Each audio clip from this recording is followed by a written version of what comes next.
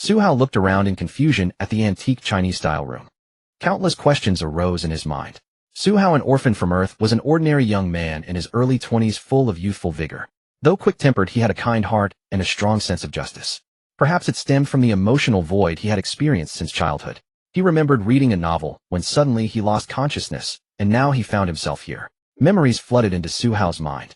When he regained consciousness, he was completely stunned. He had transmigrated into a novel and became a character with the same name, and worse, one of the villains. The story unfolded in a fictional ancient world, the Great Wu Dynasty. Su Hao held the position of Prime Minister's son, and following the original character's trajectory, he would commit a series of heinous acts. He betrayed his country by selling border military intelligence to enemy forces. Eventually, the protagonist uncovered his conspiracy, leading to his execution by being torn apart by 5 horses and the extermination of his entire family. Su Hao was still struggling to accept his current situation when a mechanical voice suddenly echoed in his mind. "Ding, congratulations on successfully transmigrating to a new world. System activated." The system is called Daily Good Deed. As the name suggests, it evaluates the impact of Su Hao's actions each day and grants rewards accordingly, triggering different lottery pools based on the outcomes of his good deeds. A friendly reminder: this system activates based on the host's behavior and doesn't force any tasks. The rewards are comprehensive and diverse, including possibilities like a portal back to Earth from the host's previous life. With the golden finger in hand, Su Hao's confidence surged. What of it if he was a villain? With knowledge of the general plot and a golden finger, could he really meet such a tragic end?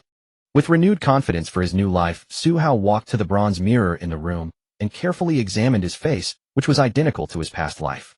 He was very satisfied. "Bad news, young master." A shout came from outside the door, and it was suddenly pushed open. A servant ran in. It was a retainer of the Su family. Su Hao was startled. "What's wrong? Has the protagonist come to cause trouble?" he called out hastily. Young master, what protagonist?" "Your fiancé has come to break off the engagement." "Fiancé? Zhao Xuanlu." Su Hao suddenly remembered. This was exactly when the novel's female protagonist, Zhao Xuanlu, daughter of the Minister of Revenue and the capital's foremost talented woman, came to break off the engagement. It was precisely because of Zhao Xuanlu that Su Hao would later clash with Zhao Hao. Thus began the story. Because the Su family held great power, the original host had coveted Zhao Xuanlu's beauty and forced the Zhao family into an engagement. The female protagonist, Zhao Xuanlu, was dissatisfied and came to formally break it off. Su Hao recalled that Zhao Hao was currently the Zhao family's adopted son and had come along for this engagement annulment. "Young master, stop spacing out.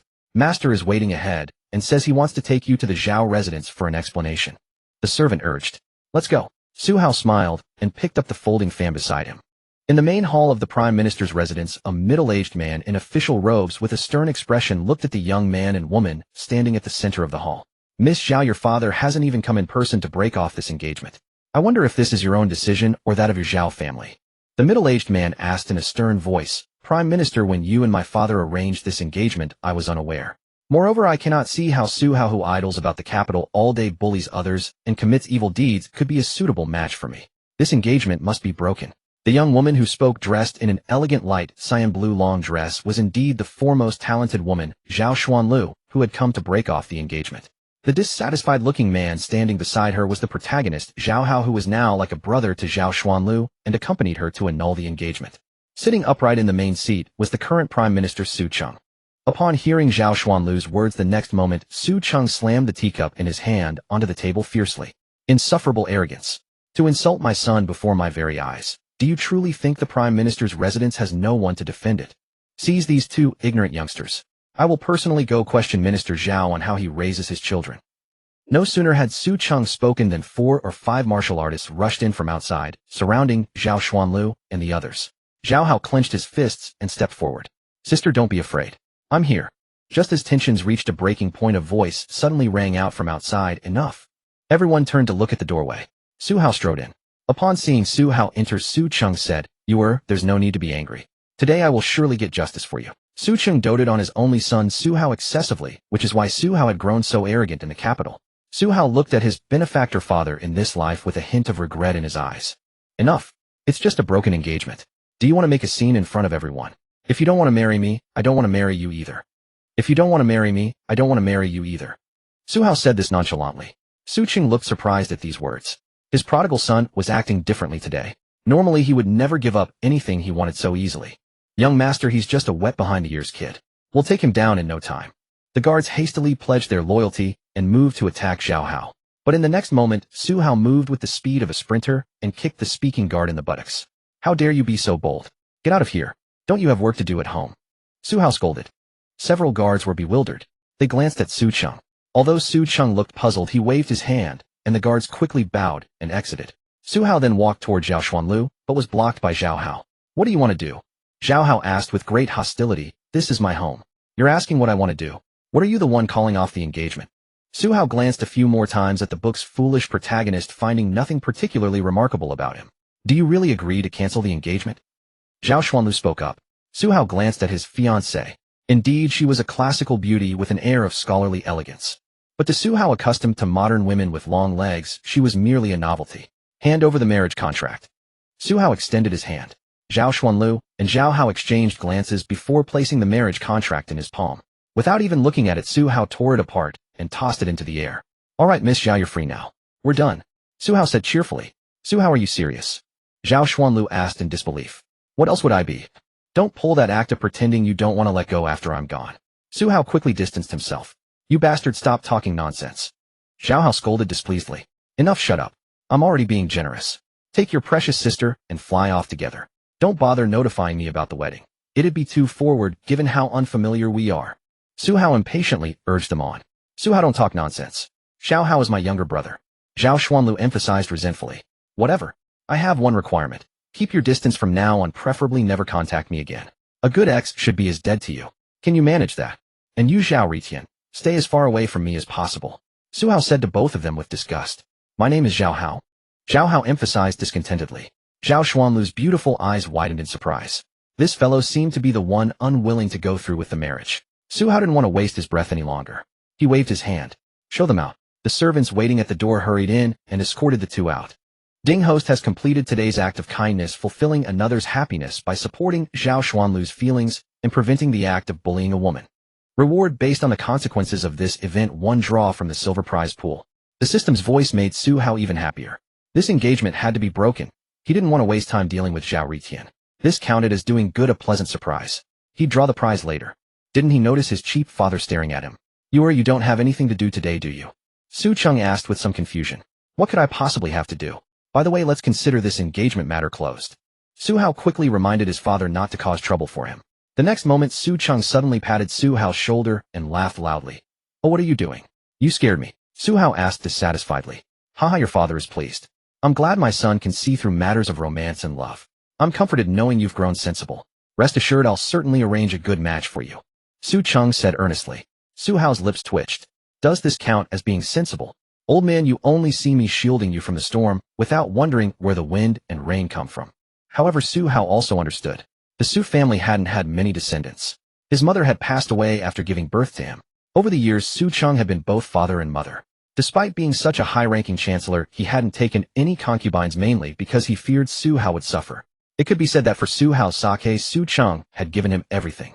All right, worry about yourself instead. You're such a high-ranking official with not even a concubine. What a disgrace to speak of. Su Hao teased. Ah, you rascal. Su Cheng's aged face turned red, and Su Hao quickly ran out. Su Hao hurried back to his room and quickly summoned the system lottery. Su Hao symbolically greeted the various deities from his past life. Ding, congratulations, host. From the silver prize pool draw, you have obtained 1 full body enhancement. The next moment, Su Hao felt warmth spreading through his entire body. After a few seconds, he clenched his fists, then tore open his clothes, gazing at his well-defined 8-pack abs and praising the system's effectiveness. Originally, this body had been hollowed out at a young age due to the previous owner's indulgence in wine and women. Now, with the physical enhancement, not only had he recovered what was lost, but Su Hao felt confident that even unarmed he could handle 2 or 3 strong men. This world had martial arts similar to the wuxia novels from his past life, with cultivation levels divided into unranked, third-rate, second-rate, first-rate, postnatal warrior, prenatal warrior, peak, and grandmaster. Su Hao didn't know what lay beyond these levels, as the highest martial arts realm in the novels he'd read was the grandmaster. The guards who had surrounded Zhao Ritian in the living room were all third-rate warriors, while the one Su Hao kicked was a second-rate warrior. Though Su Hao looked down on Zhao Ritian, he was well aware that despite his young age, Zhao Ritian was already a postnatal warrior, and countless encounters in the future would forge him into a grandmaster-level expert. But was Su Hao weak? He wasn't afraid at all. He wouldn't provoke you, but if you came after him, he'd use the system to deal with you. Having completed today's good deed, Su Hao began to fully enjoy the luxurious life of an ancient, wealthy young master. The young maids around him were increasingly beautiful and comparing them to the princesses. At the commercial KTV, his colleagues used to talk about Su Hao felt they weren't bad at all. The key point was that they were all very obedient. For dinner, Su Cheng had to handle government affairs in his study, so Su Hao sat alone at a table full of delicacies. Although the flavors couldn't compare to his past life due to the seasonings, the ingredients alone, any one of them, would have been enough to send someone to prison in his previous world. If Su Hao relied solely on Chancellor Su Cheng's salary, he couldn't have sustained such extravagance. But the Su family had their own businesses, shops spread throughout the capital. No wonder people outside called Su Cheng not just Chancellor Su, but also Su half the city. In terms of money, Su Cheng was even more generous with Su Hao. After all, he only had one son. Why not spend it on him rather than take it to the grave? This wicked feudal society, I love it so much, Su Hao thought to himself. That night, as he was about to sleep, Su Hao had initially worried about being bored without his phone. But when he lifted the covers and found two delicate girls waiting to warm his bed, he thought, why would I need a phone? He quickly crawled into bed and chatted with the two girls. Properly chatted, really. Having just arrived, Su Hao's modern mindset hadn't fully adapted, yet frankly he felt embarrassed. The next day, Su Cheng went to court, while Su Hao got up and prepared to go out, planning to stroll around the streets and see if he could find an opportunity to complete today's task. Su Hao led a large black dog followed by two guards, Zhang Long and Zhao, who both first-rate warriors. Su Cheng had specifically hired them to protect Su Hao's safety. With Su Hao's appearance on the street and the nearby market's fear of the Su family's young master, passers-by hurriedly made way for him. Su Hao didn't mind finding everything fascinating. Whatever caught his eye he would buy. The street vendors were stunned. They'd never seen young Master Su actually pay for something before. They thought the sun must be rising in the west. After wandering like this for a while, Su Hao, leading his dog, was about to enter a restaurant to grab a bite when he noticed a crowd gathered at the entrance. Eager to join the excitement, Su Hao quickly made his way over. Hey, what's going on in there? So many people. Su Hao patted the shoulder of the person in front of him and asked curiously. There's a girl selling herself to bury her father. The restaurant staff say she's bringing a corpse here and disrupting their business, so they want to drive her away. The person in front didn't turn around as he explained to Su Hao. Is that so? Let me through to take a look. Su Hao said, curiously wanting to push forward when the person who had just spoken showed dissatisfaction. What are you squeezing for? There are so many people. Then turning his head and seeing Su Hao, his displeasure instantly turned to terror. He hurriedly ran away without looking back. Those nearby hearing this and seeing Su Hao also quickly scattered. Su Hao paid little mind to the commoners who shunned him and said coldly, hurry up and take that corpse away. Don't you know you're blocking our business? Several young waiters at the tavern pointed and shouted at a woman kneeling on the ground in mourning clothes. As they spoke, they moved to push a wooden cart nearby which was wrapped in a straw mat, presumably containing the woman's deceased relative. Please don't touch my father, have some mercy. The woman rose sorrowfully and blocked the group. How much would it cost to bury my father? Just then a voice came from behind the crowd. One of the tavern's waiters was about to turn around and scold, but when he did, he saw Su Hao standing there with his vicious dog. Any temper he had vanished instantly. Oh, young Master Su, what wine brings you here? Knowing Su Hao was a regular customer at the tavern, the waiter had long grown accustomed to flattering him. After all, offending this master meant nothing good would come of it. But who would have expected Su Hao to step forward and shove him aside? Move along. The waiter, having no choice, quickly signaled the others to step aside. Su Hao approached the woman and looked at her. Her clothes were worn and simple, her eyes bloodshot from crying, her hands covered in calluses and wounds, yet she still gripped the cart tightly. Su Hao found it hard to imagine how such a frail woman had managed to push this cart into the busy market.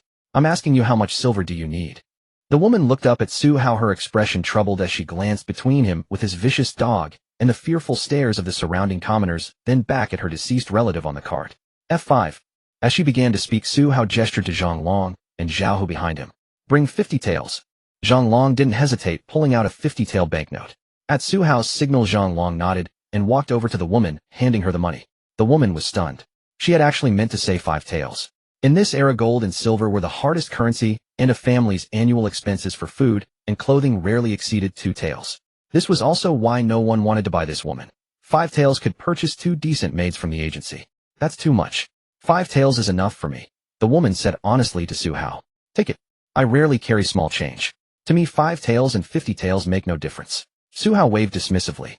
The woman took the banknote and looked at Su Hao, gratitude rising in her eyes. Young master, may I come to sign the deed of sale with you tomorrow? Please rest assured I won't renege. I have no one left in my family, and I wish to bury my father properly. Is that acceptable? The woman pleaded. Su Hao shook his head. A shiver ran through the woman's heart. Selling herself meant losing her freedom after all. How could you bury your father all by yourself? You can't even lift a coffin. Zhang Long, Zhao, who go to the coffin shop and buy one. Then come back and help her bury her father. Report to me once it's done. I'll be dining here. Su Hao commanded. Young master, and you'll be all alone. Zhang Long said with concern. It's broad daylight. Would anyone in the imperial capital dare lay a hand on me? Go quickly and choose a fine coffin. Su Hao ordered. Since the master had spoken, Zhang Long and Zhao Hu hurried away. Su Hao looked at the woman still guarding the cart. Stop staring. Come inside with me and have something to eat. Su Hao said. A young master, but my father. The woman looked troubled. Su Hao scanned the area, spotting the waiters who had driven people away earlier. You make sure to take good care of her father. Understood. Understood. Don't worry, sir. The waiter dared not delay this master. Not only would he watch over a corpse, but even if it lay beside him, he wouldn't dare refuse. After all, Su Hao's fearsome reputation was well known.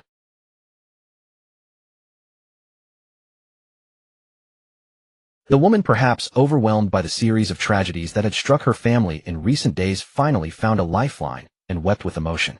Su Hao, leading his dog, guided the woman into the tavern, ordered a table full of dishes, and asked for 2 large bones for Dahe dog. Watching the woman too embarrassed to eat, Su Hao said, Eat. Thank you, young master. The woman finally picked up her chopsticks. Su Hao was puzzled. Wasn't this considered doing a good deed? Why was the system still silent? Su Hao casually took a sip of the insipid ancient wine and found it lacking. After eating a few bites of food, he felt it was far inferior to what he was used to at home. By the way, what's your name? Su Hao asked idly. Wanner. Song Wanner. The woman wiped her mouth and replied cautiously.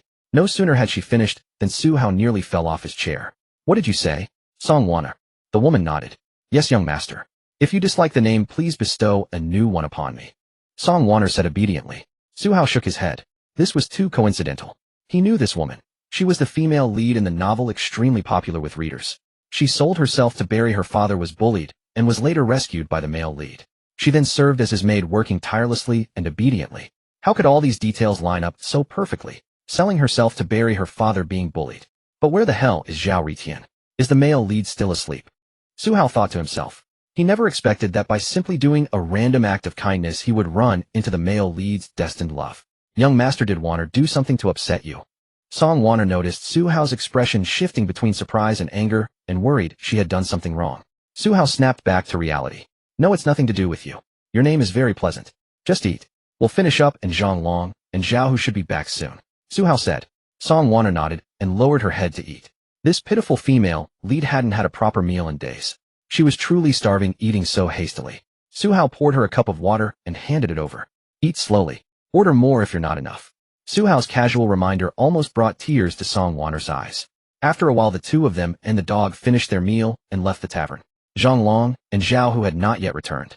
Since Song Wanner was out, there was no need for the tavern waiters.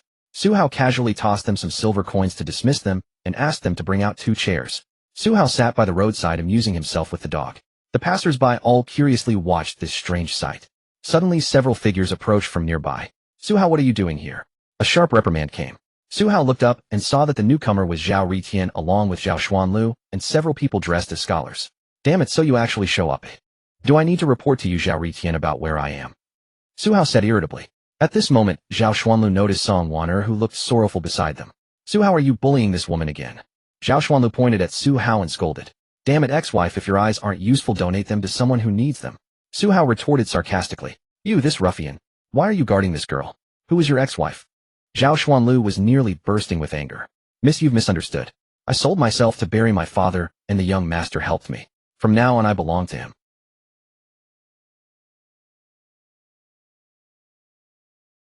Hearing Song Wanner's words, Zhao Xuanlu wore a peculiar expression.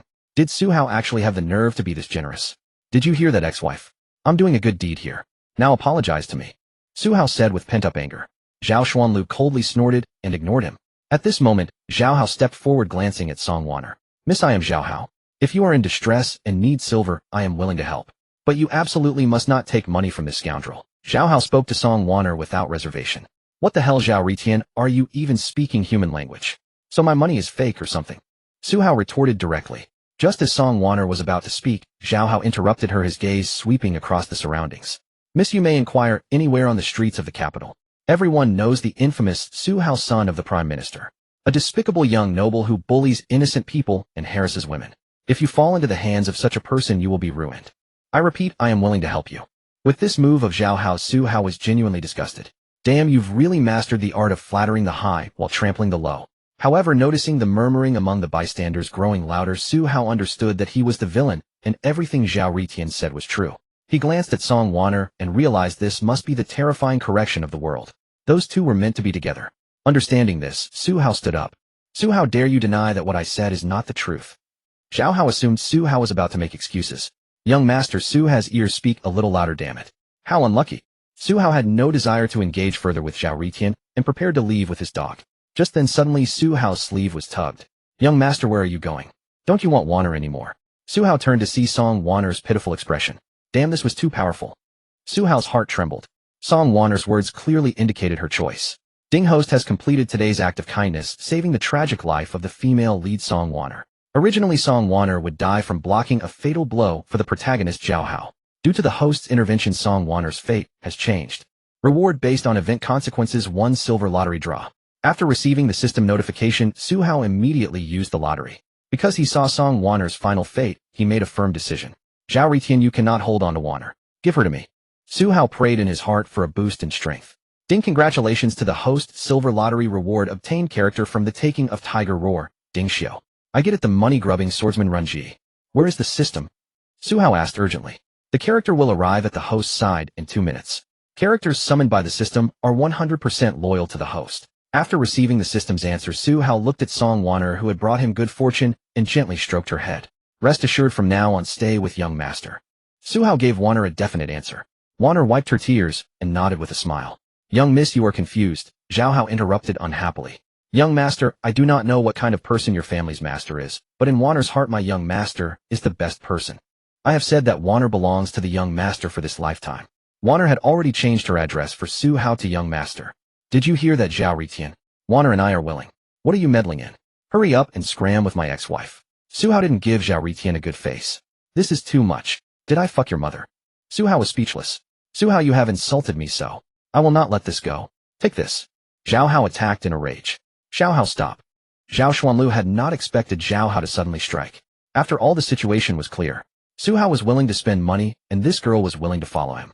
She had been told everything, which was more than enough. Why would he suddenly attack Su Hao? Su Hao was shocked. Damn it, you're the male lead, not a lunatic.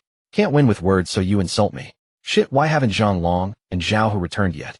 In truth, even if those two had returned with their top-tier cultivation, they could not defeat a male lead with a protagonist halo. After all, Zhao Hao was a post-natal realm warrior. Seeing Zhao Hao's palm strike approaching, Song Wanner for some reason stepped forward in front of Su Hao, arms spread wide. Su Hao was shocked. Now he knew how she was going to die. This level of loyalty was too much. Without thinking, Su Hao grabbed Song Wanner and shouted loudly, "Money, bro." Upon seeing Song Wanner suddenly rush out, Zhao Hao slowed his speed. But upon seeing the two embracing, Zhao Hao's eyes reddened with an inexplicable fury rising in his heart. He had not originally intended to kill Su Hao. But looking at the two of them, he admitted his killing intent had awakened. One palm directly aimed at Su Hao's head. Just then, "Do not harm my young master. Ding Xiu has arrived." A figure descended from the rooftop. A sense of crisis arose in Zhao Hao's heart. He instinctively dodged backward. The moment Zhao Hao dodged, a Miao Dao gleaming with cold light crashed heavily onto the ground. Su Hao, still holding Wanner, stared in astonishment at the scene before him. "Awesome money, bro," Su Hao exclaimed in amazement. "Damn, money, bro," nearly killed the male lead. Ding Xiu, dressed as a wandering swordsman, lifted his Miao Dao and rested it on his shoulder. He turned to glance at Su Hao. "Young master, be at ease." Su Hao gave Ding Xiu a thumbs up. "Money, bro, get him." From the system introduction, Su Hao knew that Ding Xiu was a post-natal realm late-stage warrior. Warrior minor realms, early, middle, late, grand perfection. While Zhao Hao was only a post-natal realm, early-stage warrior. Even with a protagonist halo facing, "Money, bro, you must kneel." "Who are you?" Zhao Hao narrowly dodged the fatal blow and steadied himself, glaring at Ding Xiu. "Hee, I'll tell you once you're not a corpse. Young master's enemy is quite formidable. Remember to pay more." After Ding Xiu finished speaking, his figure charged forward. Zhao Hao hastily raised his fists to counter. Ding Xiu moved as if playing, shouldering his Miao Dao as the handle repeatedly deflected Zhao Hao's punches and palm strikes. The next second, Ding Xiu gripped the blade with both hands.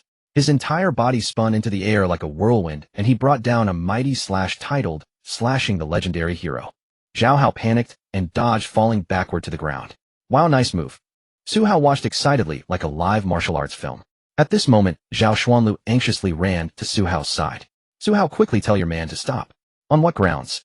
"Zhao Ritian can hit me, but I can't hit back." "What do I owe you something?" Ding Xiu put some effort into it. "I'll pay more," Su Hao said without goodwill.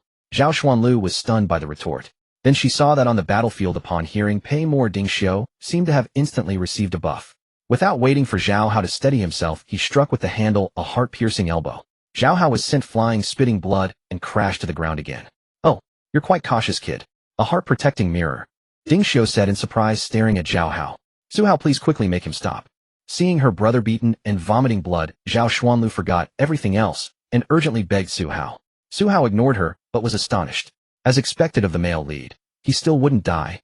Just as Su Hao was anticipating Ding Xiu stepping forward to finish the job and potentially kill Zhao Hao, a voice rang out, "Stop." Two squads of soldiers came running and surrounded the crowd. Zhao Xuanlu breathed a sigh of relief. Ding Xiu glanced back at Su Hao, who signaled him to return. Sheathing his weapon, Ding Xiu walked back to Su Hao's side with his Miao Dao resting on his shoulder. "What's happening here? Who dares brawl in this place?" the lead officer demanded. Zhao Hao, barely able to stand, was supported by his companions. Before he could speak, Su Hao raised his hand. "I am reporting a crime. That man committed assault in public and attempted to murder the son of the Prime Minister." Su Hao shouted loudly. The officer hurried forward. "What? Attempted murder of the Prime Minister's son? Indeed. I am that son. That fellow attacked me. Arrest him and interrogate him thoroughly." Su Hao pointed at the weakened Zhao Hao. "Su Hao, don't try to pass yourself off as the victim." Zhao Xuanlu protested indignantly. "TCH, a woman like you should speak with evidence. Everyone here saw it. Didn't he attack me first? My men only hit him because of that. Am I right, everyone?" Su Hao scanned the surrounding citizens. They all nodded, not merely from fear of his power, but because he spoke the truth. Hearing Su Hao's words and seeing the citizens corroborate his account, though Zhao Hao appeared to be the one who suffered, the officer had no choice but to step forward. "You'll need to come with us. Officer, my father is Zhao Xingmin, the Minister of Revenue. My brother acted foolishly and he's still injured. Could you show some mercy?" Zhao Xuanlu was at her wit's end. Listen to that. The righteous party is now pulling strings. Using connections. Is there no law in the imperial capital? Even if this reaches Her Majesty the Empress, I will demand justice. Su Hao mocked with a smile. The officer was deeply troubled. On one side stood the Prime Minister, on the other the Minister. He couldn't afford to offend either. He lowered his voice to Zhao Xuanlu. "Miss Zhao, if you wish to settle this peacefully, you'll need to ask that gentleman for favor." The officer's meaning was clear. Zhao Xuanlu's face showed her dilemma. She knew well that if the matter escalated and Zhao Hao were charged with attempted murder, even her father would struggle to protect him. She walked up to Su Hao. "Su Hao, can we just let this matter drop? I'm begging you. What relationship do we have? Oh right, until yesterday we were still engaged. If the engagement hadn't been broken off, this would merely be a family dispute, brothers-in-law scuffling as usual. But that's over now. So tell me, why did Zhao Hao hit me?" Su Hao asked coldly at the end. "Yes, why? You're the protagonist, the righteous hero. I'm supposedly the villain.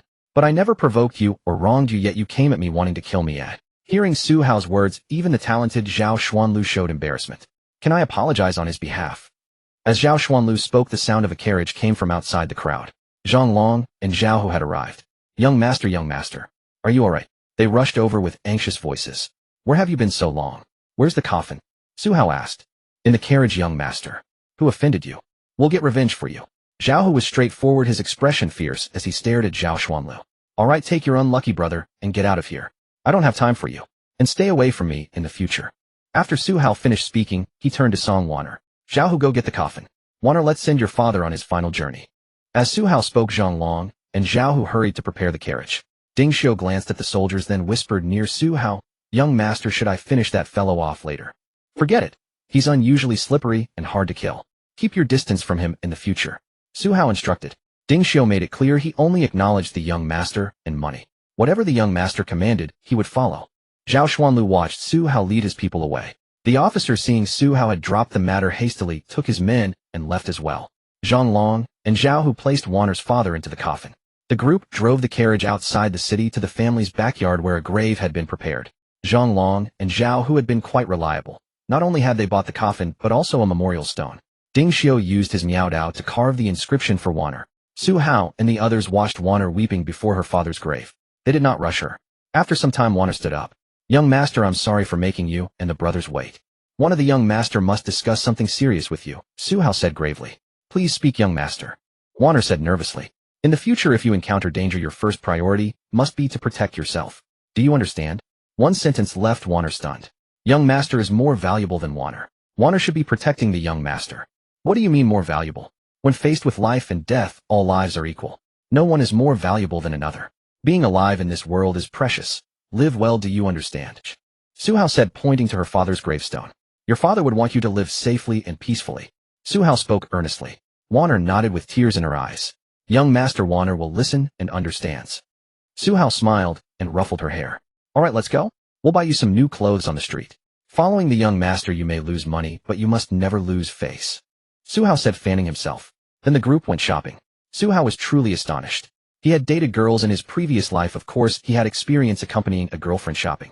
But this was the first time he'd met a woman afraid to spend money while shopping. No matter what he offered Wanner, she refused. In the end, Su Hao stopped asking and simply bought anything she glanced at twice. In the end, Zhang Long and Zhao, who were laden with bags and packages. Truth be told, Ding Xiu, besides his formidable fighting skills, was quite adept at cunning schemes. As for Wanner, this delicate girl appeared malnourished and unused to heavy labor. Su Hao couldn't bear to let her do difficult work. Neither Zhang Long nor Zhao, who suspected Ding Xiu's background. They assumed he was simply a master arranged by the Prime Minister to secretly protect the young master. Upon returning home, Su Hao had Wanner bathe and change into her new clothes. When she emerged, she was transformed, catching Su Hao completely off guard. No wonder Zhao Hao had fought so desperately for her. Staring at her, Wanner shyly asked, Young Master, does Wanner look pretty? Beautiful, absolutely beautiful. The young master has decided. We'll go shopping again tomorrow for more new clothes. We'll dress you in different styles every day. Su Hao declared magnanimously. Young master, please don't spend money on Wanner, okay? Wanner pleaded. She thought everything Zhao Hao had said today was nonsense. She had seen plenty of servants from wealthy families. None were treated as well by their masters as she was by the young master. She was pondering how to repay the young master's kindness. Meanwhile, in the main hall, Su Cheng studied the carefree Ding Xiu. Ding Xiu, wandering swordsman, thief, murderer, hand stained with many lives. Why approach my son? Su Cheng's voice was cold. Ding Xiu paid no mind to Su Cheng's attitude. Since you are the young master's father, I shall address you as master. I, Ding Xiu, only take orders from the young master. If he tells me to kill someone, I kill them. Of course, if the target proves too difficult, the young master will need to pay extra. Ding Xiu wiped his mouth as he spoke. Su Cheng simply stared at him in silence. When Ding Xiu finally returned to Su Hao's courtyard, he was counting a thick stack of silver notes, utterly pleased with himself.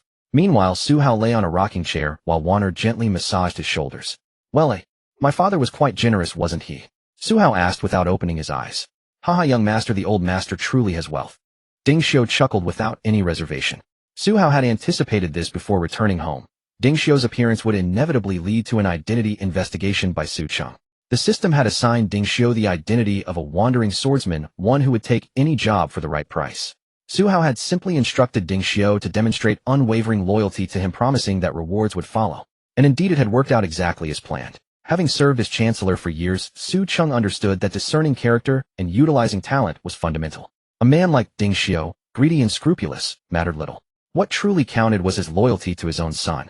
Meanwhile, at the Zhao residence within the minister's mansion, Zhao Ritian lay weak upon his bed as a physician took his pulse. Zhao Xuanlu and an elderly man in official robes stood nearby. Honorable Minister, the physician reported, your son's heart meridian suffered a severe blow. Thanks to the heart-protecting mirror, he lives, though even a deity would have struggled otherwise. He must rest quietly for over a month to recover. I shall prescribe medicine now. Under no circumstances should he exert his internal energy during convalescence. The physician offered these instructions to the group. Thank you for your trouble, doctor. Someone see the physician back and retrieve the prescription. The elderly man in official robes was none other than Zhao Xuanlu's father, Zhao Xingmin, the current Minister of Revenue. Once the physician departed, Zhao Xingmin frowned, looking at both Zhao Xuanlu and Zhao Hao on the bed. Did I not say yesterday? The engagement is broken. The Su family will not pursue matters further. Do not provoke Su Hao again. You simply refuse to listen. Father, your daughter understands her mistake. Zhao Xuanlu bowed her head in acknowledgement. After all, they were clearly in the wrong today. Adoptive father coughed. This is all that spoiled young master Su Hao's fault. I was careless today and failed to anticipate that he had skilled experts by his side. Zhao Hao lay on the bed, unwilling to accept defeat. Foolishness. Who is at fault or not?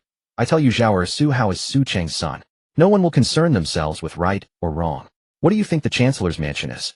His father Su Cheng holds his position as chancellor firmly as Mount Tai in the imperial court, a trusted minister of the Empress, who in the capital does not know that Su Cheng dotes most upon his only son Su Hao. Yet you deliberately provoked him. Tomorrow when we attend court, Su Cheng will surely seize this opportunity to strike. Zhao Xingmin spoke with a headache. Father, what should we do now? Zhao Xuanlu said with a worried expression. Adoptive father, elder sister, I will take full responsibility for this matter myself. Zhao Hao continued. If you are not to go anywhere recently, stay home and recover from your injuries. With those words, Zhao Xingmin left in displeasure. Why, oi? Elder sister, am I wrong for advocating justice? Su Hao asked excitedly. Zhao Xuanlu shook her head helplessly.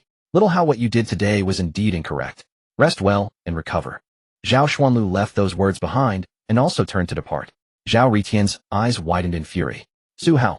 The next morning, Su Hao stretched as he rose from bed. Wanner entered with a basin of water. Young master, you are awake. Wanner will help you wash. Thank you, Wanner, but I will do it myself. Su Hao was already unfamiliar with these ancient toiletries, and having someone serve him felt awkward. Does young master find Wanner clumsy?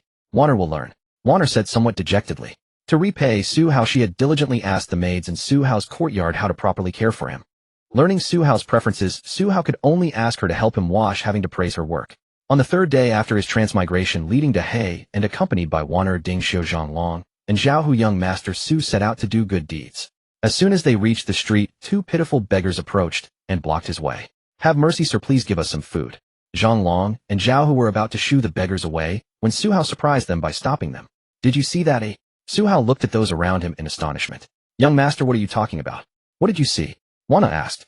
They are not afraid of me. Su Hao said somewhat excitedly. Zhonglong and Zhao Hu suddenly understood. Wanner and Ding Xiu, who had recently followed Su Hao, did not know this. They clearly understood that when their young master went out, common people would avoid him, and even the beggars of the capital would not approach to beg. Nonsense. If you couldn't get money, you might easily lose your life.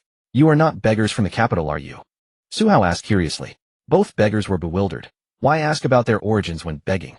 Replying to this, honorable lord, we are all disaster victims from outside the city.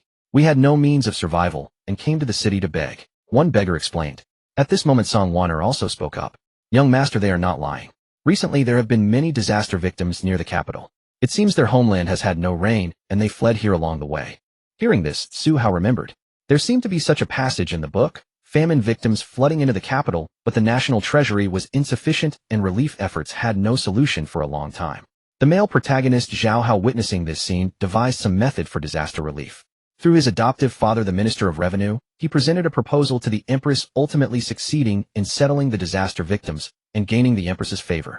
Su Hao calculated the timeline. In this situation, Zhao Ritian should have already presented a proposal to the Empress, shouldn't he? Why is there still no movement? Zhao Ritian, what the hell are you doing again? Su Hao, how dare you say that? I'm recovering from my injuries at home right now. Forget about Zhao Ritian for now. Su Hao looked at the disaster victims before him and thought of a way to do good.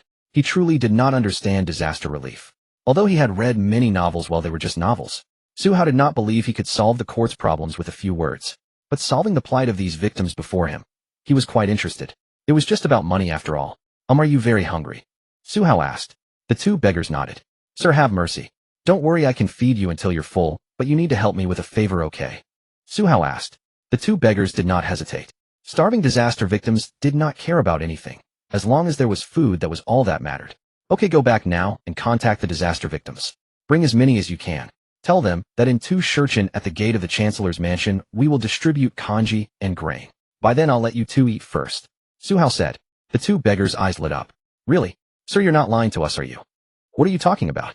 I am the son of a chancellor. I'm inviting you to eat at my family's doorstep. Why would I lie to you? Su Hao introduced himself arrogantly. Upon hearing Prime Minister's son, the two beggars dropped to their knees. Thank you, young master. You are indeed a living Guanyin Bodhisattva. Alright, can you gather people? Don't just bring your family. I need many disaster victims. Su Hao instructed them. Young master, we have many people, at least several thousand. You. Even the beggars looked troubled. Su Hao counted on his fingers and calculated, bring them all. Upon receiving Su Hao's definite answer, the two beggars' faces lit up with joy. They turned to leave to call others, when Su Hao suddenly seemed to think of something. Wait, come back. Su Hao called them back. Young master, you won't go back on your word, will you? The two asked with worried expressions. Go back on what word? Let's change the location. You know where the palace is, right? If not, ask someone. The time stays the same, 2 hours from now. Come to the palace gate to get your food. As Su Hao spoke, the two beggars nodded repeatedly. As long as he wouldn't go back on his word, that was all that mattered. Indeed, why change the location? Because Su Hao had overlooked a crucial issue before. This was the ancient times when imperial power reigned supreme. No matter how much merit one accumulated throughout all dynasties, there existed the unspoken rule of never achieving feats so great as to overshadow the sovereign. The emperor did not wish for his subordinates to be incompetent, but neither could they be too capable. Their fame must never surpass his own. Though he had never met the Empress, Su Hao had to be extremely cautious. Otherwise, if the court couldn't solve the problem of feeding the disaster victims, and the Prime Minister's residence was so impressive, fine, you think you're something special gathering the people's hearts, what are you planning? A rebellion. That was precisely why Su Hao chose the palace gate as his location. Of course, this was far from sufficient. Su Hao immediately ordered Zhang Long and Zhao Hu go to every Su family grain shop in the city and collect all the grain. Gather enough food for several thousand people for 3 days. If it's not enough, buy more. Deliver everything to the palace gate. Not too far, but not too close either. Understood, young master. We'll handle it immediately. Zhang Long and Zhao Hu hurried off. Ding Xiu, Waner, let's go home. Su Hao walked along with his dog. Su Hao instructed Ding Xiu, besides those staying home to guard the house, summon everyone who breathes. All the household servants, guards, and the cooks. Everyone to the entrance now. Understood, young master. Ding Xiu shouldered his blade and went to carry out the task. Waner, find a few skilled maidservants to help me make something. Su Hao whispered into Waner's ear. Waner listened, her eyes brightening as she nodded. The entire Prime Minister's mansion burst into action. The cooks carried dozens of large pots. The household servants lined up at the entrance. Su Hao led dozens of people carrying supplies in a grand procession toward the area near the palace. Finding a spacious spot, he declared, right here. Get to work. Shortly after, a squad of imperial guards came running. What do you think you're doing? Setting up stalls near the palace gate is prohibited. Get out of here. The guards shouted sternly. Can't you see with your own eyes? Look who you're talking to. Su Hao stepped forward and cursed. The leading officer took one look at Su Hao and hastily stepped forward. Isn't this young Master Su? What are you doing here, sir? This near the palace gate. It's not a good look. The officer attempted a diplomatic approach. Who said this young master is setting up a stall to sell things? I'll warn you in advance. The scene ahead will be quite grand. Don't be startled. We're doing great work on behalf of the court here. Use some sense. After Su Hao spoke cryptically, he continued directing people to work. The bewildered officer and guard stood there. Sir, what should we do? You're asking me. Who am I supposed to ask? This is the Prime Minister's son. You dare lay a hand on him. Forget it. Just keep a close watch. Let him do as he pleases. The officer gave the order and they withdrew. Before long, 4 or 5 gruel stalls were set up on both sides of the road.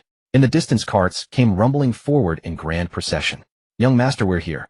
Zhang Long and Zhao Hu shouted. Is all the grain down? All of it? Su Hao asked. Not quite, young master. The carts weren't enough. All the shopkeepers are still collecting grain. Zhang Long said. All right, Zhao Hu, get to work. Zhang Long, you watch the grain. When it's running low, organize people to go fetch more immediately. Su Hao instructed. Then the cooks began putting rice into the pots. Before long, wisps of cooking smoke rose into the air. The time quickly arrived for Su Hao's meeting with the beggars. In the distance, at a street corner, a figure appeared banging a broken basin. It was the beggar who had gone to summon others. Seeing the cooking smoke near the palace gate in the distance, along with the fragrant aroma of porridge drifting over. Hurry up. Our benefactor wasn't lying. There's really food. The beggar shouted loudly. Immediately from the neighboring streets, disaster victims poured in from all directions. The grand procession instantly filled every street and alley near the palace gate until they were completely choked with people. The officer at the palace gate panicked. How are there so many disaster victims? Hurry, go inform the palace. Tell the brothers to be on full alert. We absolutely cannot let anything happen. The officer said, nervously wiping cold sweat from his brow. Su Hao watched the flood of disaster victims approaching. He quickly stood on a chair and shouted, no one move. Get in line. Children and elderly first. Whoever pushes forward doesn't eat. Su Hao shouted. Upon hearing his words and smelling the delicious aroma wafting from the pots, the disaster victims obediently lined up at the several gruel stations. Seeing that order had been restored, Su Hao continued, good. Ding Xiu, unfurl the banner. Su Hao said. Ding Xiu nodded and erected a large flag beside the gruel stations. Several other gruel stations followed suit. Can you read the characters on top? If not, I'll tell you. It says, Imperial grace is boundless. Its meaning is simple. Everything you're eating today was bestowed upon you by Her Majesty the Empress. So everyone who receives porridge, shout, long live the Empress, toward the palace. Did everyone hear me? Su Hao shouted. Indeed, this banner was made by Waner and the others. By doing this, the glory went to the Empress. They couldn't find fault with that. Su Hao thought to himself that he only wanted the system rewards. We heard, long live the Empress. Long live the Empress. Long live the Empress. The crowd's voices thundered like a rising tide. Good, now line up for porridge. After Su Hao finished shouting, he climbed down from the chair and went to the porridge barrels, personally serving the disaster victims. The main reason was that Su Hao feared the system might not recognize his efforts if he didn't work personally. Meanwhile, in the imperial study, a woman of breathtaking beauty sat upon the dragon throne adorned in imperial robes. This was the Empress of Great Wu Dynasty. After the morning court session, Due to the issue of disaster relief, several important ministers had been summoned to discuss how to aid the afflicted. Su Cheng and Zhao Xingmin were among those present. Their so-called disaster relief discussions were essentially about where to find money. The Empress was deeply troubled. After much deliberation, these ministers still couldn't come up with any solutions. Just then a guard rushed into the palace breathlessly and announced loudly. "What happened?" The Empress asked. "Your Majesty, a large crowd of disaster victims has gathered at the palace gate, surrounding the palace like a wall." The guard knelt on the ground and reported. "What? How could this happen?" The Empress slammed the table and rose abruptly, her impressive figure trembling with emotion. A minister stepped forward. "Your Majesty, please don't worry. We can simply dispatch guards to disperse the disaster victims. Your Majesty, this old minister believes such action would be inappropriate. We should first understand the intent behind the disaster victims gathering at the palace before making any decisions." Su Cheng stepped forward respectfully. "The Prime Minister speaks wisely. Send someone to ascertain the refugees' intentions immediately." The Empress nodded and instructed the guards. Just as she finished speaking, another guard came with urgent news. The Empress summoned him in, and he reported, "Your Majesty, someone has set up porridge stations at the palace gates to distribute food to the refugees." As the guard spoke, the Empress asked in surprise, "Oh, do you know who is distributing the porridge?" The guard glanced cautiously at Su Cheng before answering. "It is the young master of the Prime Minister's household, Su Hao." After the guard finished speaking, everyone was stunned. Su Cheng was the first to recover his composure. "Are you certain? Are you certain it is my son Su Hao?"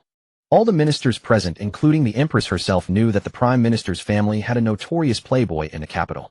He idled his days away bullying and oppressing others. Regarding Su Hao's conduct, the Empress had turned a blind eye, because she knew the Prime Minister's only weakness was this wayward son. Unless absolutely necessary, the Empress had no desire to strain relations with her trusted minister and subject who had helped her rise to power. Thus everyone knew about Su Hao. Yet how could distributing porridge to refugees and Su Hao's name ever be mentioned in the same breath? "Reporting to my lord, I saw it clearly with my own eyes." Young Master Su stood on high ground, directing the refugees to form orderly lines for porridge. Moreover, each porridge station erected a large banner inscribed with 4 characters: "The Emperor's grace is boundless." Not only that, but young Master Su also instructed every refugee who received porridge to shout loudly toward the palace gates, "Long live the Empress." After the guard finished his report, silence filled the imperial study. The next moment, the Empress's face beamed with delight. "Minister Su, you have given me quite a surprise. Tell me, was this your idea or your son's?" The Empress inquired. Su Cheng's mind was filled with questions, yet he cupped his hands toward the Empress and replied, "Your Majesty, this old minister truly had no knowledge of it. It must have been my son's own initiative." Hearing Su Cheng's response, the Empress surveyed the assembled ministers. "Then why don't all of you accompany me to take a look?" As the Empress rose and spoke, several ministers followed closely behind. When the Empress led the ministers to the palace gate wall, they beheld the lines of refugees waiting for porridge below, along with the ceaseless cries of "Long live the Empress." At this moment, the Empress could barely conceal her joy. Gazing upon the scene below, she asked, "Minister Su, can you spot your son?" The Empress inquired. The moment Su Cheng ascended to the wall, he saw Su Hao's familiar face beneath one of the porridge stations, though his behavior was entirely unfamiliar. Su Hao was ladling porridge with rolled-up sleeves, disheveled, and shouting for the refugees to form orderly lines. Su Cheng could swear his son had never even served himself food at home. "Your Majesty, the one ladling porridge is my foolish son." Su Cheng pointed him out to the Empress. She turned to look at Su Hao. Though the distance was considerable, Su Hao in his brocade robes and handsome features stood out distinctly in the crowd. The sight of him personally ladling porridge for the refugees gradually changed the Empress's perception of him as a wastrel. At that moment, Zhao, who standing beside Su Hao, suddenly noticed Su Cheng on the city tower. "Young master, it's the old master. He's on the wall." Zhao, who pointed out, My father is still inside the palace. No wonder he hasn't come home at the usual hour after court." Su Hao glanced up at the wall and spotted his father standing there. His gaze swept sideways, and his pupils contracted. The woman beside his father. How beautiful she was. Though separated by distance, he could still sense the unique aura of dignity emanating from her. Su Hao grabbed a chair, stepped onto it, and shouted, "Father." Su Hao waved his ladle high as he cried out. Su Cheng on the wall watched his son's appearance and responded with a smile mixed with relief. A father seeing his wastrel son perform such an earth-shattering act. He understood clearly that at this moment the Empress was extremely pleased. Whatever Su Hao's motives, the result was excellent. The next second, Su Hao shouted again, "Father, the beauty beside you is absolutely stunning." Su Hao's shouts carried up to the wall. Su Cheng broke into a cold sweat and hastily bowed to the Empress. "Your Majesty, please forgive this offense. My son speaks without thinking, failing to recognize your Majesty's sacred countenance, and has thus offended you. Please punish this old minister." Su Cheng quickly sought forgiveness. As expected, his rascal son couldn't stay serious for more than 2 seconds. The Empress remained composed. Minister Su, please rise. You did say he doesn't recognize me. But what does stunning mean? The curious Empress turned to ask. Your Majesty, my son is always spouting strange phrases. This old minister has no idea either. Su Cheng quickly answered. Ask him yourself. The Empress quietly instructed Su Cheng. Though puzzled by the Empress's attitude, Su Cheng nonetheless shouted down to the city. However, what does stunning mean?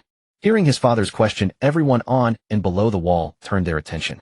Su Hao was momentarily stunned. He had forgotten this was ancient times. It means beautiful, gorgeous.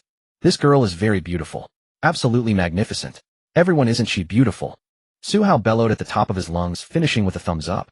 The refugees looked at Su Hao, who had been serving them food, and collectively cried out toward the city wall, beautiful.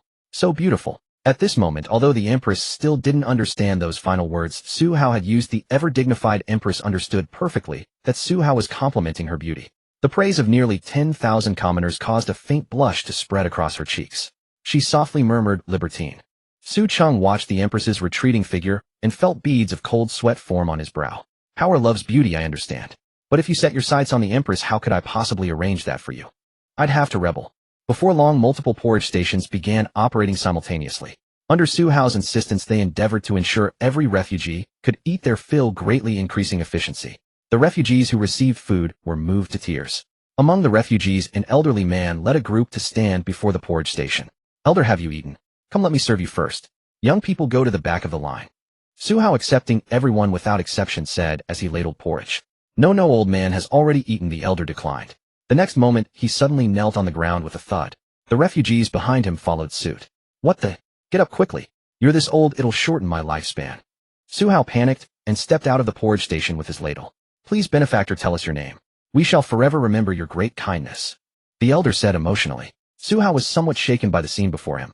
After all, Su Hao had grown up under the red flag, and even as an orphan the state had never let him go hungry. Where had he ever witnessed such gratitude over a bowl of porridge? In truth, Su Hao wasn't as noble as all this.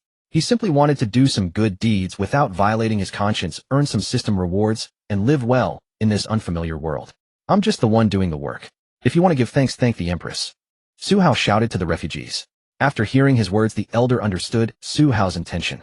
The next moment, he turned and led the refugees, still kneeling, toward the imperial city. We kowtow to thank Her Majesty the Empress. May Her Majesty live 10,000 blessings. May Great Wu prosper for 10,000 years. The elder cried out loudly. The refugees followed in chorus. We kowtow to thank Her Majesty the Empress. May Her Majesty live 10,000 blessings. May Great Wu prosper for 10,000 years. The refugees cried out in unison. We kowtow to thank Her Majesty the Empress. May Her Majesty live 10,000 blessings. May Great Wu prosper for 10,000 years. The female emperor standing atop the city walls witnessed the 10,000 subjects kneeling below. A hint of joy did not grace her face. I am unworthy of this. And you, the pillars of my court. Her voice turned cold. The ministers behind her were already drenched in cold sweat. Your Majesty, we have failed you. Have you figured it out? How did Su Hao manage to raise the funds and grain? The female emperor inquired. Su Cheng remained silent. Having seen the sheer number of refugees and the grain stacked behind the porridge shed, he had already deduced whose money his spendthrift son had spent. At this moment, a guard stepped forward. Reporting to Your Majesty, it has been clarified. A few hours ago, the servants of the Prime Minister's residence instructed all the shops belonging to the Prime Minister's household in the city to gather funds and grain with all their strength. Young Master Su gave the order that enough grain for 3 days must be secured for the refugees. When their own grain shops fell short, they purchased from elsewhere, all expenses borne by the Prime Minister's residence. Upon hearing the guard's words, the ministers drew a sharp breath as they gazed at Su Cheng standing there. They knew Su Half City was wealthy, but they were certain that if any of their own children dared squander the family fortune like this, they would come home with broken legs. After all, disaster relief was no small matter. Did Su Cheng's heart ache? It did. But compared to his son, mere money and grain were insignificant. Moreover, Su Cheng was certain that Su Hao's actions would earn the female emperor's favor, something that could never be purchased with wealth. As expected, upon hearing the guard's report, the female emperor turned to face the ministers. The Prime Minister can spend his entire fortune to relieve the disaster. Does that mean among all of you in this court, there is only one loyal minister? Her voice carried no warmth whatsoever. The ministers were all shrewd individuals, and hearing these words, their hearts sank. Zhao Xingmin was the first to step forward. Your Majesty, this minister is willing to follow the Prime Minister's example and donate his family's fortune to aid the refugees. Your Majesty, this minister. One after another, several ministers voiced their commitment. No wonder. They understood that if they didn't quickly part with their wealth to avoid disaster once the female emperor's gaze fell upon them, it would mean losing their heads. A cold smile played at the corner of the female emperor's lips as she turned to look at Su Cheng, her expression softening slightly.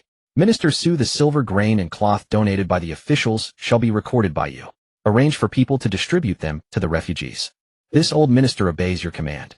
Su Cheng bowed deeply to receive the imperial edict. The female emperor once again gazed down at the city, her eyes fixed upon Su Hao, who was still distributing porridge. Working tirelessly until nightfall, most refugees had already received their porridge. For the smaller number who arrived late after hearing the news, Su Hao had Zhang Long and Zhao who distribute some provisions to them as well. On the way back, an exhausted Su Hao collapsed onto the cart, carrying the grain, resting his head on Wanner's lap. Young master, are we coming again tomorrow? Wanner asked as she massaged Su Hao's head. Of course. I said 3 days, and I meant 3 days. Su Hao replied with certainty. The young master is truly wonderful. Wanner exclaimed happily. Ding host has completed today's act of kindness. Kindness performed, setting up sheds to distribute porridge, to aid the refugees, drawing the court's attention to the issue of disaster relief, changing the fate of refugees who would have perished from famine. Based on the outcome of the action, reward, 2 gold lottery draws. Su Hao was instantly revitalized. Gold lottery draws, 2 of them. He'd only gotten Ding Xiao, a post-heaven martial artist, from the silver lottery. With gold lottery draws, wouldn't he soar to new heights? Watching Su Hao suddenly spring up with joy, Wanner asked curiously, Young master, what happened? Su Hao smiled, lifted Wanner's face, and kissed her cheek, causing her cheeks to flush crimson. Haha, Wanner, remember what I'm about to teach you. Do not commit evil even if it is a small deed. You do not neglect goodness even if it is a trivial act. As long as you're willing to act, there will surely be rewards. Su Hao said cheerfully. Wanner repeated his words, then nodded. Young master, Wanner remembers. Under Su Hao's leadership, the group made their grand return to the Prime Minister's residence. No sooner had Su Hao arrived home than he was summoned by Su Cheng. Su Hao understood. After spending so much of the family's money today, it would be strange if Su Cheng didn't ask about it. As Su Hao entered Su Cheng's quarters, having already prepared himself to kneel and beg for forgiveness, he found his father seated properly before a table of food. Father, Su Hao called out tentatively. Hao is back. You've been busy all day. Sit and eat. The household chefs went with you, so these were sent out to be bought from a restaurant. Su Cheng's gentle tone left Su Hao somewhat puzzled. He sat down cautiously. Father, aren't you going to blame me? Blame you for what? Spending money to aid the refugees? Su Cheng asked with a smile, then shook his head. Well, quite a bit was spent today. Our grain shops won't have any reserves to open for at least half a month. Su Hao said, awkwardly scratching his head. Indeed, with Su Hao's actions today, the Prime Minister's residence would experience a significant decline in income. To your father, wealth is but an earthly possession. Your father has only one flesh and blood left, yourself. Eat now, the dishes are getting cold. Without offering much explanation, just these words alone made Su Hao's heart, unaccustomed to familial affection, tremble violently. In the original story, Su Cheng was an old, cunning prime minister in court. When it came to matters of right and wrong, he only cared about his own interests. He was no good official to the common people, no loyal servant to the court, but he was certainly a good father. He didn't want Su Hao to lack anything in his life, which was why he wanted to give Su Hao everything good. Su Hao picked up his chopsticks and ate heartily.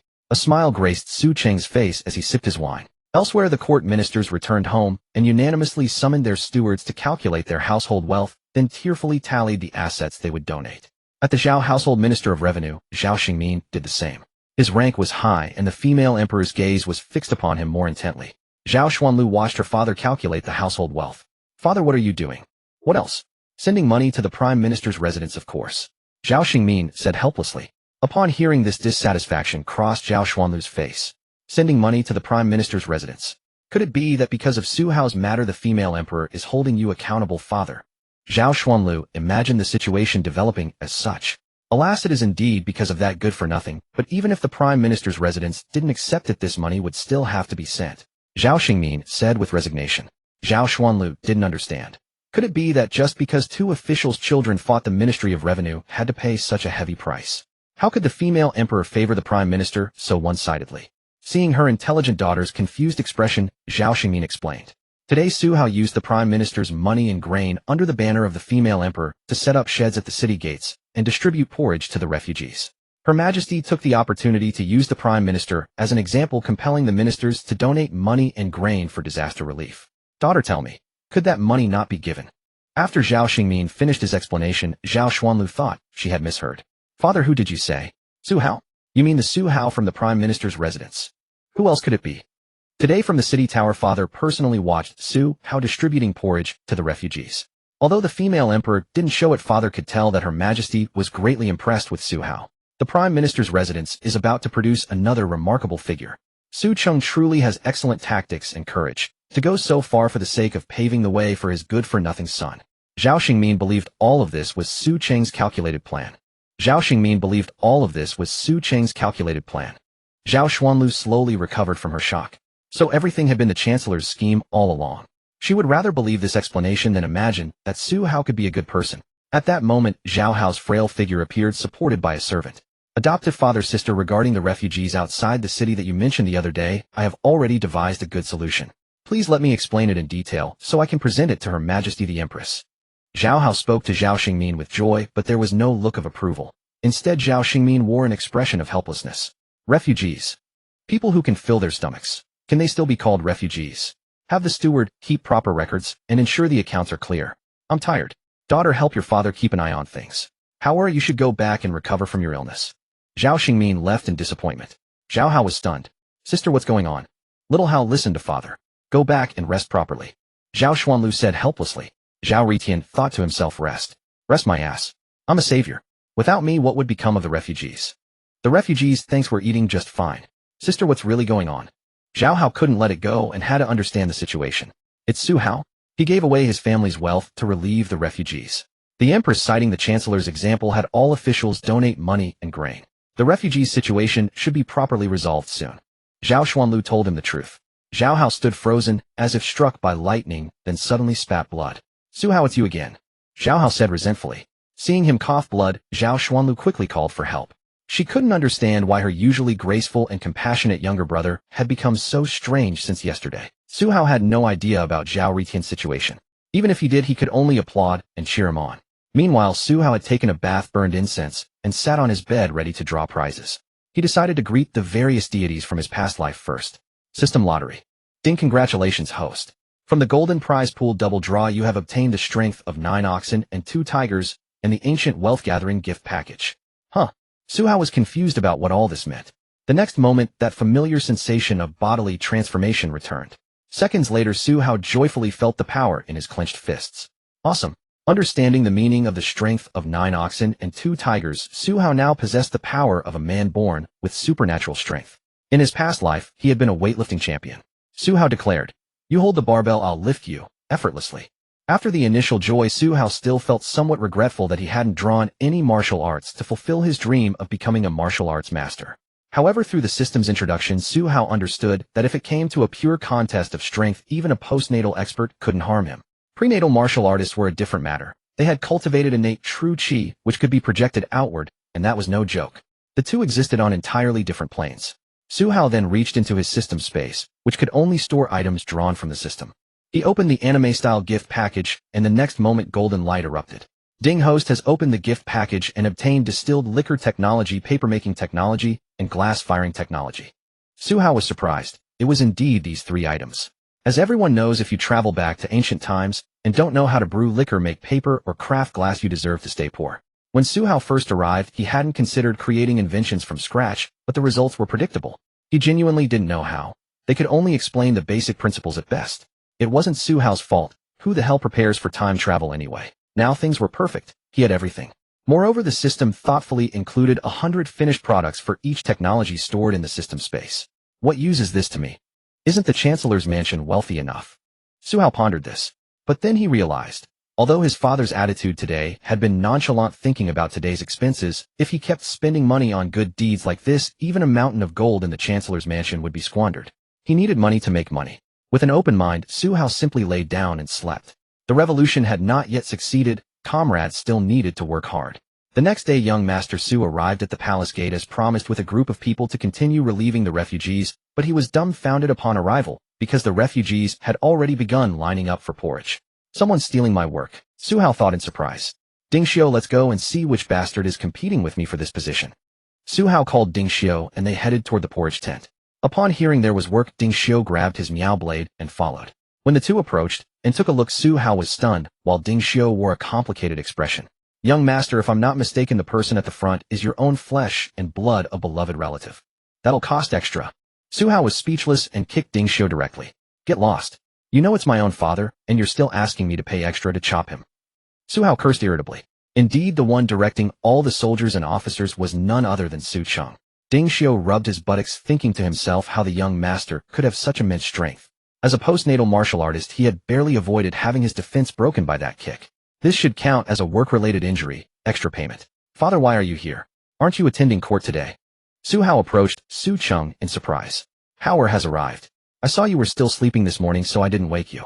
I forgot to tell you yesterday. The Empress highly praised our family's gesture of dispersing wealth to relieve the refugees. All officials have voluntarily learned from this and donated money and grain to help the refugees. I'm handling this matter. Su Cheng explained. Su Hao looked helpless. Father, it's good that you forgot, but don't forget next time. Voluntarily, not through coercion and temptation. Su Hao asked curiously. Watch your words. Su Cheng reminded him cautiously. Understood. Then what can I do now, Father? Su Hao asked. I've arranged all the manpower and grain and food. Son, go play. Leave it to me. Su Cheng waved his hand. Su Hao thought, Father, do you even hear yourself speaking human language? Easily said. If I don't participate, the system might not recognize it. Although he complained like this, he also understood that since the court had intervened, there was indeed nothing for him to do. All right then, Father, I'll leave first. Su Hao could only finish with disappointment and left with Ding Xiu telling the Chancellor's mansion servants and cooks to return first. Su Hao brought Wan'er, Ding Xiu, Zhang Long, and Zhao Hu. The few of them had no intention of returning home. As they were about to leave, an argument broke out at the back of the long refugee queue. You're not even a refugee. Why are you coming to claim the relief grain meant for us? Exactly, get lost quickly. You have hands and feet. How can you compete with us homeless people? Don't you have any shame? Many refugees pointed at a commoner woman standing in the queue, driving her away. The woman lowered her head in shame. She was also holding a little girl's hand, likely her daughter. This scene was also observed by Su Hao and his companions. Young master, can you help her? Wan'er asked with some pity for the peasant woman. It's just a bowl of porridge. Giving her a bowl won't make much difference. Zhao Hu said carelessly. Originally a vicious household servant, these past 2 days following his master doing good deeds had somewhat changed his personality. Anyway, whatever the young master told him to do, he would do. Su Hao shook his head. The refugees are right. She cannot claim this porridge. Su Hao said calmly. Upon hearing Su Hao's words, several people looked at him with confusion. After all, the Su Hao who had spent lavishly like a bodhisattva yesterday was now haggling over every detail with a woman. Observing their puzzled expressions, Su Hao explained, You must understand what kind of grain this is. It is disaster relief grain. The key word here is disaster. This grain can save those in crisis, but it cannot lift the permanently poor from their poverty. Su Hao continued his explanation, and one of them asked in response, Master Su, could you explain the reasoning behind this? Wan'er inquired, and Su Hao elaborated. When famine victims receive enough food to survive the crisis, they will return to their homes and resume their lives. However, if the destitute begin receiving this grain as a precedent, no amount of imperial funds could sustain such a vast population of the poor. Su Hao finished speaking, and everyone suddenly understood. It was true that since ancient times, relief efforts had always prioritized emergencies over chronic poverty. Watching from afar, Wan'er felt a pang of sympathy as she observed the woman and young girl being pushed out of the queue by other famine victims. Master Su, is there truly no other solution? She asked. Su Hao gently rubbed the girl's head and replied with confidence, I am the solution. Su Hao spoke with assurance, but at that moment the woman who had been pushed from the crowd stumbled and fell. The little girl beside her began to cry, trying to help her mother up. Mother, are you alright? Well, let's go home. The little girl was terrified. Stop it, a voice commanded. A sharp reprimand echoed through the air. Everyone paused and turned to see Su Hao approaching with his companions. The famine victims who had initially wanted Su Hao to mind his own business suddenly lit up with recognition. It's the benefactor from yesterday. Someone recognized Su Hao and called out loudly, Enough, everyone. Continue lining up. We're all struggling people. There's no need to make things difficult for one another. If it weren't for sheer desperation, no one would bring their children to collect disaster relief grain. Su Hao spoke loudly to soothe the famine victims, and they respected their benefactor's words, returning to their places in line. Meanwhile, Wan'er stepped forward to help the woman up. Thank you, kind benefactors. The woman thanked them through tears. Su Hao looked at her and shook his head helplessly, then crouched down to look at the tiny girl before him. What's your name, little one? Su Hao asked with a smile. The little girl timidly glanced at her mother, then back at Su Hao, and hastily wiped the tears from her face. My name is Hua Hua, she replied in a childish voice. Su Hao laughed, and without any disgust, took his own sleeve to gently wipe Hua Hua's face. You've become a little smudged cat from all that crying. Noticing that Su Hao was using his clean clothes to help wipe her face, Hua Hua lowered her head in embarrassment. Are you hungry? He asked. Hua Hua dared not speak, looking at her mother instead, and finally nodded. Come, let's eat and talk. Su Hao picked up Hua Hua, his voice carrying a note of hope. The woman beside them seemed flustered, but Wanner pulled her gently. Sister, come along. Our young master is the kindest person, Wanner said gently, leading the mother and daughter to a nearby restaurant. To their astonishment, dishes were already on the table. I didn't order too much. You two probably haven't eaten properly these past few days, and eating too much at once isn't good for your health. Please eat. Su Hao spoke with genuine concern. Mother, is that meat? Does meat taste good? Hua Hua asked timidly. The woman burst into tears and immediately pulled Hua Hua to kneel before Su Hao. Thank you, benefactor. Just as she was about to kowtow, Su Hao quickly helped her up. With his strength, he lifted both mother and daughter to their feet. The child is still young. Let her eat first. Does Hua Hua like meat? Su Hao comforted her, then looked at Hua Hua and asked with a smile. Hua Hua curiously examined the meat dishes on the table, then shook her head. I've never eaten it. Wait. I think when father was still here I had meat congee. It seemed delicious, but I've forgotten. Hua Hua described softly. Wanner invited them to sit, and the woman began feeding her child. As they ate, Su Hao learned about the woman's situation. Her name was Lu Shi, and her husband had gone to the border to serve as a soldier before the new year, but never returned. With no male heir at home and a young daughter to care for, a woman's life must have been incredibly difficult. Compounded by the severe drought this year that ruined the harvest, Sister Lu had no choice but to come to the city to seek her fortune. However, with little Hua Hua too young to leave behind, she had spent 2 consecutive days unable to find any work. Both mother and child had barely eaten in 2 days, and only when driven by extreme hunger did she consider applying for disaster relief grain. After hearing Sister Lu's story, Su Hao looked at her and asked, Sister Lu, your husband died in war. Doesn't the imperial court provide any support? Su Hao asked curiously. They gave some silver to arrange my husband's funeral, but there was nothing left. We must rely on ourselves to survive. Sister Lu said sadly. A life is worth only this much money. No wonder they say even dogs won't become soldiers. Ding Xiao, who had been drinking wine nearby, suddenly became interested upon hearing about money. Su Hao shot him an exasperated look. It's not that the court doesn't want to help. Every year, too many wounded soldiers and veterans return from the battlefield.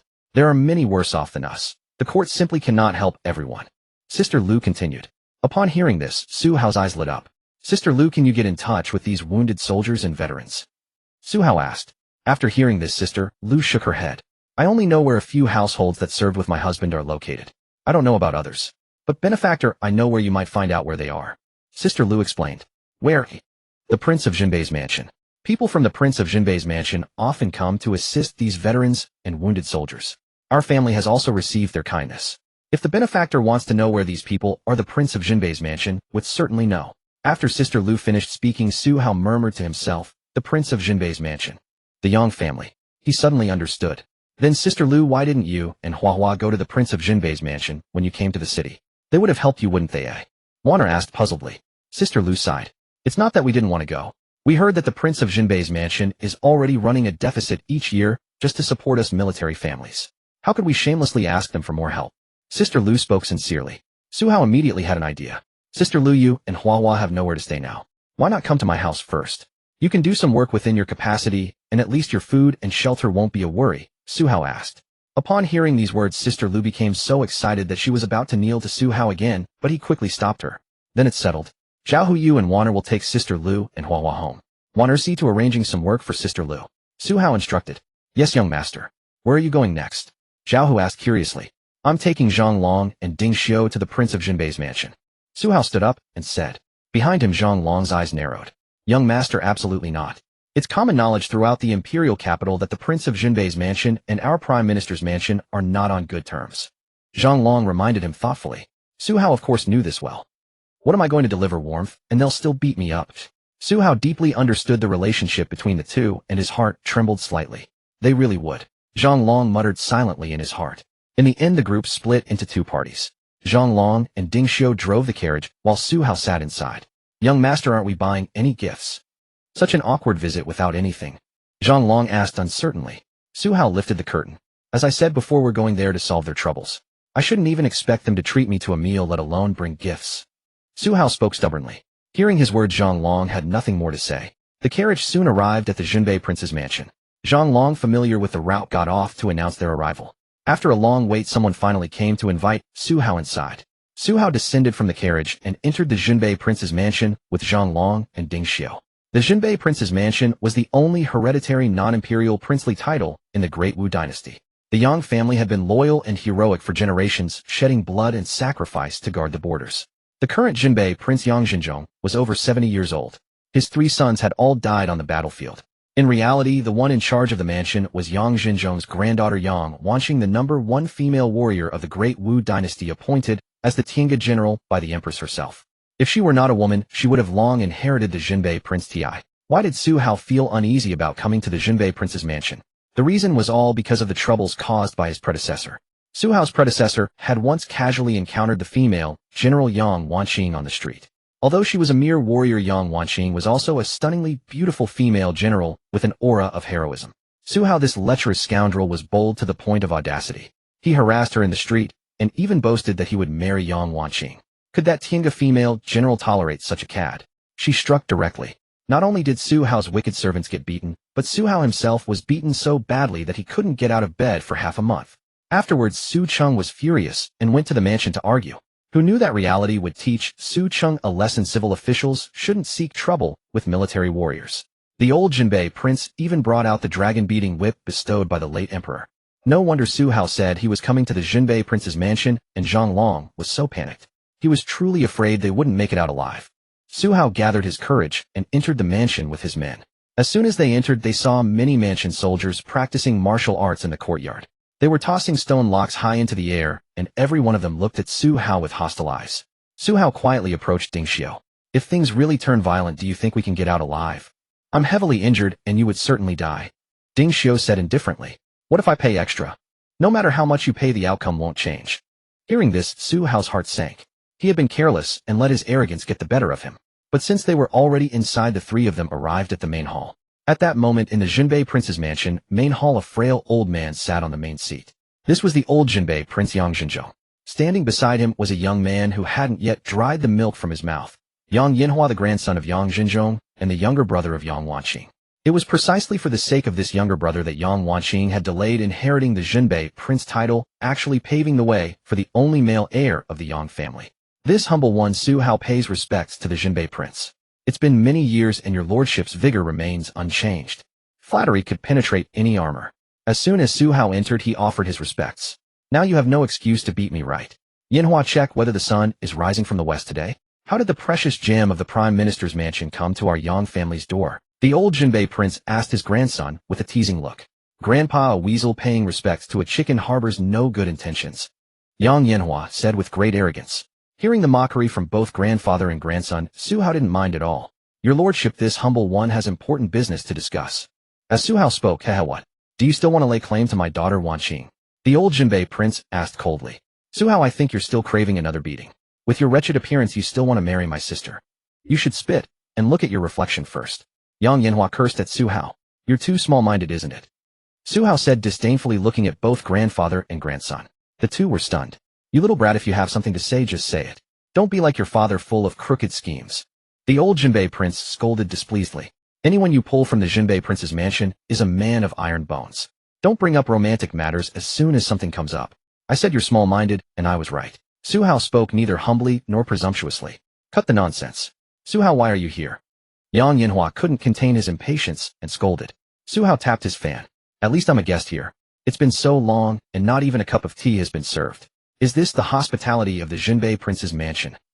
After Su Hao finished speaking, he directly found a seat and sat down. Yang Yanhua was about to fly into a rage when the old Jinbei Prince raised his hand to stop him. Someone served tea. Soon a servant brought a cup of tea to Su Hao. Drink. Let me see what you have to say after drinking our tea. Su Hao secretly breathed a sigh of relief. He took a sip of tea.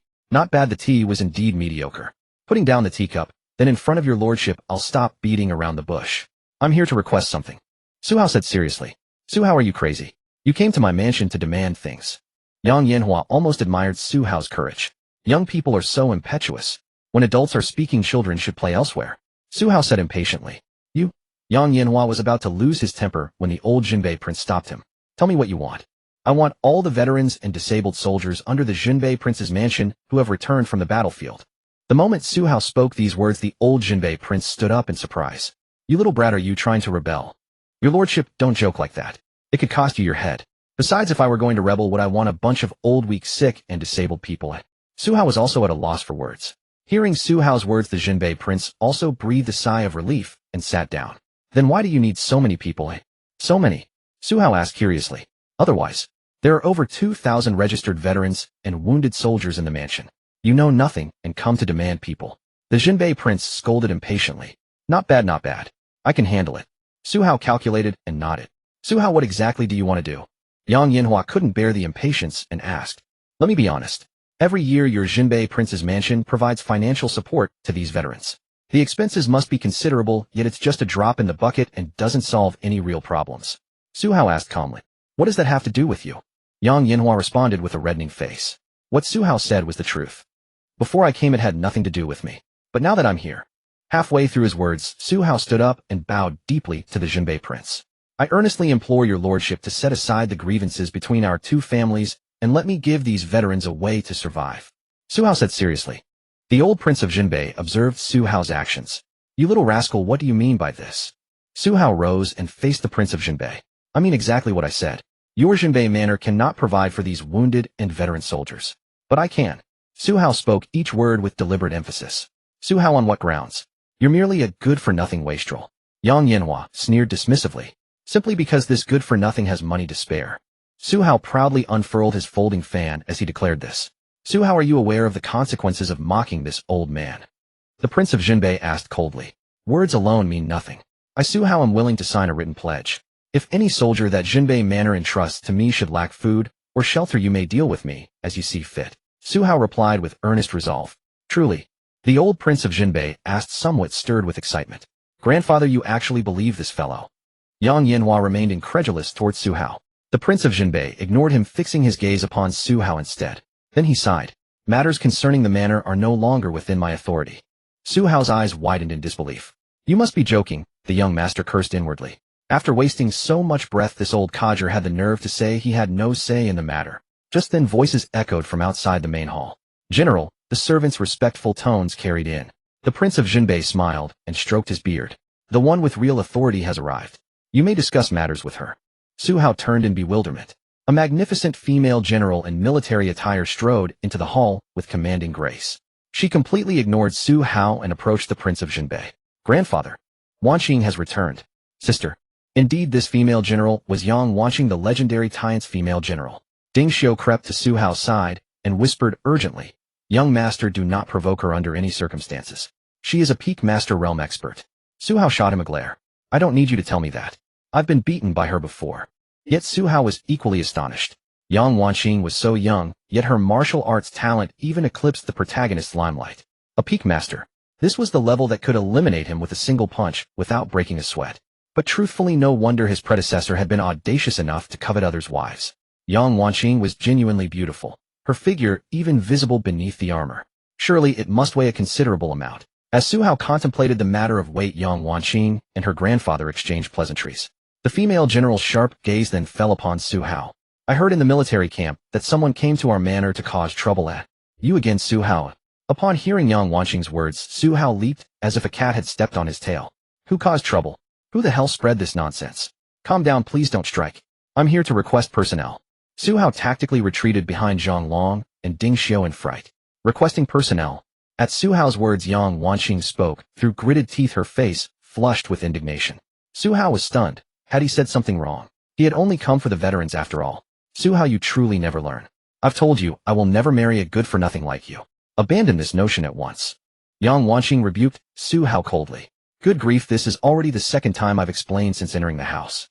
My business with you has nothing to do with marriage. Why would I want to marry you? Is it because your martial arts are high enough to strike me effortlessly? Or is it because your broad hips could bear me many sons? Su Hao was truly at a loss. What was wrong with everyone? In his frustration, his sharp tongue had unleashed a barrage of insults. After Su Hao finished speaking, the entire hall fell silent. Yang Yanhua regarded Su Hao with the expression of one gazing upon a martyr. What remarkable courage! To speak such words about his own elder sister. Sure enough, in the next instant, Yang Wanqing struck. Su Hao, you court death. Wanqing, hold. The prince of Jinbei attempted to intervene, but it was too late. Yang Wanqing had already launched her attack. The female general channeled true qi through her palm and struck the large bronze incense burner in the center of the hall. The 1,000-pound bronze vessel came hurtling towards Su Hao with tremendous force. Ding Xiu stepped forward. Blast, young master, if I die, please burn me extra paper money. He prepared to sacrifice himself to shield Su Hao from the bronze furnace. But simultaneously, Su Hao shoved both Ding Xiu and Zhang Long aside. Move. Su Hao barked in a low voice. As the bronze furnace hurtled toward him, an instinct told him he could do this.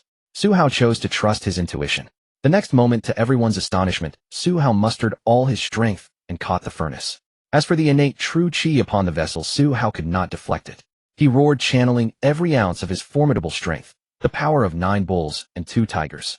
He hoisted the furnace aloft, spun it overhead, and cast it aside. Though crude, this method successfully dispersed the innate true qi. The furnace crashed to the ground, shattering the floorboards instantly, as a cloud of dust rose into the air. Everyone stood frozen in disbelief. Not only the Yang family of 3, but even Zhang Long and Ding Xiu were astounded. When had their young master become so powerful? As everyone stared at Su Hao standing beside the settling dust, Su Hao withdrew his hands from the furnace. "Ow, it's scalding." Phew, phew, phew. Su Hao frantically blew on his scorched hands. Only then did the others recover their composure. The old prince of Jinbei rapped the table heavily. "Ridiculous. Wanqing, did you intend to kill him?" He's unharmed, so. Grandfather Wanqing was wrong. Young Wanqing had acted rashly in the heat of anger. But now that she had regained composure, she realized that an ordinary person would have been killed instantly by that strike. Though the Jinbei manor did not fear the prime minister's residence, Su Hao absolutely could not die within their walls. The old prince of Jinbei rose and approached Su Hao. "Young man, your martial skills are impressive." "Martial skills? I don't know any." Su Hao answered honestly. "Impossible. Do you take us for fools? Our bronze furnace weighs at least 800 jin, and you simply hoisted it up. You claim you don't practice martial arts." Yang Yinhua was nearly at a loss for words. In his mind, Su Hao had always been a worthless good-for-nothing. Never had he imagined this waste of a person would pull off something so extraordinary. Whatever his own abilities, he could not have done it. Though Yang Yinhua was still young in years. "I genuinely don't know martial arts. I just happen to have a bit more strength than most," Su Hao explained helplessly. The old prince of Jinbei seized Su Hao's wrist without hesitation. Su Hao did not resist, understanding the old man wished to probe his cultivation. Truly no internal energy whatsoever. Innate divine strength. A born prodigy for martial cultivation. All these years, how did we never hear that Su Cheng's son possessed such extraordinary talent? The old prince of Jinbei exclaimed in amazement. "Old sir, my father was a civil official. He only had me study books." Su Hao awkwardly fabricated an excuse. He would have preferred to say even his father didn't know, but that would raise too many questions. Absurd. This Su Cheng has truly squandered your gift. But it's not too late. "Young man, would you like to learn martial arts?" The prince of Jinbei's tone shifted as he asked. "Oh, you're offering to teach me, old sir?" Su Hao's interest was piqued. "Haha, this old man's time has passed. Let my granddaughter Wanqing instruct you." The old prince of Jinbei squinted and smiled as he spoke. Su Hao shuddered involuntarily. "No thank you. Learning from her, I'd be beaten to death on the very first day." Su Hao shook his head vigorously like a rattle drum. "Grandpa, who would want to teach this bastard?" Yang Wanqing glared at Su Hao angrily. The old Jinbei king turned and gave Yang Wanqing a gentle look. "Hehe boy, don't take your blessings for granted. My Wanqing is an innate master before she turns 20. Go ask around Da how many are there like her. Besides, don't you have feelings for my Wanqing? This old man guarantees that with your talent you'll catch up to Wanqing within 10 years. When that time comes, whatever you desire, what can she possibly do to stop you? Old master, are you really looking for a disciple? This is clearly looking for a live-in son-in-law." Su Hao realized what he had said and spoke up. Before the old man could continue, a chilling presence suddenly emerged behind them. "Grandpa." Both Su Hao and the old man shivered simultaneously. Regarding martial arts training, let's discuss that later. Let's focus on business first." Right, let's talk about business first. Since Wanqing is back, you can tell her." The old man quickly responded and made his way back to his seat. Yang Wanqing approached Su Hao. "What exactly do you want? Speak your piece, but keep your distance, all right?" Su Hao was genuinely frightened. If he said something wrong, this woman could strike him down in an instant. "Oh sister, this guy came asking for the roster of veteran soldiers and the wounded. He claims he can support them." Yang Yinhua, observing Su Hao's timid demeanor, spoke on his behalf. "What?" Yang Wanqing looked at Su Hao in surprise. "Yes, that's right. Of course I'm not simply supporting them. They all earn their own living with their hands. I'm just providing them with a platform to make money, do you understand?" Su Hao explained. "You want to hire them?" Yang Wanqing asked after a moment's thought. "Exactly, you're much smarter than your grandfather and brother. They'll be working for me.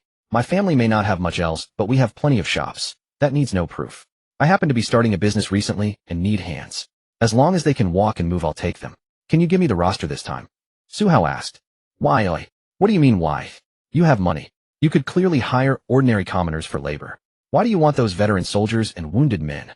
Yang Wanqing voiced the question that had been troubling her. If the Jinbei king had asked this, Su Hao thought for a moment and looked at everyone. It's not easy to survive on the battlefield. We can't let these men who shed blood for Dao cry again. This might sound pretentious and you may not believe me, but if you don't trust me tomorrow you can bring the people to the Jinbei mansion. I'll sign contracts with each of them right here in front of all of you. I can only guarantee that as long as they follow me Su Hao they won't go hungry. Su Hao said sincerely. Tomorrow. If you don't mind the trouble now works too. I'm ready whenever. Su Hao replied readily. After a long while Yang Wanqing looked at Su Hao. Come tomorrow with the contracts. I'll gather the people. Remember I'll be watching you. Don't entertain any wicked thoughts. Yang Wanqing said seriously. Su Hao happily snapped his fan shut. It's settled then. Tomorrow. Well, I'll take my leave now. Old master, I'm taking my leave. Su Hao thought to himself that he had finally succeeded. Why the rush? Stay for dinner.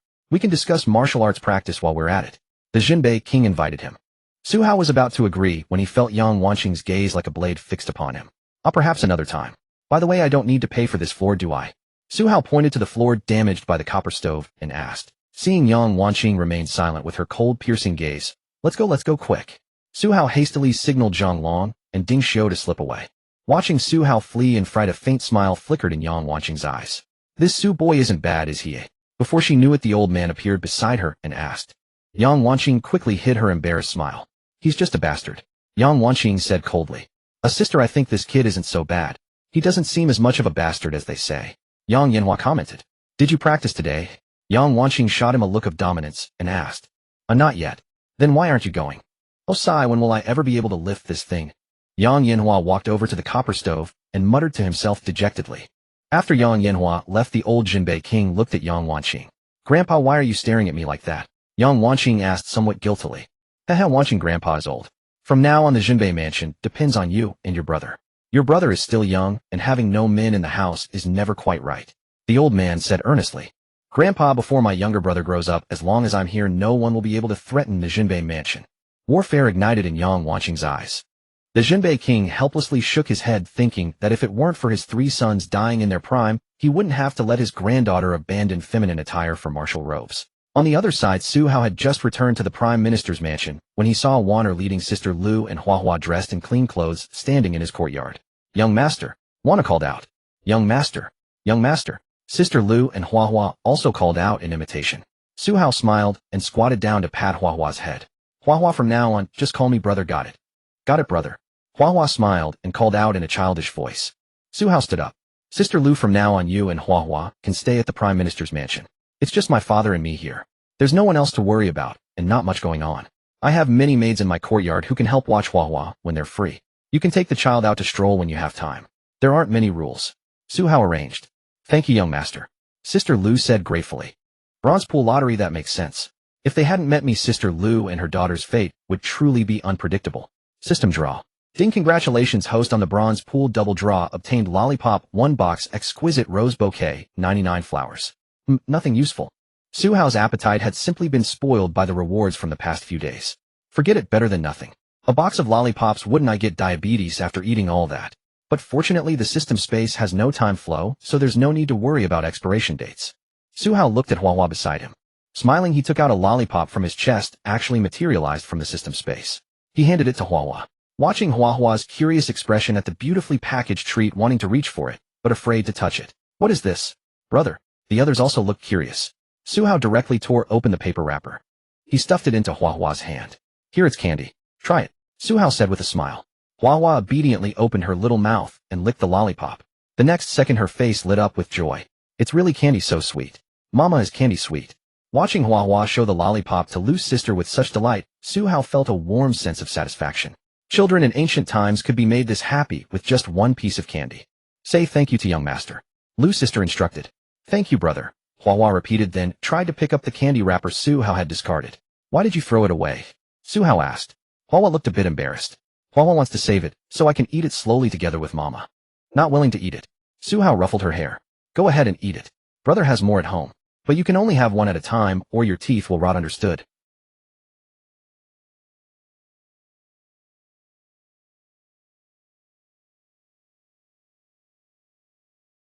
Waner gazed longingly at Hua bouncing around in the distance with her candy. The next moment, Su Hao placed a lollipop at Waner's lips. If you want to know, try it yourself. Waner was overjoyed and accepted the lollipop. Young master, you still have more. Su Hao playfully flicked Waner's delicate nose. How could I forget you? Young master is the best. Su Hao pointed to his own cheek. Just saying it with words. Seeing Su Hao's hint, Wanner's face flushed red. The next second, moi? She kissed Su Hao on the cheek. In this ancient era, if this were modern times, Su Hao would have been dragged away by the authorities. Wipe it off, you dog thing, that one candy made the girl kiss you. Haha, alright, you eat up. I'm going to find my father. Su Hao said with a smile, and departed. Upon entering Su Cheng's study, Su Hao walked straight in. Father. But today Su Cheng did not give Su Hao a good face. You unfilial wretch finally remembered to come back. Your audacity knows no bounds. Su Cheng bellowed. Huh? What's wrong, father? Did I offend you? Su Hao was puzzled. Everything was fine this morning. Could he have tired himself out from distributing porridge under the canopy this morning? Tired? I could have gone in your place. You're not cut out for this kind of work, father. Those old arms and legs of yours. Su Hao complained. Nonsense. Tell me, why did you go to the northern marching prince's mansion for no good reason? Su Cheng said sternly. Oh, about that. I had something to discuss with the prince, Su Hao said nonchalantly. I know. Wasn't it about those wounded and veteran soldiers? Couldn't you have sent someone to negotiate? How bold are you to go yourself with just 2 people? If that old bastard of a prince had made a move, could you have come back in one piece? Su Cheng said with worry. Hearing this, Su Hao realized Zhang Long must have returned and reported everything to his father. It's not that serious. My father is the prime minister. What could they do to me? The prince was quite kind to me, even wanted me to stay for dinner, Su Hao said casually. Su Cheng's mouth twitched. Silly son, have you forgotten how the grudge between our families began? Even if you went, father, do you think they would have shown you any respect? Enough of your nonsense. From now on, prioritize safety in everything you do. Understand? Su Cheng instructed. Understood. By the way, father, I came to find you about something. Just as Su Hao finished speaking, he saw Su Cheng point to the corner of a table. Here are the things you wanted. Su Hao was surprised as he picked them up, a thick stack of shop deeds. Aren't you going into business? The shops and properties are already at home. Just have someone take you to recognize the places when you have time, Su Cheng said matter-of-factly. Warmth filled Su Hao's heart. This biological father, how could he be so carefree? Not even asking what business he planned to start. What if he lost everything? Without saying much else. The bond between father and son transcended words. He tucked the deeds away. Remember to come for dinner later. Su Cheng instructed. Got it, father. I should go bathe first. Su Hao was about to leave when Su Cheng called out again. How? Do you prefer older women who've been married? It was truly difficult for the prime minister himself, not knowing how to broach such a subject. Su Hao turned around with a startled expression. Who told you that? Didn't you bring back a woman with a child today, and placed her in your own courtyard? Su Cheng asked. Goodness, don't go spreading rumors like that, will you? Lu's sister isn't even 2 years younger than my mother. I just felt sorry for her raising a child alone, so I brought her back. Su Hao explained with an eye roll. After hearing this, Su Cheng was clearly relieved. As long as his son wasn't interested in being someone's stepfather, that was fine. Looking at his father's expression, Su Hao sighed. Actually, come to think of it, father, you're also widowed, and Lu's sister is too. You have a child to raise, and so does she. I was going to make Hua Hua my adopted sister anyway. What if I played matchmaker for the 2 of you? The age difference isn't that much either. The moment Su Hao finished speaking, Su Cheng's face turned bright red. A teacup came flying at Su Hao. You ungrateful wretch. Your mother's portrait is still here. Su Cheng cursed. Haha, mother would understand. We're both men here. I get it. Su Hao ran out laughing. Su Cheng shook his head helplessly while gazing at the portrait of his late wife. Look at the rascal of a son you gave me. The next morning, Su Hao woke up early. He performed a set of calisthenics in the courtyard. Hua Hua had also woken up early. She stood beside Su Hao, imitating the movements cutely. The perplexing sight of the tall and small duo doing exercises together set the courtyard's maidservants laughing uncontrollably. After breakfast, Su Hao led Zhang Long, Zhao Hu, Ding Xiu, and 2 accountants to count the numbers. Since they were going to the northern marching prince's mansion, Wanner did not come along. Just as he was about to leave, he saw Hua Hua, clinging to the doorway, gazing at him with longing eyes. Su Hao thought to himself. Lu's sister and the others were all busy with their morning tasks. There wasn't a single child at home for Hua Hua to play with. Seeing Hua Hua's eager little expression, Su Hao smiled and waved her over. Hua Hua laughed and stumbled towards Su Hao. Su Hao caught the little missile. Let's go off to do great things. Hee, great things. Hua Hua laughed and raised her tiny fist, shouting along. Upon arriving at the northern marching prince's mansion, he saw people were already lining up to enter. Su Hao thought to himself that Yang Wanxing certainly worked efficiently. At that moment, the steward came out. Seeing Su Hao, he said respectfully, Young Master Su, His Highness the Prince and the General have instructed whenever you arrive, bring you in directly. The steward's attitude was a complete 180 degrees from yesterday. Su Hao led Hua Hua along with Ding Xiu and the others inside. When they reached the front courtyard of the northern marching prince's mansion, the courtyard was filled with people standing in military formation. Among them were not a few missing arms and legs. Su Hao looked around curiously. Hua Hua tugged at Su Hao's hand. Brother, why are all these grandfathers and uncles injured? Hua Hua asked cautiously. Hua Hua, remember, they are all people who bled and sacrificed for our country, just like your father. Su Hao said seriously to Hua Hua. People just like Papa, then they're heroes too, right? Hua Hua was very clever. Right? Su Hao nodded. Su Hao. At that moment Yang Wanqing walked out from the entrance of the main hall and called out to him. Su Hao approached, leading Hua Hua by the hand. Yang Wanqing gazed at Su Hao, tending to the child, her expression filled with bewilderment. Your daughter. Su Hao shot her an exasperated glance. My sister. At this moment Hua Hua was so terrified by the murderous aura radiating from Yang Wanqing that she hid behind Su Hao's legs. I wasn't aware you had a sister. Yang Wanqing asked, puzzled. Are you conducting a household census? Hua Hua, call her sister. Su Hao patted the child's head as he spoke. Sister, Hua Hua called out in her adorable childish voice. If her father hadn't died, he would have been among these people. Su Hao explained calmly. Yang Wanqing looked at Hua Hua, then at Su Hao, her expression one of utter disbelief. Alright, is everyone here? Su Hao asked the assembled crowd. Everyone who could come is here. But I'll ask you one more time. Are you certain about employing them? You can still back out if you have second thoughts. Yang Wanqing warned. Su Hao ignored her question and beckoned to Yang Yanhua. What is it? Bring me a chair, brother. Su Hao commanded. TCH, you certainly know how to throw your weight around. Yang Yanhua said coldly, though he still returned to the main hall and retrieved a chair. Su Hao took the chair but did not sit. Instead, he stood upon it, facing the crowd gathered in the courtyard. Good morning, everyone. Ahem. Su Hao bellowed at the top of his lungs, even managing to cough from the effort. Why are you shouting so loudly? Yang Wanqing asked, displeased. Obviously. I don't possess any internal energy, so if I don't shout, how can they hear me? Su Hao replied sheepishly. The adorable Hua Hua, however, giggled at Su Hao and then clapped her little hands encouragingly. Su Hao responded with a smug look, then continued. My name is Su Hao. From this moment on, you only need to know one thing. Su Hao will be your employer. You work for me, and I pay you. Is that understood? Su Hao declared bluntly. What exactly do you want us to do? Someone shouted from the crowd.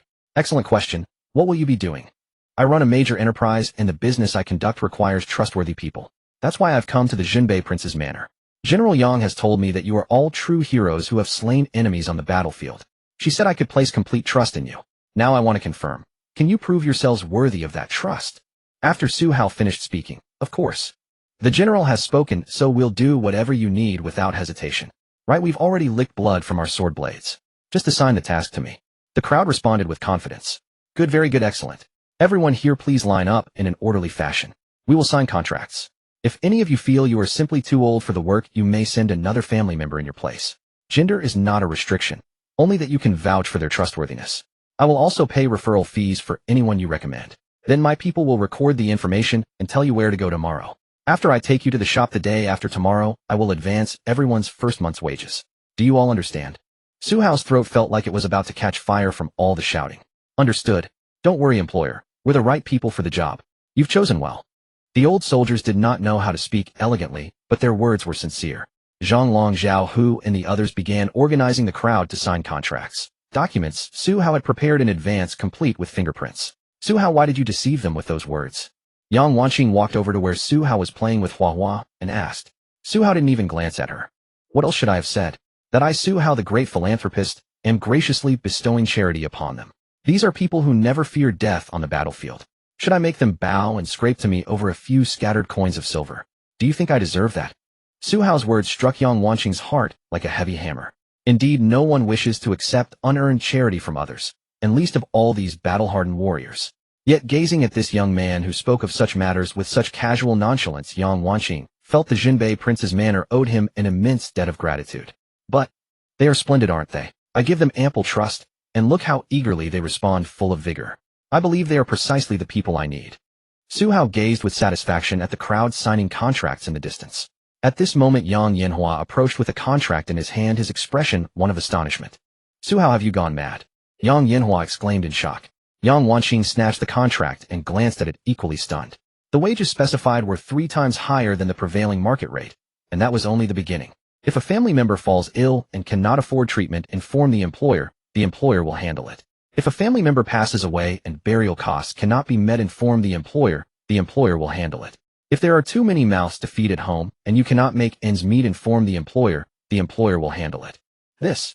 Yang Wanqing found herself at a loss for words. Well, I was afraid you wouldn't feel comfortable entrusting people to me. There's the contract. If I violate the terms, you can sue me. Su Hao replied somewhat awkwardly. Yang Wanqing fixed him with a complex gaze. Meanwhile, Yang Yanhua leaned close to Su Hao with a peculiar expression. Did you damage your brain when you fell, eh? Get lost. Su Hao pushed him away in disgust. Hua Hua, tell him. Who is the smartest person in Wu? Su Hao asked proudly. Hehe, it's Big Brother. Big Brother is the smartest. Hua Hua answered happily, grinning from ear to ear. Haha, good girl here. Su Hao laughed and handed Hua Hua a lollipop. Hua Hua's eyes sparkled as she skillfully tore open the wrapper and placed it in her mouth. Uff. Unable to contain herself any longer, Yang Wanqing burst out laughing at Su Hao's shameless trickery of the child. Yang Yanhua, however, curiously picked up the candy wrapper Hua Hua had discarded. What's this? Is it food? It smells so sweet. The wrapper still carried the lingering fragrant scent of the candy. It's candy. It's really, really sweet. Hua Hua excitedly explained to Yang Yanhua. Candy. Is it tasty? Can I have a taste, brother? Yang Yanhua asked curiously. Hua Hua's face contorted with inner turmoil, gazing reluctantly at the candy in her hand. The next moment, Su Hao struck him on the back of the head. Why did you hit me? Just as Yang Yanhua was about to explode with rage, he saw Su Hao holding up a lollipop. Are you not ashamed fighting a child for candy? Go eat that over there. Su Hao rolled his eyes as he spoke.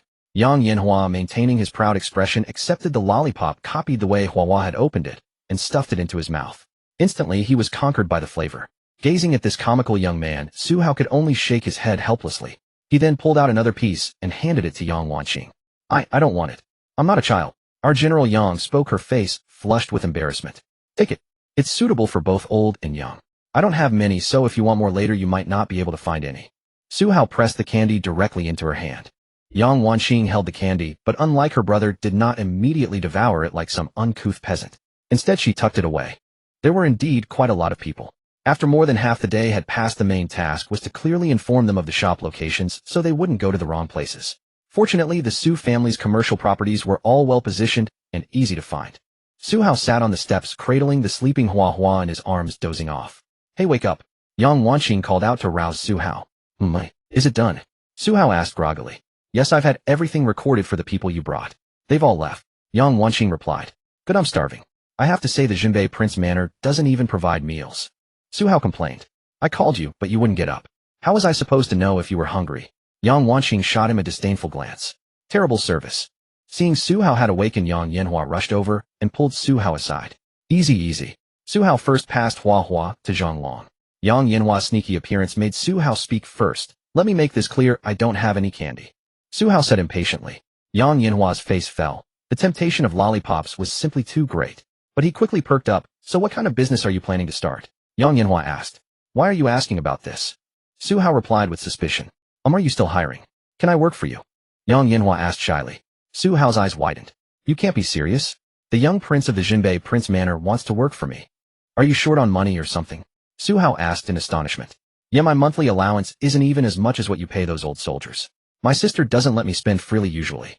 I don't need that much money. Just give me lollipops, how about it? Yang Yanhua said with a crafty plan. TCH, I'd rather just give you money. Kid, how did you end up so badly off? When I was your age, I never even had a concept of money. Whatever I wanted to buy, I just bought it without a second thought. Su Hao wasn't bragging. Yang Yanhua's eyes filled with envy. When will I be able to buy whatever I want? Yang Yanhua asked innocently. How, that's all your sister's fault. If she had agreed to marry me back, then you'd be my brother-in-law. Your brother-in-law pulling some strings would be more than enough for your spending. Su Hao said with a wicked grin. Really? Yang Yanhua asked excitedly. Of course. Su Hao was about to continue showing off when suddenly from behind both of them, of course what? Both their faces changed simultaneously. The tall and short pair turned their heads to find Yang Wanqing standing coldly behind them, her expression freezing. The sight sent cold sweat pouring down both their backs. I have something to do. This has nothing to do with me. The dishonorable Yang Yanhua immediately fled. Wait, I remember I have something to do too. I'll be going now. Su Hao tried to follow suit, but this innate expert Yang Wanqing grabbed him by the collar. What's the rush? What were you telling my brother? Say it again. In front of me. Yang Wanqing said each word clearly. I didn't say anything. Su Hao, well aware of how formidable this woman could be, dared not repeat a single word. Oh, you seemed quite lively just now. Yang Wanqing glared with her beautiful eyes. A general, please have mercy. I was wrong. There was no shame in begging for mercy when one's life was at stake. Humph.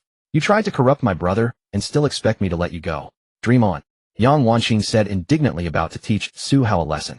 Wait. I'll show you a magic trick, if you let me go. Su Hao called out desperately. Magic. Yang Wanqing had never heard the word before. It's a trick like a performance. If I satisfy you, you let me go. Su Hao quickly explained. Yang Wanqing gave a cold smile and crossed her arms. Go ahead. Let's see what other tricks you have up your sleeve. Su Hao took a deep breath, placed his hands behind his back, silently praying that some trace of the little girl's innocent wonder might still remain in this female general. The next moment, Su Hao produced an exquisite bouquet of flowers from behind his back. He held the fiery red roses before Yang Wanqing. The bouquet instantly captivated her attention. Where did you? These are flowers. It's a trick, you know. If I tell you, it won't work anymore. This is for you. I'm leaving now. We were just playing around. No need to take it seriously. Su Hao stuffed the flowers into Yang Wanqing's hands and immediately ran away. Yang Wanqing clutched the flowers, watching Su Hao flee while carrying a child and dragging Ding Xiu and the others. She looked down at the roses in her arms, her face flushing red as she slowly leaned in to smell the bouquet. Inside the imperial palace in the study, the Empress was reviewing memorial reports when she suddenly looked up in surprise at the guard delivering the report. So many veterans and wounded soldiers who retired from the battlefield. What is the Jinbei Prince Manor planning? The Empress asked in bewilderment. Reporting back to your majesty, we asked around. It seems the son of the prime minister wants to start a business and is hiring workers. The guard replied. Hiring workers? That many people? The Empress was truly puzzled now. What kind of business required so many workers, and they were all elderly, weak, or disabled at that? Your Majesty, I looked into some of the contracts they signed with Su Hao. They are indeed employment contracts, and they have been assigned to various Su family shops throughout the city. However, even they don't know exactly what kind of business it will be. Su Hao only told them to report to the shops tomorrow, and he gave each of them 1 month's wages in advance. The thing is, there's something very unusual about their contracts. What kind of unusual? This subordinate has made a copy. Please examine it, Your Majesty. The guard handed the copied contract to an attendant who presented it to the Empress. The Empress glanced at it. This is an employment contract.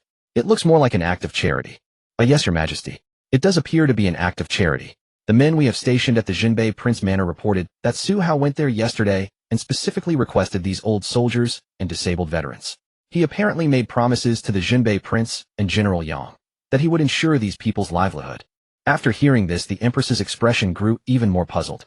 Should I summon the Prime Minister to ask about this? The attendant suggested from the side. No, I monitor all officials and they know this. But as Emperor, I cannot expose this. It would affect the relationship between sovereign and minister. Besides, these are merely a group of veterans who retired from the battlefield. As the Great Empress, if I make such a big fuss over something like this, the world would laugh at me. An insignificant woman making a mountain out of a molehill. Forget it. Keep watch on those people and see exactly what they're doing. The Empress analyzed. Yes. There's one more thing, Your Majesty. Speak. When Su Hao left today, he gave General Yang something that looked like flowers. The guard reported. It looked like flowers. Don't you know a flower when you see one? The Empress said with displeasure. Your Majesty, please forgive me. That thing was extraordinarily beautiful. This humble one had never seen its like. But when General Yang received the flowers, she seemed very happy. She smelled them for quite a long time. After the guard finished, the Empress waved him away. She then sat on the dragon throne and murmured, when did the Prime Minister's residence and the Jinbei Prince Manor become so close? The Empress murmured to herself. As the Emperor, she had the head of the civil officials on one side and the soul of the border army, the Jinbei Prince Manor, on the other. This was something the Empress could not afford to ignore. Su Hao returned home and immediately retreated into his study. Not until evening did he summon Ding Xiu, Zhang Long, and Zhao Hu. Zhang Long, tomorrow you organize the people from these shops to purchase all the wine on the market. It doesn't matter the quality, the cheaper the better. As long as it's wine, we'll take everything they have, however much there is. The funds will be drawn from the accounts office. Zhang Long nodded. Understood, young master. Ding Xiu, tomorrow select men from the old soldiers, those skilled at blacksmithing and carpentry.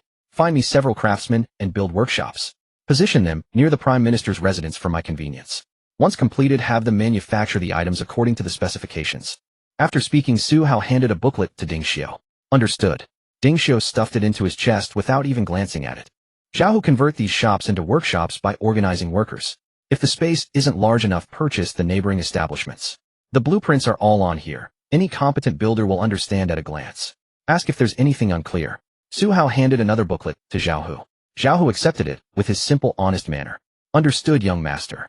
Remember, purchase them. Don't you dare rob anyone. If they won't sell, offer more money. If they truly refuse, then leave it.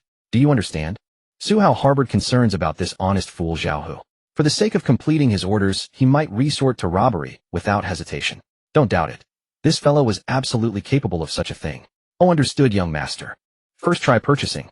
If they won't sell, negotiate. If negotiation fails, I'll handle it. Just forget it.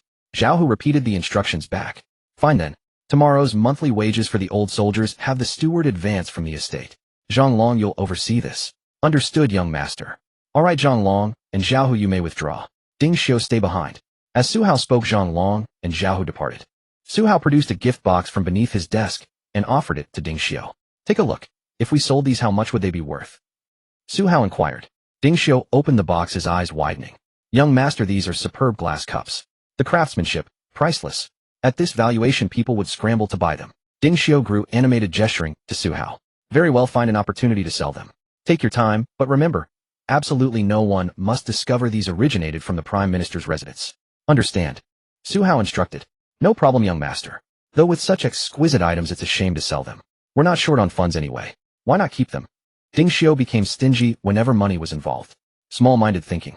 It won't be long before the young master makes these things so commonplace that no one would even bother picking them up off the ground. We can produce as many as needed. Su Hao spoke with confidence. Ding Xiu regarded him with a strange expression. Young master, you're talking nonsense. Hey, who taught you that? Su Hao cursed. Who do you think? Ding Xiu replied awkwardly. Su Hao also froze. Get out. Right away, young master. Ding Xiu hastily gathered his things and retreated. Before selling them, he'd savor them a while first. With everyone gone, Su Hao finally relaxed. He'd finished his busy work. He might be the busiest transmigrator among wastrels. That Zhao Ritian is useless as always. Zhao Hao, come out here. Single combat. Now that the old soldiers had been recruited and mostly settled, Ding the host's daily act of kindness has been detected. Act of kindness. The old soldiers never die, they only fade away. Su Hao had employed over 1,000 old and wounded soldiers across the capital, saving 1,000 families. Based on the outcome assessment, the host receives 3 draws from the gold prize pool. Su Hao employed over 1,000 veteran and wounded soldiers in the capital, saving more than 1,000 families. Based on behavioral outcome assessment, the host receives 3 draws from the gold prize pool. Holy cow, 3 draws. Su Hao grew excited. He habitually analyzed the situation. If he thought about it, the disaster victims he helped were far more numerous, weren't they? Why did he only get 2 draws last time? Did the system take a cut? But upon reflection, Su Hao understood.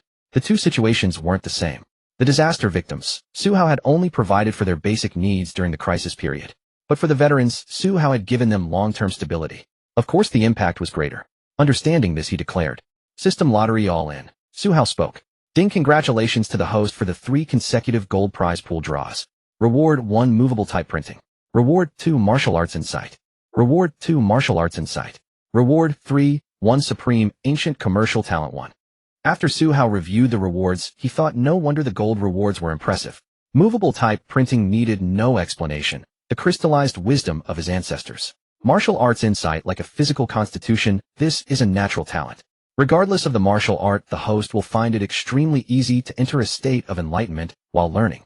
In other words, from this point forward, the host is a martial arts prodigy. After reading the system's impressive description, Su Hao summed it up in 2 words: mediocre. Indeed, Su Hao didn't think he'd ever need it. Wouldn't it be better to wait until he won a grand prize and instantly become a grandmaster expert? Oh well, Su Hao didn't dwell on it. What he cared about most was the last one. What was most scarce in ancient times? Talent. When Su Hao was busy earlier that afternoon, he already felt he had far too few capable people at his disposal. The system had delivered just what he needed. A commercial talent was precisely what Su Hao required at this moment. Just as Su Hao was contemplating this, Wanar knocked on the door. Young master, someone has come to the residence seeking an audience with you. The steward said it was too late. Asked him to come tomorrow. He refused to leave, insisting at the gate that he absolutely must meet the young master. Wanar reported. Su Hao hurried to open the door. Did this person give his name? Yes, oh right. He said he was called Shun Wan San. Wanar recalled. Su Hao's eyes lit up. I knew it had to be the great merchant Shun. This legendary wealth god throughout the ages. With him, would money ever be a concern? The only regret would be a short lifespan, dying with money left unspent. Young master, should I let him in? Wanar watched her young master spacing out again. She quickly snapped him back. Please invite him in, quickly. Oh yes, and brew tea. Use my father's finest leaves. Su Hao spoke excitedly. Oh, all right, young master. Wanar will go right away. Forget it, I'll go personally. Su Hao said impatiently, rushing out himself. Wanar scratched her head in confusion. When Su Hao reached the main gate, he saw the Shun de Guanrun he had longed to meet. His first impression. Why is he a fat man? At least 300 pounds. Won't he have all sorts of health problems?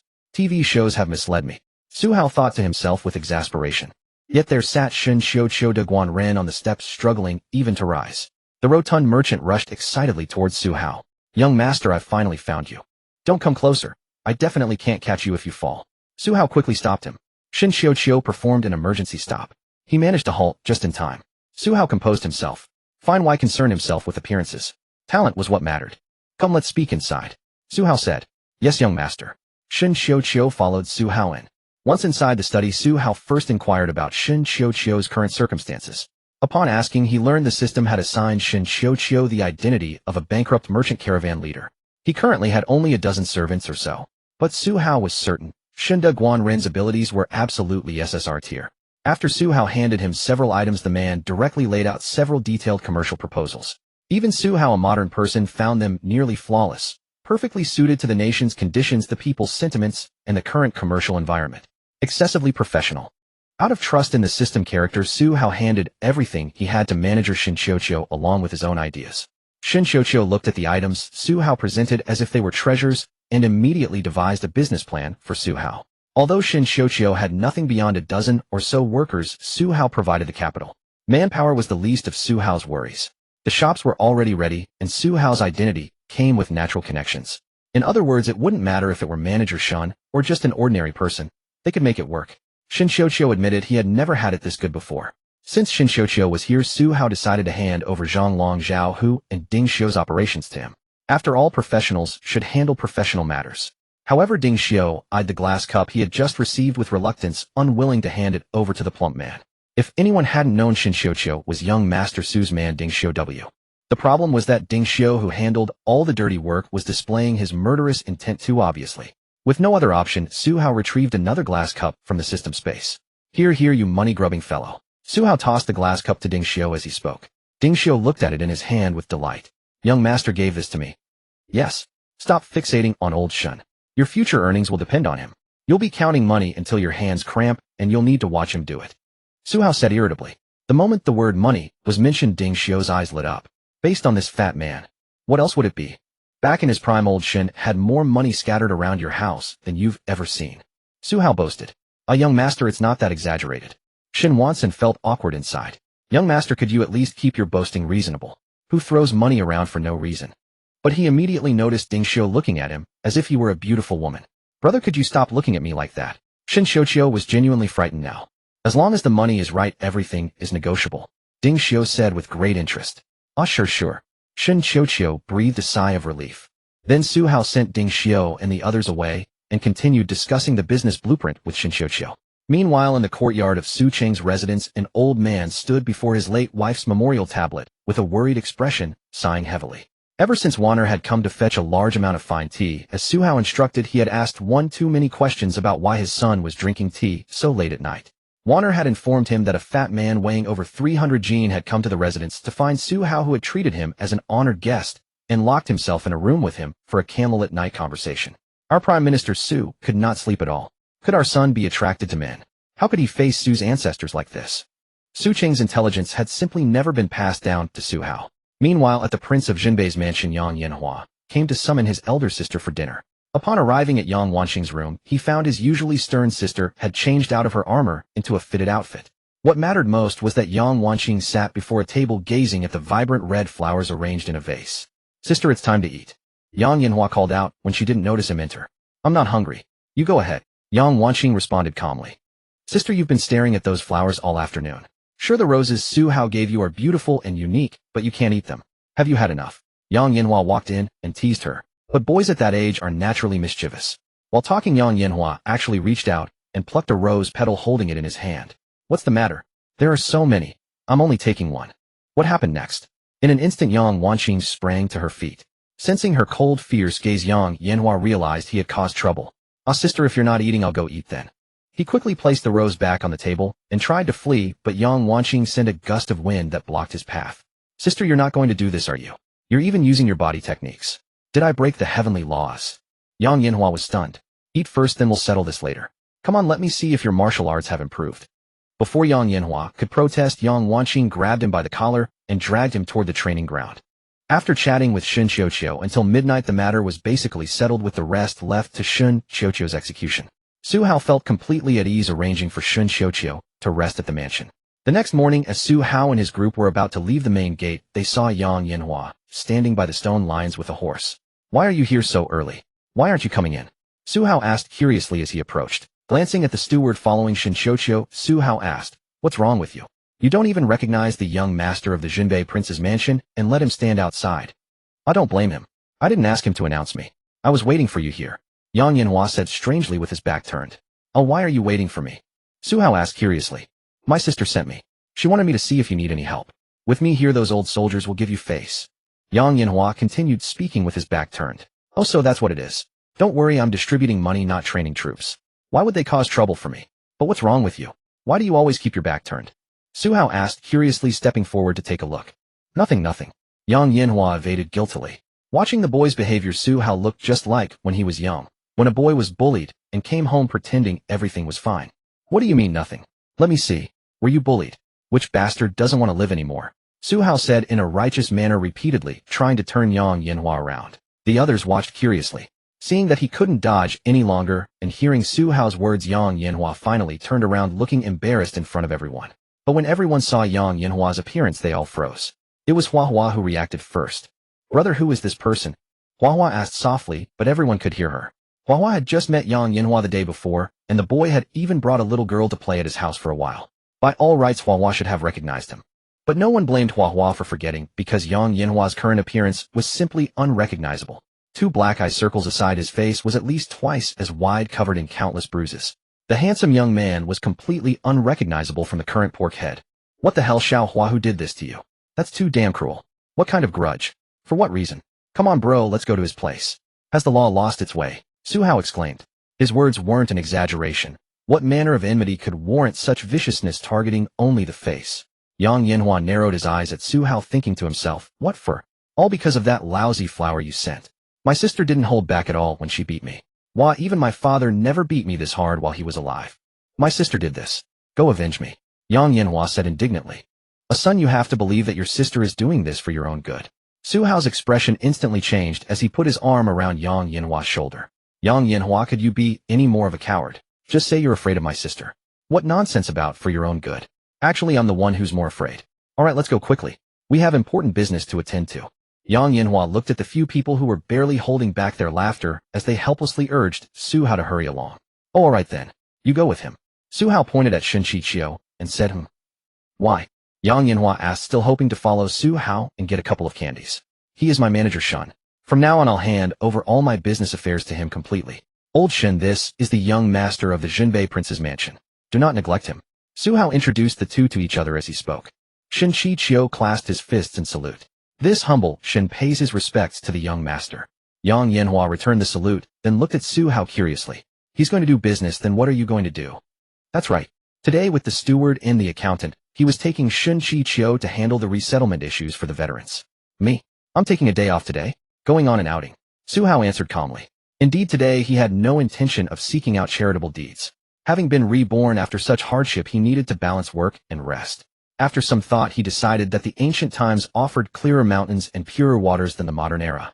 So he invited one or brought Hua Dingxiu Zhonglong, and Zhao Hu and the group set out for a picnic in the countryside. An outing? I'm coming too, Yang Yanhua said without hesitation. Oh, isn't your sister supposed to have you watching over the veterans? Su Hao was merely teasing the boy. With Shen Qiqiu already there was no need to worry. Whether Yang Yanhua went or not made little difference, but bringing the kid along would at least provide extra help. Just say you won't tell, that's all. Are you even a friend? Yang Yanhua said guiltily. Haha, let's go then. I'll leave the hunting to you. A young general should know how to knock an arrow right. Su Hao said with a smile, throwing his arm around Yang Yanhua's shoulder. Of course. Piece of cake. Leave it to this general. Yang Yanhua said confidently. Then the group split into two parties. Su Hao took Wanner and Hua in the carriage with Zhang Long and Zhao Hu driving, while Ding Xiu and Yang Yanhua rode on horseback. The few of them headed out of the city. Brother, why aren't you riding a horse? Hua asked curiously, looking at Ding Xiu and Yang Yanhua riding outside. A brother is too lazy to ride. Su Hao said awkwardly. Haha, Su Hao, you can't ride a horse. How are you going to chase my sister like this? Yang Yanhua teased with a smile. Oh great, you're so skilled at riding, then why did your sister beat you into a swollen face? Su Hao, who had never lost an argument, retorted, you, Yang Yanhua was so exasperated, he could only huff in frustration. Su Hao turned his head to look at Hua. Hua, brother really can't ride a horse. When I learn, I'll take you riding. Hua smiled, showing no disappointment at all. Haha, okay. Brother is the best. Su Hao looked triumphantly at Yang Yanhua outside. See that kid? Yang Yanhua said disdainfully. Soon the group left the city and found a small riverbank. Let's make it here. There are mountains and water, and the air is so fresh. Su Hao lifted the carriage curtain saying cheerfully. No one had any objections. They got off the carriage. Zhang Long and Zhao who weren't very good at archery, so Su Hao had them gather firewood. As for Ding Xiu and Yang Yanhua, the two took bows and arrows to go hunting. We're all going to be busy, what about you? Yang Yanhua asked. I'm the one coordinating everything. You wouldn't understand even if I explained it to you, you little kid. Su Hao started to bluff. TCH, you're just being lazy, Yang Yanhua retorted. The next moment, Su Hao directly pulled out a lollipop. Are you coming or not? Be straight with me. Deal. Yang Yanhua thought to himself, just waiting for this. Su Hao was thinking, I can handle you, kid. Besides, he couldn't practice martial arts anyway. Hunting would just be a burden. It was better to stay by the river and play with Hua Hua and Wanner. With tasks assigned, Wanner smiled as she watched Su Hao playing wildly with Hua Hua. She carried the fruit brought from home to the riverbank to wash. As she was washing, she suddenly noticed the water's color was off. Lifting her hand, she saw bright red staining her skin. The sight made Wanner drop the fruit from her hands. Looking up, she witnessed a scene on the river. Oh! Wanner screamed in fright. What's wrong?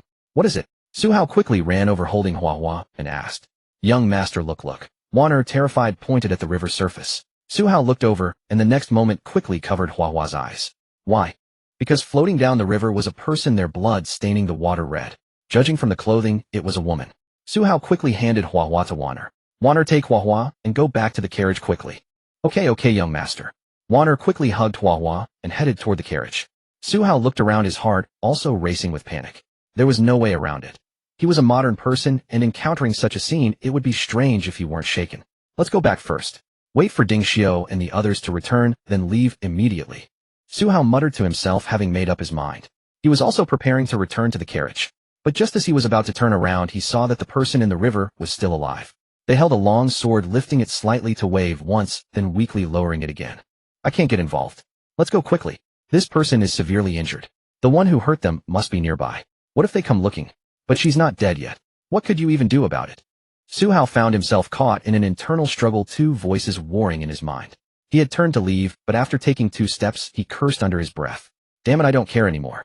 Su Hao cursed and turned to walk toward the river. Indeed, he simply couldn't bear to watch a living person die right before his eyes and do nothing. Fortunately, the stream was shallow and not swift. Su Hao easily grabbed the woman in the water. With his extraordinary strength, he lifted her into his arms. Only then did he get a clear view of her face. Holy shit, woman, you're unfairly beautiful. Lucky you ran into me. If some pervert had found you, they wouldn't have let your corpse go untouched.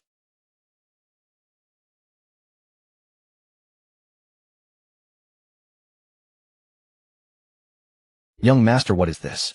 Wanner lifted the carriage curtain and saw Su Hao carrying a woman. She's still alive. Wanner, stop her bleeding first. Brother, this sister is bleeding. Hua Hua, don't be afraid. This sister is injured. Let Sister Wanner help her. Brother will protect you from below the carriage.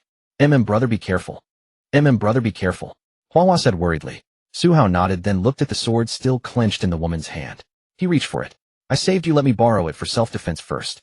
The woman gripped it tightly, but fortunately, Su Hao was strong. The precious sword gleamed coldly. Su Hao didn't understand swords, but he knew it was sharp. Wanner, it's up to you. Yes, young master. Wanner said, taking out the first aid kit from the carriage and attending to the woman.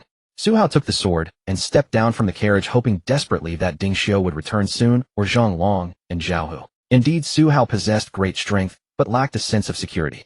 Suddenly, hurried footsteps echoed from the forest. Su Hao looked over with delight, expecting Zhang Long and the others, but his heart sank when he saw the newcomers. 4 or 5 men brandishing sharp weapons with ferocious expressions, clearly not ordinary folk. Fuck, has my luck run out? Someone's here. Several of them sprinted toward the carriage. Su Hao couldn't even attempt to drive away as they had already surrounded him and the carriage. Boy, have you seen an injured woman? One of them questioned Su Hao in a cold voice. They were indeed after the injured woman. No, I was just passing by. Su Hao played dumb. Brothers, that woman is poisoned and injured. She can't have gone far. She must be hiding nearby. One of them spoke. Elders, if there's nothing else, I'll be on my way. Su Hao said as he prepared to drive the carriage away. Wait. Boy, do you take me for a fool? The leader walked towards Su Hao with a cold expression. What are you talking about? I don't understand. Don't come any closer. Su Hao sat on the carriage and shouted. I don't understand. Whose blood trail is this? Hearing this, Su Hao and the others finally noticed a trail of bright red blood on the ground leading all the way to the carriage. Su Hao thought, this is bad. Who says villains have low intelligence? The protagonist could definitely hide and avoid them. Zhao Ritian, don't you know whether you're the protagonist or not? Moi. At that moment, a groan of pain came from the carriage. Su Hao wore a bitter expression. Damn it, woman, can't you hold out a little longer? Kill him. Leave no survivors. The leader's cold eyes glared, and several men drew their swords and knives advancing toward the carriage. Fuck, don't you dare move. Am I being too nice to you? Su Hao pulled the woman's sword from the carriage and held it in his hand. Not knowing where his courage came from, he shouted at the men. Seeing the sword in Su Hao's hand, "Humph, the woman is indeed hiding in the carriage. Boy, hand her over, and I'll let you go." Go to hell. Do you really think I'm stupid? You said leave no survivors just now, and now you're offering me a way out. Who are you trying to fool? Su Hao cursed directly. He knew clearly that this guy was probably wary of the woman's condition in the carriage. If they knew she was severely injured and unconscious, they would never let him want her and Hua go. So he couldn't let them approach the carriage. He had to stall. As long as Ding Xiu and the others returned, they would be safe. Boy, you're being ungrateful. If you don't know martial arts, do you? You can't even hold a sword properly, yet you want to play the hero. The leader said disdainfully. It had to be admitted that Su Hao's stance with the sword was indeed poor. I don't know martial arts, but I'll show you a move to scare you to death. Fuck, Su Hao said, pretending to be calm. He looked at a nearby tree, and without hesitation punched it violently. The thin tree almost broke in two from Su Hao's brutal strike. Looking at the surrounding men, he quickly entered a defensive stance. Su Hao looked proud, but inside he was thinking, fuck, it hurts, damn it, can't shout out, or I'll blow my cover. Indeed, Su Hao's punch was pure brute force. The visual effect was impressive, but without spiritual energy wrapping around it, the pain was intense. Hey, interesting. Natural strength. Boy, you have no internal energy fluctuation at all. Am I right? The leader said mockingly. Fuck, why the hell are you so smart? Just wait. When I get the chance, I'll kill you first, not for any other reason, but because you're too damn smart. Su Hao cursed in his heart. At that moment, someone from Su Hao's side struck with a sword. No internal energy. I almost fell for your trick, boy. Die. Su Hao instinctively dodged backward, narrowly avoiding the sword strike. But it wasn't over. The attacker continued his assault. Su Hao rolled and scrambled to evade. The onlookers sneered and mocked, watching the spectacle, without any intention to help. But soon their laughter died, for they watched Su Hao transition from dodging to suddenly counterattacking with the sword. He used the very same technique his attacker had just employed. In a moment of carelessness, the attacker was slashed across the chest by Su Hao using his own sword style, staggering backward. Brother, this kid is strange. At that moment, Su Hao also came to his senses. Indeed, in the crisis, he had seemed to enter another state. Su Hao immediately understood. Martial arts clarity. The reward he had just received last night. Holy shit, if I knew you were this awesome, I would have learned a few moves from Ding Xiu first. Come on. Still think I don't know martial arts? Su Hao confidently held his sword horizontally, looking at the group. Attack together, kill him. The leader immediately ordered. Fuck, no honor in this. Have the guts to come at me one at a time. Su Hao was greatly alarmed. 4 or 5 swords and blades, especially the leader's, which even had blade wind. Su Hao quickly jumped onto the carriage to take cover. Ding Xiu, if you don't come soon, I'm dead. Su Hao shouted to the sky. Just at the critical moment, suddenly 3 arrows shot from the forest toward the carriage. Before the assassins could react to the sound of arrows splitting the air, 3 minions were already hit by the arrows, flying through the air and falling to the ground. Su Hao looked over with great joy and saw Yang Yanhua with a lollipop in his mouth, holding a bow and arrows in his hand. The leader, holding his blade, looked cautiously and asked, "Who's there?" At this moment, Ding Xiu drew his Miao blade. "You almost made me lose my job. Cutting off someone's livelihood is like killing their parents, and you're asking who I am. Go ask the king of hell." Ding Xiu finished speaking coldly. His Miao blade swung, creating a gust of blade wind. He came straight at them with killing intent. The leader was forced back, but unfortunately Ding Xiu had no intention of letting him go. Each strike was more ferocious than the last. On the other side, the remaining minions, seeing the situation, their boss entangled by a master and a divine archer not far away, thought, "What are we waiting for? Let's run." Unfortunately, the direction they ran led them straight into Zhang Long and Zhao Hu, who were returning with gathered firewood. Anyone with half a brain would understand what was happening after seeing this scene. The 2 men didn't hesitate for a moment, launching into action immediately. When Su Hao saw the crisis had passed, he plopped down onto the carriage seat. "Holy hell, that scared the life out of me. Ding, the system has detected that the host has completed today's act of kindness. Act of kindness, rescuing the female heroine Yun Lu from evil cult assassins and changing her destiny. Based on the impact assessment, the host receives 2 draws from the silver prize pool." Su Hao was startled. "Who did you say she was?" As Su Hao was reeling from the shock, he turned and lifted the carriage curtain. But the next second, an awkward situation arose. "Young master," Warner blushingly called out in a coy voice, because at that moment she was bandaging the injured woman's abdomen and the clothes had all been undone. More importantly, the woman had already woken up, though due to her severe injuries, she could only stare with open eyes. When Su Hao lifted the curtain and stared at her, his throat bobbed, and then he noticed the woman's murderous gaze. Sorry, please continue." Su Hao quickly let the curtain fall. "Damn it, system, are you saying she's Yun Lu, the female heroine from the book?" Su Hao carefully recalled the plot from the book. It seemed to be true. The male protagonist Su Hao encountered Yun Lu, who had been ambushed by the evil cult in the wilderness. With the protagonist's halo blazing, he directly saved Yun Lu. Later, through Yun Lu's connections, he entered the sect of Master Yunhua of the Heavenly Night Palace. Heavenly Night Palace, the leader of the righteous faction in the Great Wu martial world. Their requirements for accepting disciples are extremely strict, with only a handful of disciples in each generation. However, without exception, each of them became a powerhouse who dominated their region.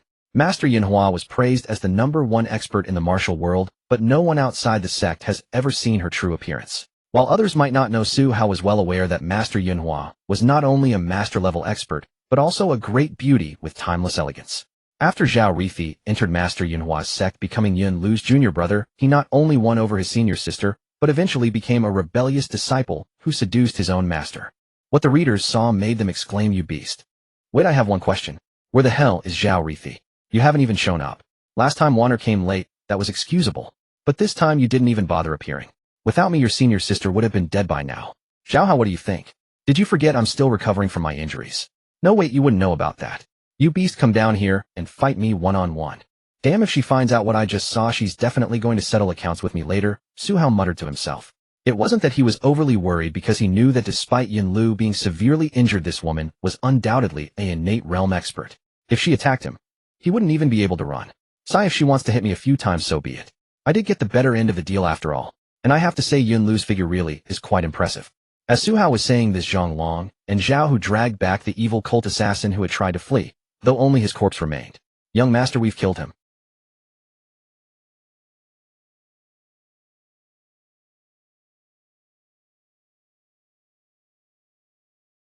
The two clumsy fellows quickly dumped the corpse. At this moment, Ding Xiao, who had just walked over, hastily tossed aside the human head he was carrying.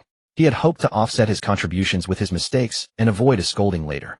At this point, Yang Yanhua, who had risen from beside several corpses, asked, "Su Hao, these were all martial artists. How did you provoke these people?" Yang Yanhua inquired. Su Hao truly wanted to praise this kid. Learn from him, now that's what you call being professional. Forget it, it's a long story. Ding Xiao, take those two to dispose of the bodies. Make it clean. Our picnic today is definitely cancelled. Once we're done, we need to head back to the city quickly. Xiaohua, when we get back, don't go around telling people about this. These folks' identities aren't simple. Su Hao instructed. The group got moving, and Yang Yanhua nodded. He wasn't afraid of these martial artists, but they were troublesome. These wandering warriors of the martial world were hard to deal with. He had shot and killed 3 of them himself. All of this was karmic debt from the martial world. Su Hao was doing this for his own good. On the way back, Su Hao didn't enter the carriage, but squeezed in with Zhang Long and Zhao Hu. The group hurried back to the city and directly returned to the Prime Minister's residence. Yun Lu's poison had gone too deep, and she had fainted again. Su Hao quickly ordered someone to find a doctor. Except for Wanner, who went inside to help Su Hao, and the others waited in the courtyard. System lottery draw. Su Hao took the opportunity to draw the prize. Ding, congratulations to the host for winning 2 consecutive draws from the silver prize pool. Rewards obtained: Universal Antidote Pills, X1 bottle, 5 years of pure internal force top-up version. Both rewards were pretty good. There were 10 pills in the bottle, and these were life-saving treasures.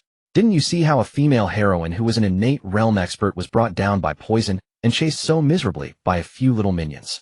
Assassin leader, who are you calling a minion? Come down here and fight me one-on-one if you have the guts. It really wasn't Su Hao exaggerating. Besides the one Ding Xiao killed, who was a latter heaven realm martial artist, the others couldn't even compare to Zhang Long and Zhao Hu. Otherwise, Yang Yanhua wouldn't have been able to shoot and kill 3 of them. Before Su Hao could think much more, the next second a sudden force appeared out of thin air within Su Hao. Then a surge of hot energy rushed directly to his dantian. After Su Hao completely absorbed this force and let it circulate through his dantian, he contentedly opened his eyes only to see Ding Xiao and Yang Yanhua staring at him with astonished and strange expressions. Why are you looking at me like that? Young master. You. Su Hao, where did your internal force come from? And it's incredibly pure. The two asked in amazement. I suddenly got it. Would you believe that? Su Hao said awkwardly. You mean you suddenly have internal force comparable to a first-rate martial artist? Are you some kind of monster? Yang Yanhua said speechlessly. Su Hao was overjoyed. Haha, so that means I've become a first-rate martial artist now. Then I'm on the same level as Zhang Long and Zhao Hu. Su Hao laughed, looking at Zhang Long and Zhao Hu beside him. Young master, our internal force isn't as pure as yours. Zhang Long said awkwardly. Bro, what should I do? Looking at young master, I don't want to live anymore. Zhao Hu said bluntly. Don't mention it, me neither. Zhang Long said with a despondent face. Damn it, after more than a decade of arduous cultivation, young master got it just by closing his eyes and opening them again. Ding Xiao rubbed his nose. Well, you can't put it that way. Young master has internal force but doesn't know how to use it. If he really fought, he couldn't beat Zhang Long and Zhao Hu. Ding Xiao spoke some fair words. Oh, then what's the point of that? Su Hao said unhappily. He slapped his palm on the table. But the next second, crash. Just look, the stone table in the courtyard was snapped in two by Su Hao's slap, shocking everyone. Su Hao also looked up at Ding Xiao in embarrassment. So Zhang Long and Zhao Hu are fine too, right? The two blockheads hastily shook their heads. Ding Xiao also swallowed hard. Not to mention those two. Even he couldn't do that. Su Hao already had supernatural strength, and with the addition of internal force. If he really hit someone, just look at that stone table to see the result.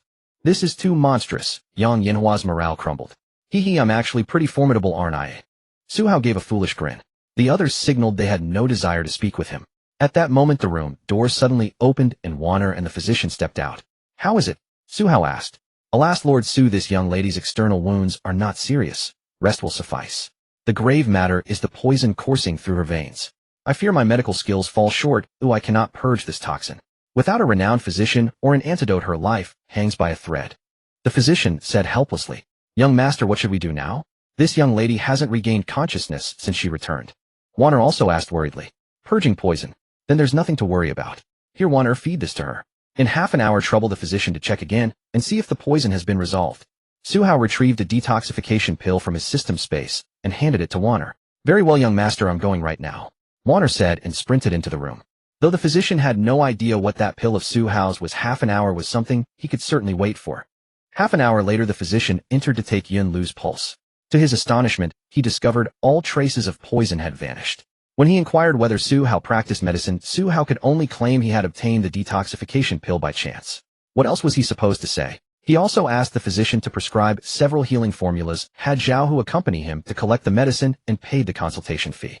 That evening, Yang Yanhua mooched a dinner off Su Hao before returning to Jinbei Royal Manor. Upon arriving, he was intercepted in the main hall by Yang Wanqing, who was reading a military treatise. Why are you back so late? A sister, you don't understand. I was incredibly busy today, and only just got back. Yang Yanhua quickly recited his premeditated excuse. Think before you speak, or I'll take you to the martial arts ground, and say it there. Yang Wanqing kept her eyes fixed on the military text without looking at Yang Yanhua as she spoke. Her little brother shivered. Sister, I visited Su Hao's shop at noon.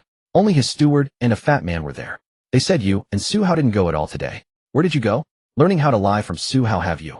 Yang Wanqing slammed the military book heavily onto the table. Su Hao, don't slander me. I didn't teach him. Your brother is naturally skilled at lying. Yang Yanhua nearly knelt. He quickly recounted everything that had happened that day, even mentioning Su Hao giving him candy. Look at how scared the kid was. Little brother thought, nonsense, my face is still swollen. Yang Wanqing listened in surprise. What? Su Hao encountered Zhang Hu assassins. Is he alright? Her sudden agitated concern left Yang Yanhua staring at her in astonishment. Ahem, why are you looking at me? Speak. Yang Wanqing said embarrassedly. Little brother Su Hao, look at what your bouquet did to my sister. He's fine. He barely escaped danger. My men and I returned in time and dealt with the assassins. Then he rescued a rather beautiful woman and brought her back to the manor. I had dinner at his place and came straight back. Seeing his sister's mood had calmed, Yang Yanhua condensed the account. A rather beautiful woman. What's her relationship with Su Hao? Yang Yanhua, sister, you're done for. I don't know her and neither does Su Hao. In fact, those assassins were targeting that woman. Su Hao rescued her and was subsequently hunted by the assassins. She's currently recuperating at the Prime Minister's mansion. Yang Yanhua explained. Yang Wanqing breathed a sigh of relief. That's all. Alright, sister, have you ever heard of someone suddenly possessing years of pure internal energy? Yang Yanhua paused, then asked. What nonsense are you spinning now? That's impossible. Martial arts require gradual refinement. There is no shortcut. At your age, all you want is to be lazy. Yang Wanqing's torrent of lecturing nearly brought Yang Yanhua to tears. Sister, that's a lie. How can there be no shortcuts? Someone closed their eyes and opened them, and boom. Internal energy appeared. You dare talk back? Who is this person? Yang Wanqing glared at him. Su Hao? I saw it with my own eyes. His internal energy suddenly manifested. He's incredibly formidable. That thick stone table, he split it in two with a casual slap. Yang Yanhua demonstrated vividly. Su Hao. Yang Wanqing was startled. Yes, sister, I'm not lying this time. If you don't believe me, go ask Su Hao's subordinates at the Prime Minister's mansion. They all saw it. This lad now possesses the internal energy of a top-tier warrior. Aside from not knowing any techniques, he's no inferior to them. Yang Yanhua said excitedly. Yang Wanqing fell silent, stunned. Then, Su Hao must simply possess extraordinary talent. A faint smile lingered at the corner of Yang Wanqing's lips after she spoke. Yang Yanhua was completely dumbfounded. Sister, you're so? What's the word? Double standards. So double standard. The moment it's about Su Hao, he's extraordinarily talented. But he would never dare say that aloud. That's all, sister. Yang Yanhua said obediently. Very well. I won't punish you this time. But if you dare lie to me again, I wouldn't dare. There won't be a next time. That evening in the courtyard, Su Hao held a sword. Not Yun Lu's, but a fine blade he had taken from the Prime Minister's mansion armory. Su Hao was practicing sword forms, specifically the few moves he had learned from the assassins that afternoon. To his surprise, he discovered he could derive a complete sword technique from these few moves. Su Hao knew this was the work of his martial arts clarity talent. Only now did he fully grasp how heaven-defying this gift truly was. It could even deduce and perfect martial arts techniques. Of course, Su Hao also felt the assassin's swordplay was too rudimentary, making the deduction effortless. Just as Su Hao was deeply engrossed in his practice, Wanner came running from the adjacent courtyard. Young master, that young lady has awakened. She says she wishes to see you. Wanner reported. Very well, I know. Su Hao sheathed his sword, stretched his limbs, and followed Wanner. Su Hao entered Yun Lu's room, and immediately saw her already standing. How impressive. You were injured so severely, yet you're out of bed. Su Hao exclaimed in surprise. But the next moment Yun Lu turned around, her expression cold, her gaze sharp as blades. Su Hao thought to himself, trouble. Wanner, exit. Su Hao quickly pushed Wanner out from behind him. Sure enough, just as Su Hao had feared, whoosh. Yun Lu drew her own treasure sword from beside the bed, the blade pointing directly at Su Hao. Pervert. Good heavens, revered heroine, please listen to me. Su Hao cried out. Facing Yun Lu's sword strike, Su Hao instinctively raised his own long sword to block. Seeing that Su Hao had blocked her attack, Yun Lu was somewhat surprised. Although she had no intention of killing this pervert, and had held back, she was still injured. Yet her poison had been cured. She was an innate realm warrior. This pervert was clearly no ordinary man. She increased her force once more. Su Hao, without overthinking, immediately unleashed the newly deduced sword technique. Within moments, sword lights clashed throughout the room. Outside, Wanner witnessed the scene and hurried off to fetch Ding Xiao and the others. Just a few exchanges into the fight, Su Hao still felt confident in himself. But as Yun Lu's true strength gradually revealed itself, damn, I can't win this, I really can't beat her. At this moment, outside the door, Ding Xiao and a host of Prime Minister's residence guards rushed in. Su Hao had just parried Yun Lu's sword strike and was about to breathe a sigh of relief. Unfortunately, Yun Lu suddenly changed her move, grabbing Su Hao's collar and placing her long sword across his neck. Make them retreat. Young master, young sir. Everyone was shocked. Excuse me, sister, let's talk this over reasonably. Even if I saw you accidentally, at least I'm the one who saved you, right? Su Hao cursed internally. What hero rescuing the beauty? All those stories about someone marrying their savior just from one glance were complete nonsense. I said it again, make them leave. Enduring the pain from her wound, Yun Lu spoke near Su Hao's ear. Did you hear me? Get out. Su Hao quickly ordered everyone to retreat. Ding Xiao and the others hurried out the door. Sister, please put down your sword. I can't beat you anyway, right? Su Hao carefully glanced at the sword on his neck as he made the suggestion.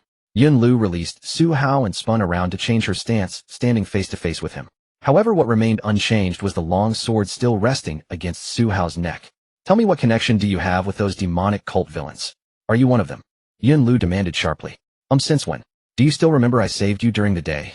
Su Hao was speechless. Yun Lu frowned and thought for a moment. How do you explain your sword technique? Yun Lu asked coldly. Sword technique? I just learned it recently. Su Hao quickly told the truth. Who taught you? With what purpose? Who taught me? Those people who were chasing you in the afternoon. I learned it with the purpose of saving you. Yun Lu was completely confused by this. Explain yourself clearly. No, that person used this sword technique to try to kill me, and I learned it just by watching a few times. Su Hao explained briefly. Do I look like a fool to you? Yun Lu asked. No, not at all. You're quite pretty, and probably pretty smart too. Su Hao replied awkwardly. Then why are you lying and trying to deceive me? How could anyone possibly learn it just by watching a few times? Yun Lu shouted. You don't believe me. Should I believe you? Yun Lu asked. My name is Su Hao. You can ask anyone in the capital. Su Hao said. Ask about what? Yun Lu asked. Me, the son of the Prime Minister of Great Wu Dynasty. Living a comfortable life, eating the imperial grain, why would I go join some demonic cult and become a hoodlum? Does that sound reasonable to you? After Su Hao finished speaking, Yun Lu was also stunned. She looked around at the magnificent furnishings of the room. Don't doubt it, you've been brought to the Prime Minister's residence. Su Hao said helplessly. Yun Lu had already believed most of what he said. Originally, she had only wanted to teach Su Hao a lesson for taking advantage of her. Who knew that Su Hao would use demonic cult sword techniques? That was why she interrogated him. Yun Lu put down her sword. Finally, that explains it. Su Hao breathed a sigh of relief. Is everything you said true? Yun Lu asked. Su Hao helplessly picked up the sword that had fallen to the ground. Watch me. Su Hao performed sword techniques. Yun Lu had thought Su Hao was about to attack her, but after watching she realized the young man was demonstrating sword techniques. However, why was he using her sword techniques? Yun Lu was greatly shocked. How do you know this? Right, these are the few moves you used just now. But your sword technique is clearly much stronger than that person from the afternoon. I only remembered these moves. Now do you believe me? Su Hao said. Incredible. As Yun Lu expressed her amazement, her expression suddenly twisted in agony. Then she clutched her abdomen. Su Hao looked over and said, your wound is bleeding. Lie down quickly. Su Hao stepped forward to support Yun Lu. What are you doing? Yun Lu asked cautiously. Su Hao released her. Fine, go lie down yourself. I won't touch you.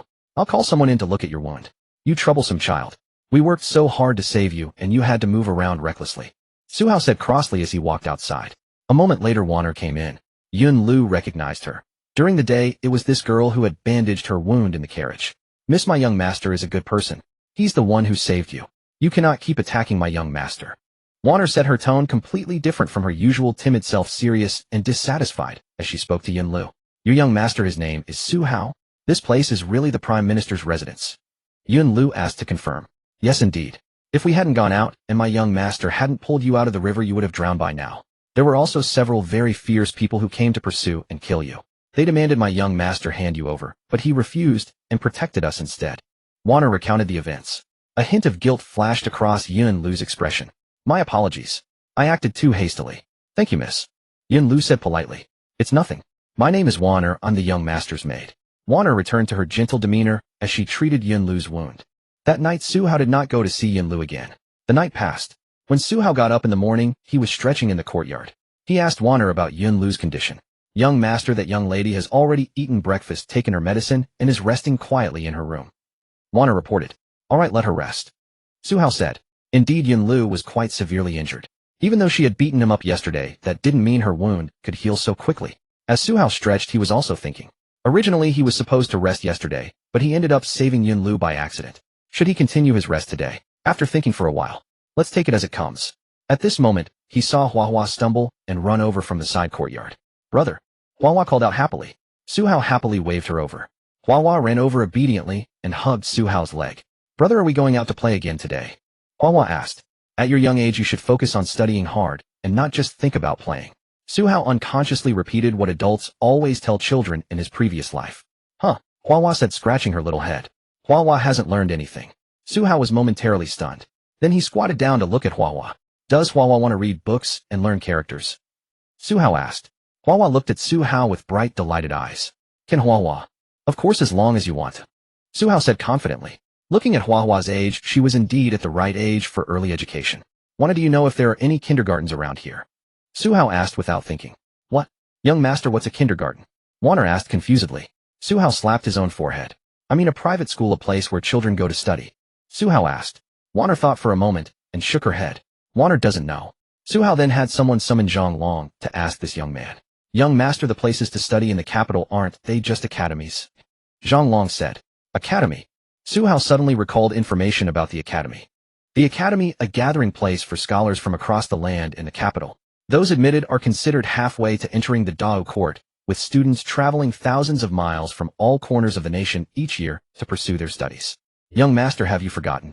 You were once a student at the academy too, but were sent back for being too unruly. Father even went to beg the master on your behalf back then, and the master called you uncarvable rotten wood. Zhang Long began recounting Su Hao's history. Enough, I remember now. No need to go on. Su Hao's face flushed red, looking at Wanner and Hua Hua, who were listening with great interest. What's wrong with the young master? Doesn't the young master care about his dignity? Then is there no place for children to study? Su Hao asked. Zhang Long shook his head. For ordinary families, how can they afford to send their children to school when they can barely afford to eat? Su Hao came to understand. Dao was much like the ancient times of his past life, with expensive paper and backward printing technology, making books even more costly, unaffordable for ordinary families. Once they grew a bit older, those who could read and write were already considered talents. As for families with better circumstances like Su Hao's official household, they would hire renowned local tutors from childhood to provide early education, and then when older enter the academy to prepare for the imperial examinations. Young master, if you wish for Hua Hua to learn to read and write, we can simply hire a few scholars to come and teach. Zhang Long guessed Su Hao's thoughts as he spoke. Su Hao stroked Hua Hua, who was clinging to his leg. Hua Hua, would you prefer that brother hire a tutor to come teach you at home, or would you rather study alongside everyone else at the school? Su Hao asked Hua Hua. Brother, what does the school look like? Hua Hua was just a child naturally curious about unfamiliar things. The next moment, Su Hao picked up Hua Hua. Let's go today, brother will take you to see what the school is like. Haha, great. Hua Hua smiled happily. Zhang Long quickly went to prepare the carriage. And Zhang Long and Zhao Hu drove toward the academy. Ding Xiu had gone to help Xin Xiuqiu today, so he did not accompany Su Hao. Young master, we have arrived at the academy. Zhang Long stopped the carriage and spoke. The carriage curtain was lifted, and Su Hao, Hua Hua, and Wanner stepped down. Su Hao was now seeing Dao's premier institution with his own eyes. The facade was indeed extraordinary, quite imposing. Indeed, it comes as no surprise. After all, those who emerge from here are assuredly officials. It would be hard to justify anything less grand. Wow, brother, this place is so beautiful. Hua Hua said in surprise. Wanner also nodded in astonishment. Hee, it's decent enough. Let's go in and take a look. Su Hao smiled and held Hua Hua's hand as they walked into the academy. As they walked in, they saw scholars coming and going. Truly a sacred place of learning. Hua Hua and Wanner curiously looked around. Su Hao was introducing things to both of them. The academy's grounds were truly vast. The group walked a considerable distance before reaching a schoolhouse. If carriages were allowed inside the academy, Su Hao would have wanted to ride one. Listening to the resonant reading voices of the scholars within, Hua Hua tiptoed to look inside. Seeing her cute posture, Su Hao picked her up so she could see more clearly. Su Hao, what are you doing? Suddenly a rebuke came from behind them. Su Hao turned around, seeing several scholar students approaching, who looked at Su Hao with disdain and asked, "Who are you? Do I know you?" Su Hao glanced at them contemptuously and asked. Actually, Su Hao recognized them. Several of these people were the ones who had been with Zhao Hao on the street that day. That's right, Su Hao's ex-wife and Zhao Ritian were both students at the academy.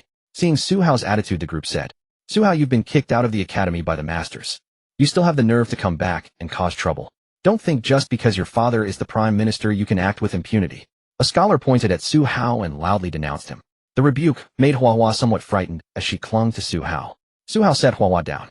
"Are you blind or something? Which I saw your uncle causing trouble." Su Hao truly didn't want to indulge these pedantic scholars. "You? Su Hao, you're vulgar, daring to curse people," a scholar exclaimed loudly. "So what if I curse you? You dare provoke me when you know your uncle's father is the prime minister. What's with you lot? Is your brain filled with paste? What? You don't want to be civil officials anymore? You bunch of blockheads, have you read yourselves stupid?" Su Hao unleashed his full barrage of insults. These scholars had never heard such vicious words before. They were furious, smoke practically rising from their ears. "You can't even keep up in an argument, what good are you? Hurry and scram," Su Hao said with disgust, and was about to take Hua Hua and the others away. "Su Hao, stop right there. The academy is no place for you to run wild." The scholars shouted loudly. Su Hao was angered. "So you don't want face when it's given, huh? Forgot your uncle was a spoiled brat, did you?" Zhang Long, Zhao Hu, shut them up. I don't want to hear them yapping. Seriously, hanging around with Zhao Ritian has made you all idiots. Su Hao cursed, dissatisfied. Zhang Long and Zhao Hu had long since lost their patience. The two clenched their fists and charged toward the scholars. "A bunch of idiots daring to curse our young master." Su Hao, stop. At this moment a voice came. The scholars, who had been somewhat panicked, saw the newcomer and looked delighted. "Senior Sister Xuanlu." Everyone called out. Zhang Long and Zhao Hu stopped and looked back at Su Hao, asking what to do. "Oh, isn't this my ex-wife? Do you have classes today, oi?" Su Hao asked teasingly. Zhao Xuanlu frowned and walked over. "Su Hao, don't call me that recklessly. What are you doing here? Are you going to let your people commit assault in the academy? What do you want, a medal? Where's your unlucky brother Zhao Ritian? Haven't healed yet, have you? Don't forget your lesson." Su Hao certainly didn't want to give this woman any face. "You?" Zhao Xuanlu trembled slightly with anger behind Su Hao. Zhang Long, Zhao Hu, 2 slaps each, let them remember this lesson. "Hit," Su Hao said sternly. "Yes." The two accepted the order, and before anyone could react, Zhang Long and Zhao Hu had already charged into the crowd. The sound of slapping had already echoed. Resist? Forget it if they couldn't handle these weak scholars. Zhang Long and Zhao Hu might as well quit. "Su Hao, what exactly are you trying to do?" Zhao Xuanlu asked anxiously. This was already the second time Su Hao had disregarded her dignity. "Do I need to report to my ex-wife?" Su Hao gave her a sideways glance and said, "Nonsense. This is a sacred place of the sages. What kind of behavior is this making such a commotion?" A hoarse rebuke came from the schoolhouse. Su Hao glanced over, then beckoned to Zhang Long and Zhao Hu. The two understood without words, stopped, and returned to their positions. "Master Kong, the master has arrived. Master Kong, you must give us justice." The beaten scholars quickly cried out their grievances. Zhao Xuanlu also hurriedly bowed to the old man. "Master Kong." This old man walked to stand before the group. More scholars, drawn by the commotion, had gathered around. "Su Hao, it's you. You come to the academy to cause trouble. Do you want this old man to memorialize the emperor against your father? Su Hao looked at this old man. This was the Master Kong who had called his former self uncarvable rotten wood, and then expelled him from the academy. Of course, given how the former self had behaved, being expelled was justified. No, Kong Fuzi, what you're saying is wrong. Why drag my father into my affairs? Are you looking for trouble?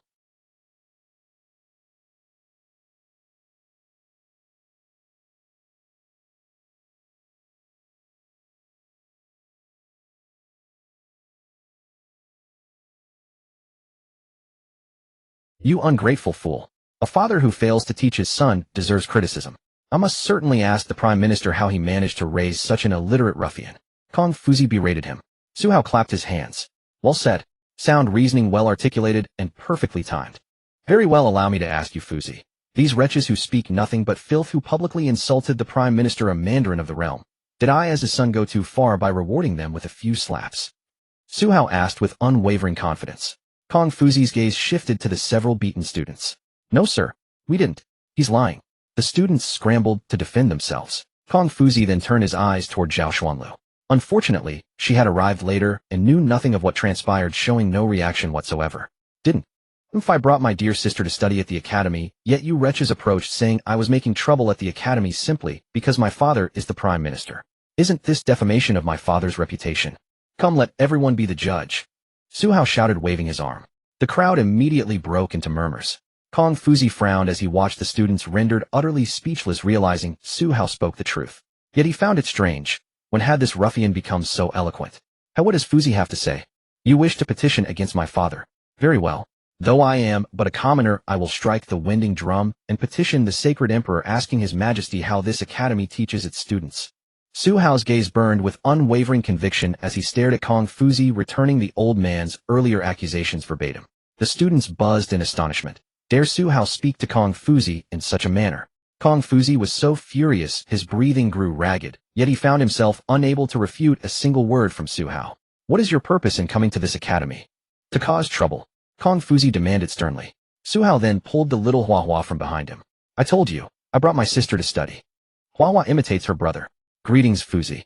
Su Hao demonstrated a proper teacher-student bow to Kong Fuzi. Hua Hua, still bewildered, mimicked him clumsily. Greetings, Fuzi. Hua Hua spoke in her adorable milky voice. Ridiculous. Absurd.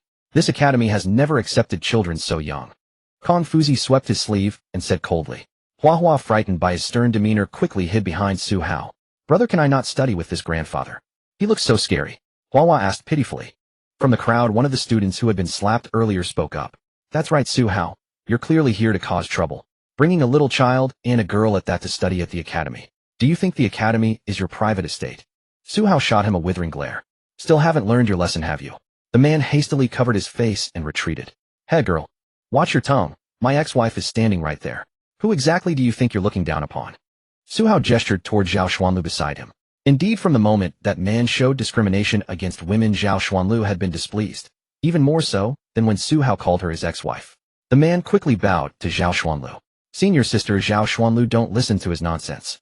This junior brother absolutely meant no such thing.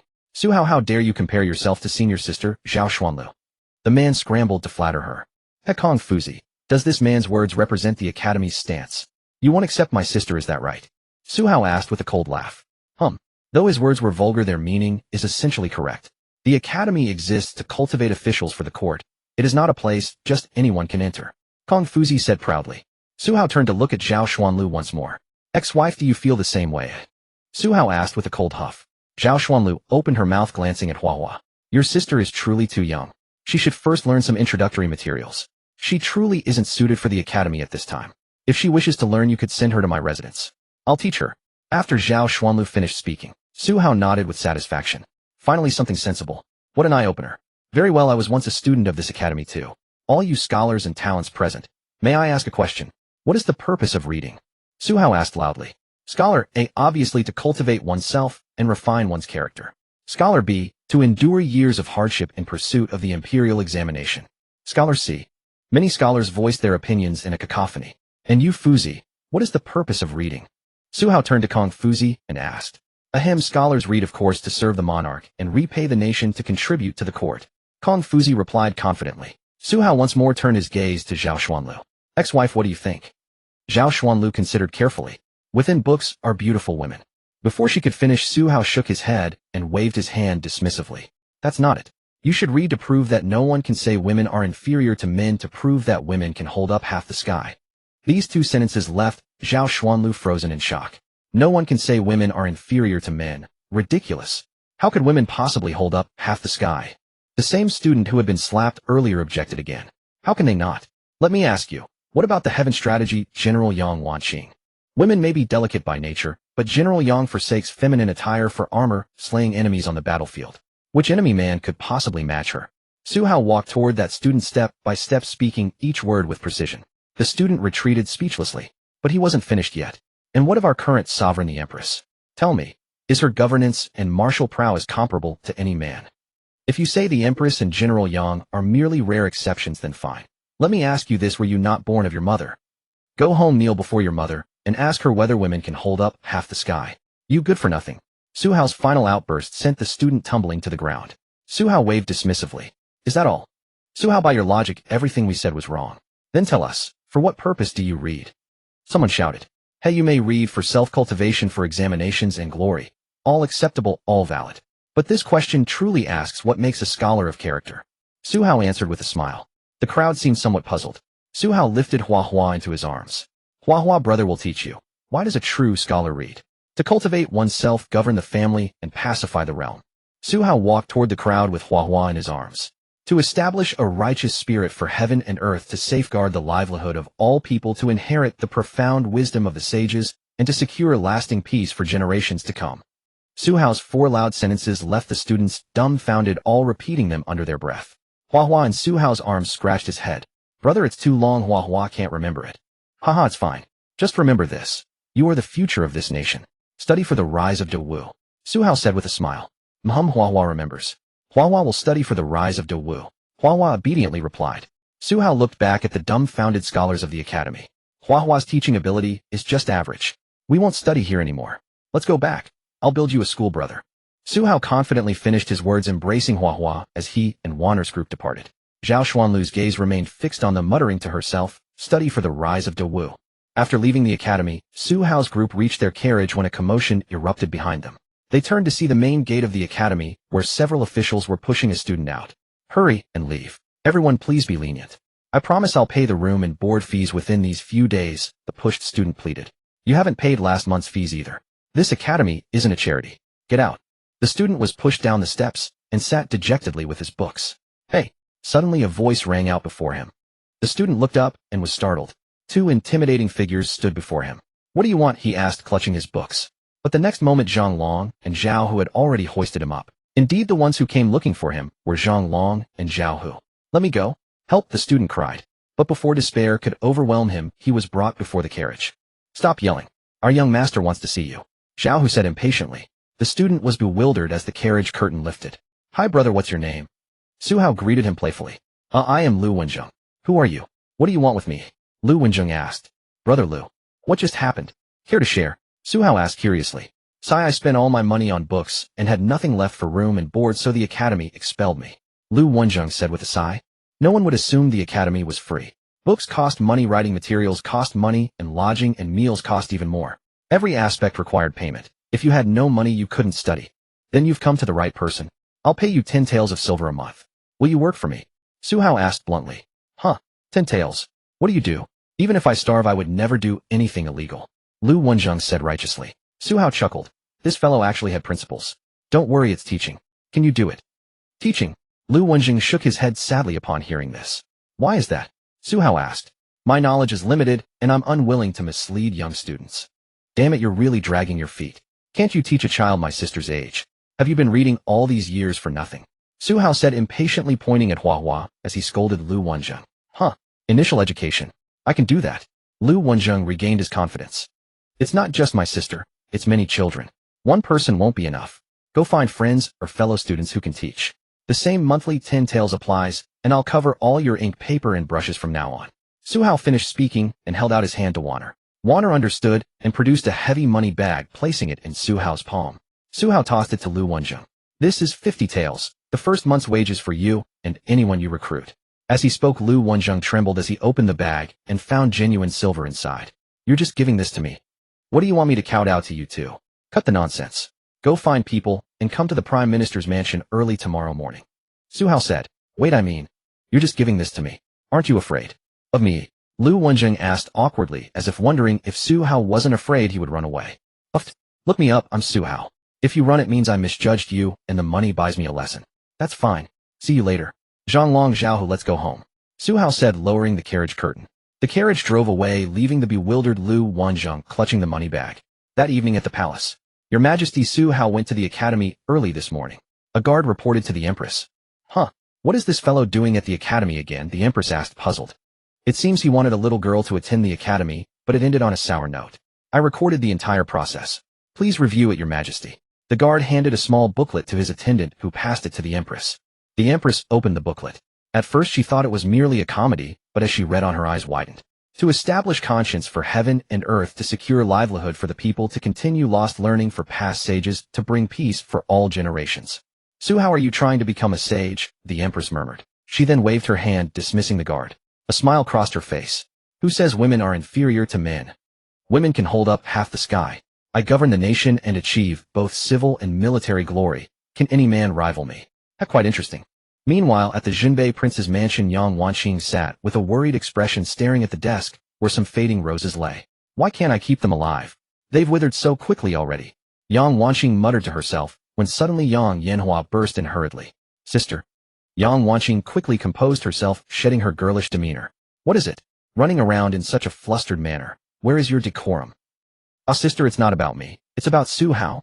This fellow huge scene at the academy today. Yang Yanhua said. Yang Wanqing looked at him in surprise. Su Hao? What was he doing causing trouble at the academy? Who knows? It's all the talk. People say he even mentioned you in public. Yang Yanhua was also puzzled. Mention me. What did he say? Yang Wanqing asked curiously. Let me think. How did this fellow put it? Oh, right, him. As for the current Tiansu General Yang Wanqing, though women are naturally gentle, General Yang prefers armor over makeup. On the battlefield, can any enemy soldier withstand her? Yang Yanhua recited with feigned grandeur. But the next moment Yang Wanqing's face flushed red. Why would he say such things? Yang Yanhua, oblivious to his sister's reaction, continued. I think those pedantic scholars were saying women shouldn't study. Su Hao retorted that women are not inferior to men and can hold up half the sky, using you as an example. He left those scholars speechless. Honestly, this fellow really knows how to speak. Hearing these words, Yang Wanqing rose and walked to the window. Who says women are inferior to men? Su Hao, you truly understand me. Yang Wanqing gazed resolutely at the moon in the sky. Yes, when she had first entered the military camp, no one had believed in her. But she was determined to prove that the banner of the Jinbei prince's mansion would never fall under her watch. At the Shangshu residence, Zhao Xuanlu had remained in the study since returning from the academy. Just then the study door opened, and Zhao Hao entered leaning on a cane. Su Hao, Ritian, what's wrong with you? Zhao Ritian, get lost. Sister, why didn't you come to dinner? Zhao Ritian walked over and asked. I'm not hungry. Little Hao, you go ahead and eat. Zhao Xuanlu didn't even lift her head as she spoke. Sister, what are you looking at? Zhao Hao curiously approached and asked, gazing at the desk Zhao Xuanlu had been staring at. The next moment Zhao Hao saw on the desk a piece of calligraphy. To establish a heart for heaven and earth. Zhao Hao read aloud. Indeed, the characters were written by Zhao Xuanlu after she returned in the afternoon, and she had been gazing at them all afternoon. As expected of my sister, a talented woman of our age. To harbor such a grand aspiration, the spirit within these characters makes this humble brother feel inadequate. Zhao Hao, assuming Zhao Xuanlu had written it, immediately praised her with admiration. Little Hao, for such words to come from a scholar's mouth. Does it not give us the learned a sense of direction? Zhao Xuanlu asked softly. Naturally, sister. Rest assured, for such a grand aspiration, this humble brother will fulfill it for you in the future. Leave it to me. Zhao Hao leaned on his cane and patted his chest as he spoke. He may have exerted himself a bit too much, for he coughed twice. Zhao Xuanlu stared at him with a strange expression. Why should you complete it for me? Sister's grand aspiration is thus, but sister is after all a woman. Such an arduous path. Let this humble brother complete it for you instead. Zhao Hao felt his words were impeccable. Wouldn't Zhao Xuanlu be deeply moved? But immediately his mood soured, for Zhao Xuanlu looked at him with a tormented expression. What's wrong with being a woman? Don't you understand? This is not one person's aspiration, but the aspiration of all scholars under heaven. Zhao Xuanlu spoke with a stern voice. The next moment, she picked up the calligraphy and tore it apart, startling Zhao Hao. Sister, what's wrong with you? Zhao Xuanlu gazed sadly out the window. Such a grand aspiration, I am not worthy of it now. These words were not spoken by me. Do you know who said them? Who? Su Hao. Zhao Xuanlu directly spoke Su Hao's name. Su Hao's cane fell from his hand. Who? Su Hao? Impossible. Su Hao responded with shock and indignation. As if she wasn't at all surprised by Su Hao's reaction, today Su Hao said it in front of everyone at the academy. Even Confucius was present. Zhao Xuanlu spoke calmly. Impossible, I don't believe it. Even if he said it, he must have copied it. It wasn't his own words. Zhao Hao's voice grew louder as he spoke, as if the louder he was the more it proved his point was correct. Zhao Xuanlu suddenly turned her head and looked at him with a strange expression. Copied. Little Hao, then tell me where should one go to copy such words of the sages? For such a grand aspiration, whose words should Su Hao have copied? Zhao Xuanlu's question was like a heavy hammer striking hard at Zhao Hao's Dao heart. No, impossible, impossible. At this moment Zhao Hao's mind was like paste, constantly muttering and repeating impossible from his mouth. Zhao Xuanlu sighed helplessly. All right, go have your meal. Tell father not to wait for me. Go out now. As Zhao Xuanlu spoke, Zhao Hao foolishly turned around, forgetting he hadn't picked up his cane, and almost fell. Then he awkwardly picked up the cane, glanced at Zhao Xuanlu, gritted his teeth, and went out. Today's sister was different, and even more different was that playboy Su Hao. That statement certainly wasn't from him. How could it be? Su Hao Ritian, you understand me best. Of course I couldn't have said those words. Only you know what I'm capable of. Zhao Ritian, one-on-one, come out. After Zhao Hao left, Zhao Xuanlu silently took out another piece of paper from her sleeve. On it, written in clear and resolute handwriting, were the words, who says women are inferior to men. Zhao Xuanlu looked at the words, recalling how Su Hao had spoken with such spirit at the academy today, recounting the current Empress and General Yang Wanqing. For some reason, hearing Su Hao speak of these two filled Zhao Xuanlu with an inexplicable ache in her heart, as though Su Hao were telling her directly that she, Zhao Xuanlu, could not compare to those two. In the past, within the imperial capital, setting aside the Empress Zhao Xuanlu and Yang Wanqing, this literary figure and that martial one had always been renowned as the two remarkable women of the capital, matched in both appearance and ability. But after hearing Su Hao's words today, Zhao Xuanlu felt uncomfortably that she was somewhat unworthy of her reputation. On the other side, Su Hao, who had returned from the academy, had no idea that his few words of mockery toward the academy had caused such a stir. He was currently busy calling Shin Shiqiu over. Paper must be produced as soon as possible. Su Hao said seriously. Rest assured, young master. The tools and materials have all been secured. We merely await your command, and Shun guarantees that production capacity will be ensured. Moreover, our technology and costs, compared to those paper merchants on the market, no, they simply cannot compare. As long as our product circulates in the market, we will certainly make a profit, Shin Shiqiu said with conviction. According to what we discussed earlier, the price will be low, just a bit lower than the paper on the market. When they lower their prices, we lower ours as well. I want to gradually bring down the price of paper and then compete with them on production volume. Su Hao spoke, and Shin Shiqiu nodded. By the way, there are a few more matters. First, immediately go collect books from the market. For the books we acquire, begin printing according to the technology one provided. The same principle applies. Our books must be priced lower than those on the market. There's only one requirement: make them affordable for scholars. Su Hao continued his instructions. Rest assured, young master. Shin understands. Second, go count how many of our workers have children at home. Once the count is complete, tell them that as long as they are workers of our Su family, their children can all enter my private school to learn to read and write. As Su Hao spoke, young master, this might not be appropriate. Although our workers' monthly wages are higher than those of other workers, the cost of education is still too burdensome for them, Shin Shiqiu said with concern. Who said we're charging? It's all free. For the children's education, paper books, all given to the workers at cost price. Now they can afford to send their children to school, right? Su Hao asked. Shin Shiqiu's eyes lit up as if two small abacuses were spinning rapidly in his eyes. Yes, absolutely. But young master, if we don't charge, won't we have to bear all these costs? Losing money. Su Hao looked at him strangely. Master Shun, if you're going to complain about being poor, I'll kick you. Don't think I don't know how fast you've been moving these past couple of days. I've already recovered the costs I gave you, and those 2 glass cups. You sold them at outrageous prices. Su Hao scolded in annoyance. No, just a small profit, a small profit. Shin Shiqiu said, awkwardly, thinking to himself, it must have been Ding Xiu who said that bastard. Ding Xiu, you didn't give me a hush fund. Besides, no matter how much you give me, I couldn't hide it from the young master. Su Hao sighed. We'll have to pay compensation, of course, but this amount we can still afford. Old Shin, you need to work harder. There will be plenty of opportunities to lose big money in the future. After Su Hao finished speaking, Shin Shiqiu was on the verge of tears. Boss, do you hear yourself? Is that even human speech? Is it easy for me to make money? I don't believe me. If I set up private schools in the imperial capital, I'd only lose a small amount. But what if I established them throughout the entire Great Wu? After Su Hao finished speaking, Shin Shiqiu stood dumbfounded. Then we'd lose everything. You're joking, right, young master? Shin Shiqiu asked with a bitter expression. Hey, when it comes to doing good deeds, young master never makes empty promises. Su Hao said with a smile. Shin Xiuqiu felt his blood pressure rising, nearly fainting. Alright, stop looking like that. Old Shin, let me tell you, within 10 years business in Great Wu will become much easier. Su Hao said firmly. Why are you so certain, young master? Shin Xiuqiu asked. Because the people of Great Wu can now read.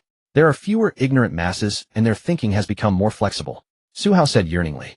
Shin Xiuqiu seemed to understand. Young master, don't worry, I'll go handle it right away. I've had Zhang Long find locations for the private schools. When the time comes, we'll immediately have carpenters build desks and chairs for the students according to the number of students. Send them over. Su Hao instructed. Yes, young master. After Shin Xiuqiu left, Su Hao sighed with relief, sat in his chair, and took a sip of tea. Ding, today's good deed task has been completed. The good deed content helped the impoverished scholar Lu Wenjing solve his food and clothing survival problems, and indirectly helped 4 academy students solve their food and clothing problems through Lu Wenjing. Based on the behavioral results evaluation, the host has obtained 1 silver pool lottery draw, 4 bronze pool lottery draws. Su Hao looked at the system prompt in surprise. Damn it, Lu Wenjing is quite capable. If I had known, I would have given him more money. But why are both silver and bronze rewards coming together? What's going on? The silver reward was provided by Lu Wenjing to the host, while the other 4 only provided bronze rewards. Su Hao was surprised. So this Lu Wenjing is different from the others. After all, only the female lead would provide silver rewards, right? Lu Wenjing. Su Hao began searching through the characters in the novel from his memory.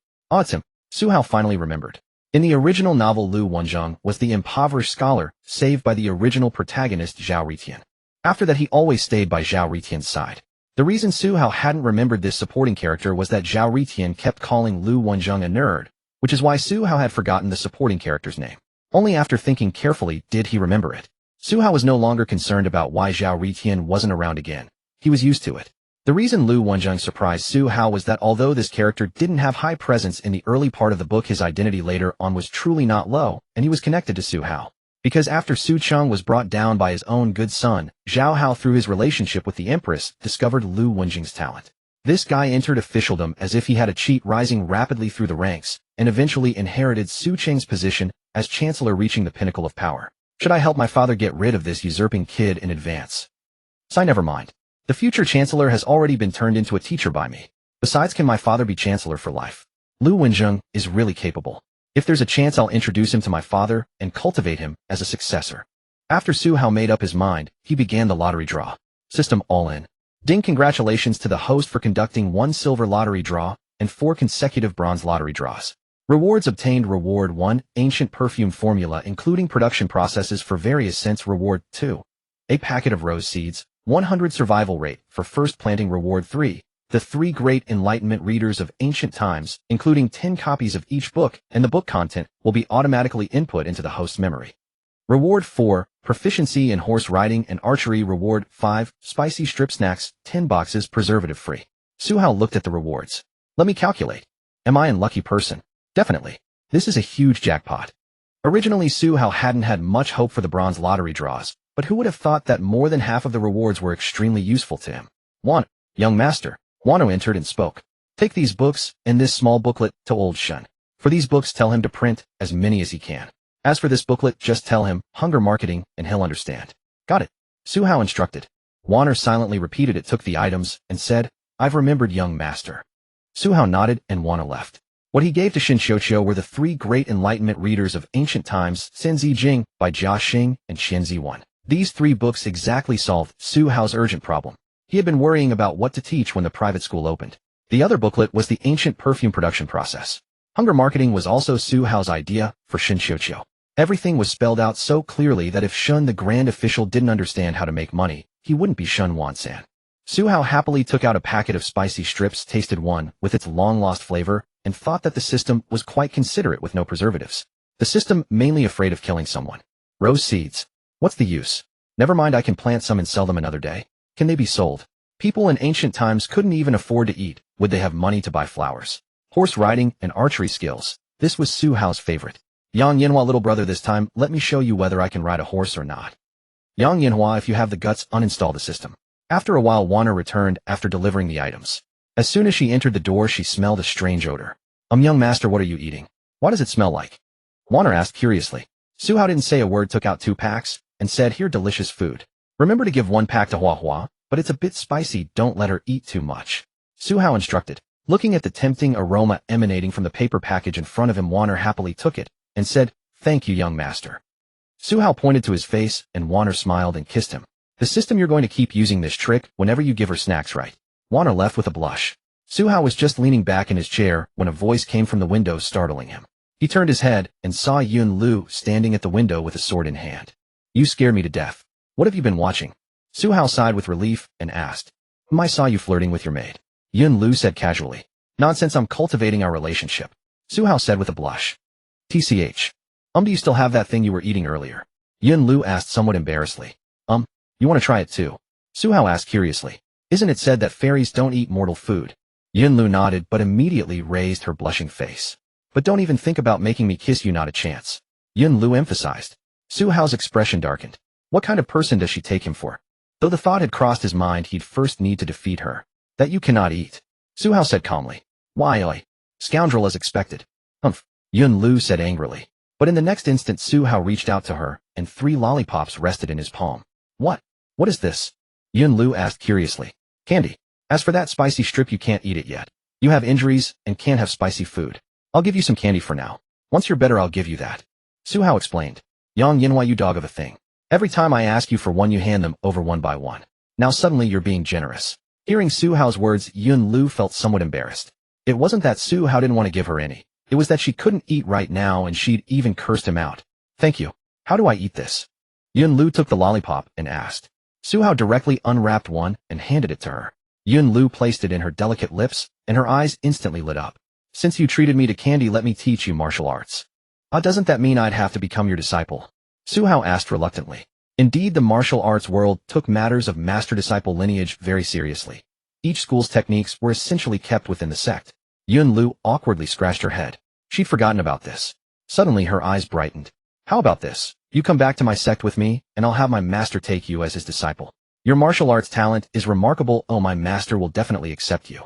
Upon hearing this, Su Hao thought, am I really going to poach from Ritian's territory? Zhao Ritian, damn it, haven't you poached enough already? After some thought, Su Hao sighed. "Forget it, I'm far too busy these days. When would I have time?" "Let's talk about it when the opportunity arises," Su Hao said. "What did you say? You're refusing. Do you know who my master is?" Yun Lu said in astonishment. Are you joking? I don't even know who you are. How would I know who your master is?" Su Hao knew, of course, but could only pretend ignorance. Otherwise, how would he explain it? "I forgot. My name is Yun Lu, and my master is Yun Huajinren, the palace master of the Tianshao Palace. Will you still refuse now?" Yun Lu revealed her identity, which meant she truly trusted Su Hao now. "Oh, I've heard of it. The righteous leader of the martial world. But I'm genuinely too busy. Look at how much I have on my plate every day. Who knows how long it would take to study at your sect?" Su Hao said with difficulty. Indeed, without the system, Su Hao would have jumped at the opportunity in a heartbeat. Nonsense. If someone offered him a grandmaster as a patron for free, wouldn't that be wonderful? But the current Su Hao. A grandmaster. Who knows? Someday with a stroke of luck his strength would appear out of nowhere. Learn martial arts from Yun Huajinren. How could he do good deeds then? No way. With your exceptional talent you must come back to my sect with me. You're wandering around with nothing to do all day. Don't think I don't know you're just a good-for-nothing prime minister's son. Yun Lu said stubbornly while eating candy. Your insults cut deep. Yes, I'm a wastrel, but I have important matters to attend to. For instance, tomorrow I'm planning to open a private academy. Su Hao said awkwardly. An academy? For what? To give children a chance to read and learn. To become literate. Su Hao explained. Why? Yun Lu still didn't understand. If children learn to read and write, they'll understand many truths about life. They can then choose their own paths in the future, right? Su Hao said. I'm asking why you're doing this. Aren't you just a wastrel? Su Hao's expression darkened. Who told you a wastrel can't do good deeds? Prejudice. All prejudice. Su Hao couldn't help but grumble. But wasting such exceptional martial talent without learning martial arts, truly a shame. I believe you could definitely become a grandmaster in the future. Yun Lu said regretfully. Why must I become a grandmaster? What is your purpose for learning martial arts? Su Hao activated his persuasion mode. Of course it's to defend justice and help the weak. Yun Lu answered without hesitation, sharing her goal of becoming a female hero. Oh, so that means you learn martial arts to do good deeds, correct? Su Hao asked. Yun Lu nodded in agreement. Then wouldn't I also be doing good deeds without learning martial arts? Su Hao countered. You? Yun Lu was rendered speechless. She wanted to argue, but he was right. Actually doing good deeds has no size or significance.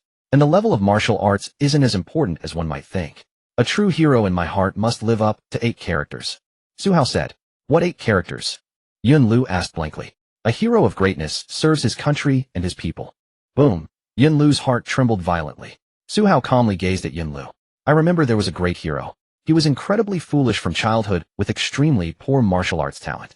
Yet such a person defended against foreign tribes for over a decade, preventing tens of thousands of enemy cavalry from breaching the city walls. In the end, his entire family perished in the battle to defend the city.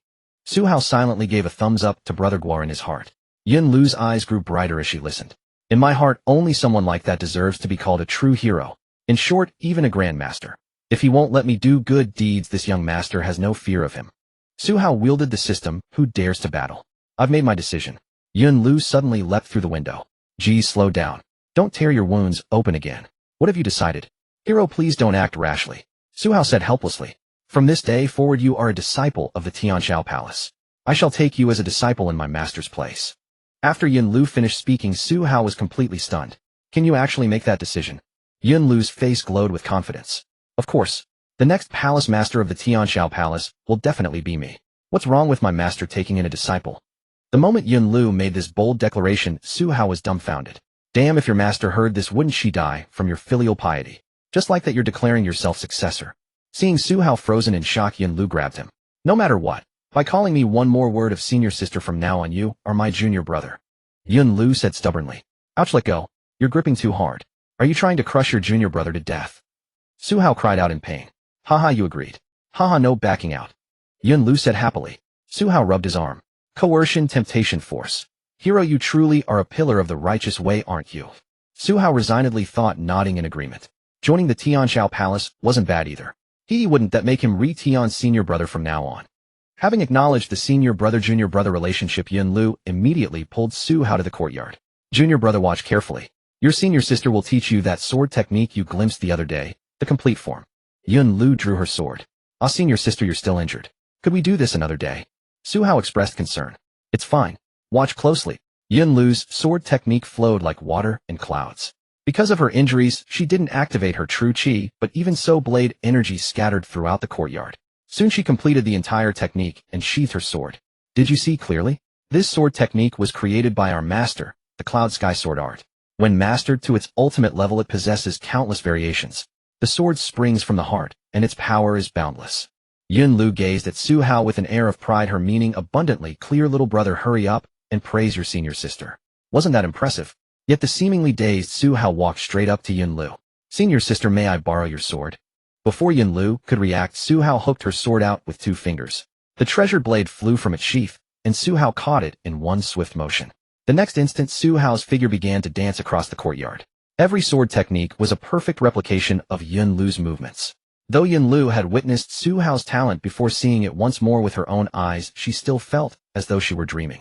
Unlike Yun Lu, Su Hao seemed to have entered a state of oblivion, his internal energy flowing through the sword's edge as it sent gusts of sword chi sweeping across the courtyard. A complete set of the cloud sword technique was executed by Su Hao. Finally, the treasured sword was precisely sent flying back into Yun Lu's sheath with a single palm strike. Senior sister, was that correct? Su Hao asked with a simple, earnest expression.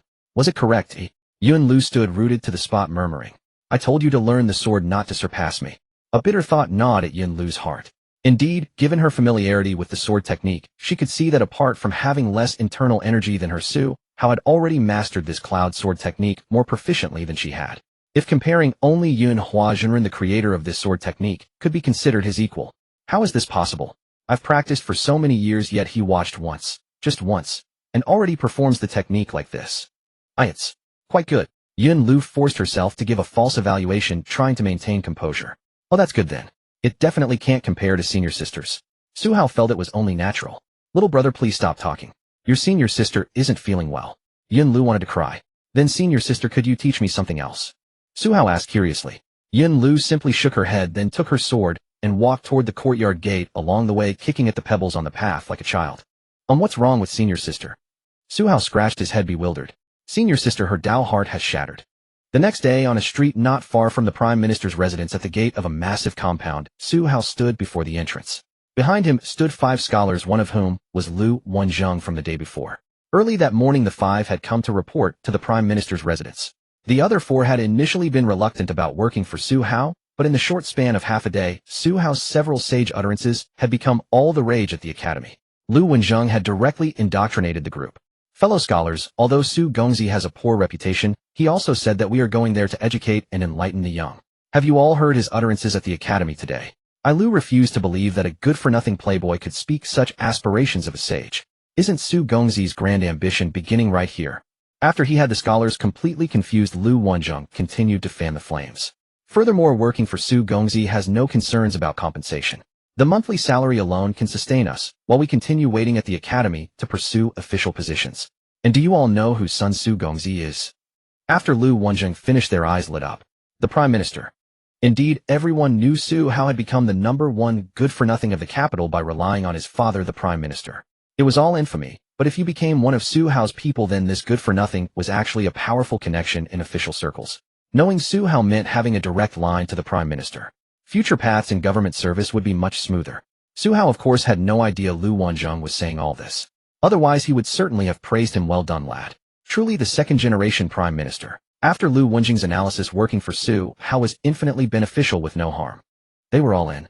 So the group had arrived early to meet Su Gongzi. Su Hao looked at the scholars with satisfaction, then led them to the location where the private academy was planned. The courtyard had been purchased yesterday. Shen Qiuqiu had enough workers transforming the interior into a proper academy setting. It was almost complete now. What they were waiting for was students. As if on cue, townspeople began gathering at the main gate. Shen Qiuqiu arrived with his people. Gongzi, everyone is here. Shen Qiuqiu reported. Su Hao looked at the crowd, most of whom were workers from Su family shops, the same group of former soldiers. Su Hao stood on the steps surveying everyone. I don't need to introduce myself, do I? Su Hao asked. No need, employer. The crowd called out. Good, then I won't waste your time. Do you see the courtyard behind me? Do you know what this is for? The crowd shook their heads. This is a place for your children to study and learn to read. After Su Hao finished speaking, the crowd began to murmur among themselves. You must be thinking we can barely afford to eat. How could we have money to send our children to study reading and writing? Su Hao spoke their inner thoughts for them. Yes, employer. The crowd responded. All right, no more jokes. Old Shin, post the notice. Su Hao ordered. Shen Qiuqiu quickly had his men paste the notice at the main gate. Some of you may not know what's written here, so let me explain. Starting today, any child of our Su family shop workers between the ages of 5 and 12 can be sent to study at White Horse Academy. As for the academy's name, Su Hao was simply too lazy to think of one. He had forgotten where in his past life he had heard this name, so he just used it. Employers certainly won't harm us. How much will the tuition be, employer? A man called out loudly. I love hearing that. Since you're all calling me employer, it's free. Su Hao replied with a smile. The entire crowd fell deathly silent. Really, employer? Someone asked disbelievingly. Would I deceive you? The children will be taught by our teachers for free. As for the paper and books the children will use, I'm sure many of you know what our family's business is. When you return home, Manager Shun will tell you about the Su family's worker benefits. Su Hao said. The next moment the crowd erupted in chaos. Employer is truly a great benefactor. Thank you, employer. If hiring them had given them hope to survive, now giving their children the chance to read, that was giving their families hope for the future. All right. Anyone who wants to enroll their child today, take 1 hour off work. Go home and bring your child here to register. Those without children at home will receive double wages today. Su Hao announced loudly. Yes, employer. Quick, we must send our children to study. Thank you, employer. The crowd dispersed in waves. Su Hao turned around only to see Lu Wenjing and the others staring at him in stunned silence. What's wrong with you? Su Hao asked. Su Gongzi, was everything you just said really true? Free education with no tuition? Lu Wenjing asked with difficulty. Oh, don't worry. Learning is free. Your teaching salary, I won't be short a single coin. Teach well. Su Hao said. The group exchanged glances, then shook their heads in unison, and all bowed to Su Hao in deep respect. What are you doing? Su Hao was startled. Gongzi is truly noble, the group declared loudly. Su Hao breathed a sigh of relief and returned the salute. You scared me to death. Young Master Su, we can lower our monthly salary, as long as it covers our food and lodging. Lu Wenjing continued. Several of them nodded in agreement. I actually think I'm paying too little. Do you know how many servants I have? Su Hao asked with a smile. They shook their heads. Do you think I bought this large courtyard and furnished it for nothing? I don't know the exact number of my servants, but there are definitely at least 2,000. After excluding those without children or who refuse to send them to school, this small courtyard will need to educate hundreds of children in the future. Do you still think this task is simple? Su Hao teased. Lu Wenjing and the others were stunned. That many? So don't sit idle. Go back and find more teachers for me. The monthly salary remains the same. If you can't find hundreds of children, you'll have to teach them yourselves. Su Hao grinned mischievously. Oh no, let's go quickly. I remember Brother Zhang is also struggling to make ends meet. I'll go find him. Several scholars exclaimed in surprise, and were about to leave to recruit more people, when Su Hao called out, "Wait, Lu Wanzheng." Su Hao stopped Lu Wanzheng and signaled Shinkubiu. His attendant handed a stack of books to Lu Wanzheng. "Young master, what are these?" "Teaching materials. You need to familiarize yourselves with them as soon as possible. I'm sure it won't be difficult. Then teach the children using these." Su Hao instructed. Lu Wanzheng looked at the books, then at Su Hao. "Yes, young master. I'll go find people first." Su Hao nodded, and the scholars hurried away with the books. Soon news spread throughout the capital that there was a place where children could receive free education. In the imperial palace, the Empress threw down the memorial in her hands in surprise. "What? Free?" the Empress exclaimed. She then looked at Su Cheng beside her, who shared her astonishment. "Prime Minister, do you know that Su Hao has established a free private school?" the Empress asked. Su Cheng helplessly shook his head. "Your Majesty, my son has not mentioned this to me recently. This may be another one of his impulsive ideas," Su Cheng said with difficulty. "An impulsive idea? As far as I know, your Su family has thousands of servants in the capital. If all their children can receive free education, Prime Minister, this is no small gesture, is it?" the Empress asked with a smile. Upon hearing this, Su Cheng immediately understood the implication. "Your Majesty, forgive me. My son's rash actions have disturbed your Majesty." Su Cheng apologized first. "Prime Minister, rise. I do not blame you or your son.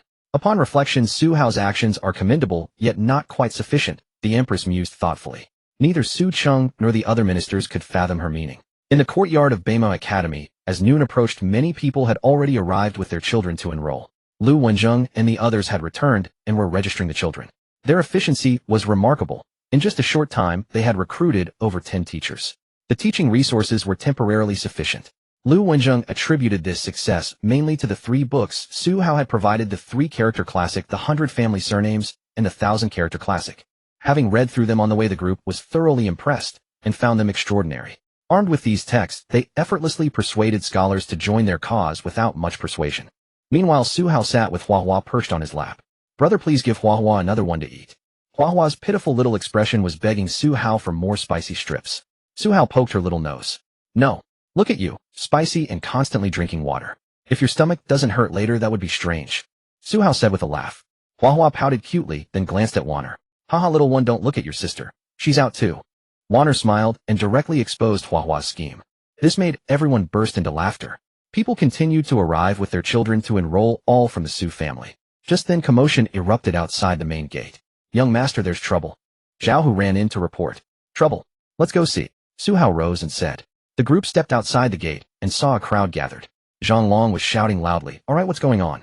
Su Hao emerged and asked. "Young master, they're causing trouble, disrupting things." Zhang Long pointed at the crowd. Su Hao looked and was taken aback. A familiar face he hadn't seen in ages. "Ritian, is that you? Haven't seen you in a few days, and you're still acting like this?" Su Hao asked in surprise.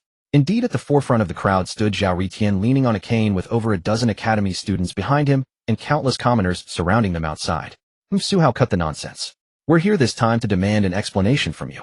Zhao Ritian shouted loudly, pointing at Su Hao. "Get lost. If you want milk, go home and ask your mother. What right do you have to demand anything from me? Are you that fool you need to find trouble?" Su Hao retorted irritably. "Su Hao, you." Zhao Ritian pointed at him in anger. At that moment, Ding Xiu stepped forward with a blade, casually picking his ear. "Kid, your wounds haven't healed, and you still don't learn your lesson. Point at my young master again, and you won't need those fingers." Ding Xiu finished casually. Zhao Ritian sullenly withdrew his hand. "Su Hao, what do you mean by establishing this Beimo Academy? Are you stupid? To read, of course. Do you think I opened an academy to listen to performances in a brothel? Use your head." Su Hao cursed. Zhang Long and the others nearly laughed out loud, while Wanner blushed, wondering why the young master became so irritable whenever this person appeared. "Fine. Reading. Your notice stated that all children of your Su family servants can study at the academy for free." Zhao Ritian declared loudly. "I can read. No need to repeat yourself. Get to the point." Su Hao said impatiently. "Fine, I want to ask. On what grounds can only your Su family's servants' children study for free while forcing our academy students to become teachers?"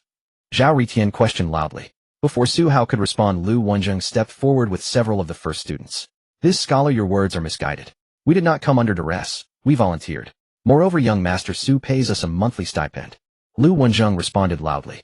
Su Hao watched this scene and thought, not bad, Lu Wanzheng is holding his own against this guy. As students of the academy, instead of burying yourselves in study and striving for official examinations, you run about leading others astray. Do you feel worthy of the academy's cultivation and nurturing? Zhao Ritian questioned again.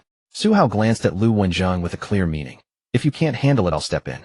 Lu Wenjing gave him a reassuring look. Brother, to insult someone's reputation on the spot proves you never learned at the academy. What do you mean? Zhao Ritian demanded sharply. What do I mean? When have you ever seen us lacking the ambition to study, diligently pursue official ranks, and serve the country? Though our talents are modest, we can assist young Master Su in achieving this noble endeavor of universal education and nurturing young minds. We feel an immense sense of honor. Even if Lu Wenjing may never attain official rank in this lifetime, he has found his purpose now. He is willing to remain at Bema Academy as a teacher, guiding children in their foundational learning, for this life is sufficient. Lu Wenjing's words echoed through the air. Su Hao wanted to give this guy a sarcastic thumbs up.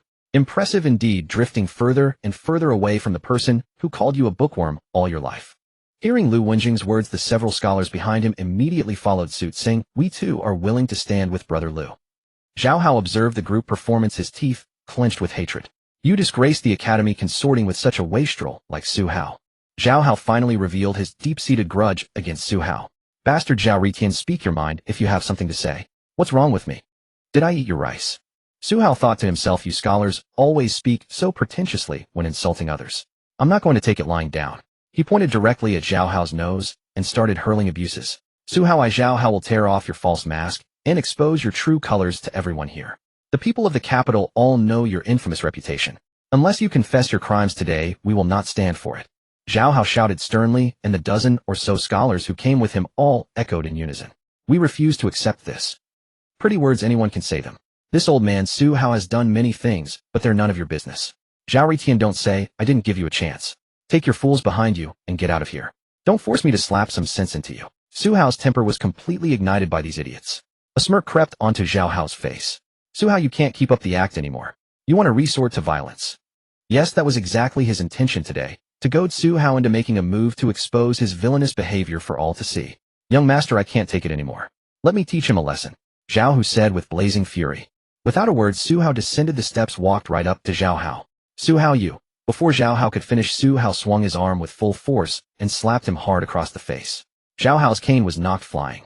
Damn, your face is really thick. It hurt my hand. I told you to leave, but you wouldn't listen. You actually took my words as empty threats. I said I'd slap you, so I slapped you. Now get lost. Su Hao rubbed his hand and cursed angrily. Zhao Hao was completely dazed from the slap. With some people supporting him, he managed not to fall flat on his face, but his face burned with pain. Under normal circumstances, of course, he wouldn't have been so easily knocked down by Su Hao. But with his injuries preventing him from using his abilities, his true strength was completely useless. Besides, Su Hao was no longer the person he used to be, now possessing divine strength and the internal energy of a top-tier martial artist. Su Hao, I'll kill you. Zhao Hao pointed at Su Hao, his eyes red with rage. Is killing someone supposed to happen with your mouth? Get out of here. Su Hao disdainfully cursed. Zhao Hao glanced at the scholars beside him, and they nodded. Then he stood up and declared loudly, everyone sees this. A bully is a bully. When reason fails, he resorts to violence. His so-called White Horse Academy might just be a cover to deceive and traffic innocent children. Don't be fooled. The scholars incited the surrounding commoners loudly. The crowd erupted in discussion. More and more people gathered. At this moment, Zhao Ritian got up from the ground. Su Hao, let's see how your White Horse Academy recruits students now. Zhao Ritian said in a low voice. Su Hao grabbed him by the collar. Damn it, Zhao Ritian, which one of us is the villain here? Are you out of your mind? You must be sick in the head. Su Hao truly could not endure it any longer. This villain is about to use force, but we outnumber him. Don't be afraid. The scholars behind Zhao Ritian incited the commoners. The crowd began closing in on Su Hao. Not good, young master, retreat quickly. Ding Xiao cried out in alarm. If Su Hao got surrounded by the commoners with so many hands, anything could happen. Just then, from outside the crowd came the clanging sound of armor and galloping horses. The commoners looked and hastily stepped aside. Here came Yang Wanqing, her military armor gleaming, radiating an imposing presence on horseback. Yang Yanhua also rode alongside, followed by a squad of Jinbei Prince's personal guards. They instantly pushed the crowd back away from the entrance of White Horse Academy. I am Yang Wanqing. Who dares cause trouble at the White Horse Academy? Yang Wanqing rested her hand on the sword at her waist, fixing the crowd with a murderous glare. The Tiencel General. It's General Yang of Jinbei Prince's manor. The commoners whispered among themselves. Yang Yanhua dismounted and looked at Ding Xiao and the others. Where's Su Hao? This old man is right here. Damn, I almost got jumped by the crowd. Su Hao squeezed his way out of the crowd, cursing. When Yang Wanqing saw Su Hao emerge, she immediately dismounted. Are you alright? Yang Wanqing asked with concern. Nothing serious, just got pushed around a bit. How come you two are here? Su Hao looked at Yang Wanqing and asked. At this moment his little brother the show-off poked Su Hao's arm. Hee, I guessed you'd run into trouble, so I brought my sister here to back you up. Pretty cool of me, right? I'm telling you this won't be over without 2 lollipops. Yang Yanhua had picked up some bad habits from hanging around Su Hao. He was getting good at leveraging situations and mooching off people. Before Su Hao could respond, Yang Wanqing simply reached out and grabbed her unlucky brother's ear. Ouch, sister, that hurts. Yang Yanhua's cool act lasted less than 3 seconds. Yang Yanhua covered his ear and looked at Su Hao. Alright, go cry in the corner. Su Hao took out a package of spicy strips from his chest and handed it to him. What's this? Smells amazing. Yang Yanhua exclaimed in delight as he took the spicy strips to enjoy on the side. When Su Hao and his group saw Yang Wanqing suddenly arrive with soldiers, they were thrown into a panic. Of course, Su Hao recognized Yang Wanqing, this legendary female general of the capital. Greetings, General Yang. I am Su Hao. May I ask the purpose of your visit today? Su Hao bowed respectfully from across the guards and asked. Yang Wanqing swept her gaze across the area. Does this general need to report to you? Who among you incited the commoners to attack the White Horse Academy? Step forward. Yang Wanqing's cold voice made those nearby shiver. The scholars who had been so domineering just now all shrunk their necks like quails. A trickle of cold sweat rolled down Su Hao's forehead. The next second, he stepped forward. General Yang, your name, as the Tiencell General, resounds throughout the capital, beloved by the people. Perhaps you're unaware of what transpired here. This Su Hao uses the academy as a facade to deceive innocent commoners. General, do not be deceived by such a villain. Yang Wanqing walked step by step toward Su Hao. You say Su Hao deceived the commoners. Those people are veterans who retired from the front lines of Dowu's border army. He provides education to their children. Who exactly did he deceive? Or do you take this general for a fool? Answer me. Yang Wanqing demanded coldly. The sword at her waist was almost drawn. Su Hao felt an overwhelming pressure from this innate expert, causing his heart to tighten. General Yang, that is not what I meant. Then what did you mean? Today, if you cannot give a satisfactory explanation, I shall take all of you to the academy to ask questions. Whose orders prompted your incitement of the commoners? The iron-blooded pressure of the general was more than these scholars could bear. Su Hao knew he could not let this continue. He had to find a way to turn the tables. Su Hao, you claim your academy is free. Then why do you only accept children from your own household staff and refuse children from other commoner families in the capital? Dare you say you have no ulterior motives? Su Hao knew he could no longer confront Yang Wanqing directly. He had to find a real target. Listening to Zhao Ritian's words that bordered on moral coercion, Su Hao was about to retort that it was his money, and he could spend it however he pleased, that no one had the right to tell him otherwise. But before Su Hao could finish speaking, the surrounding commoners began murmuring amongst themselves. Yes, our children want to learn to read and write too. We could work at the Su family too so our children can study. We're willing. Please, young Master Su, give our children a chance too. The commoners' chatter grew louder and louder. Yang Wanqing listened to the villagers around her being stirred up by Su Hao making such unreasonable demands. She was furious. Who was Su Hao? He was just a wastrel. He wasn't the emperor. If they wanted every child to learn to read and write for free, why didn't they ask him to sit on the throne? You? Yang Wanqing was about to scold the foolish commoners, but Su Hao pulled her back. He shook his head, then walked back up the steps and faced the murmuring crowd. May I have a moment of your attention, everyone? Su Hao began to speak, and the commoners turned their attention to him. I understand your wishes. Every parent wants their children to learn to read and write. Whether it's a butcher's son or a farmer's child, everyone deserves a chance to change their fate through knowledge. I understand all of this. Su Hao spoke calmly and loudly. Yes, the demands of these simple folk were excessive. They had never considered whether Su Hao even had such capability. But Su Hao understood that the fault did not lie with the commoners, nor with Zhao Ritian who had incited them. The blame lay with this era, this cruel class-structured era. The common people at the bottom could not read, did not understand reason, which was why they were so easily manipulated. Ancient laws were strict, so strict that people trembled at the mere mention of them. But the purpose was to make these ignorant people who did not understand boundaries or morality so afraid that they dared not violate the nation's laws. Hearing Su Hao's words, the commoners nodded in agreement. This was exactly what they had been thinking. I never said the White Horse Academy would be the only one. But to open an academy, we need many literate teachers. Right now, this White Horse Academy has several hundred, even nearly 1,000 children. Su Hao's heartfelt words left the commoners stunned. This was a clear and honest accounting. Zhao Ritian was also surprised. He had never expected Su Hao to have taken in nearly 1,000 children. How much would that cost? What was Su Hao thinking, keeping himself busy with this? But Su Hao truly had no desire to deal with this person right now. Seeing the commoners' voices quieting down, Su Hao felt no joy because he could see that what had disappeared was the spark of hope in their eyes. The White Horse Academy will never be the only one. But this cannot depend on Su Hao alone. It depends on all of you. Su Hao spoke again. What can we do, young Master Su? The commoners asked. From this day forward, our White Horse Academy will recruit capable teachers. With more teachers, I can open more White Horse Academies. We also accept donations from anyone, whether money or goods. Let me be clear, these donations are for the children of the Academy. And anyone who donates, even if it's just 1 copper coin, may inspect the Academy's accounts to see exactly where the money goes. Furthermore, at every White Horse Academy, I will erect a merit seal. Anyone who makes significant contributions to the White Horse Academy will be inscribed upon it. Easy words. Who would actually donate? A scholar shouted in retort. Su Hao didn't look at him, but addressed the commoners instead. There will be. Someday, with everyone's help, the White Horse Academy will spread to every town and county throughout Dawu. Your children will all have the opportunity to study. This is all just empty talk to deceive us. Aren't you the sage's disciple? Then show us instead of just talking. Zhao Hao shouted sharply. Yang Wanqing glared at Zhao Hao, wishing she could cut the man down with a single sword. Su Hao let out a desolate, cold laugh. I am no sage. If it all depended on me alone, this world would be doomed. Su Hao's one desolate sentence left all the scholars present speechless. Suddenly a voice rang out from the crowd. Can I sign up to be a teacher at the White Horse Academy right now? Everyone turned to look. Zhao Xuanlu stepped out from the crowd. Sister, why are you here? Zhao Hao asked excitedly. Zhao Xuanlu glanced at him. Go home. Don't cause any more trouble, Zhao Hao. The disappointment in Zhao Xuanlu's voice seemed to be the last straw for Zhao Hao. Why? He asked in disbelief. Zhao Xuanlu ignored him. Instead, she walked firmly towards Su Hao with steady steps. As she passed Yang Wanqing, the two women locked eyes. Zhao Xuanlu nodded at Yang Wanqing first. Then she stood below the steps and bowed formally to Su Hao and the others above. This humble woman, Zhao Xuanlu, wishes to join the White Horse Academy as a teacher. May I? Zhao Xuanlu's voice was loud enough for everyone present to hear. Zhao Xuanlu. Isn't she the first talent of the capital? Such a talented lady wants to teach at the White Horse Academy. The commoners were shocked. To be honest, Su Hao was even more shocked. He never expected that Zhao Xuanlu, who had always sided with Zhao Hao and opposed him, would suddenly want to join him. If his ex-wife had stood on the opposing side to denounce him, Su Hao wouldn't have been surprised at all. But today's Zhao Xuanlu truly shocked him. Su Hao came back to his senses and descended the steps.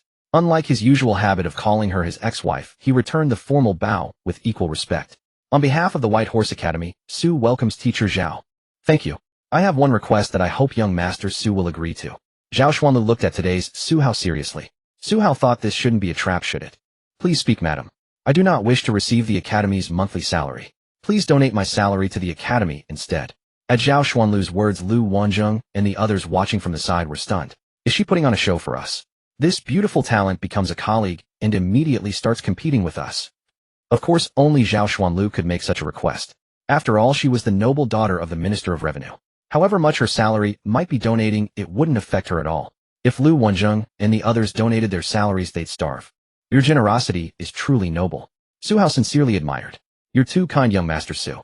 After Zhao Xuanlu said this with some joy, she returned the bow and naturally stepped up onto the steps, making it clear she was now a member of the White Horse Academy.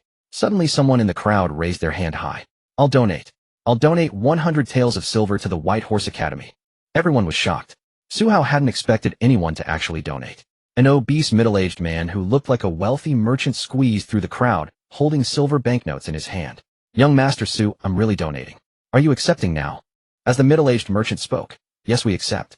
Zhonglong Lu Wenjing, please attend to this gentleman. May I ask your name? Zhao Xinglong. What a fitting name. Your business must surely thrive. Su Hao complimented politely. Haha, thank you for the kind words, young Master Su. Zhao Xinglong laughed happily. You're too kind. Please take Mr. Zhao inside to register. And remember, when we build the merit steely mark Mr. Zhao as the first benefactor who donated to the Beima Academy. Su Hao instructed, very well, young master. Please, Mr. Zhao. Zhonglong hurriedly welcomed Zhao Xinglong inside. The common folk murmured in surprise, someone is actually donating 100 taels. Zhao Xinglong glanced back at the crowd, thinking to himself, what do you know? Is 100 taels a lot? It's a considerable sum, but is the money well spent? Absolutely worth it. This academy was founded by Su Hao, and who is Su Hao's father? The current prime minister. His son is having a stele inscribed with his own name recorded at the entrance of this Beima Academy. As long as the academy stands, Zhao Xinglong has effectively spent 100 taels to let everyone know he knows Su Hao. If his family's business faces difficulties in the future, he'll have someone powerful backing him. Moreover, he plans to send his children to the academy once Beima Academy opens its branch schools. Once admitted to Beima Academy, regardless of other matters with the prime minister involved, his children's future prospects are secure. He can only imagine how stable it would be. Among the crowd, the astute aren't limited to Zhao Xinguang himself. Though the man surnamed Zhao got the better of the opportunity, many merchants in the crowd pulled out silver notes and loudly shouted their donations. 50, 100 taels each. When Su Hao saw this scene, he cursed inwardly and thought this was actually working out. He quickly stepped onto th. Once the scale expands, we'll continue to increase enrollment, Su Hao shouted. Really? I'll donate too. I'm donating 1 coin. I'll go without a meal then. I'm donating 3 coins. For the children, donate. The ordinary commoners also began to shout in unison. Like water dripping through stone at this moment, Su Hao saw hope again in the eyes of the people. At this time, the commoners' recruitment queue had split into 2 lines entering the academy. Zhao Ritian and his followers in the crowd were dumbfounded. Watching this scene, Zhao Ritian was completely stunned. Why was this happening? He knew that whatever he said now would change nothing. Just then a procession arrived at Beima Academy. The imperial edict has arrived. The attendant's sharp voice rang out. The crowd was greatly surprised and quickly made way. Su Hao also rushed out upon hearing the news. The imperial edict has arrived. Su Hao receives the edict. The attendant stepped onto the platform and raised the imperial edict high, shouting. The surrounding commoners all knelt down. Su Hao, reminded by Zhang Long, was just about to kneel to receive the edict when he heard the attendant say to Su Hao, "Young Master Su, you are excused from kneeling. You may receive the edict while standing." Su Hao was surprised. So polite. Not even required to kneel to receive the imperial edict. The Prime Minister's son Su Hao receives the edict. Su Hao receives the edict. Su Hao bowed respectfully. Kneeling wasn't required, but a bow was still necessary. By the will of heaven, Her Female Majesty the Emperor decrees the Prime Minister's son Su Hao has shown loyalty to the sovereign and love for the country as clear as the sun and moon. During the disaster, he voluntarily set up shelters and distributed porridge to relieve the afflicted people and gathered nearly 1,000 households of elderly, weak, and disabled border soldiers to share the court's burdens. Today he has established Beima Academy in the imperial capital to shelter countless children and provide free education in reading and writing. This act is of boundless merit, and we are gratified. We specially grant Su Hao exemption from kneeling when appearing before the sovereign henceforth, and bestow upon Beima Academy an imperial plaque. So decrees. The attendant read out the imperial edict. Su Hao looked down at Zhang Long behind him. Is that all? This is too stingy, Su Hao complained under his breath. Young master, stop talking and receive the edict quickly. Zhang Long hurriedly reminded him, thinking to himself, "Oh, ancestors, say less. You're the first one to complain about the emperor's rewards being too little. Young Master Su, please receive the edict." The attendant politely addressed Su Hao. "Oh, thank you, eunuch. Would you like to come inside for some tea?" Su Hao took the imperial edict and asked politely. "Haha, young Master Su is too kind. This old servant has delivered what Her Majesty intended for you, and should return now. If there's an opportunity, this old servant will surely visit your residence." The attendant replied with a smile. "Very well, thank you for your trouble, eunuch." Zhang Long, see the eunuch out. Su Hao instructed. Watching the attendant leave, Ding Xiu approached. "Young master, a master." "Who? That eunuch just now?" Su Hao asked curiously. "Yes," Ding Xiu nodded. "I just don't understand, why can you always tell whether someone is skilled or not? Why can't I feel it?" Su Hao asked curiously. Hee, when you're like me, risking your life on the blade's edge, you'll notice." Ding Xiu said jokingly with a smile. "You should wish me well." Su Hao said impatiently. At this moment, several people brought over a plaque covered with red cloth. Su Hao pulled it off in one motion, revealing the large characters, Beima Academy, and the imperial bestowal inscription. "Hang it up," Su Hao instructed. Several people hurried to fetch a ladder. The commoners present watched as Beima Academy hung the imperial plaque bestowed by the female emperor, giving them even more hope for the academy. Now Beima Academy was recognized by the court and supported by the female emperor. Long before the imperial edict was finished being announced, Zhao Ritian had already left in a daze. The academy students also slipped away dejectedly. Nonsense, why would they stay if not leaving? The female emperor herself has recognized Beima Academy. Do you still have objections? Are you looking to die? At this time inside the academy, everyone was bustling about. Even Xin Xiuqiu was leading the assistants in busy work. Yang Yanhua had been tricked by Su Hao with a packet of spicy strips and went off happily to work. The mansion guards brought by Yang Wanxing also went to help. At this moment, Su Hao led Hua Hua over to Yang Wanxing. "Thank you today, General Yang." Su Hao said politely. Indeed, he should thank them. Without Yang Wanxing's timely arrival today, although Su Hao's life was not in danger, it was true that he would definitely have been kicked out of the circle. No need for politeness. You are doing good deeds, and they are causing trouble, Yang Wanxing said sincerely. "What good deeds?" "I almost lost control," Su Hao said gratefully. Yang Wanxing smiled. I will help you," Yang Wanxing said softly, somewhat embarrassed. "Moi." Su Hao didn't hear clearly. Brother Sister Yang's face is so red. Is she sick? Hua Hua asked curiously. It does seem a bit red. General Yang, is the armor too hot? Su Hao asked naively. Yang Wanqing's face grew redder and redder. It's not hot. I have prior engagements and must leave first. Just have my men bring the people back later. Yang Wanqing couldn't stop complaining in her heart about this pair of naive siblings. Hurry and leave, or before you know it this rogue might want to remove my armor. Leaving already. Su Hao was somewhat confused. At this moment Yang Wanqing, who was about to leave, suddenly thought of something. She bit her lip, turned around. Oh, that. She found it hard to ask. What? Su Hao complained in his heart. You're such a big general, can't you just say what you want to say? That flower withered. Do you? Do you have any more? Flower? Oh, that bunch of roses. That kind of flower doesn't last long. It's gone. Su Hao barely remembered that Yang Wanqing was referring to that bunch of roses. Upon hearing Su Hao say there were none left, a trace of disappointment flashed across Yang Wanqing's eyes. All right then. But I have seeds. Would you like some? Su Hao suddenly said. Yang Wanqing's eyes lit up. Yes. Su Hao took out a paper packet of seeds from his bosom. You can plant them in the ground or in flower pots. It's best to plant them in pots, otherwise they'll freeze to death in winter. These flowers are cold sensitive. I'll give you half and keep half for myself, Su Hao said, leaving half the rose seeds and giving the other half to Yang Wanqing. Yang Wanqing carefully took the seeds. I've remembered clearly. I will plant them well. Yang Wanqing said joyfully. No worries if they don't take root, I've got a backup plan anyway, Su Hao said casually. Brother, look at Sister Yang's face, it's red again. Hua Hua swayed Su Hao's arm as she spoke. Su Hao looked up and saw Yang Wanqing glaring at her. This time Su Hao understood why her face was red, not from shyness but from anger. Do you look down on me? Yang Wanqing asked stubbornly. Oh, that's not what I meant. I was saying you're usually busy training troops and have no time to tend to them. Su Hao quickly explained. If he didn't clarify now he'd be beaten. Even if I'm training troops I can still grow them well. Believe it or not, just wait and see, Yang Wanqing said arrogantly. All right, as long as you're happy. Su Hao didn't dare to provoke this female war god and quickly agreed. Enough, thank you for the flowers. I'm leaving. Yang Wanqing whispered her thanks and turned to run out. Brother, how can Sister Yang's face turn red so suddenly? Hua Hua can't do that. Hua Hua pouted cutely. Haha, you're so clever, you little smarty pants. Su Hao laughed and pinched Hua Hua's chubby cheeks. Meanwhile, Zhao Xuanlu, who was helping the children register over there, had long noticed them since Su Hao went to find Yang Wanqing. For some reason, seeing the two chatting and laughing together made Zhao Xuanlu feel uneasy. Her mind kept replaying every unpleasant encounter with Su Hao, his roguelike habit of calling her former wife that disdainful attitude whenever he saw her, as if everything she said was wrong in his eyes. And yet today Su Hao had respectfully addressed her as Mr. Zhao. The final image frozen in her mind was from the beginning, when she went to the Prime Minister's mansion to annul the engagement. If only she hadn't broken off the engagement back then. Thoughts like these were terrifying. Once they took root, they could not be suppressed. After a long day of work, Beima Academy finally finished registering a large number of children. Zhao Xuanlu, Lu Wenjing, and their group of scholars were also assigned to oversee the children. Su Hao handed out the books printed by Shin Qiqiu to everyone. Zhao Xuanlu couldn't put down the 3 reading books in her hands. As for the many donors, their names and donation amounts were recorded, and Su Hao immediately had Ding Xiu find a stonemason to carve a stele. By the time Su Hao returned to the Prime Minister's mansion with his people, it was already very late. Exhausted, Su Hao didn't even want to eat. As he just lay down on the bed, Ding detected that today's good deed task has been completed. The good deed establishing a free enlightenment academy in the imperial capital, contributing to the education of Dongwu and extending the fate of the Dongwu kingdom.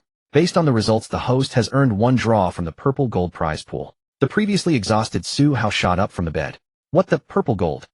Su Hao was greatly surprised. This was the first time such a prize pool level had appeared. The purple gold prize pool must be even more awesome than the golden prize pool, Su Hao muttered. But then he thought again. It wasn't necessarily so, it all depended on luck. Su Hao rubbed his hands together. System, draw the lottery. Ding. Congratulations to the host for drawing once from the purple gold prize pool. You have obtained 1 Desert Eagle Golden Edition. Huh, you're giving me a Desert Eagle. Is this all for a purple gold draw? Su Hao was embarrassed. It wasn't that he thought the reward was bad. It was just that this kind of reward usually came from bronze or silver prize pools. Su Hao could accept that. Besides, in this world where martial arts existed, whether a Desert Eagle could handle experts was questionable. More importantly, what would he do once the bullets ran out? What else could he use it for? Su Hao could only keep it as a souvenir unless he kept drawing bullets. Or what else? Was he supposed to handcraft bullets himself? Don't be ridiculous. But the next second Su Hao was slapped in the face by his own ignorance. Golden Desert Eagle System Special Edition, permanent durability, cannot be damaged by external forces. Updates, 50 bullets daily. Update method, place the gun into the system space, and it will automatically refresh bullets. However, daily bullets cannot stack and will auto-refresh.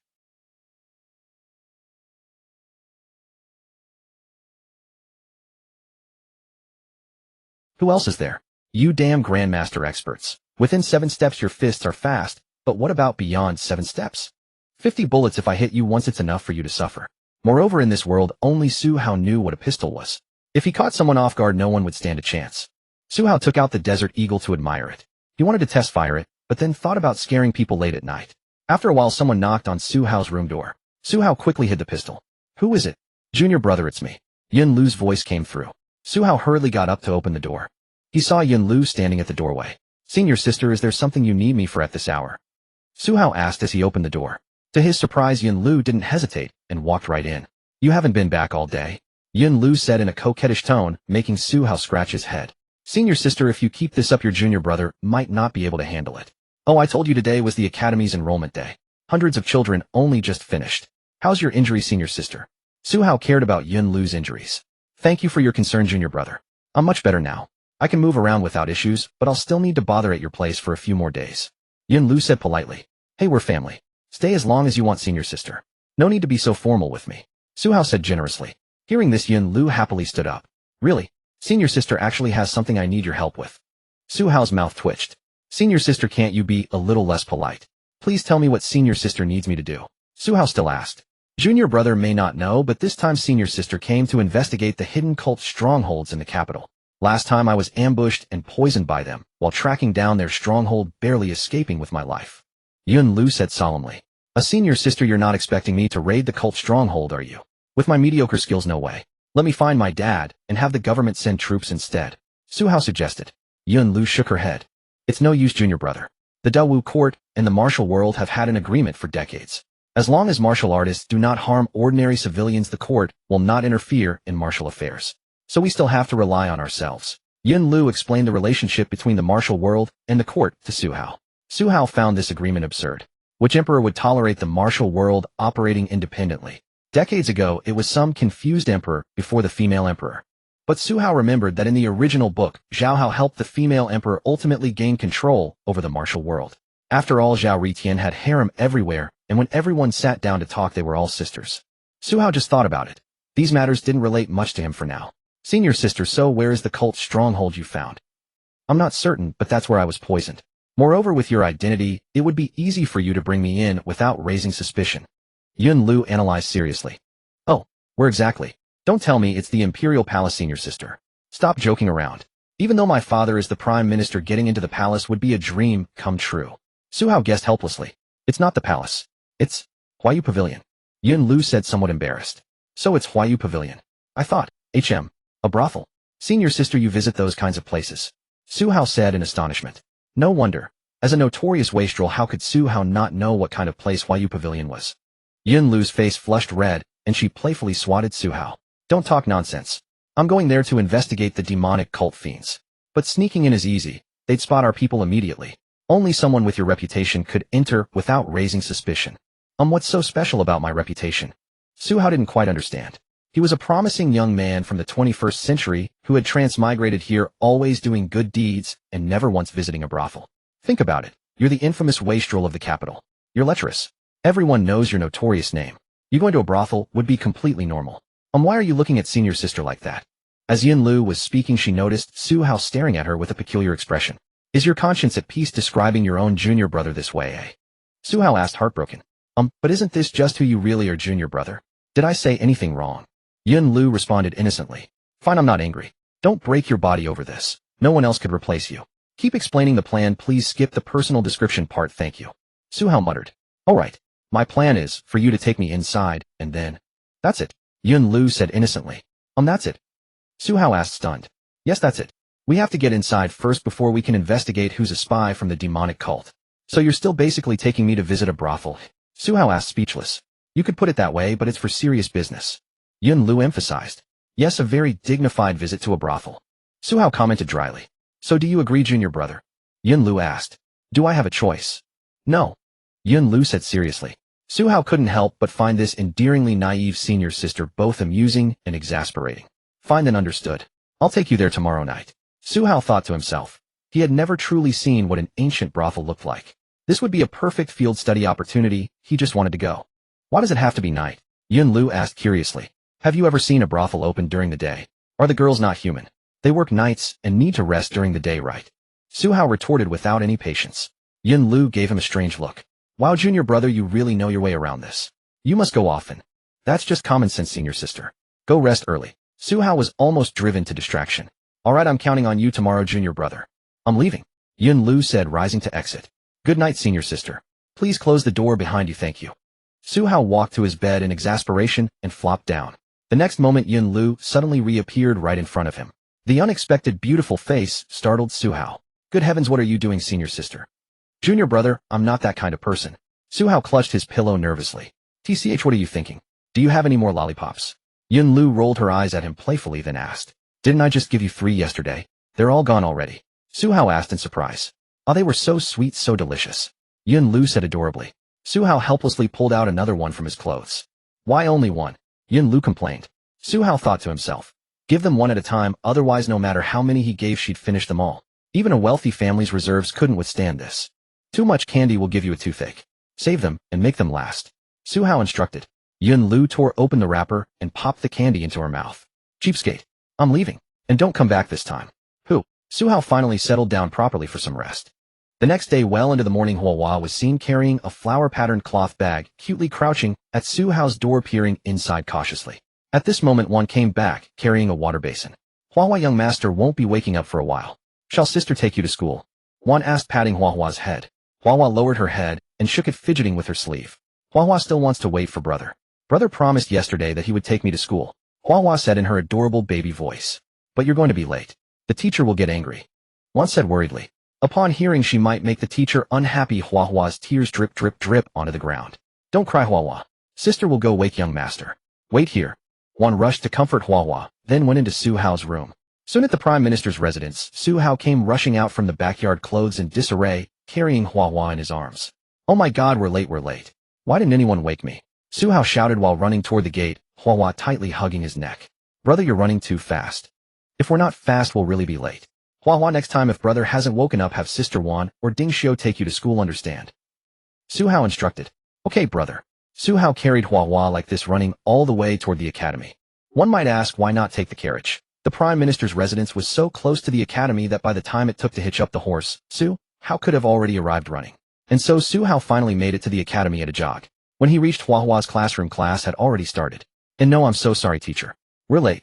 Su Hao said breathlessly, setting Hua down and supporting himself on the doorframe. Just then Zhao Xuanlu walked toward the door. Indeed, Hua had been assigned to Zhao Xuanlu's class. Upon seeing Zhao Xuanlu, Hua lowered her head. I'm sorry, teacher. I'm late. Hua apologized timidly. Zhao Xuanlu looked at Su Hao, then at Hua, smiled, and gently patted Hua's head. You're Hua right. Try to be on time next time. Go in. The seat over there is the one I saved for you. Zhao Xuanlu said gently. Thank you, teacher. Brother, will you pick me up when school is over? Hua didn't forget to turn back and instruct Su Hao. Oh sure. I'm exhausted. Su Hao responded. Hua happily ran into the classroom. Seeing Zhao Xuanlu, Su Hao felt somewhat embarrassed. It's not the child's fault. I overslept. We're sorry for being late. Su Hao apologized. Hee, I can see that. You didn't even get dressed properly. Zhao Xuanlu covered her mouth and laughed teasingly. Only then did Su Hao notice his disheveled clothes and quickly tried to straighten them. Zhao Xuanlu shook her head with a smile, stepped forward, and reached out to help fix his collar. This gesture completely flustered Su Hao. You must know, in ancient times a woman helping a man with his attire aside from household maids was something only a wife would do.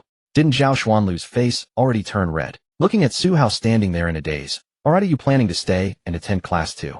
Zhao Xuanlu finally called him back to his senses. I'm leaving. Thank you. Ex-wife. Su Hao said hurriedly. TCH, hurry up and leave. Don't disrupt my class. There was none of the earlier animosity now. The current Zhao Xuanlu sounded more like she was coquettishly complaining. After delivering the flowers, Su Hao returned home and took a nap. Su Hao, determined to rest today, was even napping during lunch. In the afternoon, he picked up Hua from school. As expected, children still need to attend classes. Hua excitedly told everyone about what happened at school and the new characters he learned that day. As dinner time approached, Su Hao stood in the courtyard, holding a folding fan. Soon the room door opened, and a graceful young man in white robes stepped out holding a sword. Sister, you look quite good.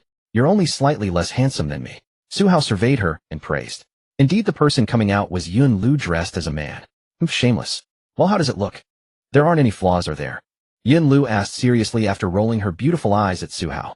Su Hao examined her closely, swallowed, and said, actually there are quite a few flaws. Su Hao said awkwardly. Can you tell I'm a woman? I had wanna help me paint for a long time. How could it not work? Yun Lu asked disappointedly. Su Hao awkwardly gestured at his chest. Senior sister, have you ever seen a man with such full pectoral muscles, eh? Su Hao was really speechless. It was just like watching TV dramas in his past life where women walked and their chests bounced, but the male lead still couldn't tell she was cross-dressing. It was really testing the IQ of an experienced driver. Watching Su Hao's gestures, Yun Lu's face flushed red with embarrassment. Pervert, what are you gesturing at? Yun Lu was so angry she wanted to draw her sword. Su Hao quickly retreated. Senior sister, you asked me to give suggestions. Then what do you suggest I do? Yun Lu asked embarrassedly. Those were just how big they were, and she was also troubled. Actually, it's nothing much. Generally, unless someone has my keen eyes, they shouldn't be able to tell. Besides, if you stay behind me as much as possible, it should be fine. Su Hao said. Alright then, let's go. Yun Lu thought Su Hao's words made sense. Su Hao closed his folding fan and nodded, the two preparing to set off. Just then Zhang Long entered the courtyard. Young master, the young prince has arrived. Little brother, what brings you here? Su Hao was puzzled and led Yun Lu and Zhang Long to the front hall. Yang Yanhua was drinking tea in the front hall. Su Hao, where did you go all day again? Yang Yanhua asked as he watched Su Hao walk out. You kid, why aren't you practicing your skills at home? What do you want? Su Hao asked. Yang Yanhua thought for a moment. How could he tell him he came for snacks? Nothing to do at home, came to find you to play and to mooch a meal. Yang Yanhua had gotten quite familiar with Su Hao these past few days and was no longer polite. You kid, if your elder sister finds out you're running around playing, you'll end up with a swollen face again. And you're one to talk. What did you give my elder sister? After coming back from the military camp, you were in your own courtyard with soil and pots everywhere, saying you wanted to plant some flowers. You didn't even eat, you were obsessed. If Yang Wanqing knew her younger brother had told Su Hao about her life, that he would really be close to having a swollen face. Yang Wanqing would strike at his face with every move. Su Hao of course knew Yang Wanqing was planting roses. He didn't expect General Yang to be quite romantic. That's not bad. Your elder sister would be riding horses all day otherwise. It's good to have her own hobbies. Alright, I won't chat with you anymore. I can't treat you to a meal, but I'll give you some money. Go eat by yourself. If you really can't manage, ask Ding Xiu to accompany you. Su Hao said to Yang Yanhua, as if coaxing a child. Su Hao, this guy is only 14 years old, he's just a kid, okay? Moi. Yang Yanhua asked curiously. It's almost evening now, where are you going? My senior sister and I are going to Huayu Pavilion. Here's some silver, go eat by yourself. Su Hao took out a silver ingot and gave it to Yang Yanhua. Oh, wait, where are you going? Huayu Pavilion. You're going to a brothel. Yang Yanhua realized and was greatly shocked. Huayu Pavilion, hadn't he heard of it, even if he hadn't been there? This was the most popular brothel in the capital these past 2 years. I guess, is there a problem with that? Su Hao was starting to wonder if he had changed too much. Was it strange for a playboy like him to go to a brothel? You. Yang Yanhua was so shocked he couldn't speak. Speak properly, stop stuttering, what's wrong? Su Hao said impatiently. Can you do this and still face my elder sister? Yang Yanhua wasn't stupid. His elder sister had taken the flowers Su Hao gave her and gone home to stare blankly for 2 days. When she heard Su Hao had something going on, she grabbed her sword and led troops to help. In his heart, Su Hao becoming his brother-in-law was almost a certainty. I'm going to a brothel, what does that have to do with your elder sister? Besides, I'm going there on business. What's going on in that little head of yours? Su Hao patted Yang Yanhua's head as he spoke. Are you kidding me? You're going to a brothel on business? Yang Yanhua clearly didn't believe it. Su Hao helplessly looked at Yun Lu beside him, meaning she should explain quickly. It's all because of you. Ahem, little brother, my junior brother, and I really do have business at Huayu Pavilion. Even if he wanted to do something bad as his senior sister, I wouldn't let him. Yun Lu said with righteous indignation. Explain or not, what do you mean I want to do something bad? Don't I have any face? Su Hao felt wrong to death. Never mind. You're a woman. Yang Yanhua was surprised by Yun Lu's identity. Sai still young and inexperienced. Takes half a day to tell male from female. Su Hao silently complained in his heart. Alright, believe it now. Here are 2 lollipops and a pack of spicy strips. Go home and play. Su Hao took out snacks from his chest. Yang Yanhua caught the snacks and stuffed them into his own chest. No, I'm not going home. I'm going with you. Su Hao stared at him and walked up to him, reaching out to touch his forehead. What are you doing? Yang Yanhua asked. No fever either. Why are you talking nonsense? Are you crazy, or am I? You're only 14, you little brat. I'm taking you to a brothel, and if your sister finds out, we'll both be dead and come home together on our 7th day. Su Hao asked in disbelief. Who's the kid? I can drink alcohol now. Yang Yanhua said defiantly. Aren't you a kid? You're still fighting with Hua Hua over candy. Alright, stop it. I know you're curious. When you grow up, I'll take you to see the world. Su Hao patted Yang Yanhua on the shoulder. No, I must go with you. I need to keep an eye on you for my elder sister. Yang Yanhua found a sufficiently good reason for himself. Hey, you kid, you won't listen? Then give me back the snacks. Su Hao brought out his ultimate move. No. If you don't take me, I'll sneak along. Yang Yanhua was directly throwing a tantrum like a child. Su Hao helplessly looked at Yun Lu, who indicated that Su Hao should decide for himself. In the carriage, Su Hao, Yun Lu, and the little brother. There was no way Su Hao could let this kid sneak along without worrying. He brought him along and had to keep an eye on him. Su Hao could only pray that Yang Wanqing wouldn't find out, otherwise it would be over. Inside the carriage, Su Hao watched Yang Yanhua sucking on a lollipop. This unlucky kid has really gotten me into trouble. Su Hao thought irritably, then turned his head to look at Yun Lu. Senior sister, how much of your strength has recovered? Su Hao asked. Relax, I can already use 60 to 70%. That should be enough. Yun Lu said confidently. I always feel it's not reassuring. Should I have someone bring Ding Xiao and the others back? Su Hao said cautiously. Do you not trust your senior sister's sword? Yun Lu said with a coquettish wave of her sword. I trust. Senior sister is invincible under heaven. Su Hao appeased her on the surface like pacifying a child, but in his heart, he was grumbling. Senior sister, when will you understand that the Jianghu is not all about fighting and killing? The Jianghu is about human relationships and social niceties. You think you're good at fighting, yet you still got poisoned and knocked down. Are we going to fight someone tonight? The young brother eating candy asked in surprise. Yes, it's very dangerous, so I'm having someone send you back. Don't get involved. Su Hao said seriously. TCH, then I definitely have to go. I'm very strong, you know. I can help. Forgot who saved you last time. Yang Yanhua said confidently. You're strong, my foot. Just eat your candy. Su Hao said impatiently. Yang Yanhua's abilities, if it came to archery on horseback and charging into battle, this kid would certainly be a good hand. After all, it was his family's specialty what he learned. But in Jianghu combat, this kid was only at the mid-level of first-rate martial artists, just a bit better than Zhang Long and Zhao Hu.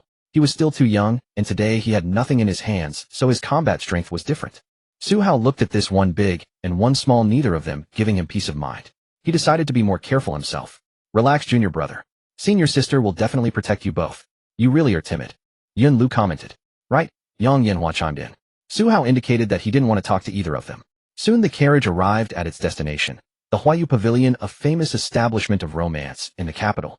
The moment Su Hao got off the carriage, he thought must be ancient times. Indeed, such a business was completely legal for him. The three got off the carriage. Because of Su Hao's luxurious carriage and their expensive-looking attire, the servants of Huayu Pavilion rushed over with flattering smiles to help park Su Hao's carriage. Then a crowd of beautiful women followed the madam, heading towards Su Hao and the others. Oh, isn't this young Master Su? It's been so long since you've visited. We've missed you terribly. The madam enthusiastically held Su Hao's arm as she spoke. Well, young master was busy with important matters these past few days. What's fun happening today? Su Hao displayed his familiar ruffian demeanor with practiced ease. Young Master Su, what are you saying? Every time you visit, haven't the girls taken good care of you? Isn't that right, girls? The madam called out. Yes, young Master Su. The beauties all swarmed toward the three. Su Hao was fine, but Yun Lu almost drew her sword. Yang Yanhua was like a girl getting married for the first time, his face completely flushed. Su Hao laughed and looked back at their embarrassed expressions. All right, ordinary women, don't come up here. Step aside. Prepare young master's seat properly. Young master likes it lively. Su Hao took out a stack of banknotes from his chest. The girls' eyes all widened with desire. They rushed forward to collect the money, not caring at all that Su Hao called them ordinary. Because in front of money, whatever Su Hao called them was whatever he wanted. The madam also stuffed the money she received into her bodice without hesitation. Of course, please come in, young masters. The madam beckoned. Everyone escorted the three inside. Yun Lu quietly leaned beside Su Hao. Junior brother, you definitely come here often. Right, like you're perfectly familiar with the place.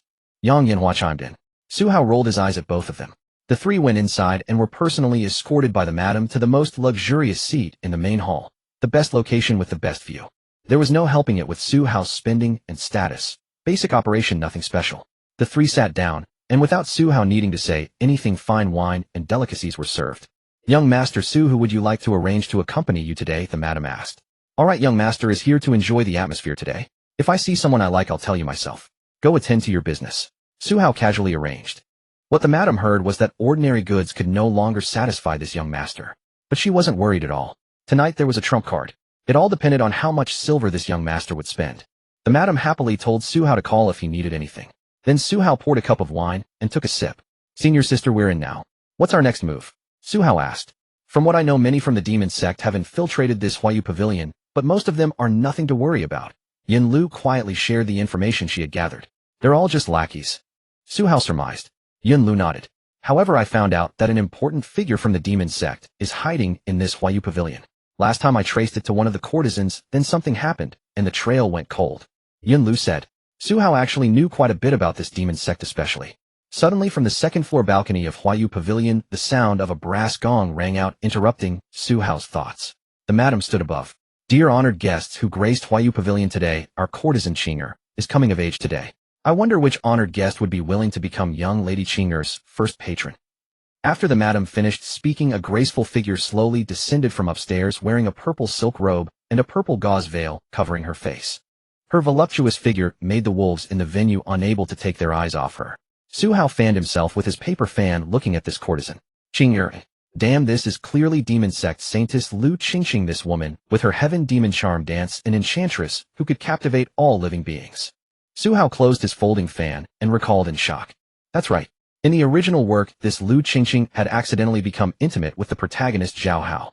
Their story had many twists and turns. In the end, because of Zhao Ritian's hidden identity, he took control of the demon sect, and the two naturally came together. From then on, the demoness skirt would dance for only one person. At this moment, Yin Lu leaned over. Junior brother, stop looking. This is definitely the person. She's definitely suspicious. Anyone within 10 meters of her is affected by her charm techniques. Yin Lu reminded him. Su Hao wiped the cold sweat from his forehead. In his heart, he thought, senior sister, your analysis is really accurate. This Lu Qingqing woman in the original work, besides never killing Zhao Ritian, she never hesitated even once when killing others. Probably the debut scheme is just a ruse. Senior sister, how does this woman's strength compare to yours? Su Hao asked. I can't see through her, but she's probably at the innate realm too. If I were at my full strength, I wouldn't fear her. After Yin Lu finished speaking, Su Hao gave her a speechless look. You may not be afraid, but this junior brother is okay. You yourself said you're at your full strength. Don't you realize you're injured right now? If senior sister can't handle it, let's get some backup. Don't let things go sideways. Su Hao said with concern. What are you panicking about? Senior sister will protect you. I've got a plan. Junior brother, you need to become this woman's guest and infiltrate. Yin Lu said confidently. What would I infiltrate for? Is she going to be my wife or something? Su Hao asked in surprise. What are you thinking? You probably can't even get close to her. Yin Lu interrupted impatiently. You know it too. Going in there would just be walking into a trap. I'm not going. Su Hao crossed his arms, refusing outright. Listen to me. Once you're inside, I'll follow. Then we can coordinate from within and without figure out who this woman really is, and senior sister will definitely be able to take her down. Yin Lu said confidently. But what if something goes wrong? If something goes wrong, junior brother will be dead. Su Hao exaggerated. Oh, Su Hao, look how timid you are. If you won't go, I will. Yang Yanhua, eating enthusiastically on the side, chimed in. Su Hao glared at him. Shut up and eat. What would you go for?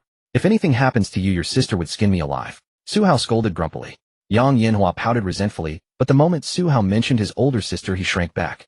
Senior sister, it's not that junior brother is cowardly, it's just too dangerous. Su Hao said with a guilty look. Then the next moment, the aloof Yin Lu, the female hero, grabbed Su Hao's arm with both hands. Please, junior brother, you're the only one who can help me now, okay? Yin Lu's sudden personality shift made Su Hao's eyes widen. Wow, senior sister, who did you learn this from? Su Hao asked in surprise. I saw Juder act like this when she asked you for spicy strips. You seemed quite happy. Didn't I learn it well? Yin Lu said naively. At the mention of spicy strips, Yang Yanhua perked up. His eyes darted around. Damn it, little brother, if you dare imitate this, I'll definitely beat you up. Su Hao directly interrupted his evil cultivation spell. Yang Yanhua pouted. Who said this young master wanted to learn it? He was thinking if older sister learned it, would he get to eat spicy strips? Yang watching older sister's barbed whip. Want to try it? Yin Lu's pitiful little eyes. Su Hao guaranteed, senior sister, you definitely have talent. This is really unbearable. All right, junior brother. Yin Lu begged. Su Hao thought about it. If it were yesterday, let alone Yin Lu begging him, even if she did something extravagant for him, Su Hao would never joke with his own life. But today he held a desert eagle in his hand. At such close range in the room, so what if she's an innate expert? If she gets angry, this young master will spray a full magazine. Just wait and see if her eyes stay clear. Let's do it. All right, I'll go. Su Hao said through gritted teeth. He, junior brother, is the best. Yin Lu grabbed Su Hao's arm and shook it back and forth. This scene was seen by several nearby patrons, leaving them dumbfounded. Su Hao noticed too. A senior sister, let's shake it back at home. People might look down on us here. Su Hao said helplessly. Hearing the reminder, Yin Lu quickly let go. Then she looked at Lu Qingqing on the stage. Junior brother, how will you become her guest? Yin Lu asked. It seems that madam just now said there are two ways. One is bidding with money, the highest bidder wins. The other seems to be writing a poem that matches her wishes. Look, aren't they all writing poems over there? Yang Yanhua reminded the two. Yin Lu looked around. Indeed, many young masters and scholars were there writing furiously. Yin Lu urged. Su Hao opened his folding fan. But poetry is just a minor skill. Only a fool would think a single poem is all-powerful. Su Hao said disdainfully. That's right, Su Hao wasn't planning to plagiarize poetry from his past life. This young master has money, why should he be a literary plagiarist? At this time, quite a few people had already handed in their written poems through the servants. However, Lu Qingqin on the stage hadn't even touched them. Watching the sheets of paper pass before her, without exception, Lu Qingqin shook her head. Obviously, she was not satisfied. And at this moment, suddenly, a graceful scholar-like man stood up with a wine pot. Night comes. He recited a poem in front of everyone. At the end, he raised the wine pot high, and the wine flowed recklessly into his mouth. Everyone present felt this was a rare good poem. The man looked confidently at the viewing platform. Miss Qing, how is this poem of mine? Lu Qingqin nodded. It's over, junior brother. Someone got there first. What should we do? Yun Lu asked anxiously. Su Hao smiled calmly and took a sip of wine. Don't worry, this is nothing yet. It's still early. Su Hao said with a smile. Look, someone else is standing up. Yang Yanhua looked at a position not far away. A young man in splendid clothes stood up. What poetry? This young master has one question. 1,000 taels of silver. Doesn't that beat that crappy poem? The man shouted arrogantly. He was still holding a stack of banknotes. You're insulting our culture. The scholar who had been so enthusiastic just now pointed at the man and cursed in anger. Insulting our culture. Miss Qing, I'll just ask one question. Between 1,000 taels and this crappy poem, which do you prefer? The man looked arrogantly at Lu Qingqin on the viewing platform and asked. Everyone present was discussing. The poem was good, but 1,000 taels was really a lot. It was enough to buy a nice mansion in the imperial capital. This young man must have a high status. Lu Qingqin looked down at the crowd. Young master, I like both the 1,000 taels and this poem. Lu Qingqin finally spoke, and her voice was even more enchanting. Good. Then 1,500 taels. Which do you prefer this time? The man in splendid clothes raised the price again. Everyone was surprised. 1,500 taels. Just to spend a good night with this top courtesan, he's really willing to spend. At this moment, Lu Qingqin didn't hesitate. Sorry, young master. Your poem is quite good, but this young master is more sincere. Lu Qingqin apologized to the scholar. The meaning was clear. The poem was good, but he gave more. The scholar sat down dejectedly. At this moment, over at Su Hao's side. I remember who this guy is now. His name is Zhao Kuan. He's not from our Wu, but the 6th prince of the Zhao state. However, because last year he fought against our Wu and suffered defeat, the Zhao emperor sent him here as an envoy to maintain good relations between the two countries. Yang Yanhua was like a little reporter. What envoy? He's nothing but a fucking hostage. Su Hao commented. Yang Yanhua nodded, indicating that was exactly what he meant. At this moment on stage, the madam heard Zhao Kuan offer 1,500 taels, and she quickly pulled out the silver notes. Then congratulations to this gentleman. Wait. Just as the madam was about to announce it, Su Hao finally stood up and shouted, holding his fan as he stepped out of his seat. Madam, have you never seen money before? Is this mere pittance worthy of a courtesan of her stature? Su Hao sneered arrogantly. Is Master Su also going to place a bid? The madam dared not show any anger. This was a living god of wealth. Su Hao ignored her and turned to spot the despondent scholar patting his shoulder. Your poetry was quite good. The scholar looked up ready to express his gratitude, but Su Hao cut him off. What good is reciting poetry? When you're out spending, it's about strength and connections, things you clearly lack. Su Hao's follow-up mockery left the scholar speechless. Shaking his head in disdain, he said, place a bid and show off your wealth. 2,000 taels. Su Hao turned to Zhao Kuan and announced loudly, sending shockwaves through the crowd. 2,000 taels, a sky-high price. Do you know who he is? Who? Su Hao, the capital's #1 prodigal. He spends money like water. The crowd erupted into whispers. Master Su offers 2,000 taels. Is there a higher bid? The madam was overjoyed, calling out eagerly. Zhao Kuan rose immediately. 2,500 taels. Su Hao simply opened his folding fan. I'm too lazy to haggle with you over small amounts. 5,000 taels. Su Hao spoke impatiently. Bang. Are you deliberately opposing this prince? Zhao Kuan slammed the table and pointed at Su Hao, shouting. Su Hao wore an expression of innocence. You noticed? Hee, that's exactly what I meant. Su Hao said with a mocking tone. Who do you think you are, daring to compete with me for a woman? I am the 6th prince of Zhao. Zhao Kuan directly revealed his identity, causing gasps of shock throughout the crowd. Su Hao approached him with a look of feigned surprise. Wow, a 6th prince, quite the status. But tell me, which kingdom's 6th prince are you? Su Hao asked. Zhao Kingdom. What about it? Zhao Kuan said haughtily. What the hell, is your brain broken? You scared the hell out of me. You're in the wrong place. This is Great Wu. Even if you were the emperor of Zhao, you'd still amount to nothing here. Su Hao cursed directly. The crowd cheered, shouting, well said. Who are you? Zhao Kuan demanded angrily. This humble one's father serves as the current dynasty's prime minister. How about that? 6th prince of Zhao, are you still going to bid? Let me tell you clearly. It doesn't matter how much money I spend to sleep with this courtesan. What matters is that Great Wu's courtesans are not for people from your Zhao to sleep with. As a hostage, you should have the awareness of one. Keep your tail tucked in while in Great Wu, or whether you return to Zhao alive, is uncertain. Su Hao's words drew applause from the crowd. Zhao Kuan was so furious, he sat back down. They can't even defeat us in war, yet they dare to be arrogant in our Great Wu. No one is more arrogant than the capital's #1 prodigal. Master Su speaks well. Our courtesans, what right do Zhao people have to sleep with them? Master Su has made us proud. Very well, since no one is bidding higher than Master Su's 5,000 taels, today's guest for Miss Qing'er is our Master Su. The madam announced excitedly. On stage, Lu Qingqing also spoke. Master Su, this humble one awaits you in the room. The madam descended with several servants. Su Hao didn't waste words, handing a stack of silver notes to the madam. Then, escorted by the crowd like the moon surrounded by stars, Su Hao headed upstairs. Before leaving, he glanced pleadingly at his senior sister. Senior sister, you have to come. Yun Lu gave Su Hao a reassuring look, then she and Yang Yanhua quietly left their seats. Su Hao was led to a room door. He pushed it open. Master Su, enjoy yourself. We'll head down first. After the servant spoke, he closed the door. With the door shut, Su Hao's sense of security vanished. He was constantly prepared to draw his Desert Eagle from the system space.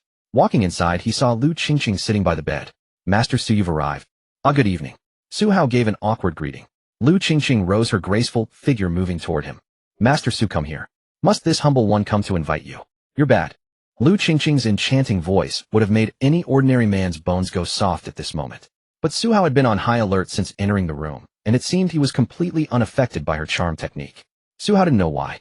Why don't you just sit there? Let's chat first and build some rapport. Su Hao quickly stopped Lu Qingqing, thinking to himself, if you come any closer, I'll have to draw my gun on you. A flicker of surprise flashed in Lu Qingqing's eyes. How come this guy wasn't affected by the charm technique? Master Su, why don't you cherish me anymore? Lu Qingqing wanted to try again. Beep, hold it. I'm slow to warm up. Your enthusiasm is too much for me to handle. Su Hao quickly stopped her, his hand already reaching behind his back. Lu Qingqing picked up the wine pot and poured him a cup. Then let's have a drink. No drinking. I'm driving. Su Hao's words came out garbled. Lu Qingqing set down the wine pot. Master Su is afraid I might poison you, isn't he? Lu Qingqing suddenly revealed her hand. Su Hao was still a bit unaccustomed and nodded. What a pity. From the moment you entered my room, you were already poisoned. The incense in this room was carefully blended by me, colorless and odorless. What are you eating? Just as Lu Qingqing was proudly explaining her poison to Su Hao, she saw him quickly pull a pill from his chest and put it in his mouth. It's an antidote. Should be fine this time. Su Hao said foolishly. Lu Qingqing paused, then smiled. Master Su truly has clever methods. No wonder that woman's poison was cured without my antidote. It must be your doing. Lu Qingqing's words were shocking. What are you talking about? What woman? Su Hao played dumb, trying to stall for time. Senior sister, come quick. This woman doesn't seem like a good person. Haha, we've reached this point, Master Su, so stop pretending. Wasn't it Master Su who rescued Yun Lu, the direct disciple of Tianshao Palace? Lu Qingqing said, continuing to walk towards Su Hao. Stay where you are. Don't come any closer, I'm telling you. Su Hao was greatly alarmed, rising and backing away while shouting. Haha, very well. Master Su needn't delay any longer. The cross-dressing companion who came with you should be the heroine Yun Lu. You must be waiting for her to come in and rescue you, right? Upon hearing Lu Qingqing's words, Su Hao broke into a cold sweat. Sure enough, his senior sister hadn't come to his aid after all this time. Something had gone wrong. What a pity. This Yun Lu, just like last time, underestimated me too much. Her martial arts are decent, but her brain isn't quite up to par. Lu Qingqing mocked. What have you done to them? Su Hao asked seriously. Haha, young Master Su, shouldn't you be more worried about yourself? Do you really think you can escape from me with your first-class martial artist strength? Lu Qingqing threatened. You dare to touch me. This is the imperial capital. No need for me to repeat who my father is. Su Hao scolded angrily. Lu Qingqing did not refute. Indeed, as the son of a prime minister, I cannot do much to you. However, I would like young Master Su to cooperate with our Tangshan sect. Upon hearing Lu Qingqing's words, fine, no problem. Cooperation is acceptable. Release the person first, and we will sit down to talk. Su Hao agreed without hesitation. Young Master Su, do not even think about that. Yun Lu must die today. This is the prerequisite for our cooperation. Lu Qingqing coldly revealed her stance. The next moment, Su Hao did not waste words and walked toward the door. I am leaving now. If anything happens to my friend, I will tear this damn place apart. Su Hao spoke angrily and was about to leave the room. The next moment, the doors suddenly opened and two lackeys entered, blocking Su Hao's path. Young Master Su, rest assured we will not harm your life. But if you interfere with our plans, we will have to make you suffer. I still say the same thing, Yun Lu must die tonight. No one can save her. Lu Qingqing's attitude was resolute. Su Hao cautiously observed the people in the room. Meanwhile, in the backyard of Huayu, Yun Lu was engaged in a desperate battle with over a dozen assassins protecting Yang Yanhua. Originally, the two had intended to slip through the backyard undetected and then go to reinforce Su Hao. Who would have imagined that as soon as they arrived they were surrounded by more than a dozen assassins? Among them were several postnatal stage martial artists. Originally relying on Yun Lu's strength, she could have escaped. These people could not hold her. But she could not leave because Su Hao was still waiting for her. The enemy outnumbered them, and Yun Lu's strength could not be fully exerted due to her injuries. Moreover, she had to protect Yang Yanhua, so Yun Lu was struggling to cope. The opponents deliberately sought to wear Yun Lu out. Yang Yanhua was also in dire straits at this moment. Although Yun Lu was protecting him, the gap in strength between him and the opponents was considerable. Young Master Yang, I will hold them off. You find an opportunity to leave. Yun Lu swept her sword horizontally and knocked away another attacker for Yang Yanhua as she spoke. If I leave, what about you two? That guy is probably in danger as well. Yang Yanhua responded with deep concern. Senior brother, I will go rescue him. You leave first. Yun Lu said resolutely. This young master is not leaving. Abandoning friends and fleeing for my own life. I would be too ashamed to return home. In the Jinbei Prince's mansion, there are no cowards who fear death. Yang Yanhua endured a kick from an assassin and stood his ground, his eyes showing even greater determination. None of you are leaving. Kill them. The assassins fiercely commanded the two. Several postnatal stage martial artists along with several first-class martial artists coordinated tacitly and attacked, without mercy, surging toward Yun Lu in a pincer movement.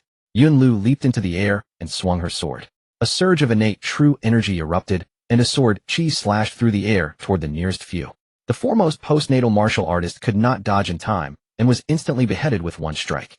Yun Lu did not stop. Her figure moved like a ghost in the night, sword light flashing casually through the courtyard. In an instant, those who had surrounded her were all at least severely wounded, lying on the ground. Yun Lu landed, and the blood on her sword blade dripped onto the earth. Yang Yanhua was overjoyed. Heroine Yun, that was impressive. Yang Yanhua approached Yun Lu and said, those who do not wish to die move aside. Yun Lu scolded coldly. The remaining assassins. Honestly, Yun Lu's display of such terrifying sword technique made the remaining few with their inferior strength unwilling to approach at all. Let us go. Yun Lu reminded Yang Yanhua in a low voice. The sword techniques of Tianshao Palace are truly exquisite. Heroine Yun Lu is indeed a direct disciple of true person Yunhua. Suddenly from behind a rockery not far away, an old woman named Lao O holding a wooden staff and accompanied by her voice appeared before everyone within a few breaths. With such movement technique, an innate expert, Yun Lu solemnly uttered a few words. Upon hearing this, Yang Yanhua immediately entered a cautious defensive stance. However, your sword technique is indeed formidable, but you are also at the end of your tether now, are you not? Lao stared at Yun Lu with gleaming eyes and said, Heroine Yun Yu. Yang Yanhua looked at Yun Lu in surprise. Yun Lu thought to herself, this is bad. Indeed, after a fierce battle, her true energy had been greatly depleted. Yun Lu had exhausted all her internal energy to slay so many assassins solely to intimidate the remaining ones. In reality, the excessive depletion had already aggravated her old injuries. She had not expected the opponent to have an innate expert hiding. This was troubling. What a pity. The most talented disciple of Tianshao Palace is destined to lose her life to this old woman's hands tonight. Lao's voice was chilling. As soon as she finished speaking, Lao's figure rushed toward the two. On her palm, a vicious, innate, true energy surged toward them. At the critical moment, Yun Lu tightly gripped her precious sword and took a step forward to shield Yang Yanhua. She could feel that this old woman's realm was higher than hers. But she had already put her junior brother in danger with an unknown fate. She could not let this younger brother of her junior brother come to harm.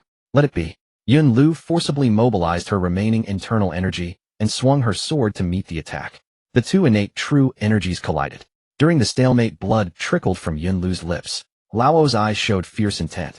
Her other hand suddenly slammed the staff firmly into the ground without faltering. The free hand struck again. The surging true energy was too much for Yun Lu to withstand.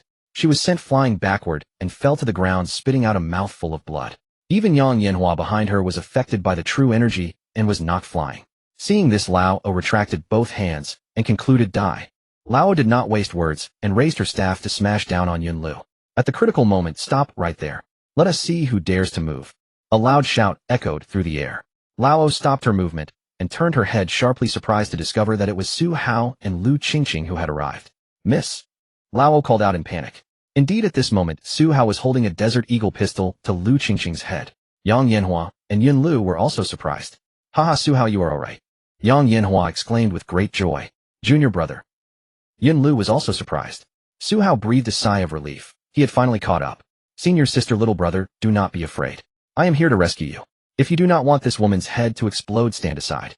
Especially that old woman. Stay away from my senior sister. Su Hao shouted loudly. What on earth was going on? How had the roles between Lu Qingqing and Su Hao been reversed? Time returned to earlier in the room. Su Hao himself had fallen into a siege. Without the panic that Lu Qingqing had imagined, Su Hao calmly let out a cold laugh. Not letting me leave. Let us try.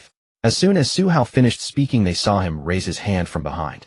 Lu Qingqing and the other two were surprised to discover that a golden object had suddenly appeared in his hand. What trick is young Master Su attempting this time? It seems he does not wish to cooperate. Then we have no choice but to make you suffer.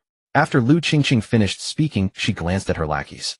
The lackey instantly understood and lunged towards Su Hao. The next moment a sound erupted from within the room. Bang! The noise was astonishing. The lackey who had reached for Su Hao was now sprawled in his own pool of blood. The other man was too terrified to make any sudden moves. Lu Qingqing was stunned. She had witnessed with her own eyes how the golden object in Su Hao's hand after a deafening explosion caused her subordinate to spew blood from his chest before collapsing dead. Su Hao, could a local like you possibly comprehend the allure of the desert eagle in my hand? By the time she realized what was happening, Su Hao's gun was already trained on her. Don't move. Let me tell you, the treasure in my hand can strike wherever I aim within this room. If you don't wish to share his fate, stand up. Su Hao's arrogant confidence had returned. In truth, Su Hao was barely holding himself together. Having taken a life for the first time, particularly at such close range with the blood so vividly clear, he fought back the nauseous churning in his stomach. He couldn't afford to show any weakness, or he would be the one dead. To prevent his hands from trembling, Su Hao pinched his own thigh hard with his other hand, striving to steady himself. After her initial shock, Lu Qingqing made no move to obey Su Hao and remained seated. Are your ears stuffed with donkey hair? I told you to stand up. Su Hao saw she wasn't moving and bellowed.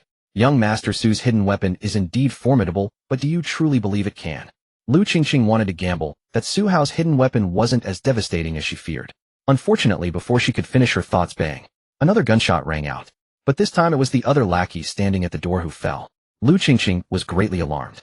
This time she saw more clearly. Whenever Su Hao raised his hand, her subordinate collapsed. It was truly a fast and accurate hidden weapon. What were you trying to say? I can't hear you clearly. Come, stand up and say it again. Su Hao asked, arrogantly leaning close to Lu Qingqing's ear. Lu Qingqing's palms were drenched in sweat. You may gamble once more. Can the device in my hand still fire? If it fails to fire, you win. If it fires, you die? Su Hao stared at Lu Qingqing, speaking word by word. Young Master Su, you've frightened this humble woman. Lu Qingqing said with a charming laugh. Cut the crap. Stand up and come over. Don't make me repeat myself. Su Hao scolded coldly. Lu Qingqing, as expected, the charm technique has no effect on this fellow.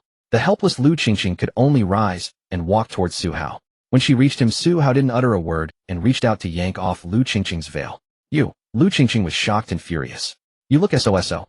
Fine, turn around back to me. Su Hao mocked, then pointed his gun at her as a signal. Seeing the furious Lu Qingqing unmoved, Su Hao fired a shot right beside her cheek. The bullet's wind rushed past Lu Qingqing's cheek and struck the door behind her. This time Lu Qingqing experienced the power of the desert eagle more viscerally. Hurry up, Su Hao urged. Lu Qingqing could only comply. At this moment, Su Hao secretly exhaled in relief. That was correct. The anxiety in his heart was finally laid to rest. The plan had succeeded. The reason Su Hao hadn't drawn the desert eagle upon entering the room was that he was genuinely afraid of the distance between them. Lu Qingqing was an innate expert. If he missed, he would be dead. It had to be bloodshed from the first strike to carry the most deterrent weight.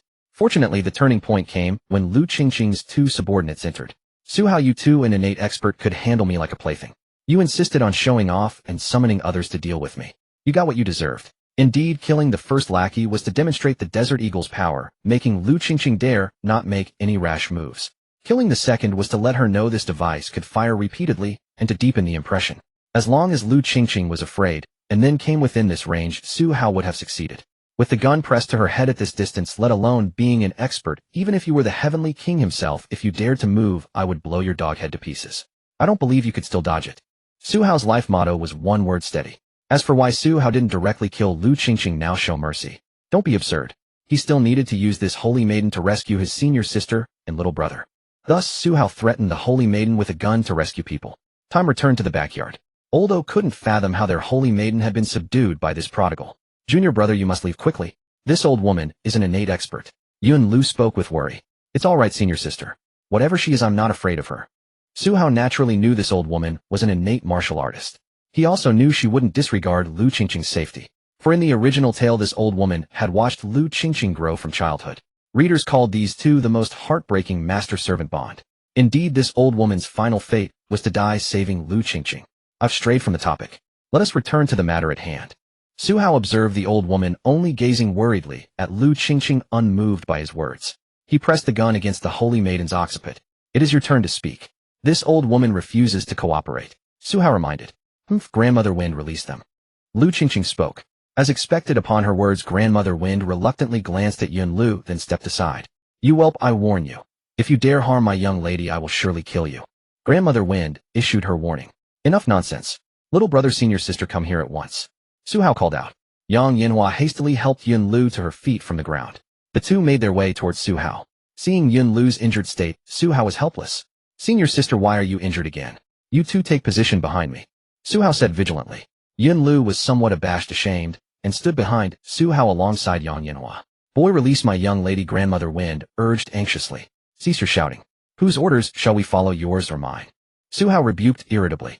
You. Grandmother Wind ground her teeth in hatred. Su Hao leaned close to Lu Qingqing. If I release you now, we depart. Do not move recklessly. You need not have me remind you of this device's power, do you? Su Hao teased Lu Qingqing. You may depart. Young Master Su, we shall meet again. Lu Qingqing spoke, while suppressing the fury in her chest. Su Hao pushed Lu Qingqing and leveled the gun toward them. The bystanders wished to move. None of you move. Let them go.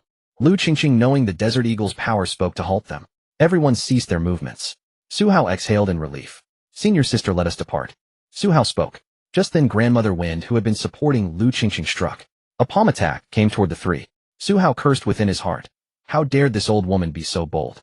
Another thought crossed his mind. Innate experts were truly swift. Grandmother Wind's target was the injured Yun Lu. Amidst the flying sand and tumbling stones, Grandmother Wind succeeded, and a figure was sent flying backward, crashing to the ground. Junior brother. Yun Lu cried out in great alarm. Su Hao. Yang Yinhua also shouted.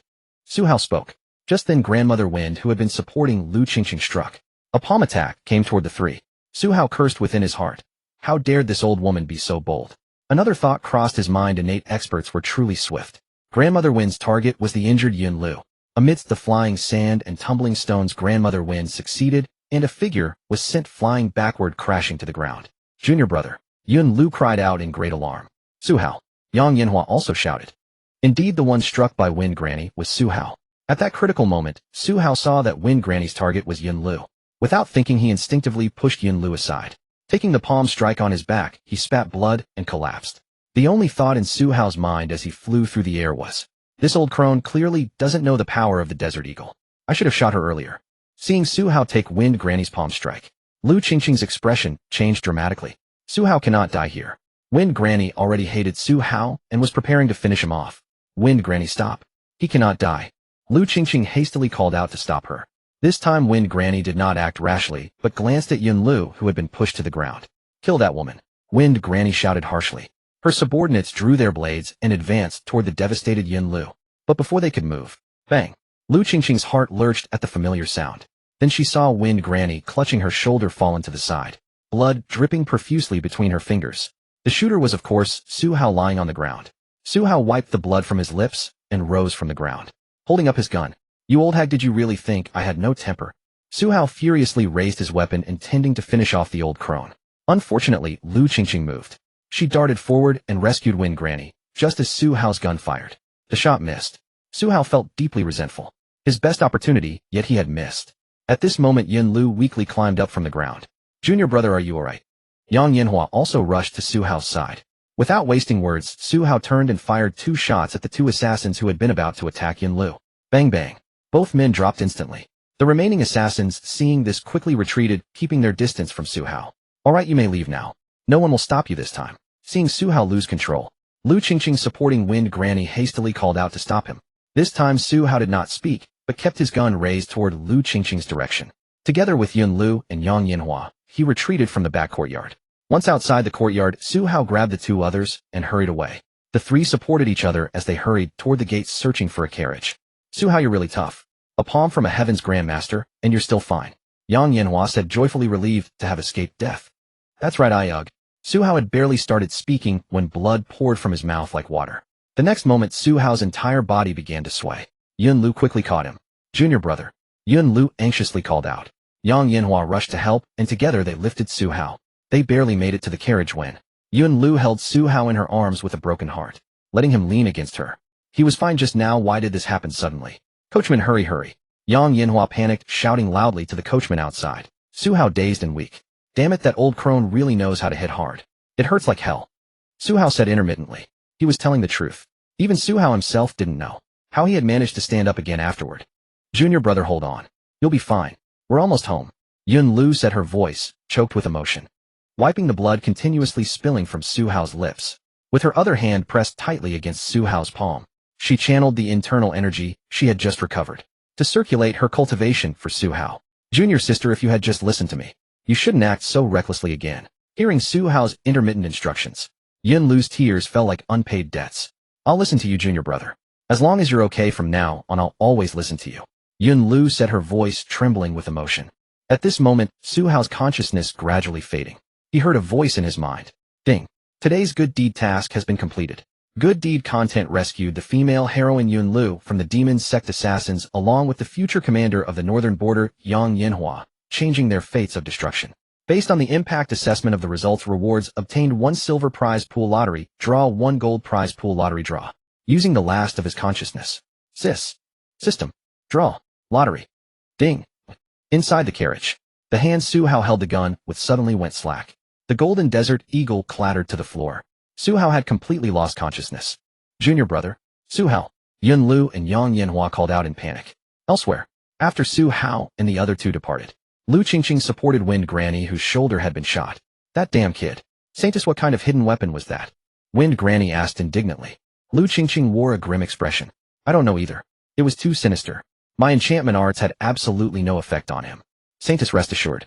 Once I'm healed, I will definitely find an opportunity to kill him. Wind Granny promised resolutely. Now is not the time for that. We have bigger problems. This safe house must be abandoned. That man is the son of Su Cheng. Inform our underground operatives in the city. Don't expose yourselves, don't make contact. We're leaving. Lu Qingqing arranged things prudently. Yes, Saintess. Everyone acknowledged, then vanished into the night. Yang Yanhua and Yun Lu brought Su Hao back to the Prime Minister's residence. That entire night, everyone in the residence was in chaos. Ding Xiao Zhang Long Zhaohu. They had no idea how many doctors they had searched for throughout the night. When Su Cheng learned of this, he rushed to the palace to implore the Empress. She granted him precious healing medicines from the Imperial Pharmacy. It was said that when Su Cheng left the palace, 2 Imperial Guardian experts accompanied him to the Prime Minister's residence. A whole night passed. Yun Lu slowly opened her eyes. Yes, after they brought Su Hao back last night, Yun Lu had also collapsed from her injuries and the depletion of her internal energy. After the physician's treatment, she only recovered enough to wake this morning. The moment her eyes opened, Junior brother, she cried out, and regardless of her own weakness, she got out of bed. Rushing out the door, she headed directly for Su Hao's courtyard. Upon reaching Su Hao's room, Yun Lu pushed open the door in panic. But the bed was completely empty. Yun Lu felt as if struck by lightning. Tears slipped down her cheeks as she stood trembling. Memories of Su Hao's figure appearing over these past days flooded her mind. Your injury isn't healed yet. You can't eat spicy food. Have some candy instead. You are my junior sister from now on. Senior sister, is my form correct? The true hero in my heart is one who serves their country and protects their people. Whoever stops me from doing. From now on, you are my senior sister. Senior sister, is my form correct? The true hero in my heart is one who serves the country and protects the people. Whoever stops me from doing good deeds, even if they're a grandmaster, I won't fear them. The final scene.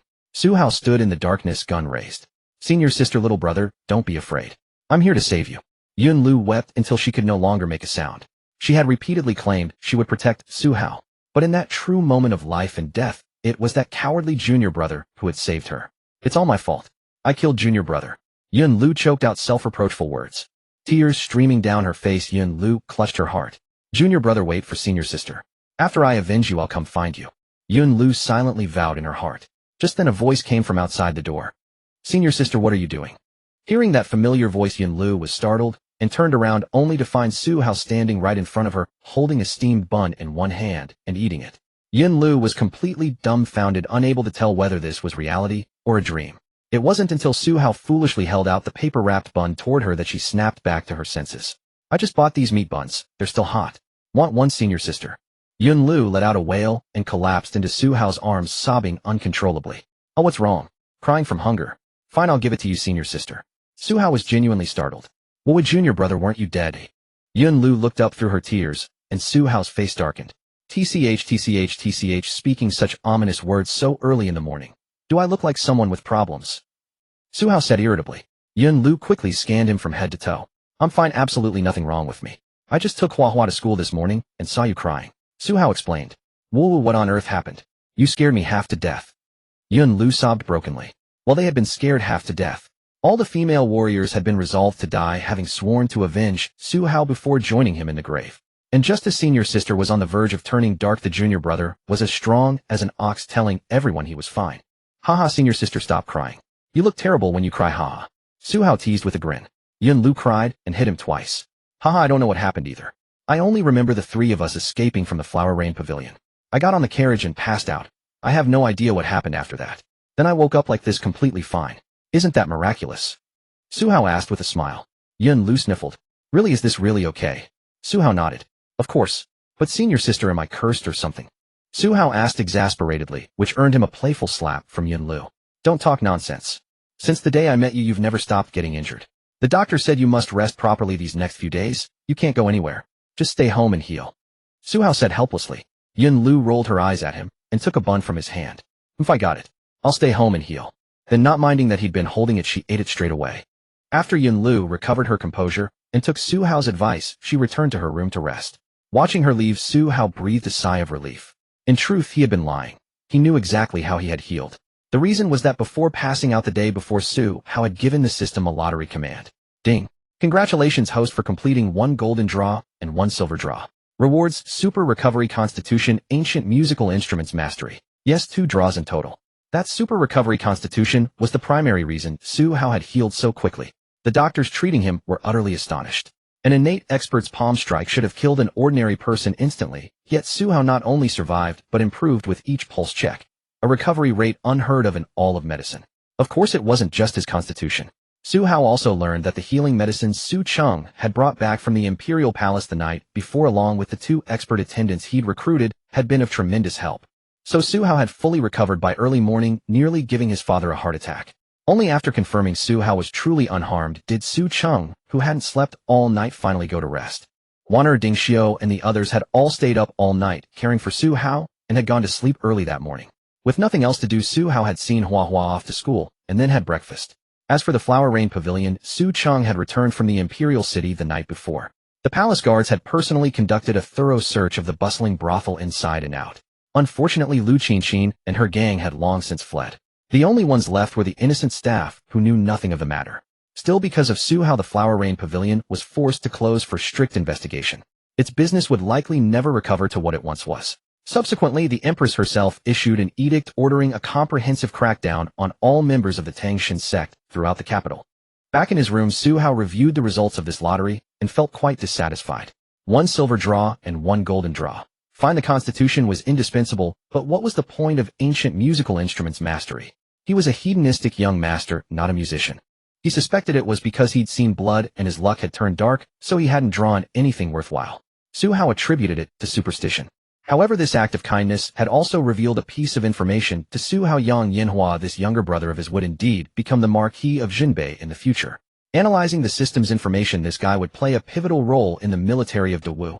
Otherwise, he wouldn't have granted Su Hao a golden draw. That kid who couldn't stop eating candy. The Marquis of Jinbei. Su Hao was somewhat skeptical. Meanwhile, our future Marquis of Jinbei was yawning and quietly sneaking through the back door of the mansion. This is absurd. I vomited so much blood, and I'm fine by early morning. Having successfully slipped inside, Yang Yinhua muttered to himself in self-doubt. Last night, although Yang Yinhua had also been injured, it was only superficial and not serious.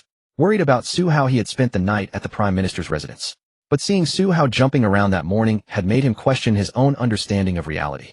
Setting aside his concerns, he now had to worry about how to explain his absence to his family. Sneaking into the backyard, he finally relaxed. His older sister should have gone to the military camp by now. Just as he was about to return to his room for a nap, Yang Yinhua. That familiar voice behind him made Yang Yinhua freeze. He slowly and stiffly turned his head to see his older sister standing there with a stern expression. Sis, good morning. Yang Yinhua greeted awkwardly. Now you've learned to stay out all night. Speak, where were you last night?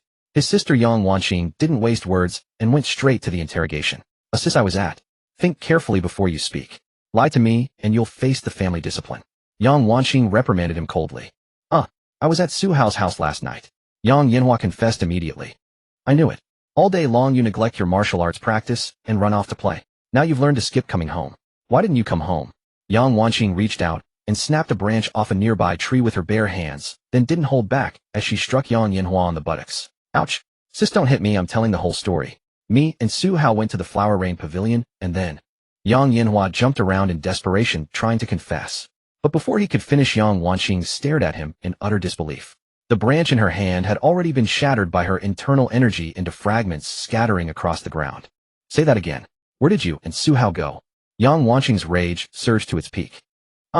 We went to the Flower Rain Pavilion, sis. Yang Yanhua stammered tremulously. The next moment a hard kick landed squarely on his buttocks. You brat. You went to a brothel. Yang Wanqing shouted outright. Mom, sis, don't hit me, don't hit me. We had a reason for going to the brothel. At this point Yang Yanhua deeply regretted not being born with two more mouths to explain himself. Watching his furious older sister Yang, Yanhua quickly recounted the entire incident to Yang Wanqing. When she heard that they had been besieged by assassins from the demonic cult, her heart clenched with worry. Only when she heard that Su Hao was critically injured and unconscious did Yang Wanqing lose her composure entirely. Why didn't you tell me sooner? Let's go at once. In her anxiety, she grabbed Yang Yanhua and dragged him outside. Wait, sister, I just got back. Where are we going? Yang Yanhua asked as Yang Wanqing gripped his arm, but she was too hurried to respond. By the time the two arrived at the Prime Minister's residence on horseback, the guards at the gate didn't even bother with formal announcements. They simply rode straight in. It wasn't merely because they recognized Yang Yanhua. After all, the young lord of the Jinbei kingdom had been visiting frequently these past few days, but more importantly, Yang Wanqing's fierce and anxious demeanor left no room for ceremony. The two dismounted and entered the Prime Minister's residence. Sister, don't worry. Su Hao is fine. He's in good condition. Don't try to fool me. You were severely injured by a Xiantian master, and now you're telling me you're fine. Why didn't you come back to the residence last night to inform me? Yang Wanqing was extremely anxious and simply refused to believe her brother's words. When the siblings finally spotted Su Hao reclining on a lounge chair with Wan'er feeding him grapes beside him, Yang Yanhua panted, See, I told you he was fine. But Yang Wanqing pushed past everyone and reached out to examine him. Su Hao, are you alright?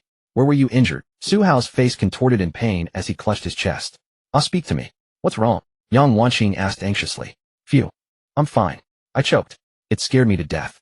It turned out Su Hao had been so startled by Yang Wanqing's sudden arrival that the grape had gone down the wrong pipe. You're injured. I'll treat your wounds. Yang Wanqing was eager to channel her energy. Oh, stop touching me. There are people here. I'm really fine. Ask Wan'er if you don't believe me. Su Hao's face flushed red at Yang Wanqing's actions, and he quickly tried to stop her. My. Yang Wanqing was startled. General Yang, my young master is truly fine. The physician said he has fully recovered. Wan'er hastened to explain. Hearing this, Yang Wanqing looked at Su Hao, then back at her brother, and finally, at Su Hao still gripping her hands. A blush of embarrassment and indignation spread across her delicate face. You bastard, get up on your feet. Yang Wanqing's attitude shifted dramatically. Su Hao sprang up from the lounge chair in one fluid motion. What's wrong? But before he could finish, Yang Wanqing had already seized his collar. You bastard. Not only did you take my brother to a brothel, but you also dared to lie about being injured. Let me show you how I'll deal with both of you. Yang Wanqing was genuinely furious now. The thought of Su Hao being injured had nearly terrified her to death. Seeing him perfectly fine after arriving, she was certain he and her brother had conspired to deceive her. I didn't lie to you. Little brother, explain yourself. Su Hao cried out anxiously. Explain? Explain my ass. Yang Yanhua muttered to himself, then quickly made his escape from the courtyard, thinking, if sister listens to my explanation, I'll never be allowed back here. Su Hao's your brother. Take it like a man. Watching his disloyal friend flee, Su Hao fumed internally. No more snacks for you, little brother. Miss, please let me explain first, he pleaded helplessly. Just then Yun Lu, who had come looking for Su Hao, happened to encounter Yang Yanhua attempting to escape the courtyard. Brother Yang Yu? Yun Lu asked in confusion. But before she could finish, she spotted Su Hao being grabbed by the collar. Don't lay a finger on my junior brother. Yun Lu erupted in anger and struck out directly. Sensing the spiritual energy approaching from behind, Yang Wanqing shoved Su Hao aside and turned to meet the attack. Su Hao steadied himself. Oh, stop fighting. It's all a misunderstanding, he called out urgently. But the two women were already engaged. Fists and feet collided. Yang Wanqing's martial art style was battlefield-oriented, powerful, and sweeping, while Yun Lu's movements were agile and fluid. After one exchange, both retreated. Yun Lu positioned herself protectively in front of Su Hao. Who are you? Do not harm my junior brother. Yun Lu warned sternly. Seeing Yun Lu standing before Su Hao, Yang Wanqing's temper flared. Su Hao, who is she? Did you bring back an official courtesan from the brothel? Yang Wanqing accused, directly jumping to conclusions. Before Su Hao could explain, Yun Lu flew into a rage. How dare she be called an official courtesan? You damn woman, what did you say? Looking for a beating. Yun Lu attacked without hesitation. Afraid of you. Yang Wanqing was no pushover either. The two clashed again. Oh, stop fighting. Senior sister, you're still injured. Su Hao panicked and rushed to intervene. Yun Lu was injured and shouldn't be fighting, and besides it wasn't about who would win or lose. Su Hao forcibly inserted himself between them, but his strength was far inferior to the two women. His stomach took Yun Lu's punch meant for Yang Wanqing, and his buttocks received a kick from Yang Wanqing in the chaos. Su Hao was sent flying. Both women were shocked. Su Hao, junior brother.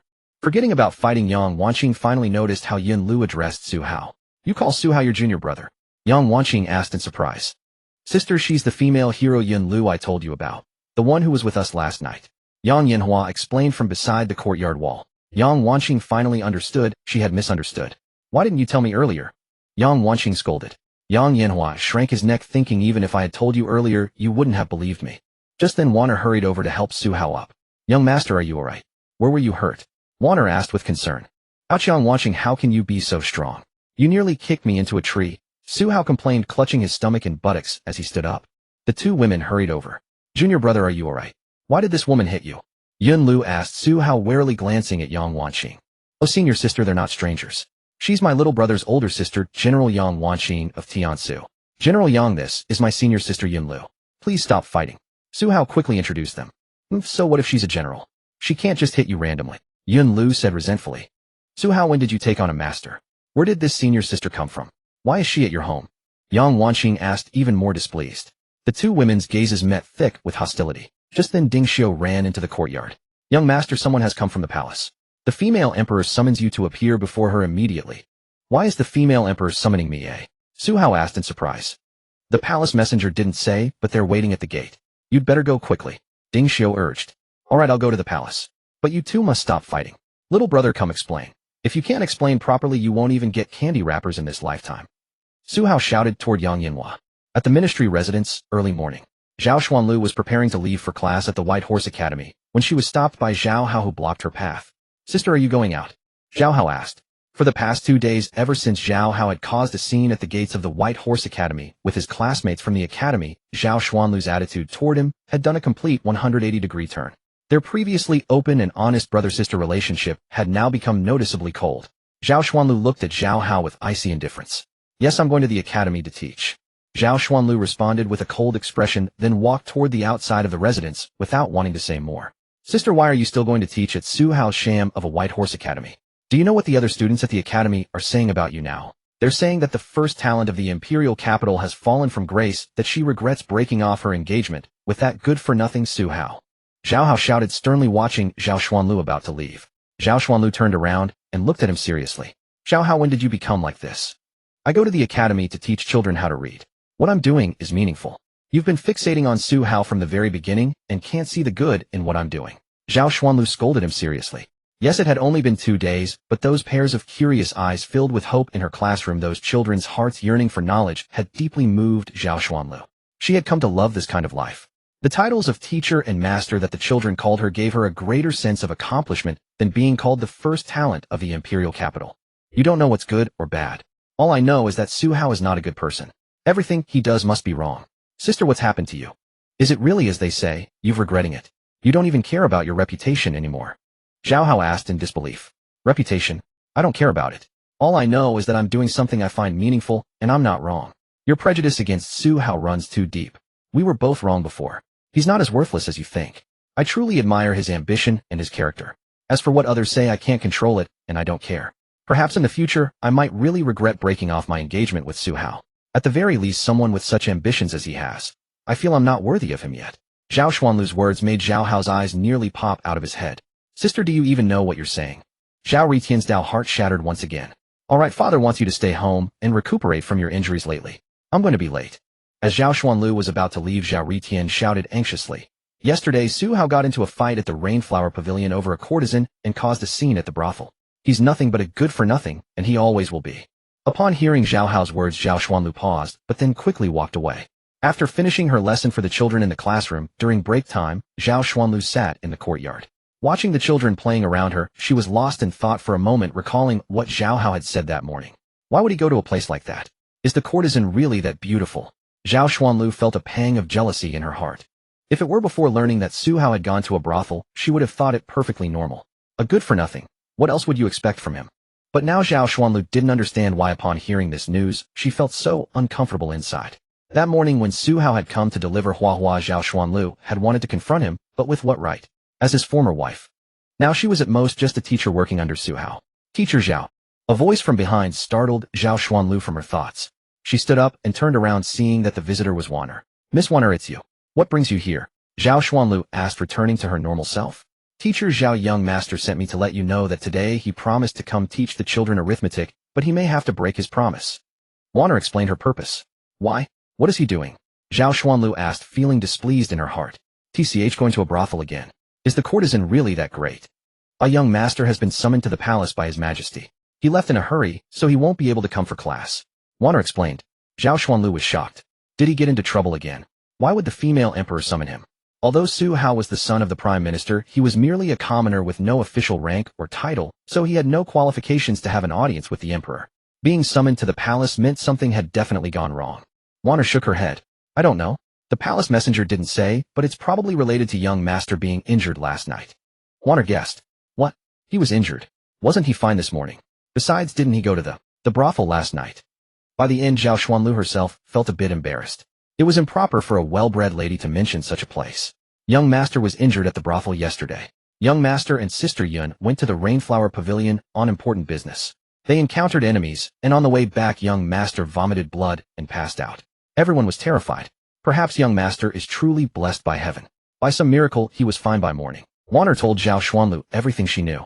Upon hearing this, Zhao Xuanlu was stunned. Am I an idiot? I believed Zhao Hao's rumors and misunderstood Su Hao. She thought, reproaching herself. Zhao Ritian's sister, I'm telling you nothing but the truth. You must believe me. Is he really okay now?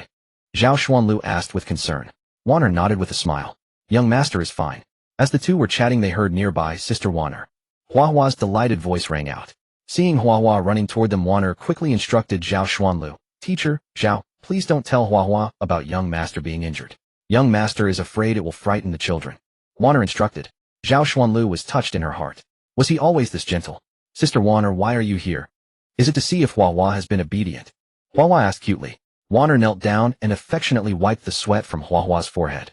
Look at you all sweaty from running. Didn't young master say to be careful not to catch a cold? Hua, were you a good boy in class today? If you were naughty, there'll be no candy when you get home. Wanner asked with a smile. Hua was the most obedient. You can ask teacher sister if you don't believe me, right? Hua called Zhao Xuanlu teacher sister, which was a unique form of address between this teacher and student. Perhaps because of Su Hao, Zhao Xuanlu usually paid extra attention to Hua. Haha, yes, Hua is the most well-behaved and very smart too.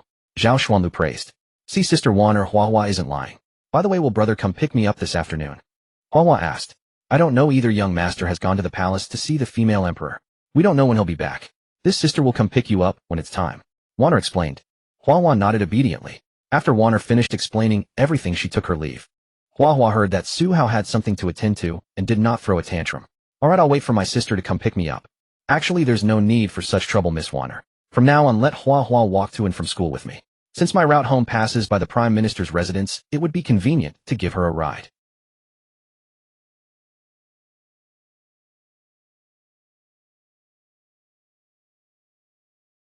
Zhao Xuanlu looked at Hua with delight. Then I'm troubling you, Teacher Zhao. Thank you, Teacher Zhao. Wanner prompted. Thank you, Teacher Sister. Hua said in her sweet childish voice. She quite liked this beautiful teacher sister, though of course, she liked her brother the most. Meanwhile, Su Hao had already taken the palace carriage into the imperial palace. After entering, he walked a great distance before reaching the main hall. Good heavens, my old man's official position isn't exactly comfortable either. Waking up early every day and walking all this way. If only there were a sightseeing cart, or even an electric scooter. This is exhausting. Su Hao was not heading to the grand hall where daily court assemblies were held, but rather to a side hall, where the Empress regnant and certain key ministers conducted post-session deliberations. Su Hao waited at the entrance. The attendant went in to announce him, and soon the voice declaring Su Hao's audience with the sovereign rang out. Su Hao stepped inside. The side hall was already quite crowded. His father was among them. Even through the original owner's memories, this was Su Hao's first time entering the palace, and he couldn't help but feel curious. He glanced toward the highest imperial seat. The Empress regnant. Blimey, isn't that the stunning beauty I spotted on the imperial city walls that day? Su Hao stole a glance at the Empress seated upon the dragon throne and was instantly taken aback. It wasn't that Su Hao had an exceptional memory, it was simply that although he had been far away that day, the Empress's countenance was not to mention absolutely devastatingly beautiful. And as for her figure, not to mention her bosom, that could rival Yang Wanqing's. Su Hao found it impossible to forget. He hadn't expected her to be the Empress, but upon reflection it made perfect sense. Having already prepared himself mentally after entering the palace, Su Hao knew the imperial rules were terrifyingly strict. After just one glance, he quickly averted his eyes, then noticed his father's warning look. Su Hao understood immediately. This humble one, Su Hao, pays respects to your majesty the Empress. May your majesty be well and prosperous. While he offered the formal greetings, Su Hao merely bowed. There was no way around it. He held an imperial edict granting him exemption from kneeling in the sovereign's presence. Just then, before the Empress could speak, a middle-aged man in a python-embroidered robe stepped forward from among the ministers. How dare you? Why do you not kneel before the Emperor? Prime Minister, how do you teach your son to show such disrespect to the sovereign? The man in the python robe thundered, but faced with his rebuke, neither Su Hao nor his father said a word. Su Hao merely cast a glance at the man and stood quietly. I am addressing you. Why do you not answer? The man in the python robe questioned again. Enough, uncle. This is a grace bestowed upon Su Hao by this sovereign. He is exempt from kneeling. Su Hao, why do you not speak? The Empress asked. In reply, your majesty, in a gathering such as this, it is only natural that your majesty is the most exalted. Since you did not permit me to speak, this humble one dared not say anything reckless. Su Hao answered in a clear, resonant voice. Upon hearing these words, Prime Minister Su Cheng's heart swelled with pride. His son was indeed clever. That flattery was even more masterful than his own. Astute and perceptive. The man in the python robe glared fiercely at Su Hao upon hearing his reply, but since the Empress had already cited the imperial edict, he could hardly press the matter against the Su father and son. It was the Empress, however, who upon hearing Su Hao's words allowed a gentle smile to grace her lips. Smooth talker, she murmured softly, then composed herself. Very well. This is your first time in the palace. The man you just encountered is Prince of Lingnan, your sovereign's own uncle. You must show him respect, do you understand? The Empress informed Su Hao of the man's identity, and it suddenly clicked for Su Hao. So it was this fellow. Prince of Lingnan. Of course Su Hao knew who that was. Prince of Lingnan Zhou Qing was the Empress's own uncle. Despite their blood tie, this man harbored rebellious ambitions and had long been plotting insurrection.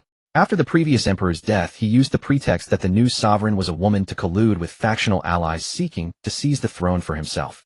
But who could have predicted that although young, the Empress's political acumen far surpassed that of the Prince of Lingnan.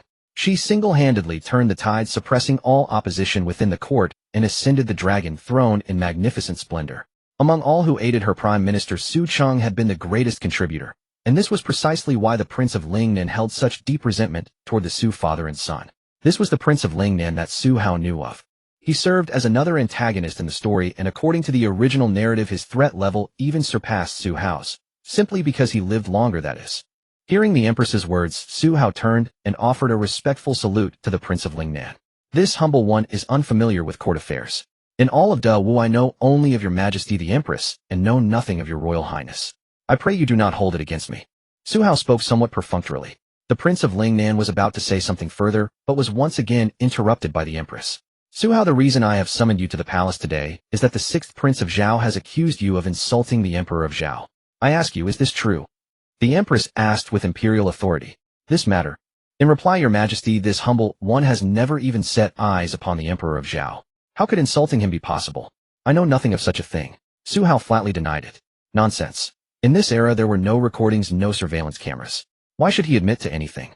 Su Hao, you dare commit the act yet refuse to own up to it. Your majesty, this scoundrel is lying. Yesterday at the Flower Rain Pavilion, in front of all present, he repeatedly declared that your imperial father meant less to him than a fart. Anyone present can testify to this.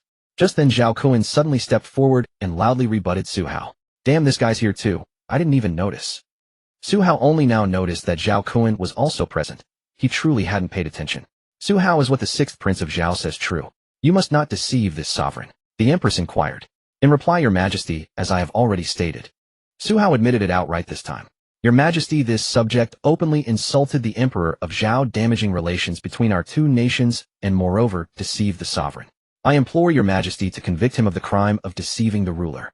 The Prince of Lingnan was not about to let go of any opportunity. He leapt forward once again. Su Cheng frowned, and was about to step forward to defend his son, but Su Hao gave him a reassuring glance, and taking the initiative turned to face the Prince of Lingnan. How exactly does the crime of deceiving the sovereign apply here? When did Su Hao admit to insulting the emperor of Zhao? Su Hao questioned. You audacious brat, and you still dare to twist words. You just admitted yourself that you called the emperor of Zhao less than. Isn't that insulting? The prince of Lingnan himself found the words difficult to utter. Just that. Su Hao as a common subject of Dawu had no idea what had happened to the emperor of Zhao. In my heart, there is only your majesty the empress. Emperors of other nations. I don't even know them, so of course they mean less than a fart to me. Wouldn't that count as insulting? Exactly. After all, this humble one is merely a commoner, unlike your royal highness, whose heart is as vast as the heavens, and who holds not just one, but many emperors in reverence. This humble one is deeply ashamed. After Su Hao finished speaking, the prince of Lingnan, enraged and alarmed, quickly glanced toward the empress. As expected, the empress's sharp gaze fell upon him. The prince of Lingnan hastily bowed. Your majesty, this subject's loyalty to Dawu is witnessed by heaven and earth. Your majesty must not be deceived by this Tongladen child. Moreover, Prime Minister, I must ask, your son frequents establishments of ill repute day and night. This is simply outrageous. The Prince of Lingnan hastily offered his explanation. Hey, your highness, you truly amuse me. What harm is there in my visiting a brothel? Su Hao am neither a court official nor a government appointee. I am but a common citizen. Moreover, I did not refuse to pay. By what right am I forbidden from entering a pleasure house? Which law of the Great Wu prohibits commoners from visiting pleasure quarters to enjoy performances? Su Hao's loud protest left Su Cheng's face flushing red. Son, you may have a point, but you're my son. Why speak of visiting brothels so brazenly? The empress listened to their bickering, her cheeks coloring slightly. What shamelessness! Enough, cease this quarrel. Prince of Zhao, I am aware of the matter. Su Hao harbored no intention to insult your late father. Let this matter rest. The empress struck her final decision without hesitation. Your imperial majesty, but how? Zhao Kun attempted to argue further, only for the empress to silence him with a sharp glance. I said let this matter rest. Zhao Kun shuddered, lowered his head, and bit his teeth as he performed a respectful bow. Yes. The matter concerning Su Hao was decisively terminated by the empress. Though the Prince of Wuling harbored reservations, he understood his niece's capabilities and recognized that the situation was beyond redemption. He exchanged a subtle glance with Zhao Kun, who nodded imperceptibly before stepping forward once more to bow before the empress. Your imperial majesty, there is another matter. Previously, our two nations discussed the Zhao kingdom's request for the Great Wu to return 3 border cities. I wonder if your imperial majesty would consider this request. As Zhao Kun posed his inquiry, the ministers present began murmuring among themselves, yet the empress remained impassive, her thoughts concealed. What say my beloved ministers? Your majesty, this subject seems unwise. Since our nations were previously at war, the captured cities naturally belong to our Great Wu. The principle that victors claim spoils has remained unchanged since ancient times. How could we so readily return them? Su Cheng, as the head of the civil officials, spoke first. He understood the empress's intentions well. Could a ruler with ambitions spanning the world truly consider surrendering conquered territory? Such thoughts belong to dreams alone. Your majesty, this minister believes the prime minister's words are misguided. Since both nations have ceased hostilities and pursued peace, our Great Wu should demonstrate good faith by returning the Zhao kingdom's cities, showcasing our magnanimity. Fostering harmonious relations between our two nations is what truly matters. The Prince of Wuling rose to voice his opposition, dividing the court ministers into 2 factions, one supporting the prince's position on restitution, the other backing the prime minister's stance. Your majesty, this commoner has a question to pose to the Prince of Wuling. Su Hao, who had been observing the proceedings, suddenly spoke up loudly. How dare you? This is a matter of state importance. You, Su Hao, hold no official position. How dare you speak so recklessly? Get out at once. The Prince of Wuling rebuked him sharply. Your Highness speaks incorrectly. Though I hold no official rank, I am a commoner of the Great Wu. Since I stand here, I represent the people's desire to voice their thoughts. What harm is there in that? Your Highness clearly doesn't understand what it means to love the people as one's own children. Besides, I merely wish to ask a single question. It has nothing to do with state affairs. Su Hao's words dripped with sarcasm as the Prince of Wuling frowned, thinking, what a glib-tongued youngster. Very well, Su Hao. Whatever you wish to ask the Prince of Wuling, you have my permission to proceed. The Empress granted her approval. Su Hao bowed in gratitude, then approached the Prince of Wuling. Observing the man's arrogant demeanor, Su Hao smiled and cupped his hands in a formal gesture. May I ask, Your Highness, do you lack certain manhood? Su Hao asked with a smile. Though his voice wasn't particularly loud, everyone present heard him clearly. Even the Empress looked surprised while the ministers stood stunned. Su Hao was insulting the Prince of Wuling, and the insult was remarkably crude. Su Hao, you wretched bastard. How dare you insult me? You seek death. The Prince of Wuling erupted in fury, gathering spiritual energy in his hand. He was indeed a genuine martial arts master. Su Hao didn't retreat an inch. Prince of Wuling in front of His Majesty, what do you intend to do to my son? Su Cheng immediately shouted in protest. Only then did the Prince of Wuling suppress his rage and withdraw his spiritual energy, turning to face the Empress. Your Majesty, this Su Hao has insulted the royal family. I beg your Majesty to punish him severely. The Empress regarded Su Hao calmly. Su Hao, explain yourself. What did you mean? Your Majesty, my question was posed on behalf of the people of Great Wu, to ask our esteemed prince whether he is truly a man. Su Hao responded loudly. Su Hao, you dare insult me again. The Prince of Wuling thundered in fury. Hey, your highness, merely asking if you're a man constitutes an insult. Then this hostage from a defeated enemy nation dares to demand things from the victor. Isn't that slapping our Great Wu's face right in front of everyone? And you can tolerate this? I thought you had a good temper. Su Hao asked mockingly. Nonsense, Su Hao. This prince merely seeks to reclaim cities that rightfully belong to our Zhao kingdom. What is wrong with that?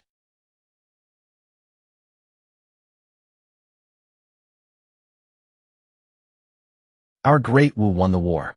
We didn't demand you cede territory or pay reparations, didn't force you to kowtow and admit defeat. That alone shows our compassion. Yet you have the audacity to act virtuous while benefiting from our mercy. If we weren't in the imperial palace and you went to the streets and asked our people what you're proposing.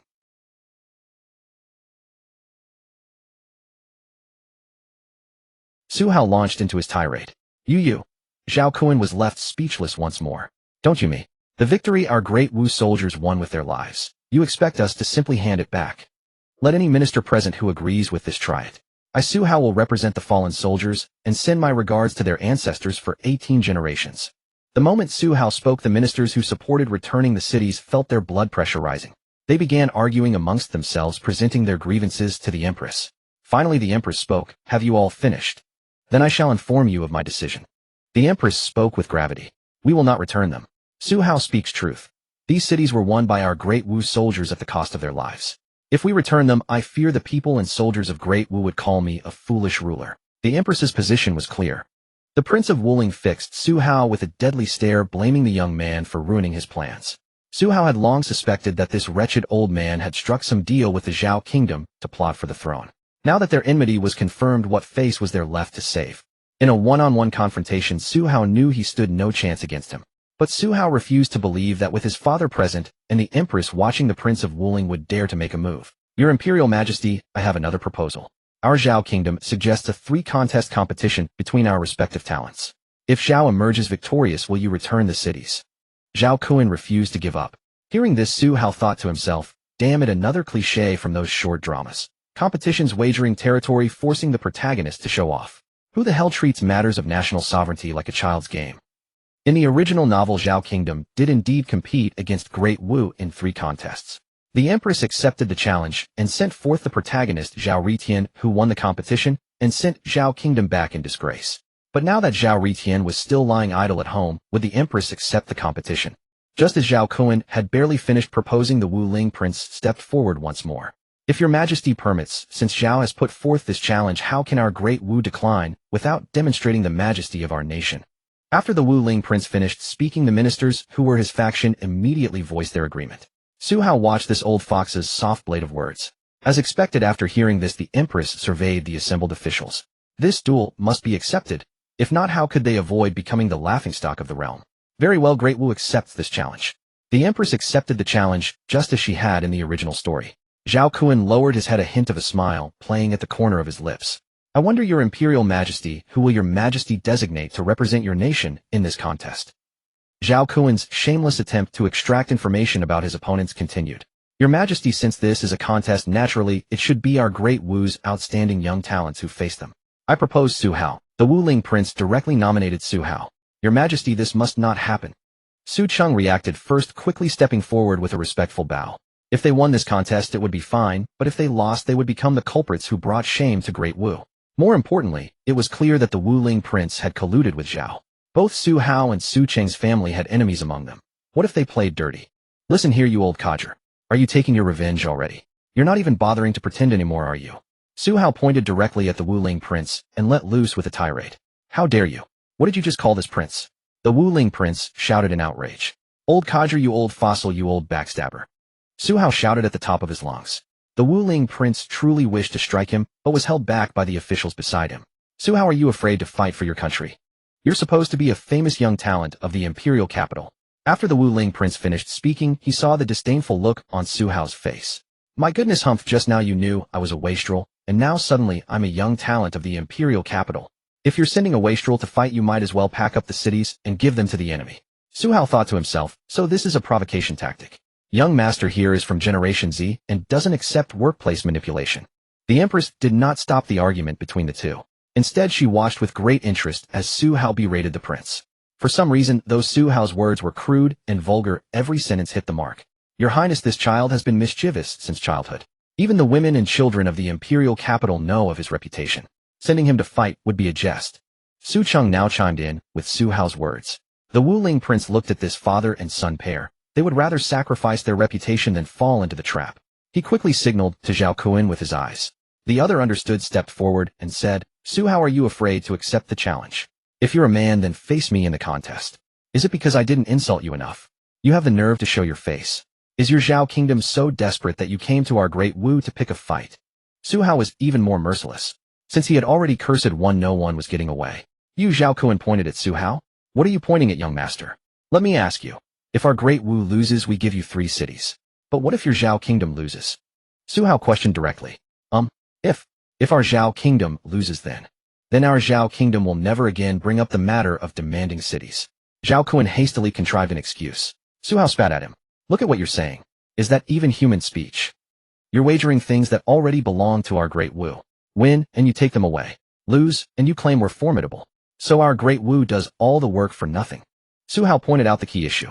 Zhao Kun wanted to argue back, but Su Hao gave him no chance. And you said young master is afraid to fight. Let me tell you, it's not that I'm afraid. I have no right to do so, understand. I, Su Hao, am merely a citizen of Great Wu. Why should I wager our nation's territory? If you want to play, let's settle it between the two of us. Win or lose, it's our business and no one else's. If I don't beat the excrement out of you, consider yourself lucky with your bowel movements. Su Hao delivered his combination attack, driving Zhao Kun to the point of spitting blood. Just then the Empress spoke. Enough, cease this bickering. Everyone promptly stood at attention. What would your Zhao kingdom like to compete in? The Empress inquired. Reporting to your majesty, our Zhao kingdom has prepared 1 literary and 1 martial contest. As for the third, we leave the choice to your honored nation. Zhao Kun's words made everyone present feel his shamelessness. 3 matches would certainly be best of 3. They had prepared 2 events already, while the third, who knew if it would even happen? Upon hearing this, the Empress turned to Su Hao. Su Hao, your subject is here. Su Hao responded. Do you dare to accept? The Empress asked seriously. Su Hao looked up, surprisingly glancing at the Empress. The next moment, I dare. Su Hao answered firmly. The Empress smiled with satisfaction at the corner of her lips. However, Su Cheng heard Su Hao's acceptance and called out with concern. Father, to repay the Empress's kindness upon the golden platform, I grasp the jade dragon and die for my lord. Su Hao gazed solemnly at Su Cheng as he spoke these words. Upon hearing this remark, everyone present turned to stare at Su Hao. Could such words truly come from that wastrel? But only Su Cheng understood what Su Hao meant. Their Su family, under the Empress's protection, had reached the pinnacle of power and lived in opulence. Now when the Empress needed to use him, if he refused his duty, then the Su family would be finished. How could Su Cheng not understand this logic? But Su Hao was his weakness. The Empress too was equally shocked. Su Hao, when did I ever ask you to die? By imperial decree for the 3-match contest proposed by Zhao Kingdom, Great Wu shall send Su Hao of the Su family to respond. The first match shall take place tomorrow. If Great Wu loses the 3 matches, we shall return 3 cities. If Great Wu wins, Zhao Kingdom shall cede 3 additional cities. The Empress declared her imperial edict with authority. Zhao Kun was bewildered. Your Majesty, our Zhao Kingdom never proposed ceding 3 additional cities upon losing. Zhao Kun said in alarm. If you did not propose it, I did. Since your Zhao Kingdom initiated this contest, could it be that you truly are as shameless as Su Hao said coming to our Great Wu too? The Empress could not recall Su Hao's phrase. Freeload, Su Hao prompted. Yes, freeload. My imperial decree has been issued. The wager is set. The Empress's meaning was clear. Your opinions no longer matter, what I say goes. Zhao Kun, unwilling, tried to speak further, but was stopped by the Wu Ling prince's warning glance. The Empress turned to look at Su Hao. Su Hao, do your best in the contest. If you win, I shall richly reward you. If you lose, I shall not blame you. A mere 3 cities Great Wu can afford to lose. Of course, if Zhao Kingdom cannot afford to lose, then I shall personally send troops to collect them.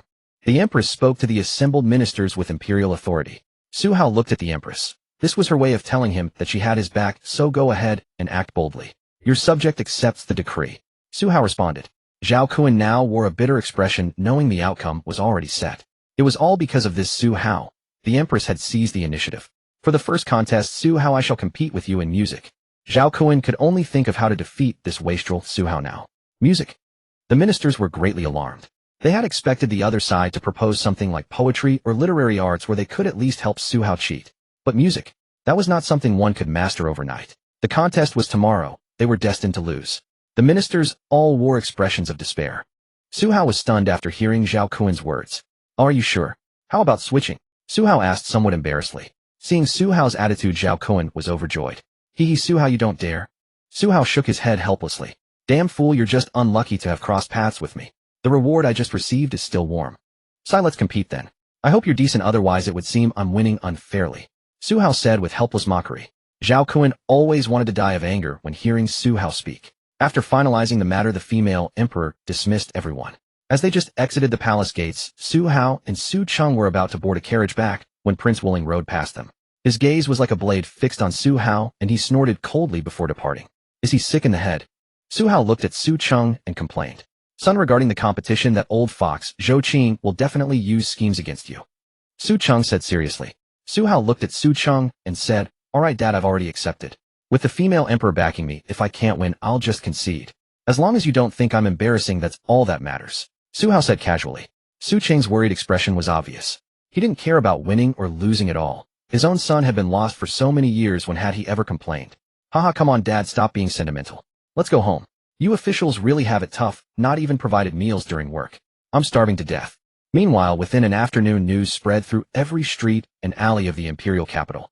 By imperial decree, Su Hao of the Chancellor's mansion shall compete against the 6th Prince of Zhao, with 3 cities as the stake. The common people discussed this whenever they met. Your Majesty is being foolish. Even for a competition, sending that playboy Su Hao. Exactly, isn't this just waiting to lose? It was clear that the people had little faith in this competition, filled with doubts about the female emperor and Su Hao. As for why the news spread so quickly, it was undoubtedly the work of that scheming old fox Prince Wuling. This was exactly what he wanted. Didn't his good niece plan to cover for Su Hao? Fine, then wait for Su Hao to lose. When Dou Wu has to cede 3 cities as a result, the people will blame the female emperor due to the outcome. Then he can coordinate with the state of Zhao from within and without, and the imperial throne will be within his grasp. Prince Wuling had already planned how to deal with the Su father and son after ascending the throne. In the study of Zhao Xingmin's mansion, Zhao Hao looked at Zhao Xingmin with reluctance. Foster father, the female emperor, is being foolish. Why would she send that playboy Su Hao to compete? Isn't that certain defeat? Zhao Hao questioned firmly. What should we do? The female emperor issued the decree personally. Who dares to oppose it? Zhao Xingmin sighed. Foster father, can you take me to the palace? I want to volunteer to replace Su Hao in the competition. Zhao Hao said confidently. Nonsense, your injuries haven't healed yet. Zhao Xingmin scolded. Foster father, my injuries have mostly healed. I can at least perform at 60 or 70% of my strength. Even like this, I'm still better than that way, Su Hao. For the sake of Dou Wu, I'm willing to enter the palace and audience the emperor. Zhao Hao spoke with high spirits. What if Su Hao can win? At this moment, Zhao Xuanlu walked in from outside the study. Zhao Hao and Zhao Xingmin looked over. Sister, Su Hao can win. That must be a daydream. The first round is about music and rhythm. That guy can't even cheat. How could he win? Zhao Hao simply didn't believe Su Hao could win. Zhao Xuanlu didn't hesitate. I think he can win. Enough, you siblings, stop arguing. How are the female emperor isn't someone you can see just because you want to. Today in the hall, His Majesty's intention to support Su Hao was already very clear.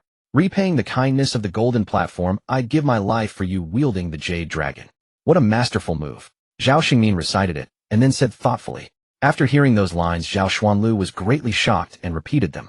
Father, is the female emperor sending Su Hao to his death? Zhao Xuanlu asked worriedly. Zhao Ritian showed pleasure. Oh, this poem was said by Su Hao himself to the female emperor. This Su Hao's flattery skills are even better than his father's. The female emperor personally promised that even if the competition is lost, the cities will be returned, and it has nothing to do with Su Hao. Zhao Xingmin explained. Impossible, impossible, this guy. Zhao Hao felt like he was going to spit blood. As for Zhao Xuanlu, hearing that Su Hao was fine, she breathed a sigh of relief. Glancing at Zhao Hao, who was questioning Su Hao again, she didn't say anything and took her leave from Zhao Xingmin, having made up her mind to watch Su Hao's competition tomorrow. Chancellor's mansion. Young master, I've found the Qin pipa flute and shao for you. I've also called the musicians. Please get up and practice. Wanner looked at Su Hao, who was still lying in the courtyard, gazing at the sky, and persuaded helplessly. Not practicing. Wanner, go ask if the meal is ready. The young master is so hungry, he has no strength. Su Hao asked listlessly. It'll be ready soon. Young master, you should still practice. I heard that the 6th Prince of Zhao is extremely proficient in music and rhythm. How can you beat him without practicing? Wanna said worriedly. Wanna let my junior brother practice the qin all night. Impossible unless my junior brother's talent for music and rhythm is the same as his martial arts talent. Yun Lu shook his head from the side. Hee, you all think I can't win? Su Hao asked with a smile. The young master is the most capable, of course he can win, but Wanner didn't finish. She believed in the young master, but the people of the imperial capital didn't. It had spread all over the capital. Tomorrow at the palace gate a stage would be set up, and the two would compete in music and rhythm in public. If they lost, the young master would be cursed to death. Junior brother, how about senior sister going to that 6th prince tonight? Yun Lu made a gesture across his neck. Su Hao almost fell off his rocking chair. Senior sister, you're a female knight-errant, not a female assassin. Do you think this is appropriate? Su Hao complained in his heart. What happened to his senior sister? Had she turned dark? He's a prince of an enemy state. Isn't killing him for the good of the country and the people? Yun Lu asked naively. Su Hao cursed in his heart. Damn it, she was actually right. In a competition between two nations, we should have sportsmanship. Don't be like those shameless Koreans. After Su Hao finished speaking, both women looked confused. At this moment, Ding Xiao ran in fiercely. Young master, damn it, were you chased by a dog? Su Hao scolded irritably. No, young master, why are you still lying down? Hurry up and practice the qin. I had old Shin find all the famous musicians in the city for you. You should practice quickly. Ding Xiao said anxiously. What's wrong with you? Why are you so concerned about whether I practice or not today? Su Hao asked suspiciously. Even Wanner and Yun Lu were surprised. Ding Xiao only cared about money usually. Young master, don't you know yet? The gambling houses have already opened odds for your competition tomorrow. I placed a bet, how can I not be anxious? Ding Xiao explained anxiously. What? This fast? That doesn't make sense either. With your nature, there's no way you'd bet on young master to win. Why did you make me practice the guqin? Su Hao asked in confusion. Actually, it wasn't unreasonable for everyone to lack confidence in him. If Su Hao didn't have the system, he wouldn't think he could win either. And there was this Ding Xiao, this money-grubbing scoundrel. Who said that? I'm betting on young master. I went all in with everything I own. After Ding Xiao finished speaking, everyone in the courtyard was stunned. Su Hao felt somewhat touched. Did even Ding Xiao support him like this? Ding Xiao. Su Hao looked at him with emotion. There's no other choice really. The payout odds for young master winning are just too high. I couldn't resist. So you absolutely must win, young master. After Ding Xiao finished speaking, Su Hao's mouth twitched. You damn dog, I really want to cripple my own hands just to make you lose everything. What a waste of emotion. Treating this young master like a football. Going against the grain to bet on an upset. Su Hao stood up from his chair. Wanna go send someone to inform old Shen. Bet everything we can move on young master to win. Su Hao ignored that scoundrel Ding Xiao, thinking to himself, isn't this just sending money to me? Alright. Although Wanner was surprised, she excelled at following orders and quickly went to send someone. Young master, are we living like there's no tomorrow? Ding Xiao was dumbfounded. His money was nothing compared to the young master's. This little amount from him would at most leave him bruised, but if young master lost, it would be total annihilation. Short-sighted fool. You damn dog, go gather people and watch the gambling den's operators. Make sure they don't run off when they can't afford to pay. Su Hao kicked Ding Xiao's rear and instructed. Can you really win? I'll go right away. If they dare run, I'll beat them until they're nothing but stumps. Ding Xiao quickly promised and dashed off with his blade. That evening, Su Hao was in his room. Ding. Today's good deed task completed. Good deed content: publicly berating traitors and rebels haggling with the enemy nation, changing the original wager stakes to secure benefits for the Great Wu Kingdom. Result evaluation: 1 golden prize draw. Su Hao thought to himself, here it comes. Indeed, Su Hao now somewhat understood the system's evaluation quirks. Today's involvement in the wager at court was precisely to get the system's rewards into his hands. System lottery. Ding. Congratulations to the host for obtaining 1 golden prize draw, receiving just can't kill me buff. Su Hao stared at the reward. What is this thing? System, don't you think you've been a bit sinister lately? Su Hao then checked the reward description. Just can't kill me buff. When the host activates this state, the host will become immortal. No matter what damage is received, it will not be fatal and will not affect the host's actions. Injury recovery speed increases by 300. Time limit 30 minutes. Damn it, a life-saving divine skill. Su Hao was astonished. Can't be killed. I can do whatever I want now. It's just a shame there's a time limit of only 30 minutes. But the system was quite considerate. The 30 minutes could be activated at any time, and the state could also be deactivated after leaving combat. The usage time would stack, so the remaining time could be saved for next time. All in all, Su Hao was very satisfied. Moreover, the reward was already excellent before the competition even began. If he really won 3 cities back for Great Wu, the rewards would soar through the sky. Early the next morning at the Prime Minister's mansion, everyone followed Su Hao, preparing to head to the Palace Gate arena. Who knew that the moment they stepped outside the gate, numerous commoners had already gathered. Why did they all come to cheer for me? Su Hao muttered in surprise to himself. The next second a man in gray robes raised his hand and shouted loudly, "Young Master Su, don't go humiliate yourself and shame our Great Wu." Hearing the man's shout, the other commoners also wore helpless expressions. That's right, don't go. Going would just mean losing anyway. The commoners' voices grew louder and louder. Everyone from the Prime Minister's mansion had grim expressions as they watched Su Hao stare intently at that gray-robed man. Zhanglong Zhaohu, grab that fellow and bring him here. Su Hao spoke directly. The two men charged into the crowd without a word. Before the gray-robed man could react, he was seized by Zhanglong and Zhaohu. Seeing this, the commoners' onlookers all stepped back. Unfortunately, Su Hao hadn't been causing trouble lately, so the people had forgotten. He was still the notorious young master of the imperial capital. When these evil servants struck and seized someone, the bad memories resurfaced. How could they not be terrified? Let me go. The gray-robed man was grabbed before Su Hao in panic. Su Hao gave Zhanglong a meaningful look. Zhanglong nodded, searched through the man, and quickly pulled out a token from his chest. Zhanglong handed it to Su Hao, who saw it was a token from Prince Wuling's residence. Su Hao cast a disdainful glance and tossed the token aside, grabbing the man's collar. Go back and tell your master. Thank him for advertising for me. When this young master wins, he better not choke from rage. Get lost. After Su Hao whispered these words, he bellowed, and had Zhanglong and Zhaohu throw the man out. Indeed, the troublemaker had been sent by Prince Wuling purely to mess with Su Hao's mindset. Then Su Hao turned to look at the commoners at the gate. He was about to ignore them and leave when he heard from outside the crowd, "Make way." The commoners quickly parted. There came Yang Wanqing riding a horse and leading soldiers. With soldiers present, the commoners retreated even further. Su Hao bro came to cheer you on. Wait, you know music, right? Yang Yanhua called out loudly and cheerfully. Su Hao pushed him aside.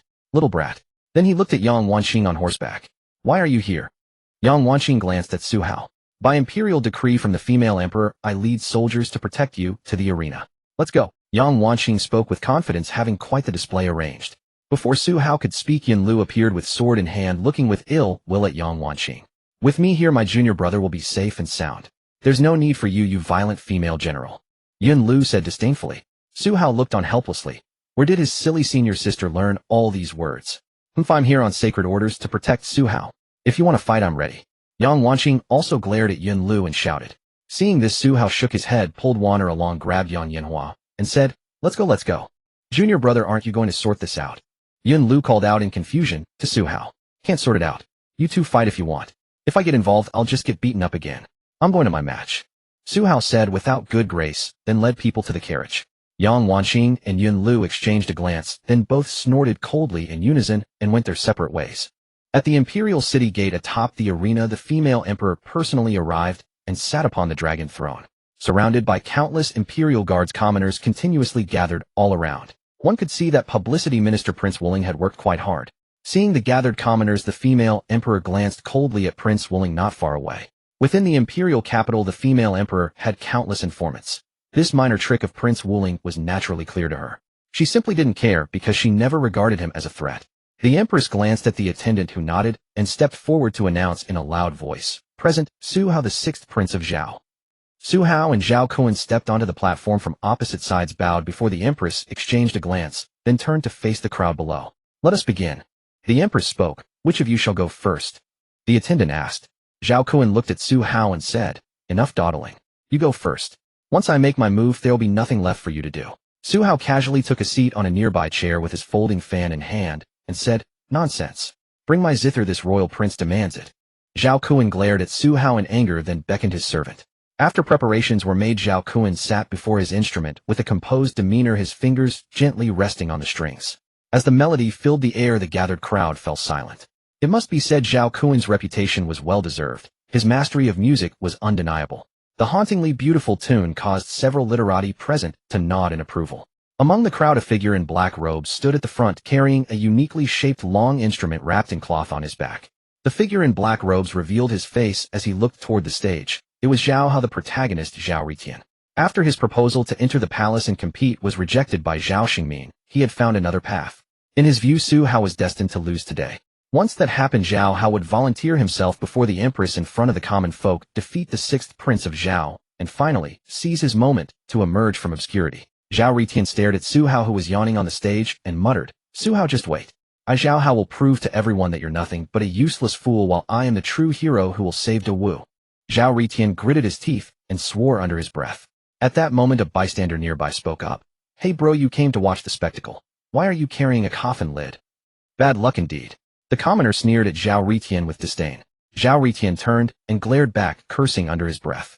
This wasn't a coffin lid, it was his zither. He alone would save De Wu, and these ignorant folk couldn't possibly understand. Soon Zhao Kun finished his piece with a triumphant expression directed at the assembled crowd. Among those who understood music, some shook their heads in resignation. With this sixth prince's remarkable musical attainment, young Master Su is in deep trouble. The murmurs among the crowd grew louder as though the outcome had already been decided. Su Hao, it's your turn. Zhao Kun called out to Su Hao with a smug expression. Su Hao rose and walked to the center of the platform. As Su Hao, this prince advises you to concede now. You're utterly ignorant of music. Continuing would only bring shame. It was standard practice before any competition to exchange barbs. Su Hao looked at him with disdain. I wonder what nonsense you were playing. It was as weak as a woman's lament. Any courtesan in the capital's pleasure houses could play better than you. Su Hao made it clear that challenging him with trash talk was laughably premature. You. Zhao Kun's face twisted in rage, but Su Hao dismissively shoved him aside. Move along. He then kicked Zhao Kun's instrument and table aside with a single kick. Zhang Long Zhaohu. Su Hao called out to the two men who had been waiting below. We're here, young master. The two responded, and everyone watched as Su Hao tucked his folding fan behind his neck and rolled up his sleeves. The crowd wondered whether he intended to compete in music or engage in a brawl. Su Hao, what are you doing? This is a test of musical refinement, a cultured pursuit. Prince Wuling seized every opportunity to undermine Su Hao. Su Hao glanced back at him. None of your business. I'll do as I please, even compete naked if I choose. As long as I win, what right have you to chatter? At this point, how could he indulge him? Prince Wuling pointed at Su Hao through gritted teeth, thinking to himself that once Su Hao lost and faced public ridicule, he would see how the Empress could protect him. To everyone's astonishment, Zhang Long and Zhao, who carried a large drum onto the platform and set it down before Su Hao. Zhang Long handed him 2 drumsticks. Su Hao, you're going to play the drum. Is this a musical competition? Zhao Kun pointed at Su Hao in disbelief. Isn't that merely an instrument? Su Hao gestured with the drumsticks and asked. Zhao Kun was left speechless once more and with bitter resentment stepped aside. Su Hao then stood before the drum, warming up. Once ready, he rhythmically struck the drumhead with both sticks. As the tempo accelerated, he suddenly began to sing. The beacon fires rise, gazing north over the realm. It was indeed Su Hao singing his past life's loyal service to the nation. Do you think being good with music matters? What use is that? What era is this? With so many people here, it's about stirring emotion and sentiment. Su Hao's message was clear. Amateurs learn from this. Everyone was dumbfounded. Zhao Kun pointed at Su Hao in shock. He's using a drum fine, but why is he singing? Cheating. How can he sing? Zhao Kun spoke up to protest. The Empress gave the attendant a glance, and he nodded, stepping forward. The competition tests musical skill. It never stated that singing was forbidden. No rules have been broken. Hearing the attendant's words, Zhao Kun wanted to argue, but had no grounds. Who could have anticipated such a move from Su Hao? And it wasn't just Zhao Kun who was stunned. Yang Wanqing, standing on the platform, watched Su Hao with delighted surprise. When they had arrived, he had told her she would surely enjoy his performance. Yang Wanqing had assumed Su Hao was up to some clever trick, wondering if he was composing a love song directed at her and whether all these people would approve. Who could have guessed Su Hao would employ such a tactic? The lyrics were so direct and powerful that even those unfamiliar with music understood they celebrated the warriors defending their nation. Didn't they see the imperial guards standing rigidly at attention below, listening with rapt concentration? As Su Hao sang, his drumming grew more vigorous. The mighty De Wu shall have all 4 corners pay homage. For the final line, Su Hao shouted at the top of his lungs. The Empress, seated upon her dragon throne, her eyes gleaming with admiration, cried out, "Excellent!" Her voice commanding and majestic. The imperial guards below, as though rehearsed, lowered their spears in unison, then raised them high the next instant. De Wu's might! De Wu's might! Inspired by such stirring military fervor, the common folk joined in the chanting. Zhao Ritian, standing among the crowd, was dumbfounded. How could this be? A bystander nearby said, "You fellow, take that rotten coffin lid off. You're bringing bad luck." Zhao Ritian wanted to kill someone. Watching the mighty cheers from below, Su Hao took a deep breath and decisively placed the drumsticks on the drum. He turned to face Zhao Kun and Prince Wuling. Well, can the result be announced now? The Empress's smile was nearly impossible to suppress. She surveyed the assembled ministers. What say you all? Who won this round? The crowd below fell silent, awaiting the verdict. Su Cheng stepped forward without hesitation, declaring to the Emperor, "This old minister believes my son has won. What think you, colleagues?" Su Cheng then surveyed the other ministers with the commanding presence of a prime minister, and his faction quickly rallied in agreement. Now the factions of Prince Wuling exchanged uncertain glances, their eyes darting toward him. The gaze of the female emperor and Su Cheng also fell upon Prince Wuling.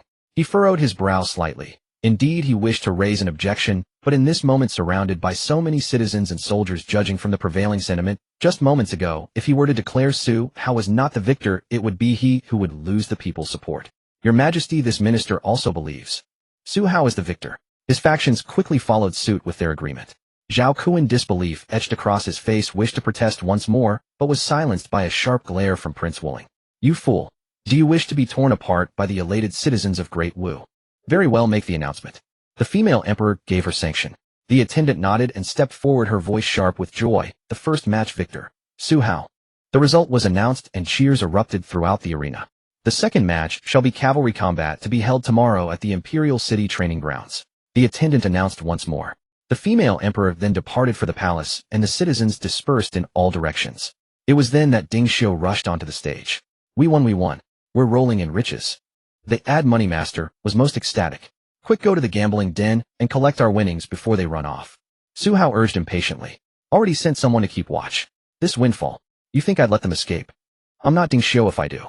Ding Xiu said with confidence. It was then that Yang Yinhua, Zhang Long, Zhao Hu, and the others came rushing up onto the stage. Without a word, they lifted Su Hao high and tossed him into the air. Holy shit, you bastards, catch me. Su Hao was startled. Wan Er and Yun Lu watched the group's antics with amused smiles. Standing not far away, Yang Wanqing truly rejoiced for Su Hao at this moment. Beside them, the envious Zhao Kuan, glaring furiously at Su Hao's celebration, looked like a clown.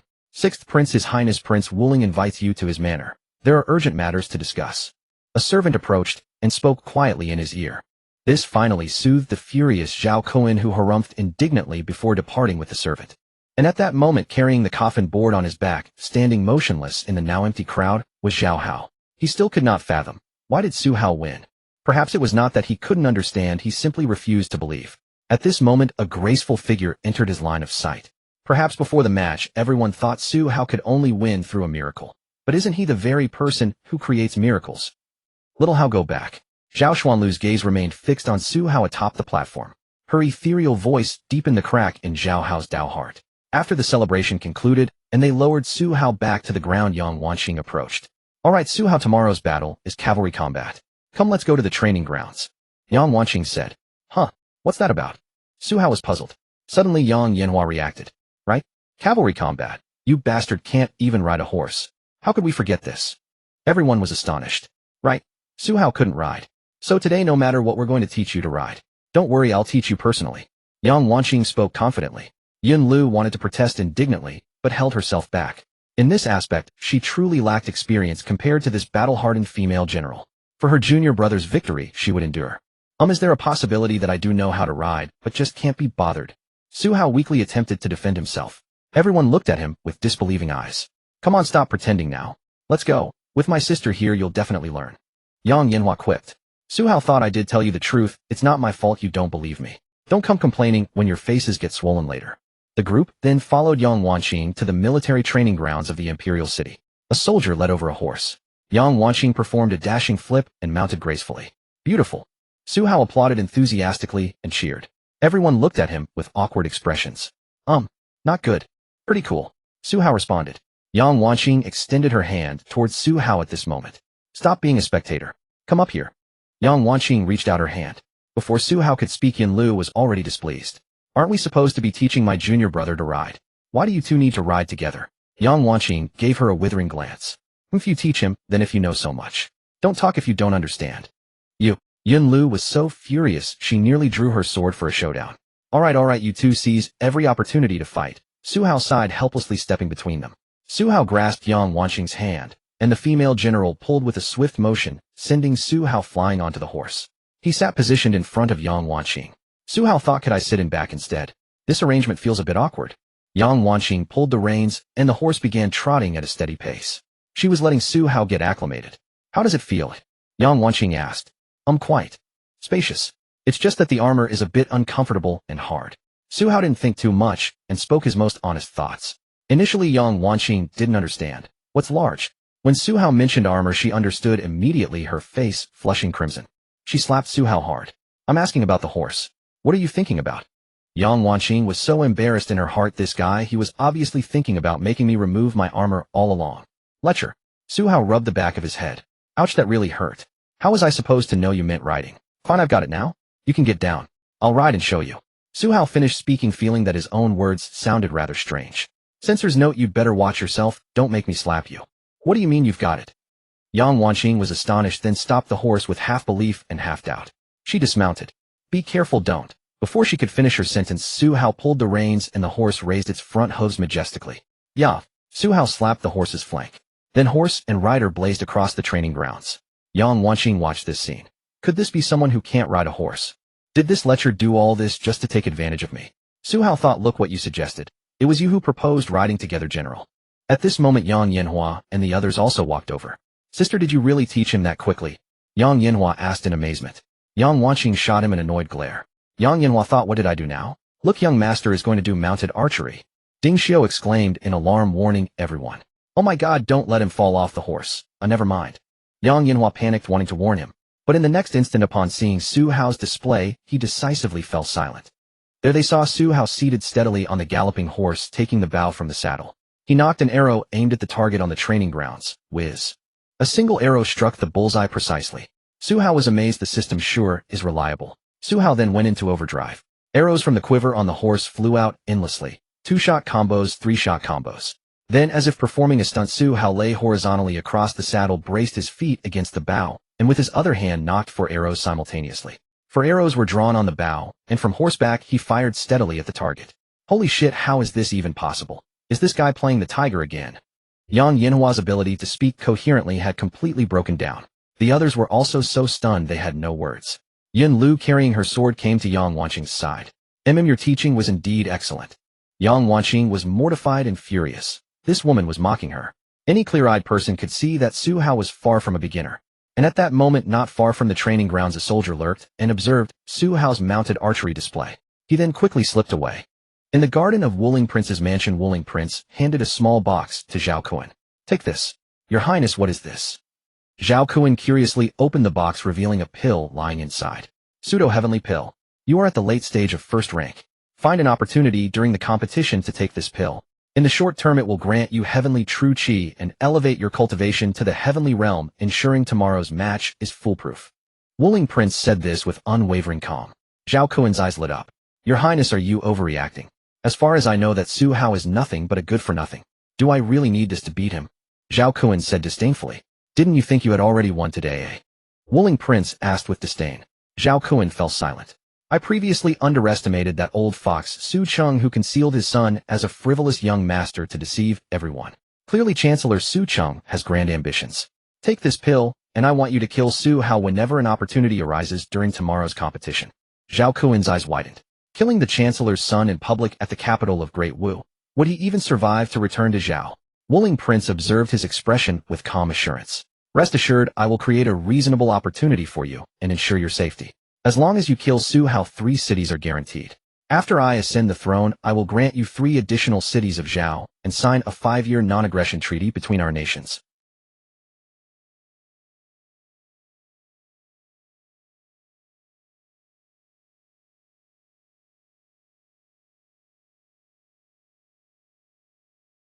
I accept.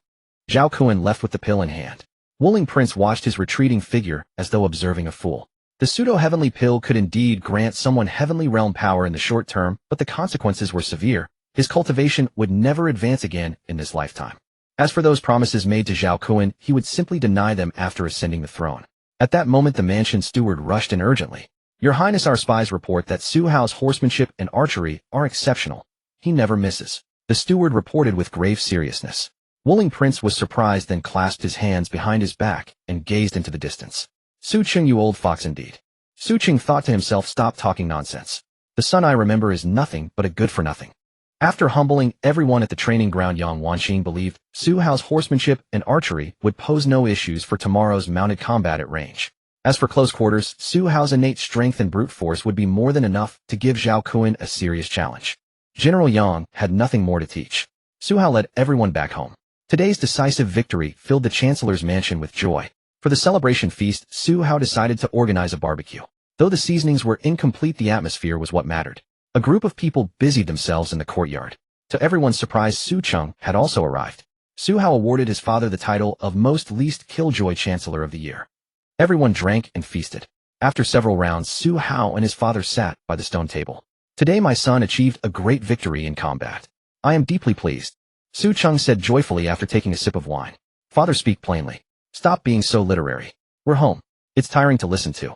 Su Hao complained. Ahem, you rascal. You won, and I'm happy. Su Cheng said in exasperation. Haha, that's better. 6 words would have sufficed. You had to make me do a reading comprehension exercise. Su Hao laughed loudly. However, Su Cheng's tone suddenly grew grave. Is there a twist here? Su Hao looked puzzled. Father, I hope you. Tomorrow in the mounted combat, just concede defeat. Su Cheng said gravely. Su Hao glanced at his father without losing his temper. Old man, what bad news is there now? Su Cheng nodded in satisfaction at Su Hao's composure. This Zhao Kun is a late-stage first-rank martial artist, but that's not the most concerning matter. Today that old fox, Zhou Qing, volunteered to serve as the referee for tomorrow's competition at the training ground, and the Empress has agreed. Based on my understanding of him, the match is undoubtedly riddled with schemes. I fear this old man will resort to underhanded tactics to endanger your life. Whether you win or lose the competition means nothing to me, but you cannot come to harm. Therefore, however, be obedient. Concede defeat tomorrow. Then I will discuss with Her Majesty and find an angle for the 3rd match. After Su Cheng finished his careful analysis, Su Hao pondered with his wine cup in hand. His father's analysis wasn't entirely accurate, but 90% of it likely reflected reality. The safest course would be to follow his father's advice. Seeing Su Hao remain silent, Su Cheng rose and patted his shoulder. Young men should be ambitious, but they must also know when to exercise restraint. Think it over. Don't stay up too late. I'm going back to rest. After saying this, Su Cheng left. As Su Hao was lost in thought, he suddenly noticed Hua Hua secretly reaching for a wine cup on the table. Su Hao laughed and picked up the little one. Haha, you're not even as tall as the table, and you're already trying to sneak alcohol. Su Hao happily rubbed Hua Hua's chubby face. Woo woo gidge fa, just want a taste. Hua Hua said cutely. In his room, Su Hao sat on his bed and practiced the breathing technique taught by Yunliu, hoping to refine his inner energy. Ding. Detected completion of today's good deed quest. Content: victory in the first match of the 2-nation competition, boosting the prestige of the Great Wu Empire and enhancing the cohesion of the capital's Imperial Guards. Based on behavioral impact assessment reward, 1 draw from the silver prize pool. Draw. Ding. Congratulations, host. You have drawn once from the silver prize pool and received 10 years of pure inner energy. Screw this. Why should I keep training? With a system, would I still suffer through cultivation like this? Am I stupid?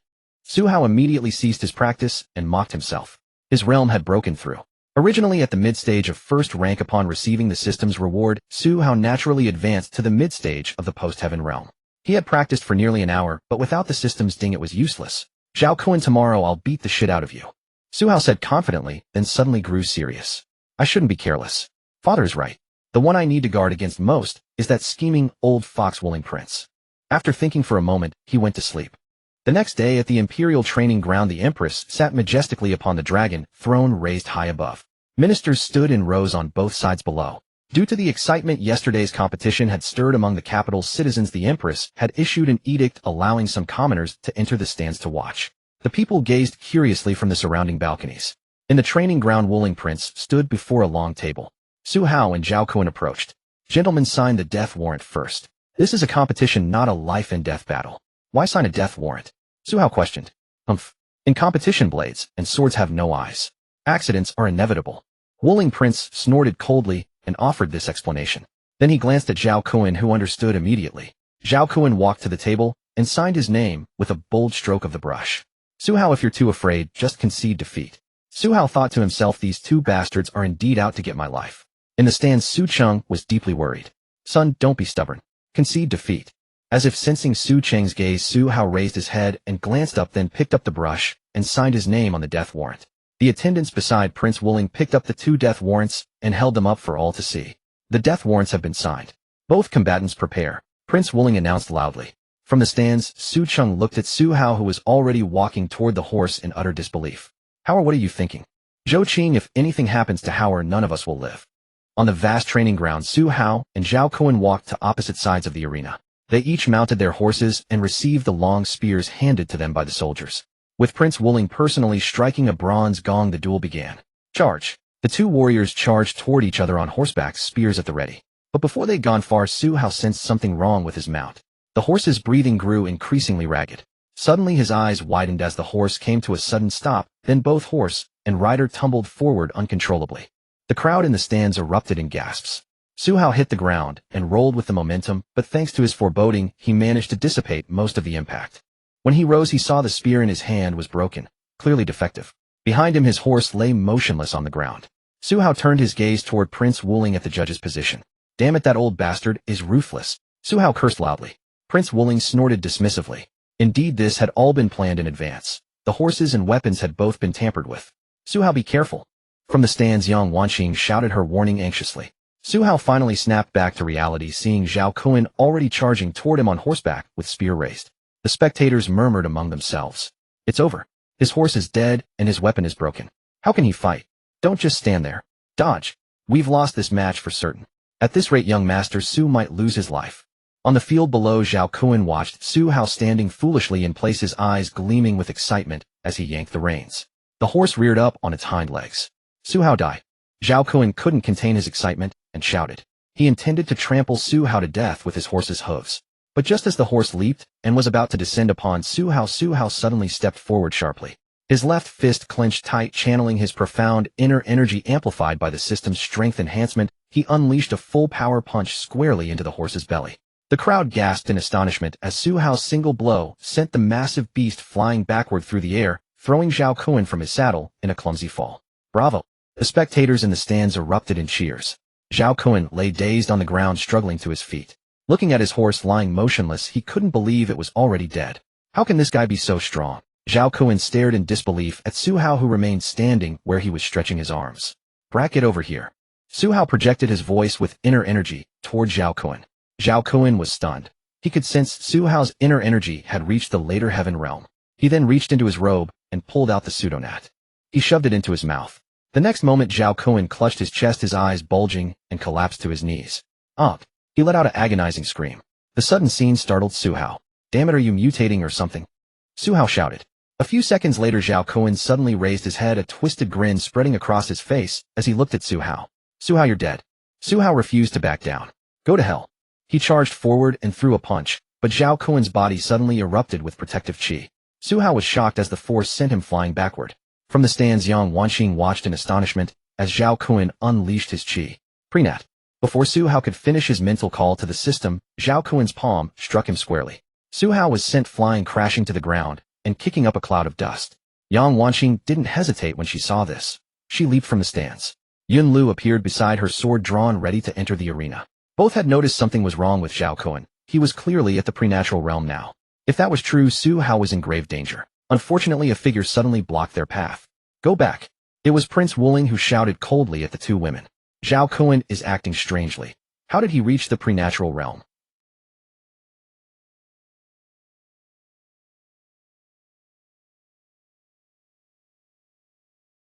Yun Lu drew her sword and shouted coldly. Yang Wanqing also prepared to strike. Few ignorant fools. Prince Wuling snorted, then released his aura. The two women were startled, their cultivation to resist. Preternatural late stage.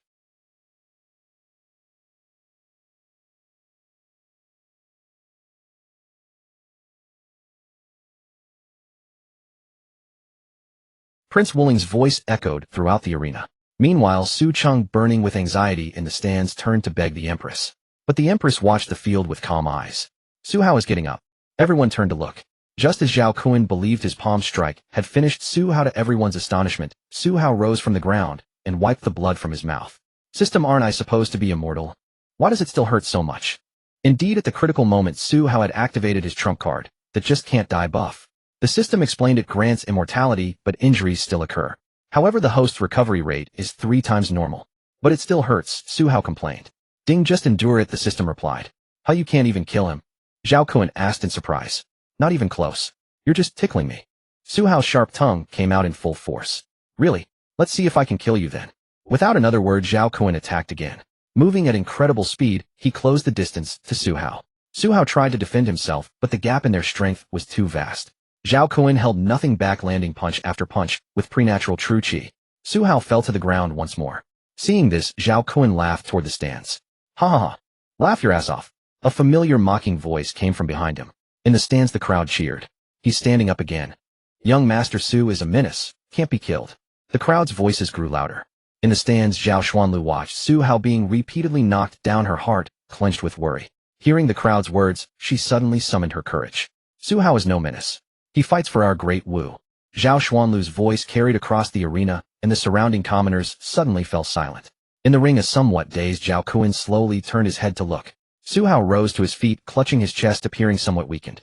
Didn't your mother teach you not to pop the champagne halfway through?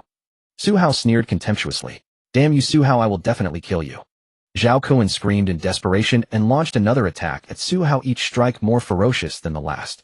Su Hao guarded his head, knowing that dodging was futile and would only waste his energy. He intended to endure the assault with his immortal body. Zhao Kun had clearly taken some kind of pill, and its effects must have a time limit. Meanwhile, Yang Wanqing and the other woman, both locked in a stalemate with the Prince of Wuling, who had reached the late stage of the innate realm, watched Su Hao in the arena with intense focus. From the stands, Su Cheng could no longer restrain himself. Hey, concede. Stop fighting. The current prime minister shouted publicly for his son. In the arena, Su Hao's stubbornness flared up. No. Then go die. Zhao Kun's grotesque fist thundered into Su Hao's chest. Su Hao spat a mouthful of blood into the air. Zhao Kun rejoiced, but his triumph was short-lived. The next second, he realized his fist had been tightly grasped by Su Hao. He quickly swung his other hand at Su Hao, but discovered that his innate true qi was continuously dissipating. Before he could react, Su Hao seized his wrist with his other hand. Then, to his horror, he saw Su Hao lower his head, blood trickling from the corner of his mouth, and looked directly at him. Got you, didn't I? Damn it. The very next moment, Su Hao violently headbutt Zhao Kun right in the face. Bloodied and dazed, Zhao Kun fell backward. The spectators in the stands erupted into cheers, chanting for Su Hao. But Su Hao could barely register it now. His only thought was, today I will beat the shit out of you. With a fierce shout, Su Hao delivered another devastating punch to Zhao Kun's face, sending him flying through the air before crashing heavily to the ground. Though Su Hao possessed an immortal body, the relentless strikes from Zhao Kun's innate true qi had left him severely injured. Nevertheless, fueled by pent-up anger, Su Hao stumbled forward toward Zhao Kun. Bloodied and struggling, Zhao Kun tried to sit up, but the pill's effects had completely worn off. Terror filled his eyes as he watched Su Hao approach, fist raised like iron. I concede. Bang. Zhao Kun's plea for mercy was cut short by a punch from Su Hao. Concede my ass. I was just getting started. Su Hao mounted Zhao Kun and rained blow after blow upon him. Su Hao, you lunatic. Zhao Kun's words were slurred and unintelligible. I'm running out of energy, or I'd punch you to death in one hit. Su Hao's punches grew weaker and more labored. He had deactivated his immortal body. Each second of its use was a second he could never regain. His recovery had slowed considerably. With his final strike, Su Hao collapsed from exhaustion. Zhao Kun lay unconscious. Summoning the last of his strength, Su Hao struggled to his feet. At that moment, the Prince of Wuling entered the arena. Yang Wanqing and Yin Lu quickly rushed to Su Hao's side to support him. Are you alright? The two women looked at Su Hao with deep concern. Su Hao shook his head. Shall we announce the result? He asked, looking toward the Prince of Wuling. The prince glanced at Zhao Kun. I declare that in the second match, the sixth prince of Zhao Kun is the victor. What the hell? Are you blind? You don't even recognize him anymore. He won. Don't you have any shame? Su Hao shouted loudly. The rule is the first to fall from horseback loses, the Prince of Wuling declared in a booming voice. The spectators in the stands were stunned. How can this be? He clearly won. Su Hao glared furiously at the Prince of Wuling. Then why didn't you announce the result when I fell from my horse? The prince remained silent. You old bastard, stop playing dumb and speak. Su Hao cursed. Su Hao, are you seeking death?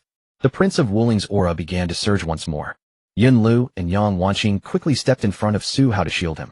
At that moment, the elderly attendant standing beside the Empress suddenly appeared in the center of the arena. Your Highness, please stop. Yin Lu and Yang Wanqing were astonished by the man's strength. The Prince of Wuling retracted his true qi and turned to look, his eyes flashing with apprehension upon recognizing the old eunuch. Your Majesty is deeply dissatisfied with your conduct today, the attendant said coldly. I will personally enter the palace to explain matters to Her Majesty. After speaking, the Prince of Wuling cast one last glance at Su Hao, flicked his sleeve, and departed. Furious, Su Hao wished he could pull out his Desert Eagle and empty a magazine into that scheming old man. The attendant then approached Su Hao and extended his hand. A surge of internal energy flowed from the attendant's palm into Su Hao's body. Your Majesty is very pleased with your performance today, Lord Su. Pleased about what? I still lost.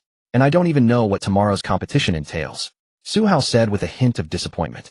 The attendant remained silent, withdrew his energy, nodded to Su Hao, and departed. Yin Lu and Yang Wanqing supported Su Hao as they walked toward the exit.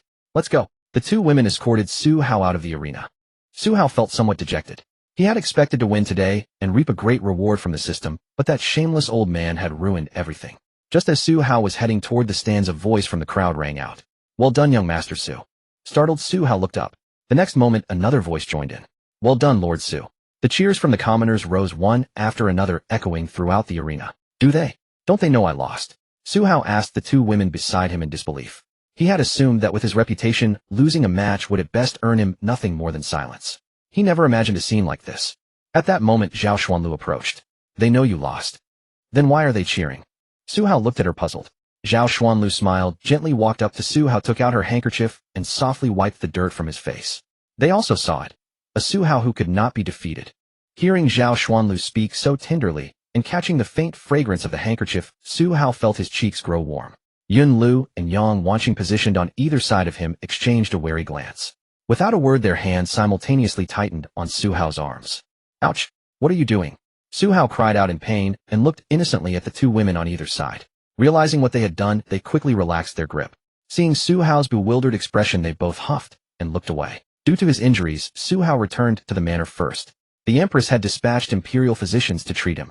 Fortunately, Su Hao's extraordinary recovery ability meant that by the time he arrived home, he had only sustained superficial wounds. The physicians were amazed by his healing speed, remarking that they had never seen anything like it in their long careers. The time spent treating Su Hao was shorter than the time the head physician spent studying him. Su Hao was half expecting the old doctor to suddenly blurt out, "This old man wishes to taste a piece of the holy monk's flesh." When Su Cheng returned to the manor, he came to see Su Hao first. "Father, what's tomorrow's event? Have you discussed it?" Su Hao asked. Su Cheng patted Su Hao's shoulder. "Don't worry, the emperor has already decided on tomorrow's competition.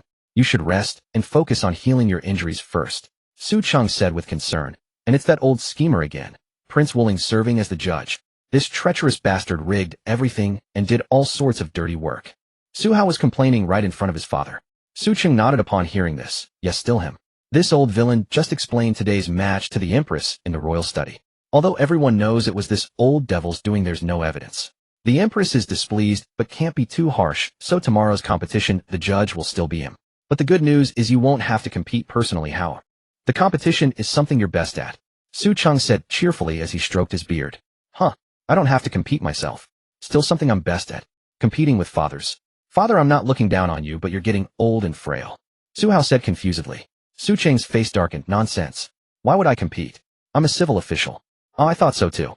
Though you're an impressive prime minister, the other guy's father is the emperor. There's a slight gap."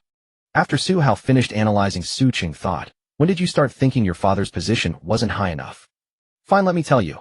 Since both of you are seriously injured and Zhao Kuan can barely even stand the original combat match has been changed by imperial decree. Tomorrow the two of you will settle it with a cockfight." After Su Cheng finished, Su Hao's jaw dropped in shock. "Father, say that again. We're competing in what?" "Cockfighting," Su Cheng said calmly. "What the? This is a competition between two nations. Even short dramas aren't this absurd, right? There's nothing else to compete in. If you must, how about poetry competitions? I could just recite. Compose a couple of poems and crush him easily. Or we could do math. One chicken rabbit in same cage problem, and he'd be counting on his fingers forever without getting it. Why does it have to be cockfighting?" Su Hao was utterly speechless, unable to comprehend. "However, this is a competition the Empress specially designed for you. It shows how much Her Majesty appreciates you," Su Cheng said with gratitude, bowing toward the heavens. Su Hao wore a helpless expression, thinking, "Thank you so much, Empress. You've successfully targeted my greatest weakness." "Father, I'm not even good at cockfighting either. How am I supposed to win?" Su Cheng gave him a sideways glance. "Nonsense. When it comes to eating, drinking, and having fun, your father has great confidence in you. Thanks for your support, you black fan. Can we really not change the competition?" Su Hao complained helplessly. "It's too late. The Empress has already issued the imperial decree. Tomorrow at the training grounds we'll settle it with a cockfight," Su Cheng said seriously. "Fine then. Go get me a fighting cock quickly. Let me bond with my chicken brother first. Find one that's best at singing, dancing, rapping, and playing basketball." After Su Hao finished, Su Cheng was completely bewildered. "How, what are you talking about? And why find a chicken? You've raised so many fighting cocks in our backyard. You've always treasured them so much." After Su Cheng finished, Su Hao's eyes widened in shock. "Those were fighting cocks. I ate them all. No wonder the chicken meat was so tough, even people with good teeth couldn't chew it. However, you don't understand. Let me tell you. Chicken meat is best when it's home-raised, rich, but not greasy. Yum, Father, let's have chicken stew with mushrooms tonight." "Fine. Wait, you ate all your fighting cocks. What about tomorrow's match?" Su Cheng suddenly realized, exclaiming in alarm. "Go buy some. And grab some mushrooms while you're at it. Stewed, that's when it gets really fragrant." Su Cheng thought, "I'm talking about fighting cocks, son, but all you can think about is eating. There's no choice then. This father still has to worry about everything. Su Chun left to make arrangements. At that moment a voice suddenly rang out in Su Hao's mind. Ding, the daily good deed task has been completed. Good deed content: thoroughly beating Zhao Kuan, the sixth prince of Zhao, who usually runs wild and abuses his power, thereby earning the common people of De Wu's initial change of heart toward the #1 villain of the capital.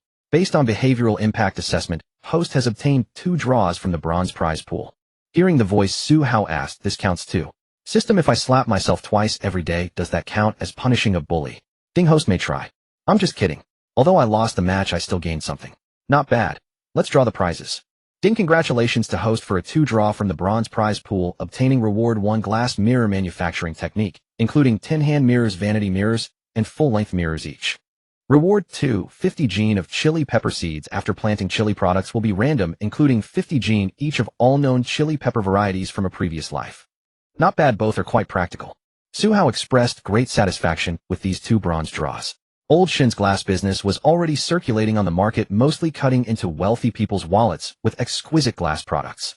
Now with mirror manufacturing techniques, making money would be instant. Chili peppers. Su Hao loved these the most. In his previous life, he couldn't live without spicy food. In this life, although there were chili peppers, the varieties were mediocre and tasteless. Overall, today was nice. After a while, Su Hao got tired of lying in bed. He got up to move around. As soon as he walked into the courtyard, he saw Yun Lu heading out with a sword. Senior sister, where are you going? Su Hao called out. Junior brother, why aren't you resting properly? Why did you come out? Yun Lu said with concern. I'm tired from lying down. What are you going out for? Nothing. Senior sister is just going for a stroll. Yun Lu said evasively, avoiding his gaze. Su Hao gave her a suspicious look. You're actually kind of cute when you lie, senior sister. Su Hao said. Really?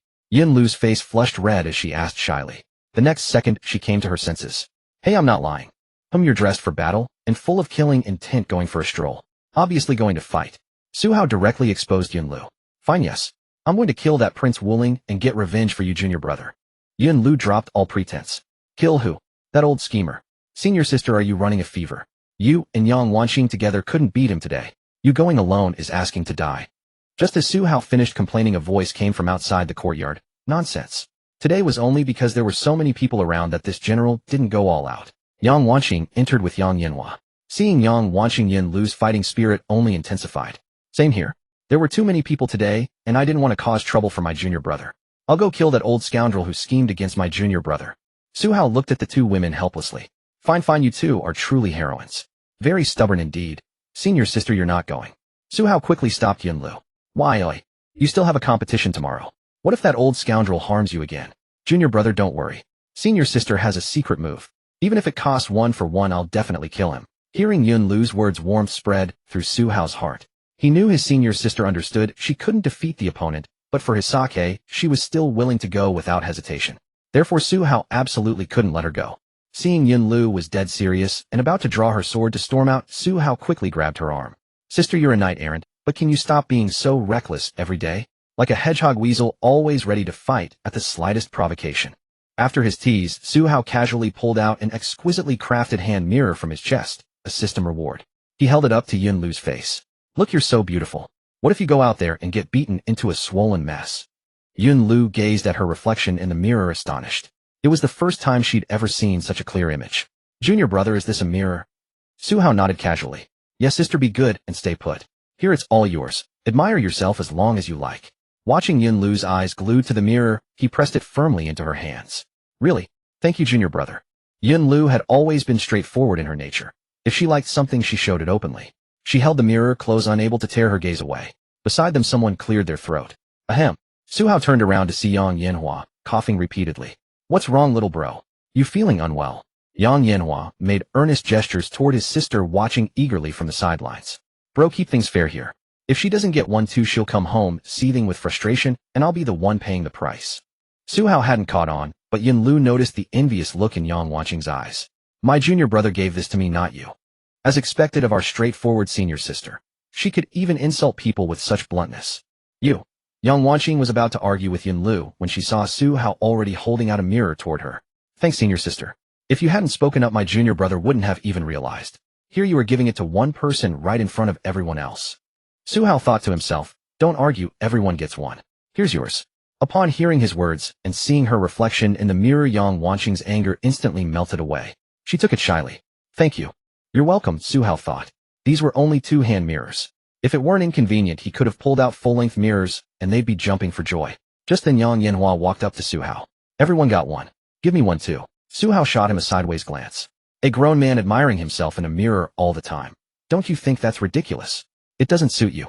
Here, just stick to your foodie persona. After saying this, Su Hao reached out and handed him two small objects. Yang Yanhua's eyes widened with curiosity as he snatched them from Su Hao's hand.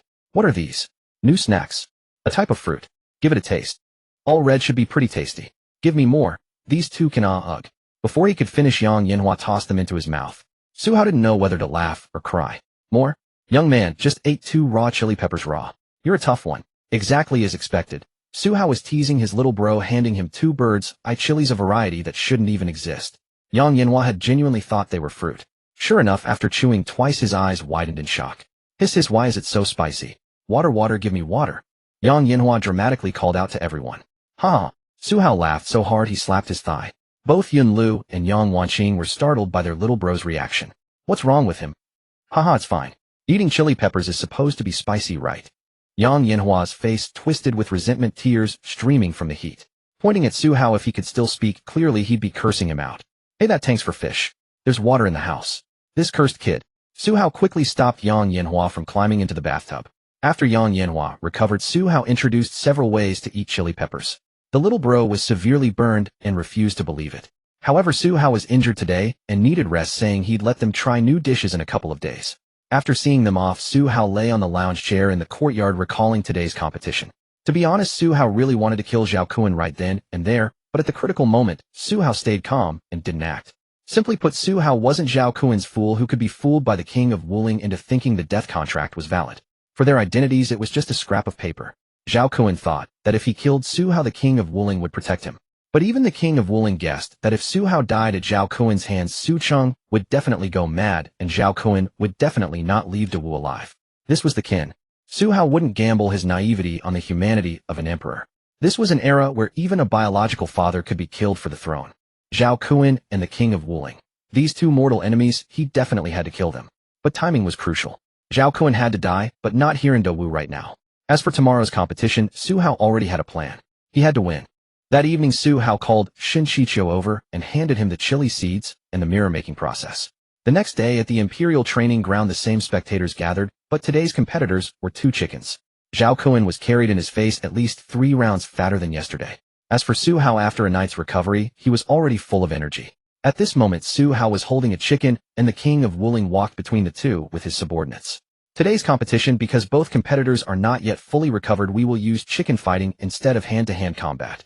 The king of Wuling explained loudly. Actually, it won't delay anything. Why don't you help him up so we can continue fighting? Su Hao teasingly looked at Zhao Kun lying on the chair.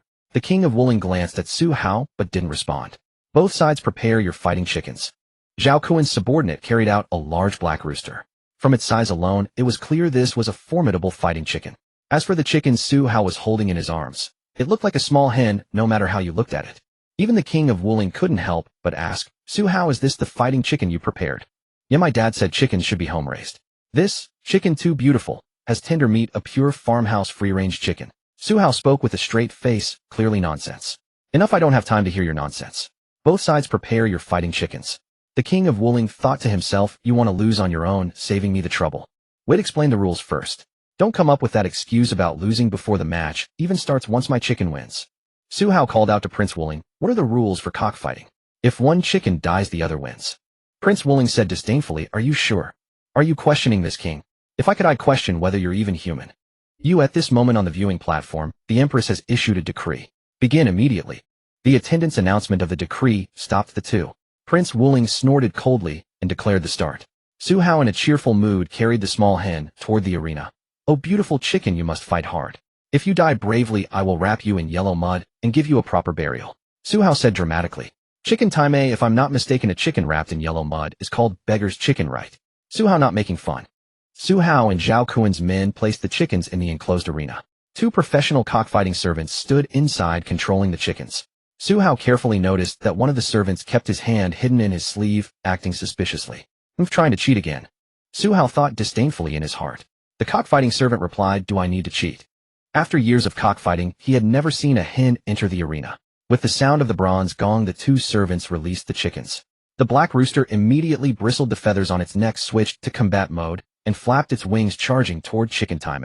Chicken Time panicked instantly, almost laying an egg right there. Just when everyone thought Chicken Time would die bravely, the crowd suddenly heard a bang. The majestic black chicken suddenly exploded in a shower of blood and feathers. Everyone was dumbfounded. Haha, Chicken Time wins. Su Hao cheered with laughter. The common people didn't know what happened or why the black chicken suddenly died, but they knew they had won. We won, we won. Chicken Time, Chicken Time. Prince Wuling glared at Su Hao. Su Hao, what trick did you play? Prince Wuling was closest to Su Hao. He had just noticed that the moment Su Hao raised his hand, the black chicken exploded. It must be Su Hao's doing. How dare he bring a hen to cockfight? Su Hao wore an innocent expression and spread his hands. My lord, what did I do? It's a cockfight, not a fight with me. What does it have to do with me? If it has nothing to do with you, why did the black chicken suddenly die? What trick did you use? Prince Wuling questioned. Su Hao suddenly struck an Ultraman pose. My Chicken Time is a battle chicken. Is it not allowed that the eggs it lays can explode? As soon as Su Hao finished speaking, the servant inspecting Chicken Time was holding an egg that the chicken had laid due to nervousness. Hearing Su Hao say the egg would explode, he was scared and quickly threw it away. Damn it, you bastard, remember to compensate me for the egg later, or I'll kill you. Su Hao pointed at him directly and cursed. This king will search your body, Prince Wuling said, directly grabbing Su Hao's shoulder. The next moment, Su Hao dropped his absurd manner and whispered in front of Prince Wuling, Old man, have I been too lenient with you? Take your claws off this young master. Su Hao scolded in a low voice. Prince Wuling stared at Su Hao in shock because he discovered Su Hao was holding a golden object against his chest. What was it? Su Hao expressed that of course it was a desert eagle. Seeing Prince Wuling not speaking or reacting, do you want to try the feeling of exploding like that chicken? Or you can bet on whether this old man can break through your innate true chi protection. After Su Hao finished speaking, Prince Wuling broke into a cold sweat. It was indeed Su Hao who played tricks. Su Hao, of course. Otherwise, do you really think the eggs would explode? Would Prince Wuling bet? Of course not. If he died, how could he be emperor? Prince Wuling removed his hand from Su Hao's shoulder. My lord, can you announce the result now? Su Hao shouted loudly. Prince Wuling looked resentfully at the desert eagle on his chest. Su Hao wins. After Prince Wuling announced loudly, the common people erupted. We won, young Master Su. Young Master Su. Zhao Kun, lying on the chair in disbelief, struggled to sit up. It was over. He hadn't gotten the cities back and had to compensate 3 more. A surge of anger rose to his heart, and he spat blood directly. After Prince Wuling announced, Su Hao lowered his hand, and his hand in the sleeve retrieved the desert eagle into the system space. Su Hao will see about this. Prince Wuling reluctantly threw out a sentence and turned to leave. Damn, you're awesome. Why run so fast? Su Hao said disdainfully. The competition ended. Su Hao and Zhao Kun, who was lying there with blood not yet wiped clean, were summoned by the Empress to the front of the viewing platform. In 3 rounds of competition, our Great Wu won 2 rounds. According to the agreement, the state of Zhao needs to cede 3 cities. 6th Prince of Zhao, no objections, right? The Empress asked in a domineering voice in public. Zhao Kun was about to die of anger. Let's pretend to faint and fool our way through for now.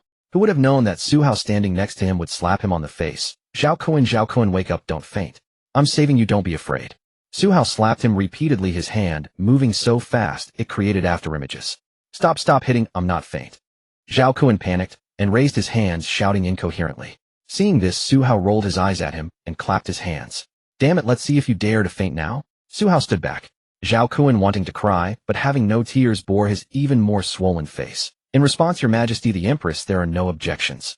Upon returning, I will send a message to my father, the Emperor of Zhao. Zhao Kun thought to himself, if my father knows about this, my position as a prince is over. It doesn't matter. As long as there are no objections to the competition. This emperor does not want to hear anyone say that our Great Wu's victory is undeserved. As for the cities, if the Zhao Emperor does not give them, then this emperor will personally go to collect them. The Empress said with majestic momentum. Yes. Zhao Kun responded helplessly. Then the Empress looked at Su Hao. This commoner is here. Su Hao responded. In this competition with the state of Zhao, Su Hao has brought glory to our Great Wu and won the competition. This emperor is very pleased. Announced the decree. The Empress gestured to the attendant beside her. Everyone saw the attendant walking forward with the imperial decree. Su Hao was surprised. When was this decree written? Did she guess I would win long ago? Or is there another decree to punish me? Su Hao imagined. His Majesty has decreed the son of Chancellor Su Cheng, a talent of the imperial capital, has won the competition and rendered great merit to our Great Wu. This emperor specially appoints Su Hao as attendant by the royal presence starting from this day, and also bestows gold. This is the decree. Su Hao received the decree. Attendant by the royal presence. Su Hao was surprised. He was too familiar with this title. Wasn't this what the Empress bestowed upon Zhao Ritian in the original book? Attendant by the royal presence, strictly speaking, was just a title. It had no fixed authority and not even an official salary. So it didn't count as a formal court official at all. But if you thought this appointment was small, you would be seriously wrong. An attendant by the royal presence granting the right to audiences with the Empress at any time, free access to the imperial study, and the ability to deliberate on matters of state. Truly a confidant and trusted minister of the Empress. Su Hao accepted the imperial edict. This subject thanks your majesty for your grace. Su Hao no longer needed to refer to himself as a commoner. After the Empress returned to the palace, Su Hao was about to depart when a servant approached to inform him that the Empress wished to see him in the imperial study. Just appointed and already working. Is the workload this intense? Su Hao muttered. Howard, do not speak nonsense. The Empress has summoned you. Go at once and remember not to speak carelessly. Su Cheng instructed. All right, Ding Xiu, come with me. The rest of you go home first. Su Hao directed Zhang Long and Zhao Hu. Imperial study. The Empress had summoned only Su Hao. She glanced at him, then waved to the attendants beside her. Without hesitation, they withdrew from the imperial study. Su Hao was puzzled. She trusts me that much? She just left? Isn't she afraid I might harm her? Su Hao, are you satisfied with today's rewards? The Empress asked. Your Majesty's grace is boundless, this subject. Su Hao was about to offer more flattering words when the Empress waved her hand. Enough with the formalities. I'd rather hear you curse than listen to such polished speeches. Su Hao was taken aback by the Empress's attitude. Then what should I say? Thank my top supporter for the donation. Send you kisses and hugs. Su Hao, caught off guard by the Empress's demeanor, blurted out the remark. This time both Su Hao and the Empress froze. Suddenly the Empress covered her mouth and laughed. Interesting. Though I do not understand what you mean, Su Hao, you have great boldness, daring to tease an emperor. The Empress suddenly changed expression and slammed the table. Su Hao broke into a cold sweat. The saying about serving a ruler being like serving a tiger was truly accurate. Su Cheng thought, son, with your attitude, can you survive 3 days as an official? Who would blurt out such words to an empress on first meeting? Your Majesty, please calm your anger.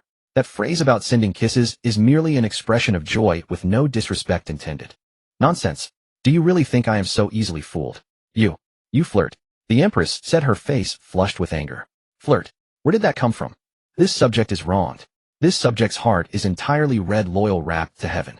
Su Hao understood that a loyal minister must first learn to protest injustice. TCH. I know you are articulate, Su Hao. This time you have rendered great merit. I should have appointed you to an important court position. However, since you previously held no official rank, I feared the ministers would not accept you.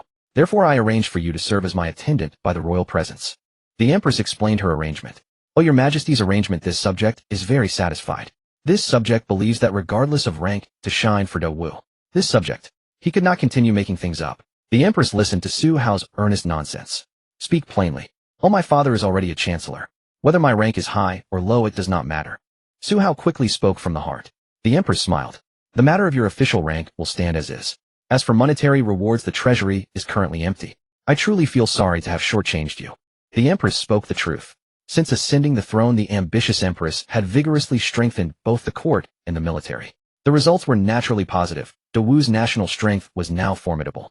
However, the prerequisite for accomplishing great things was spending money. Your Majesty need not blame yourself. It is merely about gold and silver. Su Hao responded casually. How I know? After all, you are the wealthiest man in the capital. You surely look down on my meager rewards, do you not? After the Empress spoke with pointed sarcasm, Su Hao suddenly realized something and looked at her in shock. What other excuse do you wish to fabricate to tell me that the paper books, perfumes, alcoholic beverages, and even the fine glassware circulating in the market are not from your hand? After the Empress finished speaking, Su Hao's heart sank. Damn it, I overextended myself. I underestimated the professionalism of ancient spies. This Empress is not calling me here to bestow rewards. She is clearly complaining about poverty, refusing to reward me, and now wants to squeeze something from this young master. Wretched ancient emperors. After understanding the Empress's meaning, although Su Hao grumbled, he also understood his situation. Now was not the time to be stingy with his wealth. Your Majesty, please discern the truth. This subject only runs small businesses and has no intention to deceive your Majesty. Su Hao clasped his hands and explained. Oh, is that so? I heard that 2 days ago you dominated the gambling houses in the capital, driving multiple establishments into bankruptcy. Even so, many gambling house owners still owe you considerable sums. The Empress said mysteriously. Damn it, the Chancellor's mansion must have the Empress's spies. They know so much. Su Hao felt a cold sweat on his back. He really did not want to tangle with these political power brokers anymore. Your Majesty, how much do you want? Su Hao asked directly. Anyway, if he did not pay today, this woman would certainly not let him leave. Hey, come here. The Empress beckoned Su Hao with a finger. Su Hao swallowed hard. Damn it, I've already confessed. Don't use the beauty trap. This young master cannot resist. Su Hao walked to the desk. What did you bring today, eh? I brought a heart loyal to your majesty. Bang! The Empress slammed the table. Su Hao quickly reached into his robe, took out a bottle of premium perfume given by the system, and placed it on the desk. Perfume. The Empress snatched it up. Anything else? Su Hao gritted his teeth, thinking this young master really wants to pull out a gun and shoot you. Paper books. Su Hao continued to produce items. The Empress's eyes lit up. She picked up the books. Your paper is very different from the paper circulating in the market. The books are also different. The calligraphy seems. The Empress raised a question. The craftsmanship is different. Su Hao confessed. I know. No matter how low the market price of paper is driven, yours is always a bit cheaper. Because my craftsmanship has very low production costs, they cannot compete. However, I feared they would buy up my finished products in large quantities and resell them at high prices, so I could not drive the price all the way down. Su Hao explained. The Empress nodded. Clever. Huh. If this young master were truly clever, would I have let you shear my wool? Su Hao thought grumblingly. Anything else? The Empress continued to ask. She was going to shear one sheep dry, was she? This subject today. Bang! Slam the table. Mirror. Su Hao hurriedly took out a small hand mirror. The Empress was surprised as she picked it up, gazing at her reflection in it. This thing was devastating to women. This is truly magical. Oh, what is this? The Empress then looked at another item on the desk and asked. Su Hao snapped out of it and looked. A small chili pepper was on the table. In his haste to grab things, he had accidentally brought out a chili pepper. Oh, this is a type of food. Su Hao explained. I know. You always bring out some strange foods at your residence, but never sell them. Is this one of them? The Empress finished speaking. Damn it, there must be spies in the manor. Just wait, I'll catch you eventually. Just as Su Hao was cursing the Empress's informants in his heart, he looked up and was astonished to find that the Empress had already popped the chili pepper into her mouth. Good heavens, what kind of Empress are you? How can you be so careless? You dare to eat anything. After eating, the Empress lowered her head. Isn't it spicy? Su Hao was now secretly hoping the Empress possessed the natural constitution of a Sichuan girl. Unfortunately, the next second the Empress's face flushed with fury. To Su Hao's utter shock, her true chi erupted forth, and she slammed him onto the table. Damn it, this Empress is a master. No wonder she's so fearless and doesn't worry about me at all. Su Hao was pinned down on the table, his heart sinking. MMPH. How dare you poison me with a scheme? The Empress, her mouth burning in agony, roared angrily. It's not poison, it's not poison. Easy please. My arm is breaking. Su Hao hastily cried out in pain. The next moment, the Empress suddenly released him and fanned her hands frantically in front of her mouth. It hurts. MMPH. Su Hao groaned as he stood up, clutching his arm, and watched in amazement as the Empress was brought to tears by the spice. Hey, stop making noise. Water, find water. Su Hao snapped back to his senses and hastily reminded the Empress. There was no choice. If the Imperial Guards and that powerful attendant servant were to walk in and see the Empress like this, wouldn't they execute him on the spot, without a word? Su Hao anxiously scanned his surroundings for water. Suddenly, he spotted a teapot nearby. He rushed over, not even bothering to find a cup. Grabbing the teapot, he ran to the Empress. Open your mouth, open your mouth. Su Hao urged anxiously. MMPH. The Empress, crying as tears streamed down her face, instinctively obeyed Su Hao's words and opened her mouth. Su Hao lifted the teapot and poured directly in. Reader, what if it's scalding hot water? Su Hao, if it were scalding water, I'd be playing a game of elimination with my entire family. Watching the Empress drink the water, Su Hao exhaled in relief while continuing to pour. Suddenly, he noticed the Empress tilting her head back and the water naturally flowing downward. Su Hao's eyes widened in shock. Are you testing an official like this? Stop. Stop pouring.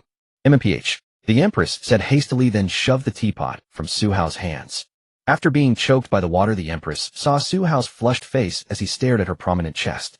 Su Hao, how dare you? The Empress hastily covered herself and shouted. Your Majesty, is it no longer spicy? Su Hao snapped back to his senses and asked. The Empress rose in embarrassment and anger, wanting to strike Su Hao, only to see him peel a lollipop and shove it with a plop into the Empress's mouth. This should take away the spiciness. You? MMPH. It's sweet. The Empress came to her senses and discovered it was indeed sweet. Su Hao wiped the sweat from his brow. That was a close call. The Empress seemed to forget her anger and sucked on the lollipop. Su Hao, how many things are you hiding in your clothes? The Empress asked curiously.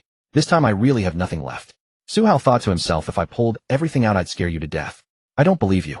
Let me see. The Empress's stubborn temper flared up and she reached out to start pulling at Su Hao's clothes. Oh, Your Majesty, please don't. Su Hao suddenly felt a thrill in his heart and called out in an exaggerated voice. Hearing Su Hao's peculiar cry, the Empress's face flushed crimson. Scoundrel, what are you shouting about? Su Hao mimicked the Empress's earlier posture and covered his chest with both hands. Your Majesty, please conduct yourself with dignity. The Empress glared at him. Dignity? How dare you say that? Your eyeballs nearly popped out staring at me just now. Get out. The Empress shouted. All right. Su Hao hurried toward the door. Wait a moment. The Empress suddenly called him back. Su Hao awkwardly stopped and turned around. Does your Majesty have any other business? Your business venture, the Empress said, returning to her composed demeanor. Su Hao's heart sank inside. Apparently he hadn't managed to distract her after all. How much? 70%. Su Hao nearly jumped up. What? Your Majesty, please say that again. Su Hao's hand was already behind his back, ready to pull out a gun and give this shameless Empress a taste of it. Damn it, the boy just took one look, and it's this expensive. No wonder you're the Empress. Even the hostesses at commercial karaoke parlors don't dare charge this much. What's wrong with a 70-30 split? You unwilling? The Empress asked with displeasure. Your Majesty, before your coronation were you a bandit? Su Hao's sarcastic remark made the Empress flush with indignation as she slammed her hand on the table and stood up. Su Hao, how dare you speak to me like that? Are you dissatisfied? You open your mouth and demand 70%. Why not take it all? Su Hao was ready to draw his gun and didn't care anymore. The Empress was stunned. What are you stammering about? Do you know how many people I have to support, seeing only how much I earn? 50% at most. Take it or leave it. Su Hao's tone was unyielding as he drove down the price. Who knew? The Empress didn't hesitate after hearing this. Deal. Huh. Su Hao was stunned. Damn it, I offered too much. We'll split it 50-50 as you said. I won't interfere with the business. Just deliver my profit share to the palace every month. The Empress commanded. Su Hao clenched his teeth and nodded. Then this minister will take his leave, he said, thinking that although it pained him, 50-50 was still acceptable and manageable. The Empress waved her hand, and Su Hao departed from the imperial study. After Su Hao left, the Empress suddenly broke into laughter. Originally, I wanted a 70-30 split, but I only needed 3 portions. What a fool. Su Hao, the people you need to support are many, but the burden I must bear is for the entire Great Wu. I hope you won't disappoint me. The Empress murmured to herself while sitting on the dragon throne, finally placing the lollipop back into her mouth. Outside the palace gates, Ding Xiao was sitting in a carriage. Seeing Su Hao emerge, he asked, Young master, what else did the Empress reward you? Any good stuff? Let's split it half and half. At the mention of money, brother Ding became energized. Su Hao glared at him unsympathetically. She rewarded me a mouthful of trouble. You want that? Su Hao snapped. Young master, did you run your mouth again? Ding Xiao guessed, seeing Su Hao's reaction meant he must have been punished. If you run your mouth again, you won't get paid this month. Su Hao said through gritted teeth. All right, don't. Ding Xiao panicked. Let's go to the trading company. Su Hao said crossly as he hopped onto the carriage. Young master, why are we going to the trading company at this hour? Ding Xiao asked. Su Hao impatiently lifted the curtain. Why are you talking so much today? Let's go to the trading company to split the money. Hurry up, those bandits are waiting. Split the money. Let's go, Haya. At the mention of splitting money, brother Ding for extra pay made the carriage spin in place. Damn it, slow down. You almost threw me out. Su Hao shouted from inside the carriage. Upon arriving at the trading company, it wasn't long before Ding Xiao, who had been so happy moments ago, grabbed his Miao Dao and charged outside. Shen Xiao, all 300 gene of him, clung desperately to Ding Xiao. Old Ding, calm down. That's the Empress. Are you trying to get us all killed? The Empress? So what about the Empress? She's taking so much of our money. With the money gone, what good is my life? I'm going to cut her to pieces. Ding Xiao bellowed while gripping his Miao Dao. Indeed, upon arriving at the trading company and learning that the Empress was taking 50% of their profits, young Master Shen thought it was perfectly reasonable. Now that the business has grown substantial, officials will certainly grow envious. With his own young master's father already serving as chancellor, the most envious of all must be the Empress. But the most agitated was Jia Qinggo. 50%. Has the Empress gone mad with greed? I'll chop him to pieces. Oh, young master, please urge him to stop. Shen Qiqiu turned to Su Hao, who sat calmly sipping tea. Su Hao glanced at the two of them and thought to himself, Empress, you'd better watch out. That money-grubbing Ding Xiao might one day come chasing after you with his blade and make your life miserable. Su Hao simply said with calm composure, Empress, the martial realm is at least innate at minimum. Anyway, young Wanxing told my senior sister that the old eunuch beside her is a peerless master. You go ahead and chop her down. If she demands 50%, I'll burn it all to you. After Su Hao finished speaking calmly, there was a click as the Miao blade slid back into its scabbard. Ding Xiao approached Su Hao and said, Young master, it's not that Ding Xiao meddles, but why don't you just fight the Empress yourself? If she wants it, just give it to her. Shen Qiqiu was utterly dumbfounded. Su Hao paused for a moment, and in the next instant a teacup flew toward Ding Xiao. You bastard. You dare not go yourself, so you want the young master to die in your place. Ding Xiao had been expecting this and dodged smoothly. Young master, don't worry. Just wait until I become a grandmaster, and I'll get it all back for you. Ding Xiao hid behind Shin Chi-chio as he spoke. You money-grubbing wretch, rest already. You'll give me an early grave one of these days. Old Shin investigate our trading company's people recently. Su Hao looked at Shin Chi-chio and ordered, do you mean someone has planted spies within our trading company? Shin Chi-chio asked, they know everything we do up above. It would be a ghost story if they didn't. Ding Xiao, you take Zhang Long and Zhao Hu and secretly investigate the people at home as well. Once you find something, don't act rashly. Su Hao gave his orders. Yes. The two bowed together to Su Hao. At the entrance of White Horse Academy, Zhao Xuanlu held Hua Hua's hand as they walked out of the academy. Teacher sister, did brother really win today? Hua Hua asked excitedly. Yes, he was amazing. He won the competition and Her Majesty the Empress even granted your brother an official position. Zhao Xuanlu said with a smile. Really? Oh, that's wonderful. Brother is a great official now. Hua Hua jumped up and down happily, her soft voice full of delight. Yes. Let's go home. Ask your brother how he won when we get back. Zhao Xuanlu thought about how Su Hao had brought a hen that only laid eggs to fight roosters today, and it made her want to laugh. Su Hao is a talented woman, also this two-faced. A talented woman indeed. Hua Hua nodded and followed Zhao Xuanlu to her carriage. Zhao Xuanlu lifted Hua Hua into the carriage and was about to climb in herself when she heard a voice from behind. Sister, wait.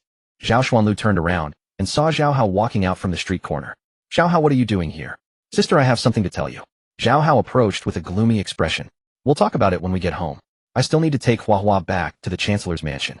Zhao Xuanlu refused. Sister, can't I even say 2 words to you now? Why treat me this way? Zhao Hao asked, somewhat broken. Standing on the carriage, Hua Hua looked confusedly at Zhao Hao, then at Zhao Xuanlu. Teacher sister, if you have something to do, you don't need to take me home. Brother should come to pick me up today. The sensible Hua Hua tried to climb down from the carriage on her own. Zhao Xuanlu quickly grabbed Hua Hua. Hua Hua, be careful or you'll fall. Sit properly in the carriage. Sister will just say 2 words to this brother, and then we'll go. Zhao Xuanlu instructed. Hua Hua nodded shyly and walked into the carriage. Zhao Xuanlu turned to face Xiao Hao. Xiao Hao, what is it? Speak. Sister, I want to issue a challenge to Su Hao. Xiao Hao said seriously. Why? Zhao Xuanlu asked, puzzled. She didn't understand the point of what Xiao Hao was doing. I want to personally defeat that waste Su Hao in front of everyone in the imperial capital, so all know that Su Hao is no match for me, Xiao Hao. Zhao Ritian declared with stubborn determination. Just as Zhao Xuanlu was about to speak, she saw Hua Hua, who had just entered the carriage, stumbling out unsteadily. My brother is not a waste, Hua Hua said timidly, though she mustered the courage to speak. Zhao Xuanlu was about to comfort Hua Hua, knowing she didn't like hearing bad things said about Su Hao. Unexpectedly, Zhao Hao suddenly stepped closer, his eyes fierce as he stared at Hua Hua. Su Hao is a waste trash, a useless, decadent young master of the imperial capital. Zhao Hao spoke to Hua Hua in a voice devoid of emotion. Xiao Hao, what are you saying? Hua Hua is still a child. At this moment, Zhao Xuanlu was thoroughly disappointed in Zhao Ritian. When had her own younger brother become someone who would treat a small child this way? Hua Hua shrank her neck in fear from Zhao Ritian's gaze. But the next moment she cute shook her head. No, you're wrong. My brother is not a waste. My brother won the competition today and became a great official. My brother is the best person. You're not allowed to speak ill of my brother. Hua Hua shouted with all the strength her small body could muster. Seeing the excited Hua Hua, Zhao Xuanlu quickly embraced her. All of you think Su Hao is so great. What's so good about him? He's a wicked waste. Xiao Hao broke down. My brother said that those who speak ill of others behind their backs are the most hopeless people. I know no impotent rage. Hua Hua's final awkwardly used word was like the final heavy hammer shattering Zhao Hao's sanity. What did you say? Zhao Hao's eyes flashed with ferocity as he reached out toward Hua Hua. Zhao Xuanlu quickly shielded Hua Hua behind her. But the distance was too close and Zhao Ritian could no longer restrain his strike. Both the adult and the child closed their eyes. But nothing happened. Hua Hua opened her eyes first with a look of surprise. Brother. Zhao Xuanlu opened her eyes and saw Zhao Ritian's face contorted in struggle, his arm firmly grasped by Su Hao. Su Hao. Zhao Ritian gritted his teeth. Zhao Ritian, you dare strike at children and women. Do you think you're the protagonist? Damn it. Su Hao exerted force and with tremendous strength threw Zhao Ritian aside. Indeed, Su Hao had come out of the trading company, checked the time, and decided to pick up Hua Hua from school. Upon arriving, he witnessed this scene. Xiao Hao, who had been thrown off balance by Su Hao. Ding Xiao now approached carrying his meow blade. Young master, let me handle this. This kid needs another beating. I'll send him home and have him lying in bed for another year and a half. Ding Xiao spoke domineeringly. Seeing Ding Xiao, Zhao Hao retreated a step in apprehension. Su Hao, if you're a man, come at me alone. Let's fight honorably. Zhao Ritian pointed at Su Hao and shouted. Su Hao patted Ding Xiao's shoulder. Young master, let me show you something. Su Hao said confidently. Then the extra fee is on me. Ding Xiao said comically. Su Hao glared at him. Ding Xiao smiled. Young master, be careful with this guy. He has a heart-protecting mirror, Ding Xiu warned. By now the commotion caused by the few had drawn an ever-growing crowd at the White Horse Academy. Zhao Ritian stared at Su Hao with murderous intent, his voice dripping with contempt. I was going to send you a formal challenge letter, but that seems unnecessary now. Su Hao, I want everyone to know that you are nothing but trash beneath my feet. Hearing Zhao Ritian's vicious threats, Su Hao remained unexpectedly composed. He held up his fingers and began counting calmly. I have had grievances against you for more than one day. You never do your own work, and when it matters most you never show up. Fine, I'm such a kind person, so I helped you get it done. But then you come at me with your nonsense and antagonism at every turn. Fine, I'm the villain, so I deserve it. But Zhao Ritian, am I the only villain in the imperial capital? You keep targeting me. Do you really think I'm easy to bully? I've been too nice to you. Come on then. Su Hao's final roar was a direct provocation aimed at Zhao Ritian. The surrounding crowd, though unaware of what had transpired between the two, listened to Su Hao's grievances and began pointing fingers at Zhao Ritian. Zhao Ritian's eyes nearly bulged from their sockets in rage. You have the nerve to complain. Just then Zhao Xuanlu, who had been holding Hua Hua beside the carriage, suddenly spoke up. Su Hao, be careful. Zhao Hao has been acting strangely lately. Upon hearing this, Su Hao turned in surprise. Ex-wife, you're quite good at the art of mockery. As expected, Zhao Xuanlu's words had completely shattered Zhao Ritian's composure. Inner force gathered around him as he roared, Su Hao. Zhao Ritian lunged at Su Hao in a rage. Nolan doubt. Su Hao instinctively bellowed back in response. Everyone was stunned. Ding Xiu, who had been leaning on his sword, watching the show, nearly fell over. Young master, what kind of nonsense was that? Sorry, got caught up in the moment, excited. Wrong show. Su Hao turned back to apologize. At this moment, Zhao Xuanlu anxiously pointed at Su Hao. Su Hao, watch out. Su Hao turned back, just as Zhao Ritian had already closed the distance. With a gathered force, he thrust his palm towards Su Hao, raging steel palm. The surging internal energy commanded everyone's rapt attention. The next instant, Su Hao twisted his waist with a graceful ballet, swan-like movement, evading the strike. Groin kick, Su Hao shouted as his foot connected with Zhao Ritian. Zhao Ritian's eyes nearly popped out of his head. He clutched himself with both hands and collapsed to his knees. The surrounding onlookers all drew a sharp breath, the pain visible even from watching. Ding Xiu stared at Su Hao in exasperation. Young master, can you even kick someone there? What kind of move is that? What's wrong? He used his ripping anal palm, so I used my groin kick. What's the issue? I shouted it out loud. It's not a sneak attack. Su Hao responded with unwavering confidence. Ding Xiu pressed his palm to his forehead, wearing an expression that said he had no idea this person. He thought to himself, you would have been better off letting me handle this and give the kid a quick ending. Zhao Ritian, still in agony, struggled to stand. Su Hao, you despicable scoundrel. Damn, how are you standing? You got something protecting that area down there. An iron jockstrap. Su Hao was flabbergasted. This was scientifically impossible. Does the protagonist's halo extend to that region too? Zhao Ritian, what do you know? It's the power of human will. But the next second, Su Hao's expression suddenly shifted as he lowered his voice and asked, I'm just testing if you can actually be killed. Zhao Ritian was alarmed to see the desert eagle that had suddenly appeared in Su Hao's hand. Before he could react, the gun fired. The sound startled everyone nearby. Then a cloud of dust suddenly swept up around both Su Hao and Zhao Ritian, obscuring everyone's vision. Ding Xiu cried out in alarm and rushed forward. Young master. As the dust settled, Su Hao stood calmly in the dissipating haze. Young master, are you alright? I'm fine. Su Hao replied with a grave expression. What about that guy? Ding Xiu asked, puzzled. Zhao Ritian was nowhere to be seen. Someone took him. Su Hao explained. Indeed, Su Hao had drawn and fired without hesitation. Zhao Ritian should have been a goner for certain. But at that critical moment, a figure in black robes had appeared beside Zhao Ritian. Su Hao had clearly seen the bullet he fired get blocked by the person's steel-like aura. That dust was the aftershock of the aura's force. Su Hao was certain. This person was definitely not at the innate realm. He knew that at this distance, even the martial lord, an innate late-stage expert, couldn't block his bullet. Peak. Or grandmaster. Or perhaps a grandmaster.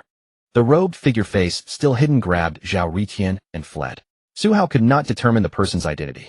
He knew Zhao Ritian's true background was far from simple.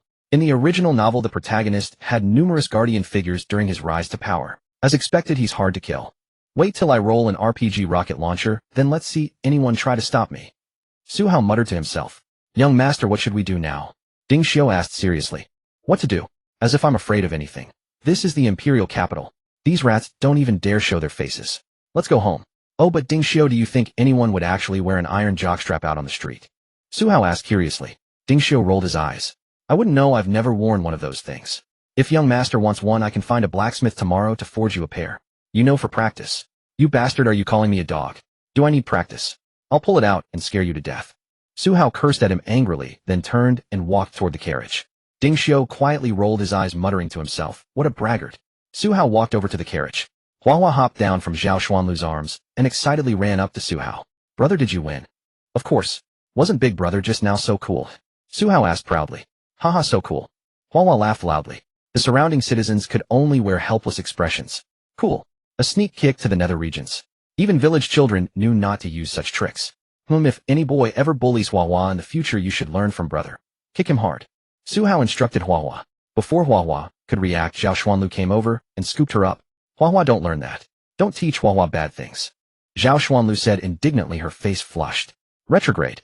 Using whatever moves to protect yourself isn't shameful. Ex-wife, your brother was rescued by someone. Aren't you going home to check on him? Su Hao asked. Zhao Xuanlu sighed, her tone one of disappointment. He brought it upon himself. I can't manage him anymore. Let him be. Zhao Ritian, I brought it upon myself. For whose sake did I do all this? Su Hao? Su Hao, no doubt, don't run away. Su Hao watched Zhao Xuanlu with a hint of surprise. He couldn't help but wonder, when had it happened that this first female lead was growing farther and farther from the male lead? And why today, when he called her ex-wife, she didn't seem angry at all? Zhao Xuanlu noticed Su Hao staring at her. The young lady's face flushed red. You? Why do you keep staring at me? Oh, nothing. Just think you look particularly nice today. Su Hao replied casually. The talented woman's face turned even redder. Really? Zhao Xuanlu's heart raced as she asked quietly. False. Off. Zhao Xuanlu looked at Su Hao with a mixture of confusion and disappointment. I mean, you always look nice. Su Hao said casually. The talented lady was completely flustered by Su Hao's teasing. Hua tilted her little head curiously. Brother, why do the sisters who are with you always seem to fall ill? Hua asked in her childish voice. Huh? Who's sick, Hua? Su Hao asked curiously. Look at teacher sister's face, it's so red. Sister Wanner always acts this way when she's with brother. Last time Sister General was the same. But Hua is healthy and never gets sick. After Hua spoke innocently, Su Hao couldn't help but laugh and held her in his arms. Really? I hadn't noticed. Su Hao replied with a smile. Brother, look, teacher sister's face is even redder now, but it seems different from before. After Hua finished speaking, Su Hao looked over at Zhao Xuanlu, and indeed her face was even redder, but the way she was looking at him seemed more like she was staring at a rogue. Zhao Xuanlu thought to herself, Hua, you little smarty pants. Sister is angry right now. Su Hao, you rascal, you compliment everyone you see, don't you? Are you alright? Su Hao asked her curiously. Lord Su is surrounded by so many beauties, why should you worry about me? After Zhao Xuanlu spoke in her sarcastic tone, Su Hao was dumbfounded. Does a talented lady always resort to classical Chinese whenever she's upset? Can you translate it into modern language, please? Su Hao asked in confusion. Teacher, I'm not good at this stuff. Playing dumb. Zhao Xuanlu was even more angry, scolding this playboy in her mind. Brother, let's go home. Hua is a bit hungry. Hua's little stomach rumbled, and she said shyly. Alright, let's go home. We're having a party at our place today. Su Hao picked up Hua and said, Party? What's that, brother? Is it delicious? Hua asked curiously. Haha, it means inviting a few good friends to drink and celebrate together, making the most of today. Su Hao explained with a smile. Hearing his words, Zhao Xuanlu's eyes lit up. Such an impromptu poem, yet this guy pretended not to understand what she was saying. Hua scratched her head. Brother, Hua still doesn't quite understand.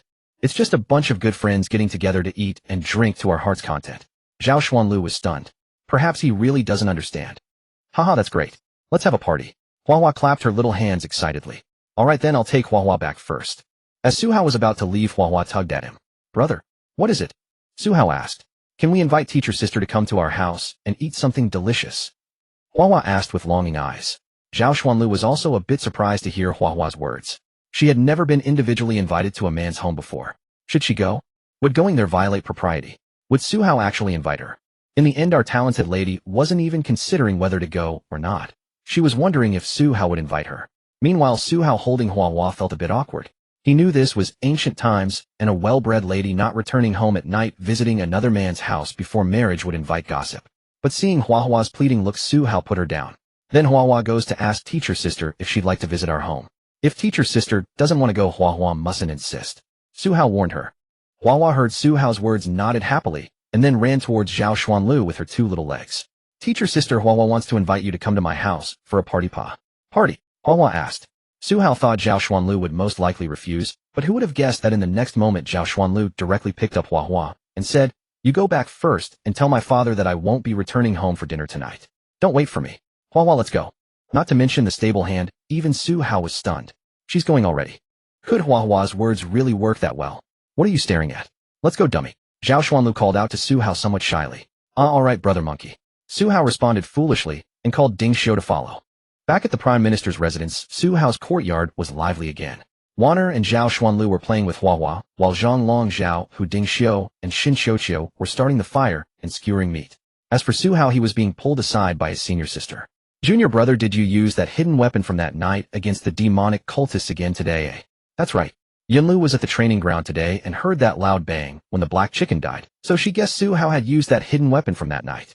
After Su Hao fainted that night, Yunlu had seen the real appearance of the Desert Eagle. However, she had been worried about Su Hao's safety and never asked him about it. Su Hao nodded. It was fine for his senior sister to know some of his trump cards. My secret weapon, Su Hao said, taking out the Desert Eagle and performing a beautiful gun spin, drawing Yunliu's curious gaze. So impressive. Could Su Hao not be impressive with that proud look? He had been secretly practicing for days, and his style had to be at maximum level. Then Yunliu, the female knight, excitedly grabbed Su Hao's hand holding the gun. Come on, junior brother, give senior sister a shot. Huh? Su Hao almost fell over. Then you want me to shoot you with this thing?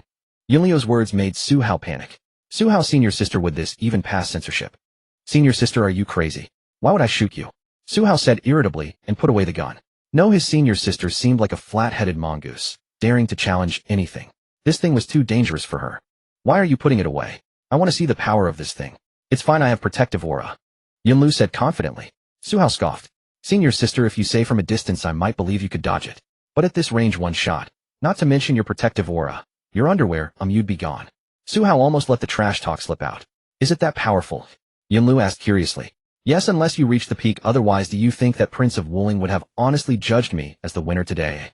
Su Hao said. Yunlu believed everything Su Hao said without question. Alright then, wait until I reach the peak, and then you can use this thing to shoot me. Su Hao, senior sister, this damn little hobby of yours. Su Hao, your brothers are here to see you. At this moment, a familiar voice came from the courtyard entrance. Everyone looked over, and Yunlu saw Yang Wanxing behind Yang Yanhua. Why is she here again? Yunlu asked discontentedly. Su Hao looked helpless. They came at this hour to mooch a meal, little brother. How does your nose work so well?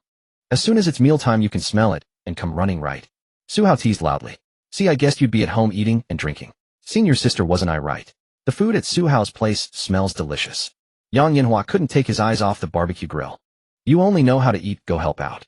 Yang Wanxing said to her gluttonous younger brother in an annoyed tone. Oh, Ding Xiu, I'm coming to help. Yang Yanhua ran towards Ding Xiu and the others while Yang Wanxing walked up to Su Hao. Hope I'm not disturbing you. Not. Before Su Hao could finish, Yunlu stepped forward. I'm just saying, why do you cling to my junior brother all day? Su Hao slapped his forehead, thinking, here we go again. As expected, Yang Wanxing turned to look at Yunlu. Do you have the right to interfere? Are you looking for a fight? Am I afraid of you? Stop, just one request, stay away from the dining table and the barbecue grill, or you'll be drinking the northwest wind tonight. Su Hao quickly called for a timeout. Interrupted by Su Hao, the two women tacitly snorted and turned their heads away. At this moment, Zhao Xuanlu walked over. General, Yang has arrived. Hearing the voice, Yang Wanxing turned around and was somewhat surprised to see Zhao Xuanlu. Miss Zhao is here too. Zhao Xuanlu nodded with a smile. Su Hao invited me to visit his residence. I didn't expect General Yang to be here as well. After Zhao Xuanlu finished speaking, Yang Wanxing immediately looked at Su Hao. That questioning look almost made Su Hao nervous. My ex-wife is fine, she just came because it's more lively with more people. Su Hao didn't even know why he explained that. Yang Wanxing heard Su Hao call Zhao Xuanlu ex-wife. Although she didn't quite understand what it meant, the word wife made Yang Wanxing inexplicably angry. Su Hao, how can you call Miss Zhao that? Yang Wanxing reprimanded. Su Hao opened his mouth, but felt like there was a fishbone in his throat. It's okay, General Yang. He always calls me that, I'm used to it. Zhao Xuanlu finished with a smile. At this moment, Yunlu naively grabbed Su Hao's sleeve. Junior brother, what does ex-wife mean? Why don't you call me that? Su Hao looked helpless. I think it's probably because I had a marriage contract with Su Hao. Zhao Xuanlu's thinking was just so fast. Su Hao couldn't keep up at all. But as far as I know, wasn't the marriage contract between you two voluntarily cancelled by Miss Zhao? Yang Wanxing directly questioned, then stared at Su Hao. Zhao Xuanlu gave a bitter smile. So that's why you call me ex-wife, right? Su Hao. Zhao Xuanlu also looked at Su Hao with resentment. Yunlu even grabbed Su Hao's collar. Junior brother, how can you deceive senior sister? Did you have a marriage contract? Did you two get married? Yunlu asked excitedly. Su Hao was completely stunned. The next second, Su Hao shouted, Ding Xiu, is the food ready yet? Oh, almost ready, young master. Hurry up, or we won't even have the chance to eat. Su Hao shouted. Su Hao, bring some of that chili you gave me last time. I think it would taste good with the roasted meat. Yang Yanhua called out loudly. Oh, little brother, you're a genius. Coming. Su Hao quickly escaped and ran away. This situation was too scary. The three women watched Su Hao run away. Yang Wanqing looked at Zhao Xuanlu. Since the marriage contract has been cancelled, Miss Zhao would be better off being more reserved from now on. General Yang, that's not quite right. Although the marriage contract has been cancelled, he is unmarried, and I am unattached, so what do you mean by being reserved? Zhao Xuanlu was just about to say directly that she was going to marry Su Hao. Yang Wanqing looked displeased. It was like a scholar meeting a soldier. Reason couldn't be explained, but here Yang Wanqing couldn't really fight with Zhao Xuanlu, but someone could fight. Yang Wanqing looked at Yin Lu. Why are you looking at me? I will never leave my junior brother. Shameless. Yang Wanqing said indignantly, both of you arguing like this is useless. The key is him. After Zhao Xuanlu finished speaking, the three women simultaneously looked at Su Hao, who was not far away. Let's rely on our own abilities. This general won't yield to any of you. Yang Wanqing said firmly. This female hero doesn't need you to yield. Yun Lu countered sharply. Zhao Xuanlu shook her head with a smile. In the study of Chancellor Su Cheng was in a good mood practicing calligraphy, writing 4 large characters with vigorous brushstrokes on rice paper. Bring glory to the family. At this time the butler entered. Master, the young master has prepared a meal and invited you to join for dinner. Haha, this brat is probably gathering with the people in his courtyard again. But today my son has accomplished great merit. We should indeed celebrate. Let's go and join Howard to make some noise. Su Cheng said this, put down the brush, and walked away from the desk. That's right, master. Today the young master's courtyard was quite lively. Several young ladies came. After the butler finished speaking, Su Cheng stood there in surprise. Young ladies? Who all came? Isn't there only Miss Yun in Howard's courtyard? The butler quickly replied. There are more. The young master is quite capable. The 2 extraordinary women of our capital are all here. Yang Wanqing and Zhao Xuanlu. They're both here. Su Cheng asked in surprise. The butler nodded. They're all here chatting and laughing with the young master. After hearing this, Su Cheng immediately turned around and walked back to the desk. Go tell the young master that I have official business to handle tonight, so I won't be going. Oh, master, you today? Oh, I understand. The butler wanted to say, master, you don't have any official business today, but seeing Su Cheng's look, he quickly went along with it. Tell the other servants in the mansion that no one is allowed to disturb the young master's courtyard tonight. Yes, master. The butler left. Su Cheng tore open the freshly written characters, joyfully picked up the brush, and wrote again, continue the family line. In Su Hao's courtyard, a group of people sat around in the courtyard. Yang Yanhua started his food broadcast. Su Hao, bring out your good wine. Don't say you don't have any. I saw Ding Xiao sneaking a drink last time.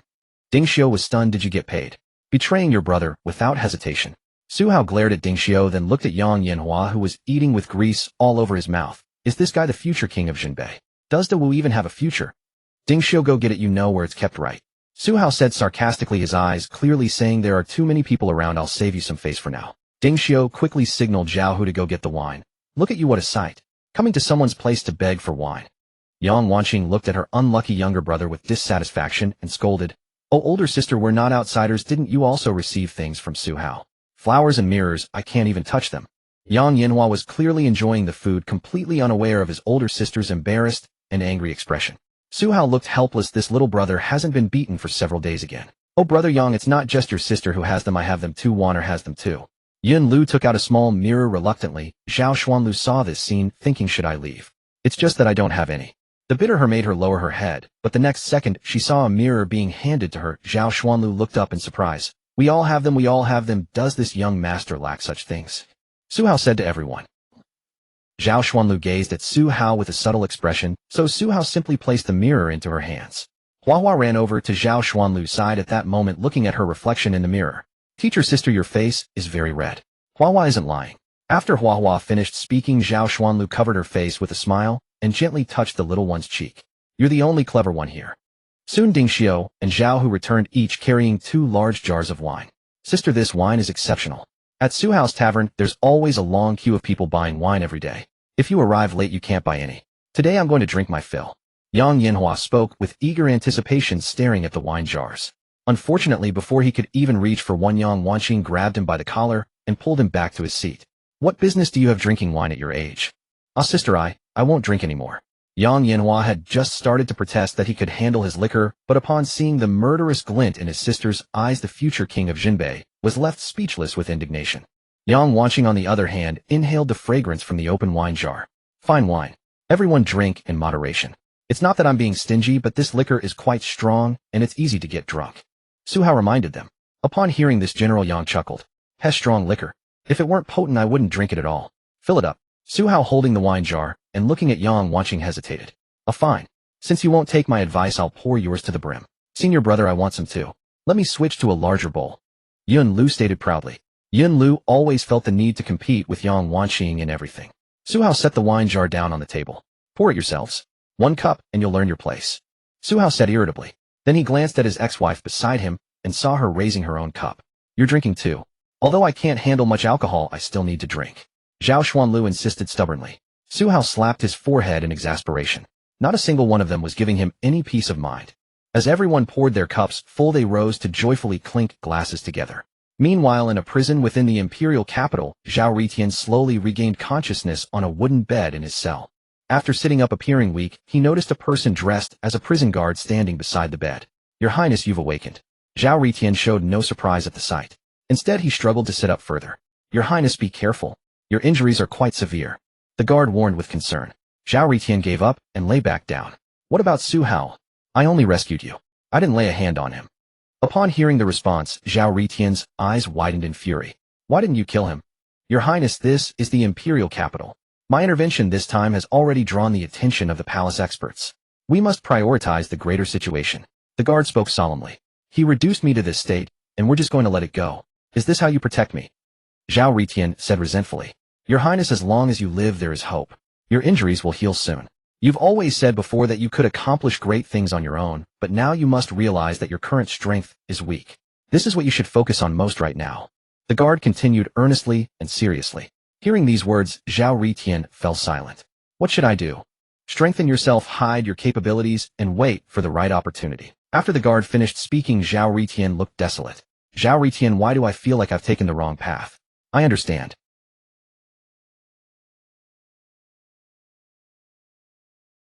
After the guard finished speaking, he turned and left the cell. Once the guard walked out of the prison, 2 shadowy figures appeared behind him in the darkness. Sir, we've shaken off the palace experts. From now on, arrange people to protect His Highness and help him strengthen his abilities. The guard instructed. Yes, sir. What about that Su Hao? One of the figures asked in a deep voice. The guard's face was now twisted with ferocity. This person must die? He actually crippled His Highness. If Zhao Ritian were here, he would have wished for death, for Su Hao had kicked him into such a state. The guard, fearing he couldn't bear the truth, hadn't told him. Sir, shall we send people after him? No. That Su Hao, his methods are extremely sinister. Those unfamiliar with him are easily ambushed by him. Moreover, our people cannot directly attack. Su Hao or the Empress will target us, and everything will be lost. I have my own arrangements for this matter. Scatter your subordinates and search with all your might for a way to help His Highness recover. Spare no expense. His Highness is our hope for success. We cannot afford any failure. The guard commanded. Understood. Dismissed. As soon as the guard finished speaking, the 2 figures vanished into the night. In Su Hao's small courtyard, Su Hao had just returned from relieving himself. When he came back, he was speechless at the scene at the wine table. Have they all drunk too much? Su Hao asked. Yes, young master. Hua went back to sleep, and Ding Xiao and the others also left after getting drunk. Only these 3 remain. Wan'er looked at the helpless expression on her face, seeing Yang Wanqing, Yun Lu, and Zhao Xuanlu lying on the table. Fortunately, Yang Yanhua returned at this moment. Good heavens, Ding Xiao and the others were so heavy. Sister, you've also drunk too much. Yang Yanhua had just helped escort the 3 of them back. What kind of tolerance is this? Su Hao sat down dejectedly. My sister has quite a good tolerance for alcohol. Su Hao, you didn't put something in the wine, did you? Before Yang Yanhua could finish, Su Hao covered his mouth with his hand. What kind of talk is that? Who would drug the wine? If your sister hears this, will I still be alive? Su Hao said excitedly. Yang Yanhua broke free from Su Hao's grasp. Look at you, so scared. With your courage, you wouldn't dare to drug my sister. Fine, I'm taking my sister back. Yang Yanhua helped Yang Wanqing up and headed outside. Take care on your way. Su Hao reminded them. Got it. The little brother responded and left. Meanwhile, Wan'er also helped Yun Lu up. Young master, I'll take sister Yun Lu back. Oh, fine. Rest early. Wait, there's one more. Wan'er, go find someone to take Zhao Xuanlu back to the minister's residence. Su Hao remembered there was one more. Wan'er looked troubled. Young master, Wan'er can't find anyone. What's wrong? Su Hao asked in surprise. It seems master gave orders that no servants from the house can come to your courtyard tonight. Sister Yun Lu, stop fussing. Young master will take sister Yun Lu back first. Teacher Zhao is left in your care. As Wan'er was speaking, Yun Lu was waving her arms wildly, which scared Wan'er into quickly helping her leave. Leave her to me. Wan'er, how can you be so at ease? Su Hao looked speechlessly at Wan'er leaving and complained. Then he suddenly remembered what Wan'er said about his father's actions. Good heavens, this old man. He's a prime minister. Is there anyone who spoils their child this much? Su Hao called out in exasperation, then looked at Zhao Xuanlu. I can still drink. While Su Hao was fretting over what to do, Zhao Xuanlu slumped over the table, murmured in her sleep. Su Hao rolled his eyes at her words. Drink. You couldn't even finish 3 cups before getting this drunk. Su Hao finished his complaint and wondered what to do now. Should he take her home himself? Zhao Xuanlu was this drunk. Should he be the one to send her back? That old coot Zhang Xingmin would probably try to kill him for this. Su Hao thought for a moment, then walked over to Zhao Xuanlu and picked her up. I'm just carrying her, that's all. Heaven above be my witness. Su Hao then carried Zhao Xuanlu into a room in the courtyard. Not his own room, of course. He placed her gently on the bed, thinking they could deal with everything after she sobered up tomorrow. Su Hao yawned, preparing to return to sleep, when suddenly the system's voice rang out. Ding. Today's good deed task completed. Good deed content: achieving victory in the cross-border duel, winning 3 cities from Zhao, glorifying the Wu Kingdom, and crushing the conspiracy of the traitor Prince Wuling. The host struck Zhao Ritian down, indirectly saving the future happiness of multiple female protagonists. Based on impact assessment: 1 purple gold lottery draw, 1 gold lottery draw, 3 silver lottery draws obtained. Holy shit, Su Hao shouted. Moi. The noise stirred a low groan from Zhao Xuanlu on the bed. Go back to sleep, go back to sleep. I'll be quieter, Su Hao said, gently stroking Zhao Xuanlu's head to soothe her. Then Su Hao continued to bask in his shock. Not because the system had exploded with rewards today, but because Zhao Ritian was crippled by my kick. Could it be that I just kicked the story to its finale? Su Hao murmured in astonishment, then reconsidered. He could still stand after taking that kick. Ritian is quite tough, eh? Zhao Ritian yes. Never getting hard again. Su Hao looked at Zhao Xuanlu lying on the bed and sat down beside her. How can your heart be so big? Your brother was crippled by me, yet you came to my place to drink and got drunk at that. If Ritian found out, he'd... how heartbroken he'd be. As Su Hao imagined Zhao Ritian's indignant, tragic expression, he couldn't help but burst out laughing. Wait a minute, system, is this really counted as a good deed? Did you upgrade? Su Hao curiously asked the system. Ding. Any good deed content connected to the main storyline will be factored into the assessment. Oh, I see. So you decide how ridiculous the connection can be. Ding. That is an accurate interpretation. Fine, then lottery time. All in. Big explosion today, let's see this young master's luck. As Su Hao spoke, he borrowed Zhao Xuanlu's luck, the talented scholar's good fortune. Reader TCH, you scoundrel. If you're going to take advantage, just say you're taking advantage. Ding. Congratulations to the host for 1 purple gold lottery draw, 1 gold lottery draw, and a triple silver lottery draw. Rewards obtained. Reward 1, complete medical knowledge from the 4 great physicians in Chinese history. Bian Ke Hua Tua Zhang, Zhongjing Sun Si Miao, automatically integrated into the martial arts world modification setting. Reward 2, type 86 grenades 2, refreshed daily non-stackable 1 in each hand, is reasonable truth. Reward 3, 5 years of pure internal energy. Reward 4, lightness skill Wudong, cloud stepping technique. Reward 5, decoy doll 1 can replace the host to completely absorb 1 fatal injury without harm. I'm rich. Su Hao's eyes sparkled with dollar signs as he gazed at the rewards. First he examined the grand prize, the complete medical knowledge from the 4 great physicians, the martial arts world modification version. In ancient times, what was everyone most afraid of? Of course, falling ill. Especially mysterious diseases. If your luck was bad and you didn't have an old immortal physician by your side, then congratulations, you were dead meat. The 4 great physicians of ancient China. Completely comprehensive. System, where's the medical knowledge? Why don't I feel anything? Ding. Coming right up. The next second, Su Hao's eyes widened. His body grew heavier. And he fell straight toward the bed. The last coherent thought in Su Hao's darkening vision. System, you tricked me. Early the next morning, when Su Hao opened his eyes again, feeling the vast medical knowledge swirling in his mind. System, come out and explain. What happened? The system immediately provided an answer. It turned out the medical memories of the 4 great physicians were simply too overwhelming. This was even after the system had compressed the knowledge and memories to protect Su Hao from being driven insane by the memory impact. Su Hao understood. Fine then, but couldn't you have warned me? 1 second I was fine, the next I just collapsed. Ding. The system detected that the host's surrounding environment was safe. Safe. Su Hao looked down at the Zhao Xuanlu in his arms with a strange expression, holding him like an octopus. You call this safe? Ding. Completely safe. You get lost right now? Now tell me, what do I do when my ex-wife wakes up? The system went silent. TCH, speak up, don't pretend to be dead. Su Hao cursed out loud. The next second the system didn't respond, but the Zhao Xuanlu in his arms did wake up. Her bright crystal clear eyes met Su Hao's in a direct gaze. Now Su Hao went silent too. Could you give me a chance to explain? Su Hao asked sheepishly. Zhao Xuanlu didn't respond, but her face had turned completely red. Listen, we were both drunk yesterday, right?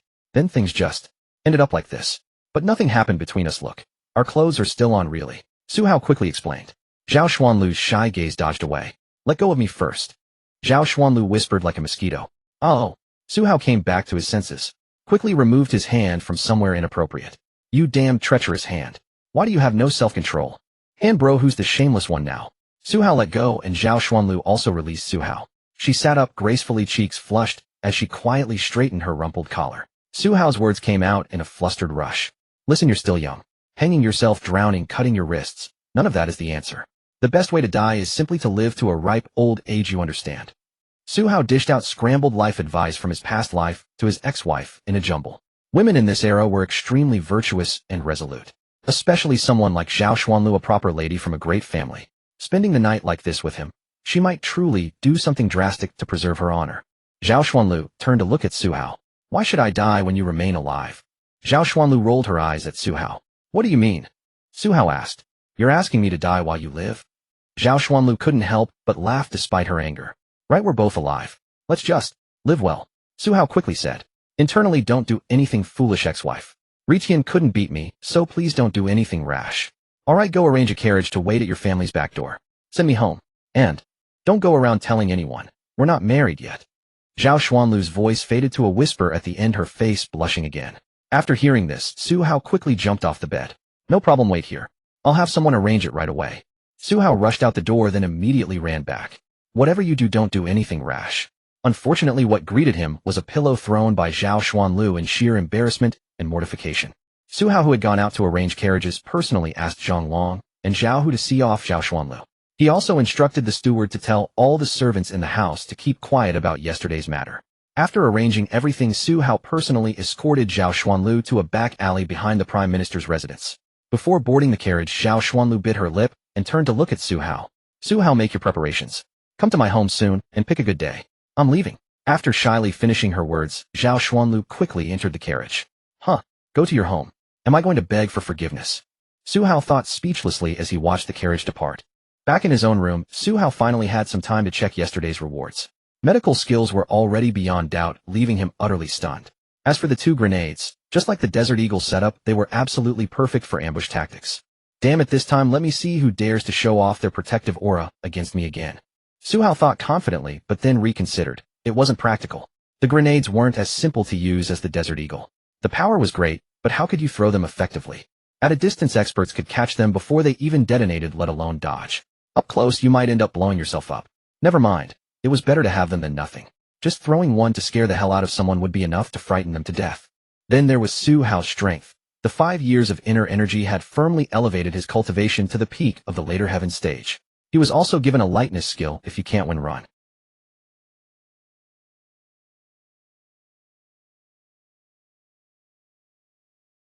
Alright, that's the plan.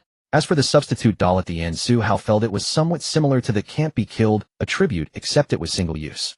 That's right. With the Can't Be Killed attribute, Su Hao and Zhao Kuan had spent 20 minutes with 10 minutes remaining. But the advantage of the substitute doll was that it caused no damage. Although Can't Be Killed meant he wouldn't die, it still hurt. The substitute doll gave Su Hao what amounted to an extra life. Overall, it had been a fruitful harvest. Meanwhile, at the minister's residence, Zhao Xingmin hadn't gone to court all morning. The reason was simple. His daughter and adopted son hadn't returned all night, and he was nearly dying of worry. Worse still, his daughter had gone to the prime minister's residence. His own daughter was so intelligent and clever. There was no way she would deliberately walk into a tiger's den. Having made up his mind to go to the prime minister's residence to demand an explanation, the steward ran in to report, "Master, the young miss has returned." Zhao Xingmin joyfully rushed to the doorway and saw Zhao Xuanlu walking in. "Father, daughter, you're finally back. Your father was about to lead a group to the prime minister's residence. Why did it take you so long to return? You didn't come home all night, and your father was nearly dead with worry. Is it that bastard Su Hao? Daughter, whatever you do, don't do anything reckless." Zhao Xingmin delivered his entire tirade, and Zhao Xuanlu stood frozen in place.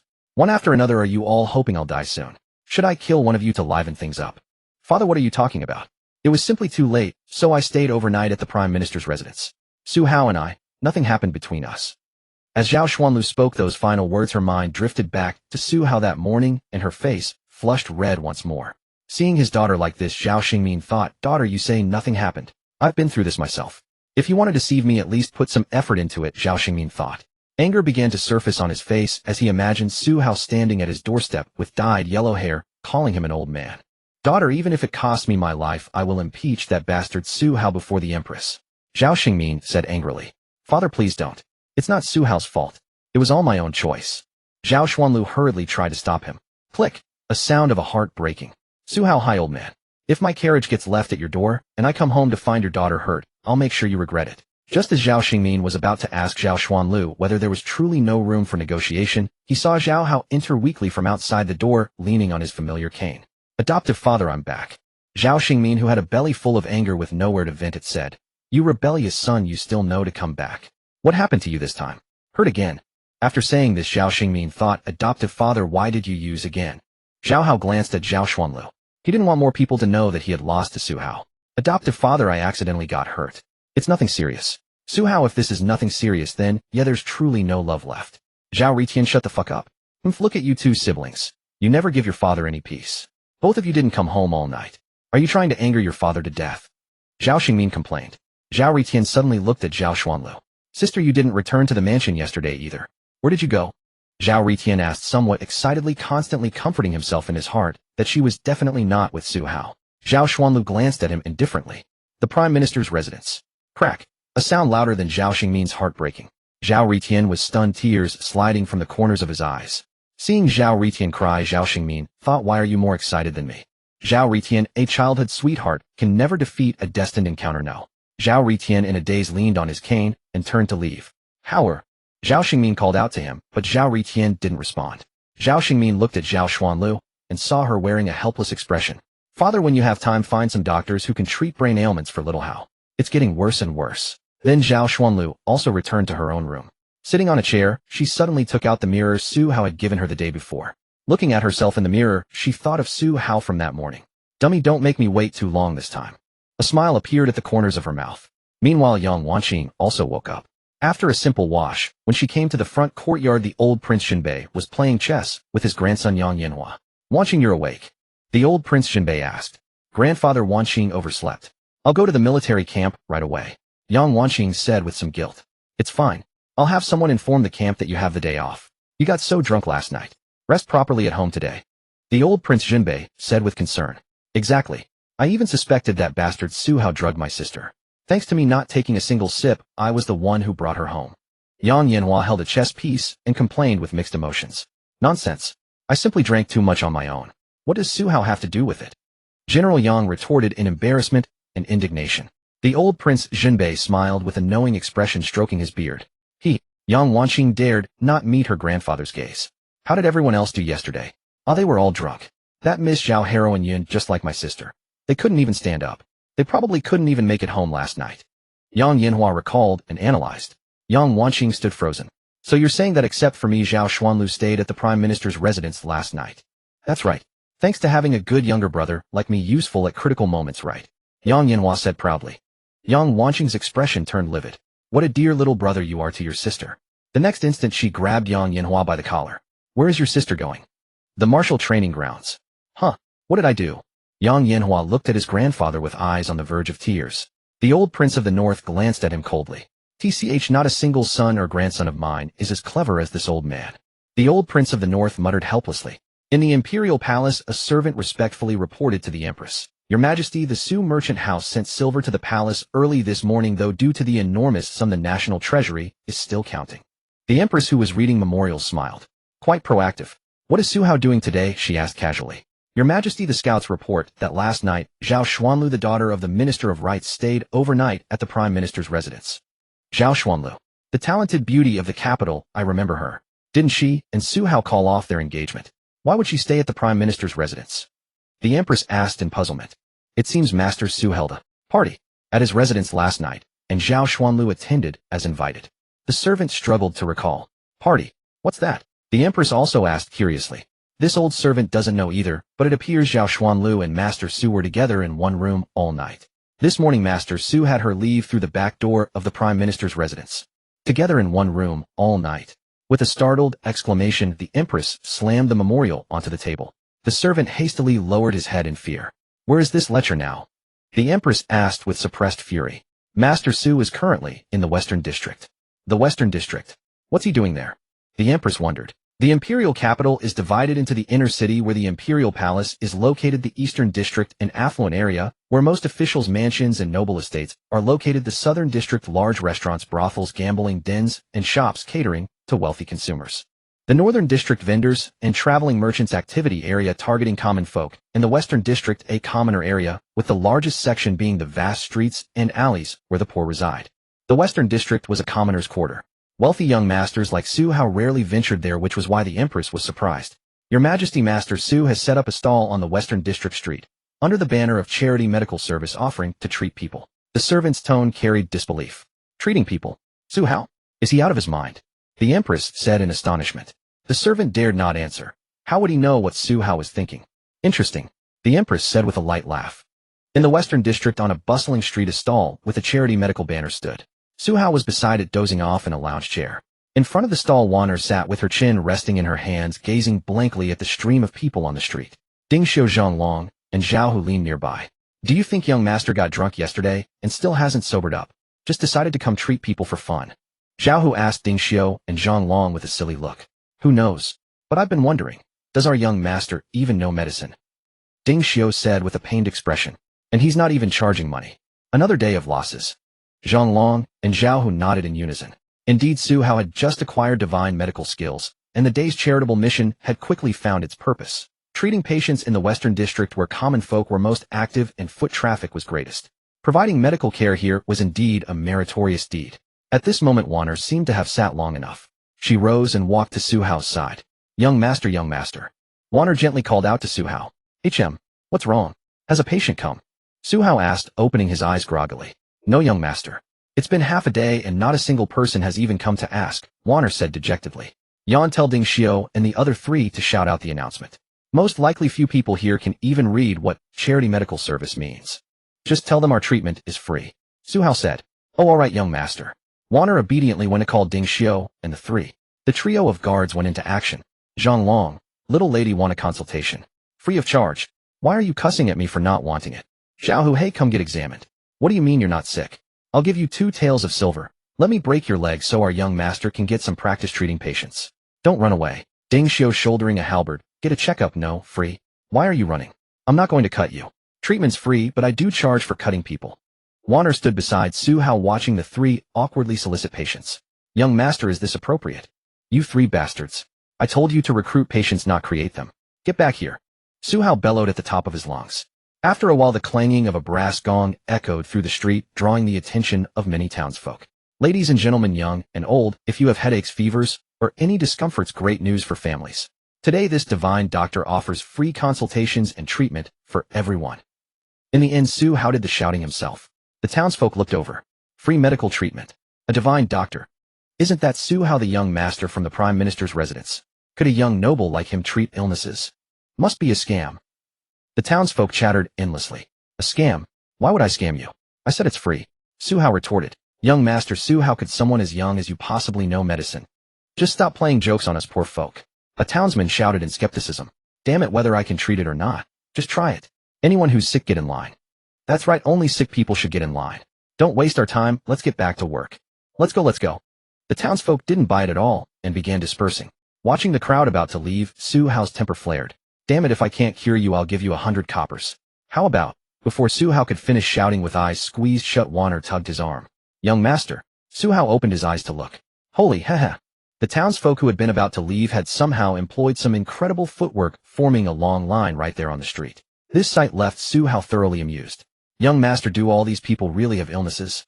Wanner asked curiously. They're sick, all right. The sickness of poverty. That's a disease even this young master can't cure. After saying this, Su Hao sat down in front of his stall ready to greet his first patient. A sturdy young man stepped forward. I'm not feeling well. The young man told Su Hao directly. Su Hao studied him for a moment. Hand. Su Hao gestured for him to present his wrist for pulse diagnosis. The young man impatiently rolled up his sleeve and placed his hand on the table. Su Hao's fingers settled on his pulse. Where doesn't feel right? Su Hao asked casually. Nowhere feels right. You figure it out. And remember, you said 100 coppers. No backing out now. The young man said impatiently. Su Hao sat with his eyes closed. Do you know my identity beyond being a divine doctor?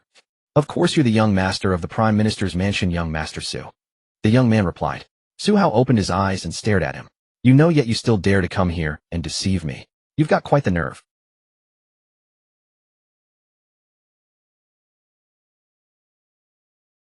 As the young man spoke, he tried to pull his hand away, but Su Hao grabbed his wrist firmly. You speak with such vigor, your pulse is steady, and you're as robust as an ox. How can you claim to be ill, eh? Su Hao asked loudly. I'm not sick.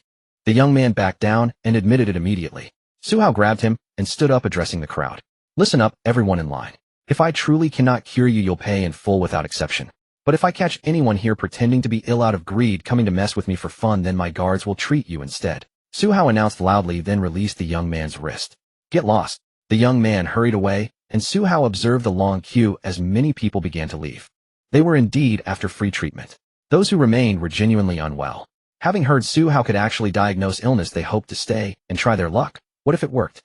Hiring a physician in these times was outrageously expensive, with consultation fees and medicine costs piling up. Since this cost nothing, there was no harm in giving it a shot. Su Hao composed himself and called for the next patient. A woman whose figure rivaled Shin Qiuxiu's sat down, and the chair groaned audibly under her weight as she took her seat. Miss, how many months are you along? What are you talking about? I'm still an unmarried maiden, you quack. The woman twisted in embarrassment and indignation. The chair seemed to plead silently for her to stop moving. So it's just pure weight? Su Hao asked in surprise. The woman rested her arm, thick as a calf, on the table. Su Hao swallowed hard, thinking to himself that if he couldn't find her pulse with an arm that substantial, something was seriously wrong. Where does it hurt? My appetite's been poor lately. I can only manage 4 bowls per meal. The chubby girl said distressingly. Then how many bowls do you normally eat? Su Hao asked curiously. 6 bowls. Miss, may I ask what your family does for a living? Su Hao suddenly got the impression this chubby girl might be wealthier than himself. 6 bowls per meal? That was absurd. My father is a butcher. Su Hao sighed. It all made sense now. Her father's slaughtered meat must have all gone to her. Miss, you can't keep eating like this. Prolonged obesity will lead to numerous ailments. Su Hao advised. Nonsense. My father says this is called prosperous vitality. I'll definitely marry into a good family. The chubby girl said confidently. I won't deny you'll get married, but never mind. Let me press a few acupoints on you. Tell me if I'm right. Su Hao didn't waste words. He stood up and pressed several acupoints on the chubby girl's back, then described her sensations. Every single one was correct. This time the chubby girl finally realized her obesity was a disease. Divine doctor, what should I do? Please save me. The chubby girl was on the verge of tears. Don't worry, Su Hao said, then wrote a prescription on paper. The earliest weight loss formula in De Wu had come into existence. Follow this prescription to gather the herbs. They're all common ingredients along with some auxiliary foods that are easy to find. Take them in measured amounts daily. Most importantly, you must stop eating so much each day, understand? You need to exercise moderately. Su Hao instructed. The chubby girl took the prescription, rose to her feet, and thanked Su Hao profusely. Then she left. Next, Su Hao called out. His efficiency picked up from there. For minor ailments like headaches and fevers, he simply wrote prescriptions without hesitation. For those with less severe symptoms, he used silver needles combined with inner energy to cure them on the spot. As more and more people recovered under Su Hao's care, more and more commoners came seeking his help. Wanner stood beside him, wiping his sweat. Young master, take a rest for a while. Wanner urged. Let me see a few more, then I'll rest and have a meal. Su Hao said. At that moment, 3 men approached the stall. My brother here has caught a cold and isn't feeling well. Please take a look at him. The man standing beside him said politely to Su Hao. Let me feel your pulse first. Su Hao took a sip of tea. The man seated on the chair extended his arm. As Su Hao's hand rested on his wrist, he suddenly sensed the man's pulse was erratic. Looking at the man's composed expression, Su Hao realized. This was a martial artist, not someone with a cold. If he wasn't here to be treated, then he was clearly looking for trouble. As if on cue, the man suddenly closed his eyes and collapsed onto the table. Before Su Hao could react, the man beside him rushed forward in panic, shaking the unconscious figure. Second brother, what's wrong? Then another man placed his hand beneath the man's nose. Second brother has stopped breathing. This quack has killed him. The man shouted loudly, and both of them laid the man flat in front of Su Hao's medical stall. Ding Xiao and the others rushed over at the commotion. Young master, what's happening? Ding Xiao asked in confusion. Su Hao crossed his arms, watching them with a cold sneer. Can't you see? Your young master has killed someone while taking his pulse. Haha. Su Hao sneered. The commoners behind them began to gather around. The 2 men exchanged glances and nodded. They stood up and pointed at Su Hao. You've killed my second brother. What do you have to say for yourself? Tear down his stall. He's a quack who killed a patient. The other man shouted more vehemently. Enough noise, Su Hao said calmly. I'm a divine doctor. If the person is dead, I'll simply bring him back to life. The crowd murmured in astonishment. You? How do you intend to save him? The man asked somewhat nervously. How? Hell, like this. Su Hao suddenly drew Ding Xiu's Miao blade and slashed directly at the two men. They hastily dodged backward. What are you doing? What am I doing? You damn fool setting me up with this act. Do you think I'm stupid? You on the ground using that breathing holding technique, get up right now, or I'll send you to meet the king of hell myself. Su Hao exposed them outright. The man on the ground was very much alive, just a martial artist feigning death with his breathing technique. The man on the ground frowned tightly, but still didn't move. Su Hao wasted no more words and swung his blade at him. Second brother, get up quickly. He's actually going to strike. The two men beside him warned in panic. Just as the blade was about to fall, the man on the ground scrambled and rolled aside, barely escaping Su Hao's strike. The onlookers were astonished. The man was alive. Clearly he had been feigning death moments before. The man who had hastily risen along with his two accomplices realized their scheme had been exposed by Su Hao. They immediately attempted to flee, but their escape route was already blocked by Ding Xiu, Zhonglong, and Zhao Hu. They were swiftly subdued. Su Hao, carrying his Miao blade, approached the captured trio. Talk. Which bastard sent you to cause trouble for me? Exactly. That fellow used the breath-holding technique to feign death, and he had two accomplices. This isn't some ordinary hooligan extorting money. Someone must be pulling the strings behind the scenes. And no, nobody sent us. We. Before the speaker could finish his words, Su Hao's Miao blade struck him down. The man screamed in agony. His two companions were horrified. They hadn't expected Su Hao to actually stab someone in front of so many witnesses. The crowd scattered in terror, crying out, "Murder! Murder!" Those with weaker constitutions began to cry out in alarm as Su Hao withdrew his blade. What's all this panic about? I'm a divine physician. Rest assured, if I don't intend for you to die, even if I stab you a dozen more times, you'll only suffer minor wounds. You won't die, it'll just hurt. Su Hao spoke loudly, his voice carrying through the crowd. The stabbed man wore a twisted expression of terror. What are you going to do? Do what? Since you won't reveal who sent you, I'll take you back to the Chancellor's mansion. I'll stab you 20 times daily, then heal you. Don't worry, with me around, dying will be impossible for you. Isn't that great? Su Hao's grin appeared demonic to the three men. The onlookers gasped in horror upon hearing his words. This wasn't a divine physician at all, but the living Yama himself. Cold sweat poured down all three men's faces. If they were truly taken to the Chancellor's mansion, escaping would be nearly impossible. They exchanged glances. We'll talk. Take us away, send us home. Su Hao grew impatient. Wait, we'll tell you, they pleaded. Leaning on his blade, Su Hao commanded. On three, say it together. Whoever speaks slowest gets another stab. 3, 2, 1, speak. The three men responded in unison, Prince Wuling. The crowd murmured in astonishment at what would drive a prince of such stature to send thugs to fabricate accusations. Su Hao let out a cold snort. Why? Simply because we're sworn enemies. Indeed, since Su Hao's victory in yesterday's competition, Prince Wuling had taken notice of the former playboy. This morning word reached him that Su Hao had set up a medical stall in the Western District. The prince was puzzled. What could a frivolous young master possibly hope to achieve by treating the sick? But within moments, reports flooded in that Su Hao had successfully treated numerous commoners, rapidly building his reputation throughout the Western District. Only then did Prince Wuling grasp the situation. Su Hao is winning people's hearts. Su Hao, however, thought to himself, stop pretending to be clever. I'm just after the system rewards. You wouldn't understand.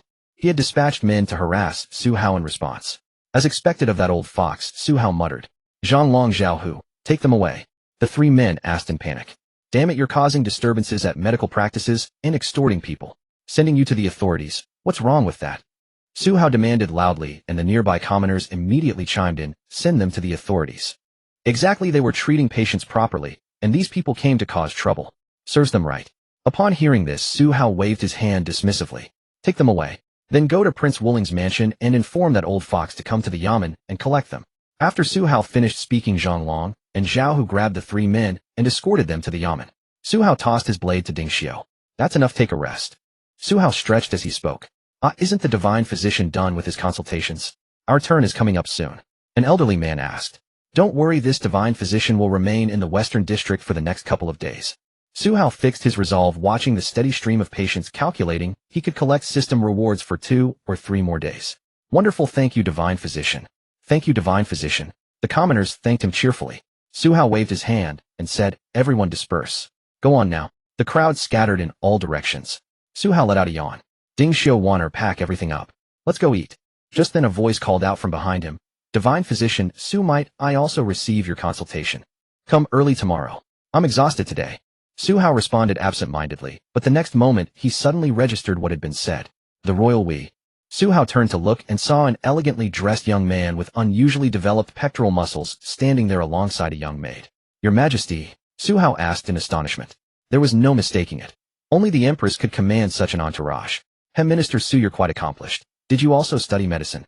The Empress asked with keen interest, a smile playing on her lips. Oh, just a trivial skill, nothing worth mentioning.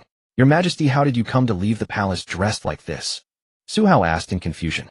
I had nothing to do today, so this young master came out for a stroll. Do you have a problem with that? The Empress asked with an air of superiority.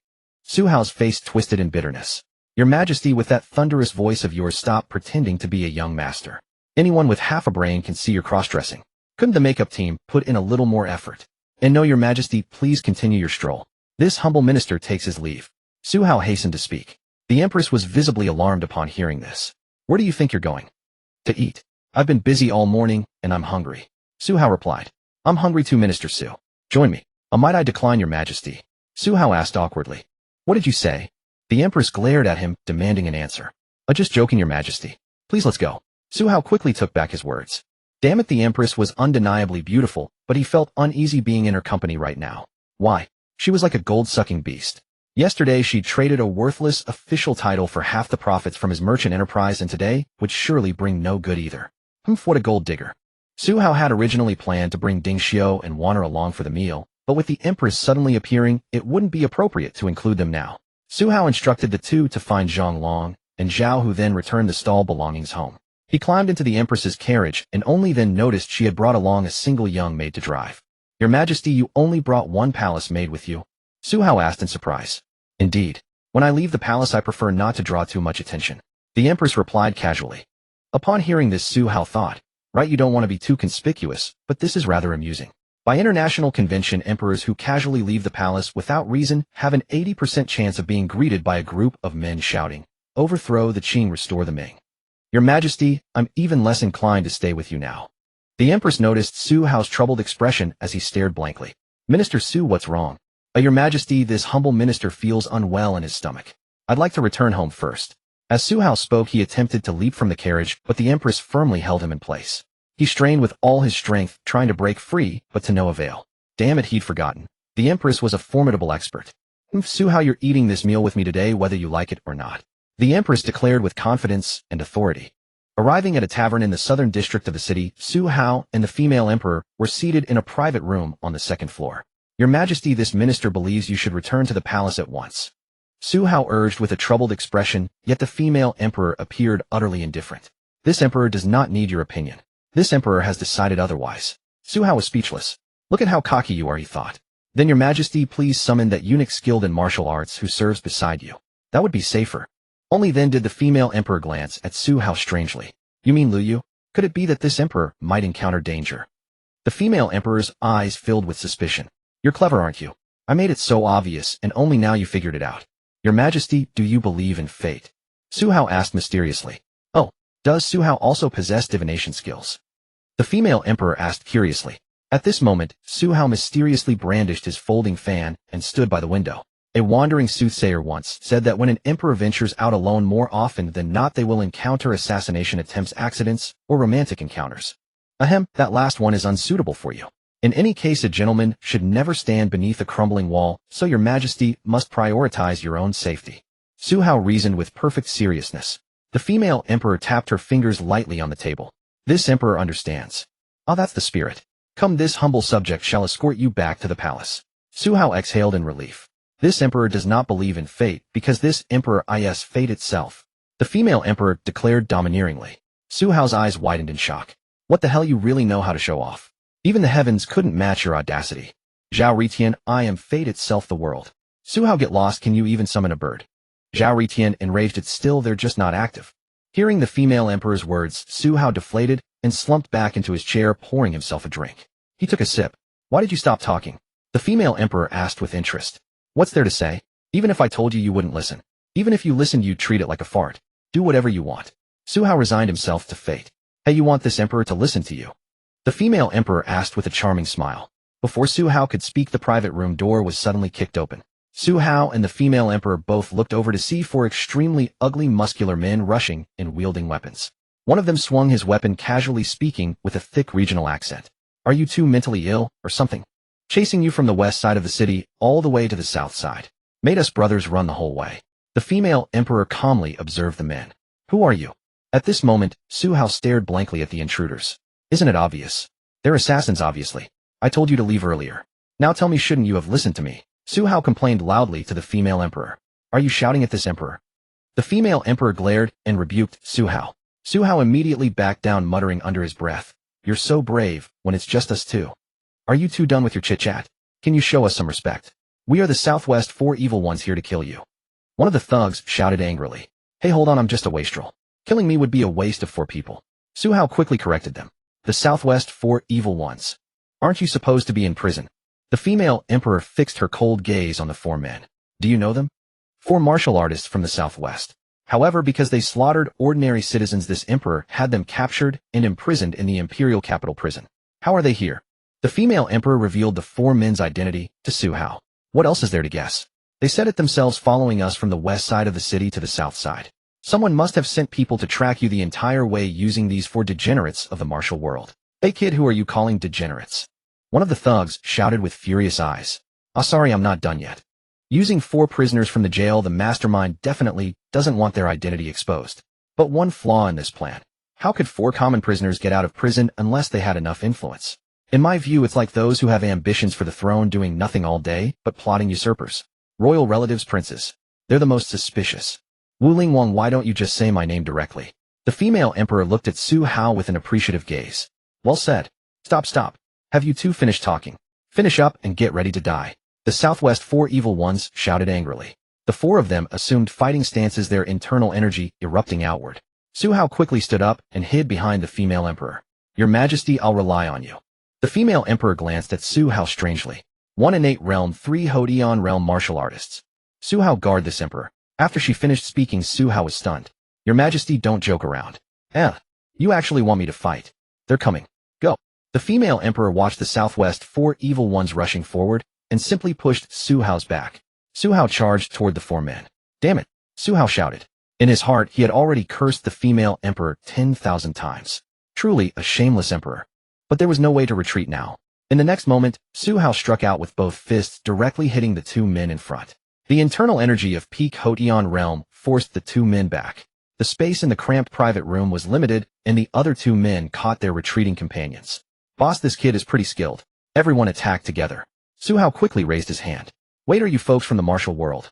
Su Hao shouted loudly, stopping the 4 men. The 4 idiots froze in confusion, then nodded. "Yeah, why? Since you're from the martial world, then let's follow martial world rules. One-on-one duels. Do you dare? 4 of you fighting 1 of me. If word gets out, what happens to the reputation of the Southwest Four Evil Ones?" Su Hao declared with heroic conviction. After hearing his words, one of the plump idiots spoke up. "Boss, he's right." Just as the leader Big Fool was about to agree. "What nonsense. Did we poison ourselves, or don't we know we've been poisoned? If we can't complete the mission, we might not even survive. What use is reputation then? Besides, what good reputation do we even have?" Big Fool shouted. The other 3 fools shrunk their necks in fear.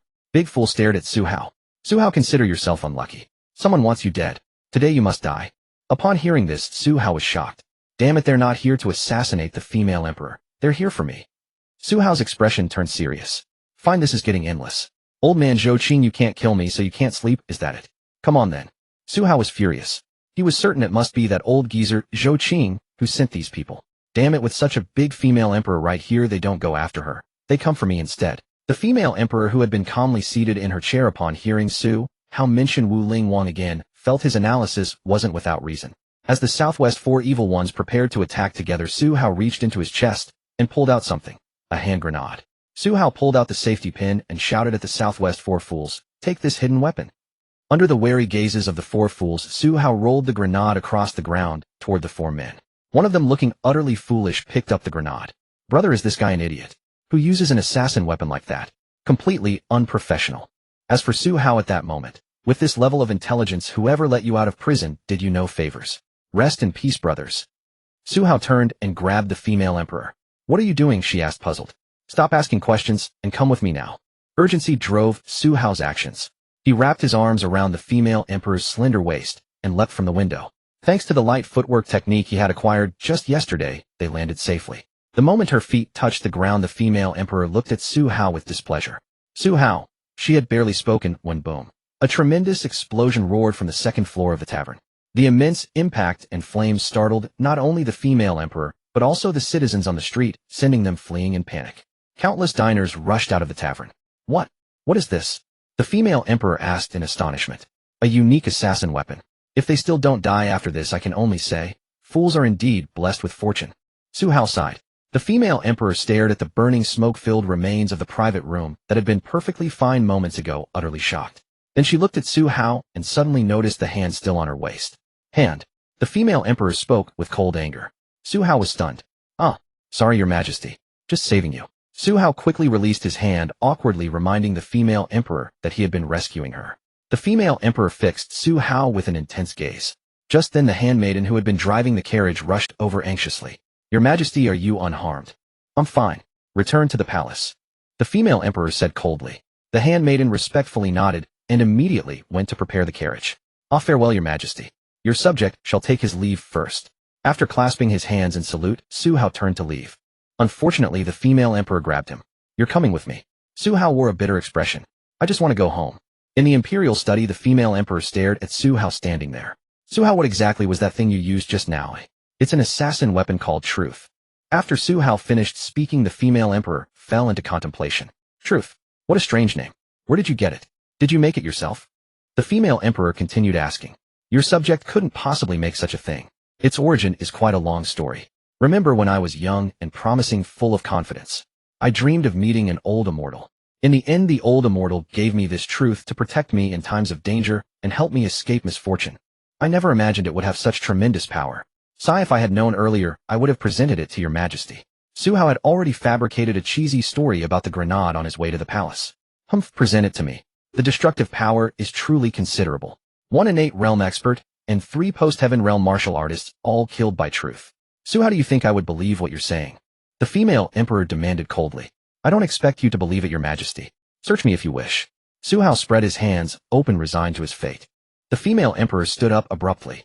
You think I wouldn't dare? She walked up to Su Hao.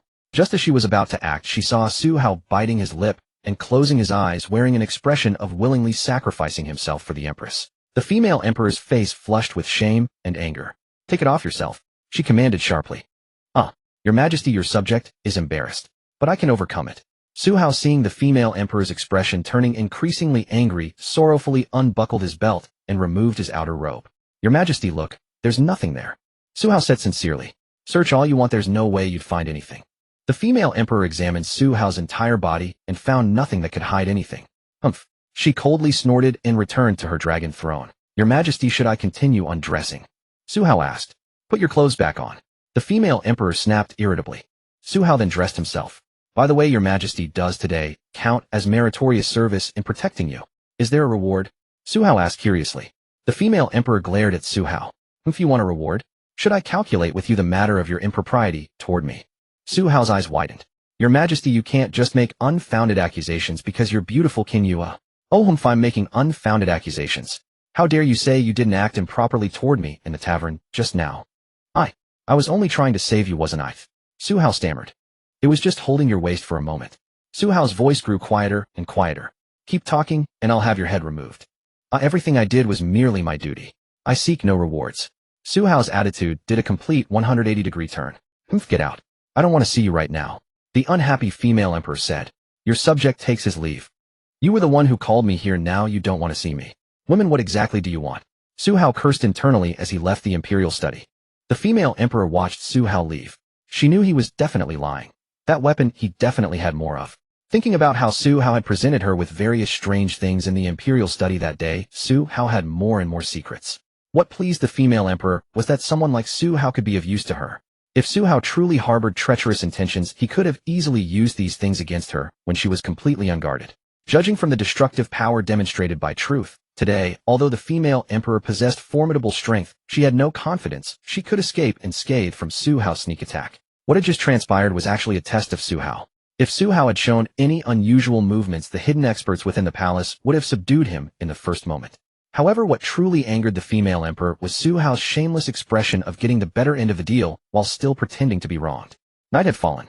At the Prince of Wuling's residence, a figure vaulted over the courtyard wall. In the training room, the Prince of Wuling was sitting cross-legged in meditation. Suddenly, he opened his eyes and looked toward the window. Who's there? The Prince of Wuling shouted coldly toward the window. Just as he was about to rise and investigate, something came flying into the room like a stone. Only when the Prince of Wuling finally clearly saw the exquisite stone lying on the ground. The next second, a thunderous explosion resounded from the Prince of Wuling's residence. Chaos erupted throughout the manor. Half an hour later at the Prime Minister's residence, Su Hao, dressed in black knight attire, gasped heavily as he returned to his room. "Phew, I'm exhausted." Su Hao grabbed the teapot from the table and drank deeply. Indeed, the one who had infiltrated the Prince of Wuling's residence was Su Hao. As for what he went there to do, of course it was revenge. One grenade to send the prince an early New Year's greeting. However, what surprised Su Hao was that the Prince of Wuling's perception was indeed extraordinary. Although he had been extremely careful with the assistance of light footwork, he was discovered the moment he approached the training room. In desperation, Su Hao threw the grenade into the room. Without even looking to see the result, he immediately fled. It did explode, but whether it killed that old geezer Su Hao truly didn't know. Why didn't I wait until the early hours to go? Then I could have thrown two at once. Su Hao suddenly realized and muttered to himself. Should I go back for a second round? No, forget it. There was such a huge explosion just now, and the area around the prince's manor is probably under lockdown now. There's no need to take such risks. Su Hao thought it over. Ding, today's act of kindness task has been completed. The act eliminating the 4 fiends of the Southwest who attempted to assassinate the Empress in a tavern. Based on the outcome evaluation, 4 draws from the bronze reward pool. Wait a minute, system. Even if my good deeds of healing people don't connect to the assassins, I went on a night raid against that old thing Zhou Qing. Even if I didn't kill him according to your karma theory, punishing the mastermind shouldn't result in just this much reward. Tell me the truth, are you skimming my rewards?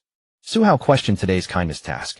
Ding, King of Wuling, Zhou Qing has no connection to the assassination. The system gave a straightforward answer. Damn, I blew up the wrong person. Su Hao spoke in disbelief, but quickly snapped back to reality. Bullshit about blowing up the wrong person. That old man. If he weren't so weak, I'd stuff a hand grenade down his throat. But if he didn't send those assassins, then who was it? Someone holding a grudge against me. Ri-Tian. If he came himself, I'd believe it. But sending 4 idiots. That's not his style. Could it be Zhao Kuan? Very likely. Little Kuan, you wait until my hand grenades refresh tomorrow. Zhao Kuan, fuck off, don't come near me. Damn it, those 4 idiots canceled out my medical merit. Whatever, let's draw first. System, go all in. Ding, congratulations, host, on 4 consecutive draws from the bronze reward pool. You have obtained reward 1, 1 ton of fatty happy water bamboo tube version. Reward 2, hot pot soup base recipe ancient version with 10 boxes of finished product included. Reward 3, sunglasses 10. Reward 4, 1 diamond ring. A diamond is forever. Looking at the rewards, the first 2 being food and drink, Su Hao was most pleased. These things are what you don't think much of when you have them, but when you truly don't have them, you want them desperately. Sunglasses, don't doubt it, just plain sunglasses, not some black technology. The final diamond ring, Su Hao took it out in surprise and saw it was a women's diamond ring with a pigeon egg-sized stone. In his previous life, this would have been worth a considerable amount of silver. As for now, system, tell me what use is this? This thing probably isn't even as valuable as the larger glass products old Shin can make. Never mind, keep it. Stretching, Su Hao prepared to change out of his night clothes and sleep. Just then the door was suddenly pushed open. Su Hao turned around and found it was Yun Lu. Senior sister, why are you here? Is something wrong? Junior brother, where have you been? Yun Lu asked with a suspicious expression on her clever face. I haven't done anything. I've been in the room all along. Liar, why are you wearing night clothes in the room? Yun Lu directly pointed out the suspicion. The next moment, Su Hao took 2 steps back, pointing at Yun Lu and shouting, "Impossible, I don't care who you are, get off my senior sister. My senior sister couldn't possibly be this smart." Yun Lu had an angry expression. Junior brother, is your skin itching? How dare you say I'm not smart? If I saw you sneaking back from outside. When did you practice lightness skill? Your movement is so fast. After Yun Lu finished speaking, Su Hao breathed a sigh of relief. I was wondering, so you saw me. Su Hao. Yun Lu immediately grabbed Su Hao's ear. Ouch, ouch, ouch, senior sister, let go. Tell me, where did you go? Yun Lu coquettishly snorted. I went to take revenge, Su Hao quickly confessed. Upon hearing this, Yun Lu let go of his ear and looked at him in surprise. Revenge? Su Hao rubbed his ear. Yes, that old turtle Zhou Qing. I gave him an early New Year's visit with a firecracker. After Su Hao finished speaking, Yun Lu immediately worriedly checked him over. You want to take revenge on that old man? How is it? You're not hurt, right? Why didn't you call me? No, I'm fine, nothing happened at all. Su Hao quickly assured her he was unharmed. It was too dangerous, you should have called me to go with you. Yun Lu scolded dissatisfiedly. Take you along. You'd probably come back injured for real. Su Hao complained inwardly, but also understood that Yun Lu was worried about him. Don't worry, senior sister, it was more convenient for me to go alone. That old man didn't even notice my shadow before he was in trouble. Su Hao comforted her, but Yun Lu was now dejectedly lowering her head. Senior sister, what's wrong? Are you angry? Next time I go, I'll definitely bring you with me.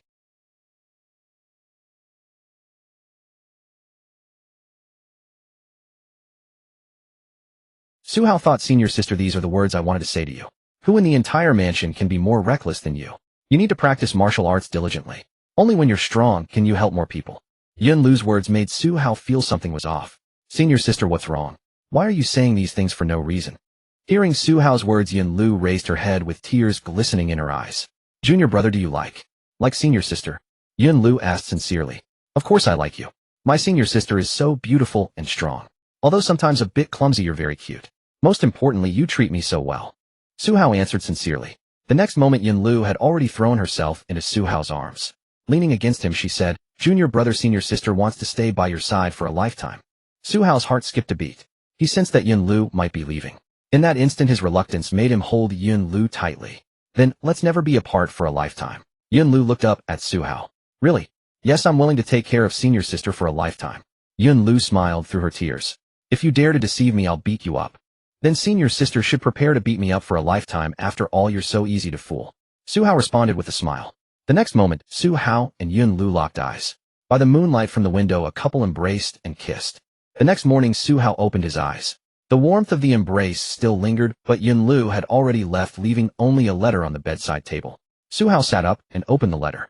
Junior brother, I'm sorry senior sister deceived you this time. Senior sister is leaving. Master sent word I need to return to the sect. Remember what I told you. When you encounter someone you can't defeat, don't be impulsive. Run if you can't win. Wait for senior sister to come back and take revenge for you. Senior sister will definitely come back for you.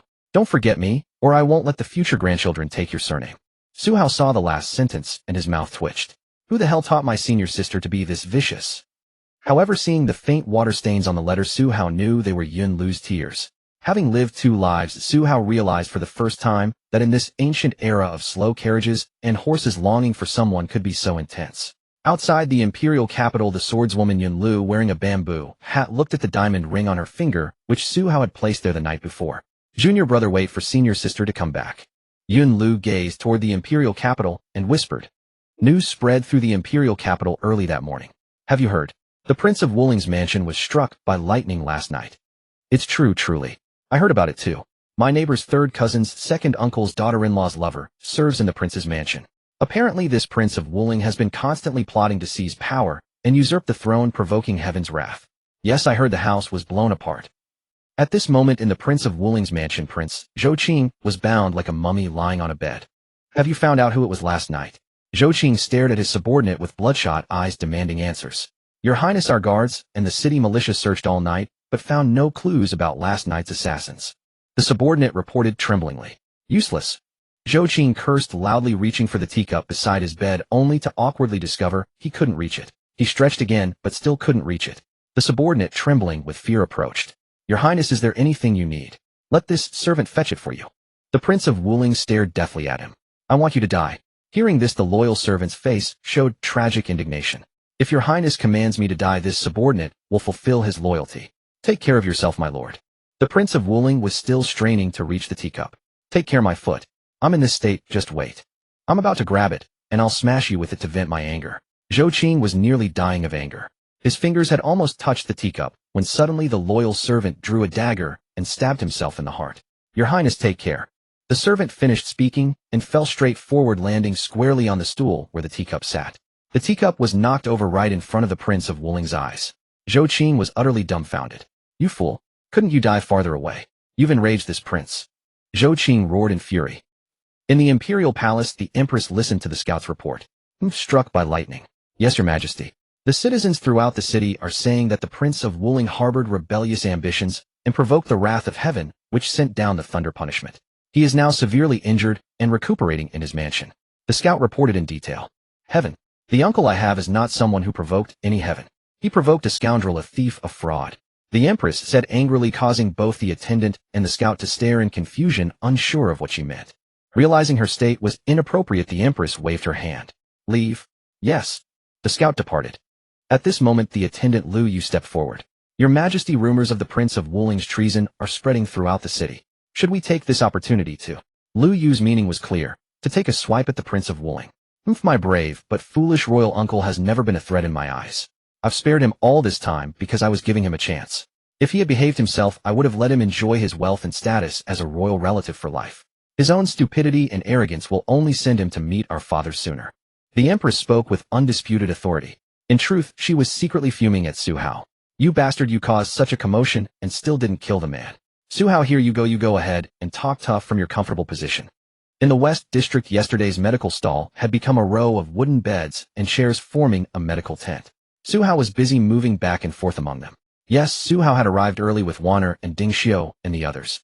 The sudden departure of his senior sister had left him in a bad mood, so he decided to keep himself busy. This medical tent was not set up by Su Hao's orders. It was organized spontaneously by the people of the West District out of gratitude. Today, even more patients had come because Su Hao's reputation as a divine physician had spread. Some even came from outside the city early in the morning just to wait for him. Patients came and went in an endless stream. Wanner and the others were busy as well. At that moment, a voice came from outside the tent. Who is Su Hao? Xiao Hu walked out and saw a young girl dressed in cyan robes carrying a medicine basket on her back. Go to the back and queue up if you're here for treatment. Xiao Hu reminded her politely. I'm not here for treatment. I'm looking for Su Hao to challenge him to a medical contest. The woman's voice instantly drew the attention of all the patients in line. Hey, isn't that the little medical immortal? It really is. The little medical immortal has come to challenge physician Su. The common people clearly recognized the woman's identity. Xiao Hu, being straightforward, immediately bristled upon hearing she was looking for trouble. Oh ho, you dare to crash our young master's venue. You. Before he could finish, the woman glared at him disapprovingly. Are you Su Hao? I'm not. My young master is. Xiao Hu answered blankly, but before he could finish, the woman interrupted again. Then move aside. I'm looking for Su Hao. Xiao Hu was shocked. Oh, you little brat, you're even more arrogant than me.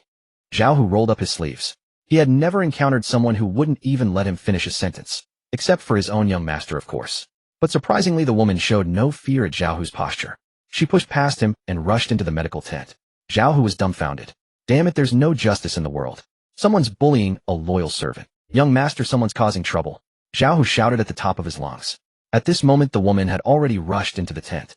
Looking at the packed medical tent, she saw Su Hao in brocade robes moving through the crowd. Are you Su Hao? She asked curiously. Su Hao glanced up at the woman. I am. Who are you? He was in the middle of setting someone's bone. The woman looked straight at Su Hao.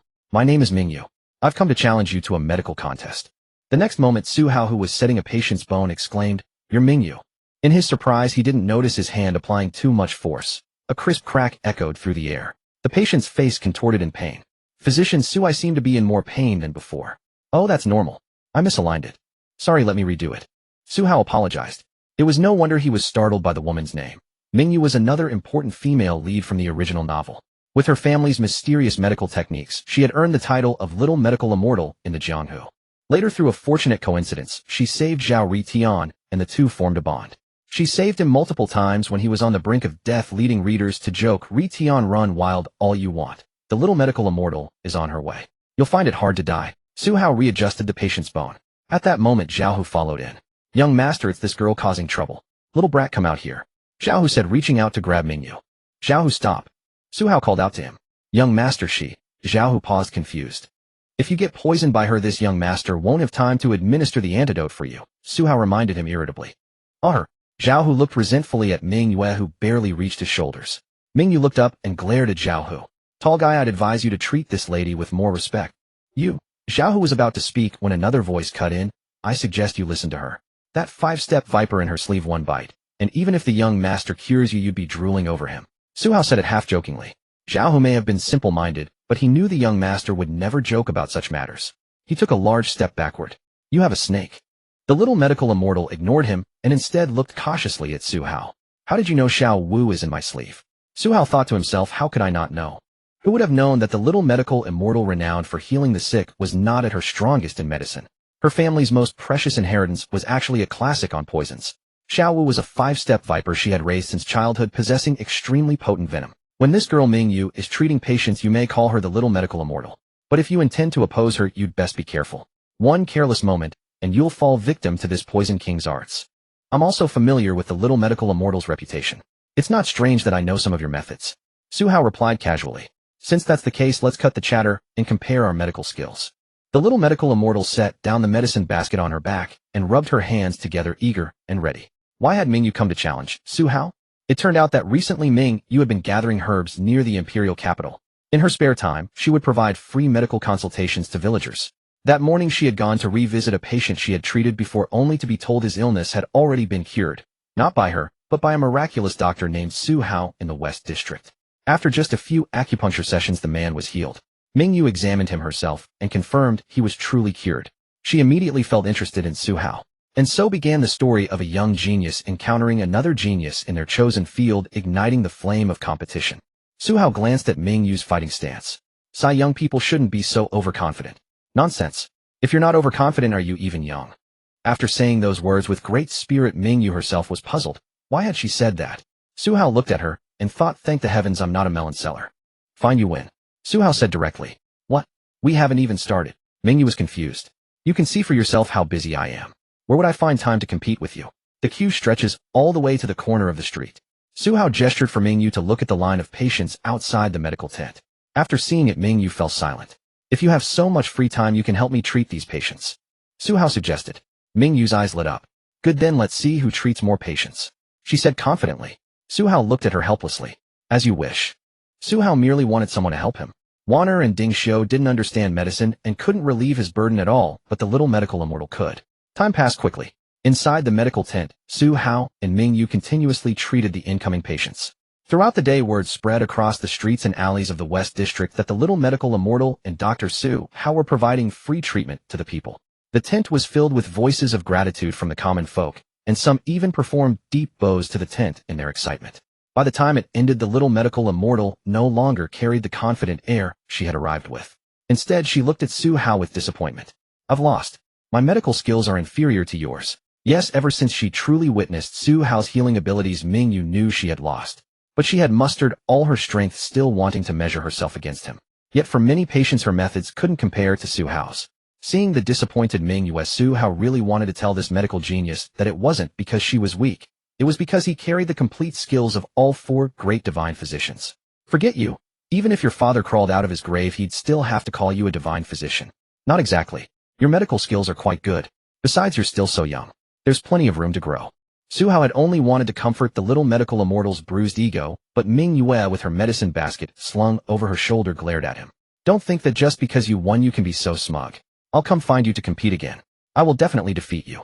After saying this, stubbornly Ming Yu left the medical tent. Su Hao was bewildered. "Hey, this girl. I was trying to comfort you, and you can't even appreciate good intentions. It's only because you're a girl. If it were Zhao Ritian, I'd have shattered his Dao heart into 8 pieces by now." Su Hao complained.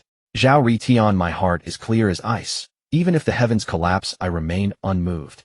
None can disturb my Dao heart." "Su Hao, little Tian, you can't stand tall. Zhao Ritian, this servant will fight you to the death. Let's go. Pack up and head home." Su Hao stretched lazily as he spoke. Just then, the little medical immortal, who had left in a huff with her medicine basket, suddenly ran back to the medical tent. Su Hao." Panting heavily, Ming Yu called out in panic. "Why are you back again? Were you chased by a dog?" Su Hao asked in surprise. "Someone wants to capture me, help me," Ming Yu pleaded. "Capture you?"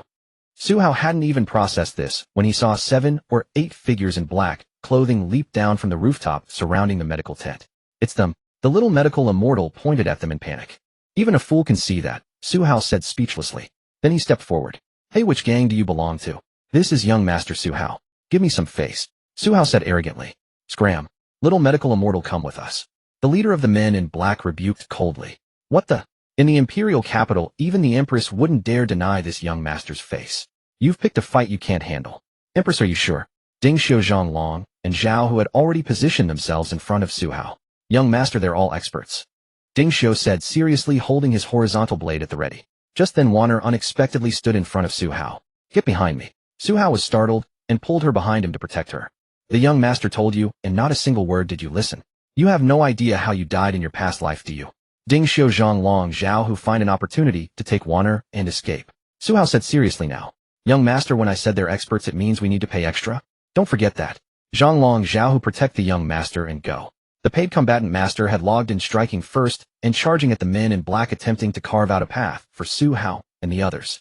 Zhonglong, Zhao, who protect the 2 of them. "I'll go help Ding Xiu." Su Hao instructed the 2. "Young master, the enemy outnumbers us. It's dangerous," Zhonglong warned. "Damn it, remember, the Prime Minister's mansion has never abandoned a single brother." After saying this, Su Hao followed Ding Xiu and charged at several men in black. The leader of the men in black sneered, refusing to take the upgrade. "Attack!" Several men in black lunged at Su Hao and Ding Xiu. As the leader of the men in black was about to draw his blade, a voice suddenly rang out from behind him. "What are you doing to Dr. Su?" The men in black turned around and saw several common people standing there glaring at them with anger. If you don't want to die, get lost. The man in black drew his blade and shouted.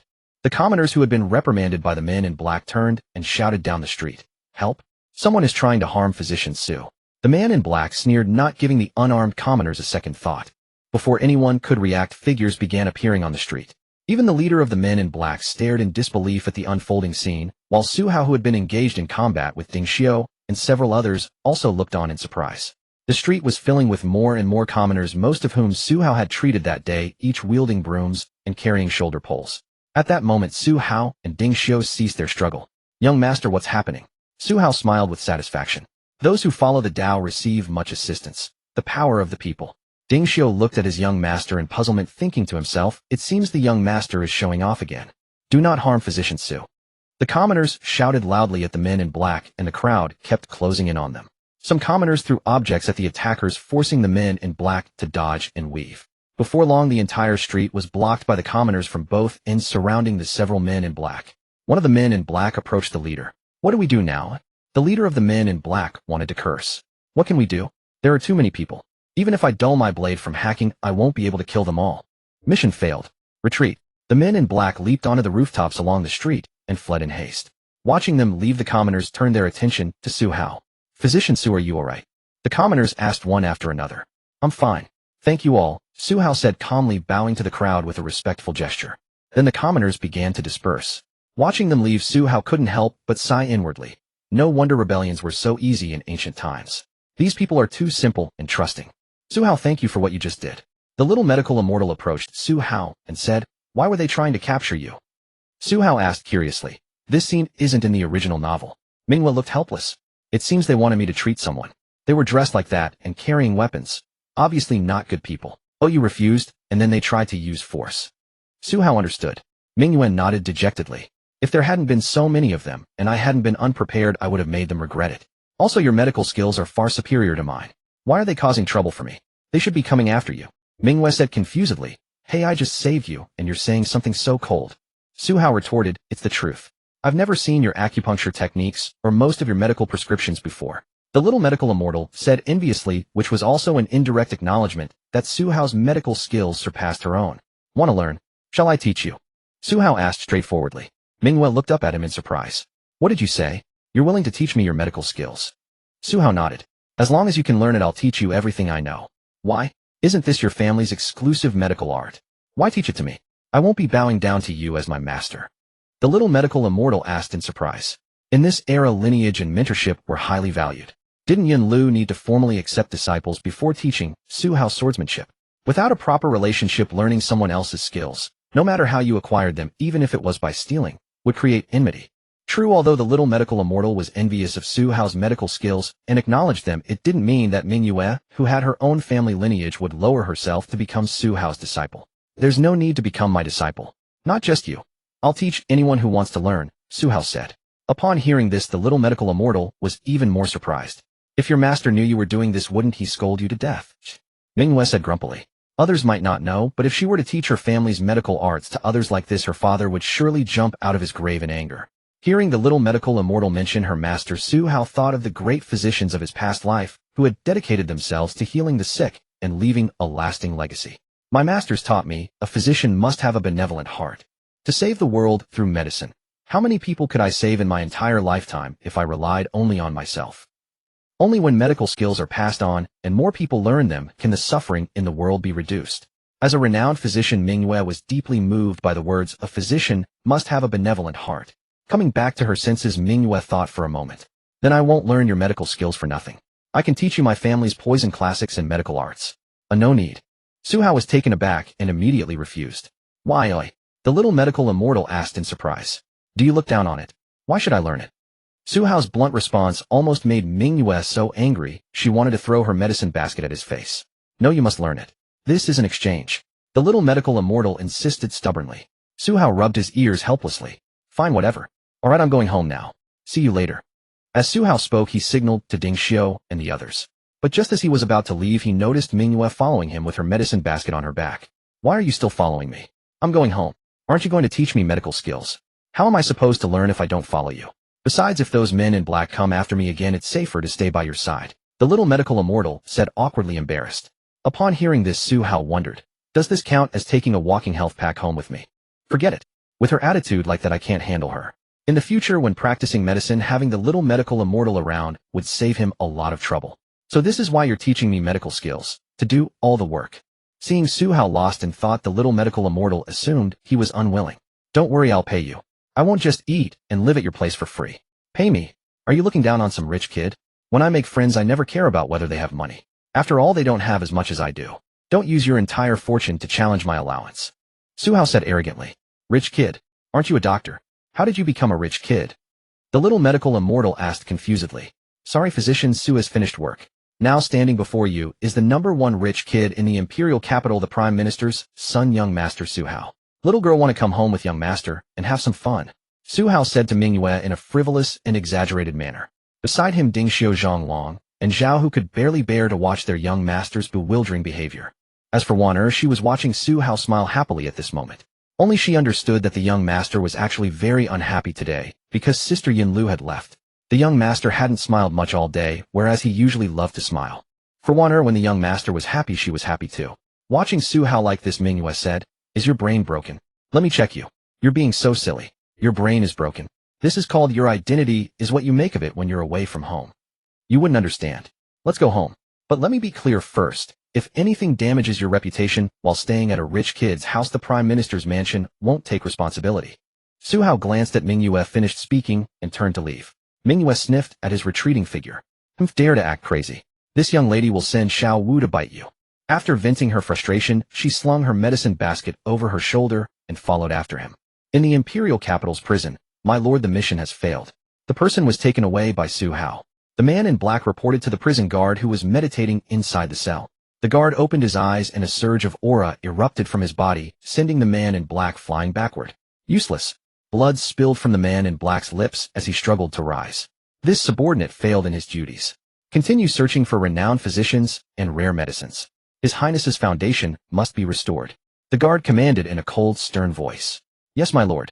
From what this humble one has observed, this Su Hao possesses peak postnatal stage cultivation. The man in black reported. My. Postnatal stage. Could a postnatal cultivator kill the 4 fiends of the Southwest? You fools, you've all been deceived by this playboy.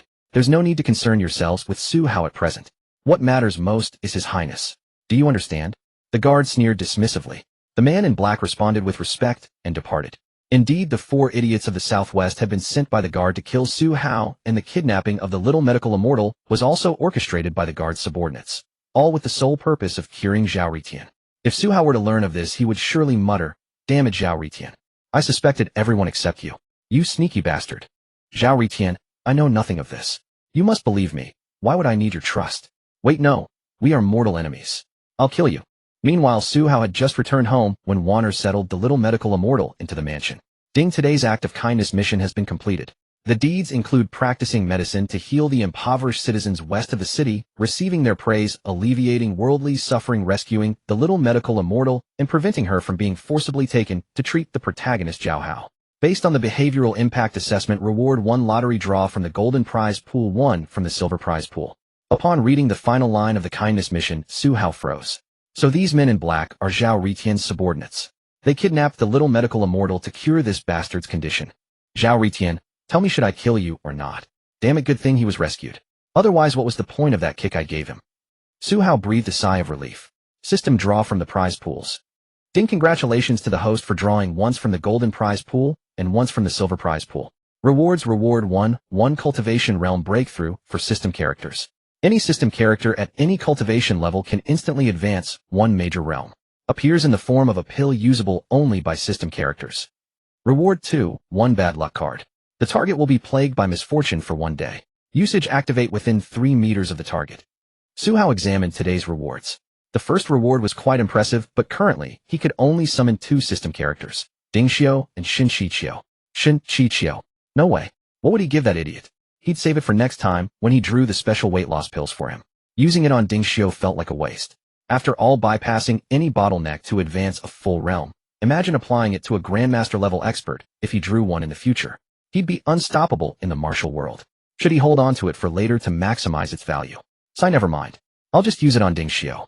Indeed, after some thought, Su Hao decided to give Master Jiaqian an epic upgrade. This money-grubbing fellow who always complained about trouble, but never hesitated to protect his master, had long ceased to be merely a system reward in Su Hao's eyes. He was now a brother he could trust with his life. Su Hao then turned his attention to the second reward, the bad luck card. System, someone as above board as me. What do you mean giving me this? Put it away, put it away. Save it for Ritian. Su Hao quickly stowed it away. But inwardly he grumbled. Why the usage restrictions? Couldn't he just call out a name and use it? System, host, if you keep being so impatient, I truly dare not remove the restrictions. I'm genuinely afraid Zhao Ritian couldn't withstand your torment. Soon after, Ding Xiao was summoned to the courtyard. Seeing this bastard, Su Hao's anger flared. The fellow was clutching an abacus, muttering incessantly. Young master, 6 men in black today. 3 at postnatal stage, 3 at the peak of first rank.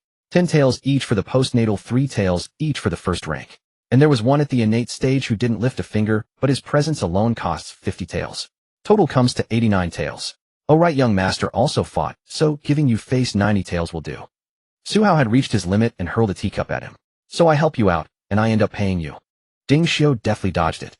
Young master, consider this. If you jump into the fray, I have to split my attention to protect you, greatly increasing the danger. What does this illustrate? What? Su Hao asked foolishly. Next time there's trouble, don't meddle foolishly. Just turn and run. That way I can charge you less. After Ding Xiao finished speaking, Su Hao's eyes widened in disbelief. Damn it, I'm afraid if I don't help you, you'll burn money for me. You bastard, I came to you for something important. Take this. Su Hao said grumpily and produced the cultivation-enhancing pill. Ding Xiao stared at the pill in Su Hao's hand. Young master, are you testing this medicine? That's no cheap item. Test my grandmother's leg. What's your current cultivation level? Su Hao cursed and asked. A postnatal mid-stage. Don't you already know? Ding Xiao replied. After taking this you'll reach innate mid-stage. Su Hao said nonchalantly. The next moment Ding Xiao flashed forward to grab the pill. He never doubted his young master's word. Seeing Ding Xiao's eagerness, Su Hao grinned mischievously and withdrew the pill. Oh, hold on. Such a precious pill can't be given for free. That'll be 100 taels. Pay up. Su Hao extended his hand toward Ding Xiao. The next moment Ding Xiao retreated a step with a serious expression, showing no hesitation. Such a precious pill. Perhaps young master should use it himself. Su Hao, you think if I could use it I'd let you have it? Su Hao looked at Ding Xiao with a suspicious expression. You're not reluctant to part with the money, are you? Oh, if it's about money, never mind. 100 taels, just say it straight if you don't want to give it. Ding Xiao said with disdain. Su Hao was truly amazed. This was something new. Damn it, this pill brings you to innate mid-stage. 100 taels is expensive. It saves you years of hard work. Su Hao asked speechlessly, watching Ding Xiao's careless demeanor. Internal energy, just practice, and you'll get it. Me run a few more times and they'll die. Money is so hard to earn. Can't help it. I'm terrified of being poor. I dare not spend a single coin recklessly.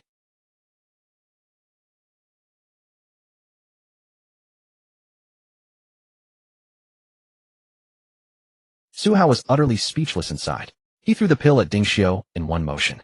Take it and get lost. A young master, you're sure there's no charge after I take it, right? Otherwise I'll just spit it back out. Ding Xiao asked suspiciously. Su Hao threw another teacup at him. Get lost, and don't let me see you today. You money-grubber miser. Su Hao's barrage of insults sent Ding Xiao sprinting so fast, he had to use lightness skill. Thank you, young master, for the reward. Don't forget you still owe me 90 taels. Su Hao, whose morale had been badly shaken by the bonus payment incident, was just about to pick up his teacup for a drink when he realized he had already thrown it away, which made him even more furious. Just then Hua Hua came running into the courtyard with her 2 short legs. Brother. Seeing the cute Hua Hua, Su Hao's mood began to improve. Haha, little one, are you back from school? Hua Hua threw herself into Su Hao's arms and nodded happily. Did you listen to your teacher at school, eh? I was very well behaved, but brother, why hasn't teacher's sister been coming to teach us these past 2 days? Hua Hua missed her. Hua Hua asked. She didn't go to the academy. Su Hao asked in confusion. He had been busy treating the common people in the west of the city these past 2 days and had completely forgotten. It seemed that ever since he saw off Xiao Xuanlu leaving his home that morning, he hadn't seen her again. Yes, mister. Lu said that the teacher had some matters to attend to and took leave. These past 2 days other teachers have been giving us lessons. Hua Hua said to Su Hao while thinking. Perhaps she has something to attend to. I'll ask at the academy later, Su Hao said, taking out a lollipop and handing it to Hua Hua. Go play. Remember to review your lessons. Okay, I know, brother. Hua Hua skipped away from the small courtyard with the candy in hand. Just then Wanner walked in. Young master, mister. Lu requests an audience. I was just looking for him, let him in. Su Hao said. Soon Wanner led Lu Wanzhong into the courtyard. Young master Su. Mister. Lu, please sit. I was just thinking of looking for you, and you came. How come I heard from Hua that Zhao Xuanlu hasn't been to the academy these past 2 days? What's wrong with her? Is she unwell? Su Hao asked. Young Master Su, I came to see you about this matter. Actually, I'm not very clear about what happened to Teacher Zhao. It's just that yesterday Teacher Zhao's maid came to the academy and said that Master Zhao was somewhat exhausted yesterday and took a day off to rest. But today the steward from the minister's mansion came to the academy and said that Teacher Zhao would never come to teach at the academy again. Before I could ask for the reason, the person had already left. I'm unsure of what's happening with Teacher Zhao, so I came to ask you. Lu Wenjing carefully explained the situation. Not coming. What's the situation? Su Hao asked in surprise. Lu Wenjing seemed hesitant to speak. Young Master Su, actually I have some guesses about the reason. I wonder if I should speak or not. Bro, we're not strangers. Just say what you have to say, stop being so formal. Su Hao said somewhat irritably. These past 2 days the matter between you and Teacher Zhao has been widely discussed. I wonder if these rumors have prevented the minister from allowing Teacher Zhao to leave the mansion and meet people. Lu Wenjing guessed. What rumors? You don't know? Lu Wenjing looked at Su Hao in surprise. I've been leaving early and returning late these past 2 days. I haven't heard any rumors. Tell me quickly. Su Hao asked. It's just, they're saying that Teacher Zhao spent the night at the Prime Minister's mansion and was defiled by you, the talented lady of the imperial capital, a fresh flower placed upon. Enough, no need to continue. Su Hao quickly stopped him. Damn it, how did I end up being the cow dung? The next moment Su Hao realized something. Damn it, which bastard is spreading these rumors? Su Hao cursed angrily. I'm not sure where the news came from, but the students at the Imperial Capital Academy basically all know. It seems Teacher Zhao hasn't even been to the Imperial Capital Academy these past few days. After Lu Wenjing finished speaking. Damn it, these pedantic scholars. All day long they don't study properly, they just learn to be paparazzi spreading gossip. Fuck, if I get the chance I'll take them all out. Su Hao vented his anger. Lu Wenjing sitting there felt extremely uncomfortable. Does that include me, eh? I'm not talking about you. You're different. Alright, I understand. Thanks for your trouble. Just keep the classes at Bema Academy running normally. Tell the students that Teacher Zhao will be back to teach these next 2 days. Su Hao instructed. Yes, young Master Su. Then I take my leave. Lu Wenjing stood up and left. After he left, Su Hao thought, damn it, how did the news about Zhao Xuanlu spending the night at the Prime Minister's mansion get out? The people who knew were limited to just a few. The servants of the Prime Minister's mansion, impossible. They wouldn't dare. Did they want to lose their jobs? So the news must have spread after Zhao Xuanlu returned home. Forget it, I'll deal with whichever bastard spread the news later. Zhao Xuanlu is most likely under house arrest by her family due to the damage to her reputation. Su Hao rubbed his temples, slightly headaches. Then Su Hao went to find his father. Son, that old man Zhao Xingmin has been claiming illness at home these past 2 days and hasn't attended court. The minister's mansion has also been closed to visitors. Su Cheng told Su Hao this news. He's not even attending court. That old bastard hasn't actually gotten sick from anger, has he? He's gotten himself into big trouble this time. Su Hao muttered. Zhao Xingmin, I thank you, little yellow-haired kid, for your concern. Hey, let's not talk about this matter for now. Father asked you, did you, and that Zhao girl? Su Cheng seemed at a loss for words and nodded his head to indicate. Su Hao looked helpless. Father, do you know what kind of person speaks indecently? What kind of person? Go look in the mirror and you'll know. You're such a prime minister, how can you believe rumors too? Da Wu is finished, Da Wu. Don't you have proper things to attend to? Su Hao complained. Su Cheng smiled. How can you still laugh? Su Hao asked speechlessly. Father was thinking, if you and that Zhao Xuanlu really became husband and wife, then father would shamelessly ask for this marriage for my son. After Su Cheng finished speaking, Su Hao looked worried. It's true, we just got drunk and spent the night together. As I suspected. Otherwise Zhao Xingmin would have already gone to court to accuse our father and son. But son, now the rumors about you and Zhao Xuanlu are spreading everywhere. Why don't you take this opportunity to propose and marry her? What Su Cheng said was all true. A young lady from a prestigious family like Zhao Xuanlu, who had already spread rumors of losing her purity before marriage, who would dare to marry her? She could only marry Su Hao. Father, don't joke. How long has it been since the engagement was broken? Besides, this makes it seem like I'm scheming against that girl. The main point is that nothing actually happened. If I go propose like this, it really won't be clear. Su Hao said seriously. Then what does Harem want to do? Does he need father's help with anything? Su Cheng asked. I haven't thought it through yet. But you don't need to worry about this matter, father. I caused this trouble, and I'll settle it one way or another. I'm leaving now, father. Rest early. Su Hao left those words and turned to leave the study. The next day at the minister's mansion, Zhao Xingmin sat in the main hall with a worried expression. Indeed, the rumors from these past 2 days had left Zhao Xingmin in a dire situation. The moment he learned of the news, Zhao Xingmin wanted to go to the prime minister's mansion to demand answers. Who would have thought his precious daughter would refuse, even threatening suicide? As for Bema Academy, it was indeed he who prevented Zhao Xuanlu from going there. With the news spread this badly, how could his own daughter show her face in public? Depressed, he simply claimed illness and stayed at home. Just as Minister Zhao was lost in worry, the steward hurried into the main hall. "My lord, Lord Su from the Prime Minister's residence requests an audience with you." Upon hearing this, Zhao Xingmin rose to his feet. "Su Hao." The steward nodded. "That Su Hao has the nerve to come here. Tell him to get lost." Zhao Xingmin said in a furious tone. "Yes." The steward departed as ordered. Hardly had Zhao Xingmin sat down when Zhao Xuanlu hurried in. "Father, is it Su Hao who has come?" Seeing his beloved daughter's state only fueled Zhao Xingmin's anger. For the past 2 days he had forbidden her from leaving the mansion, and she had been listless, losing her appetite. Yet the moment she heard Su Hao had arrived, she perked up instantly. This was enough to make an old man's hair turn white with rage. "Yes, he came. I told him to leave," Zhao Xingmin said irritably. "What? Father, what are you doing? Why won't you let him in?" "No, I'm going to find him." Upon hearing this, Zhao Xuanlu anxiously turned to leave. "Nonsense. You are not to go," Zhao Xingmin rebuked her. Zhao Xuanlu hesitated, her steps faltering. "Father." She turned back, confusion etched on her face.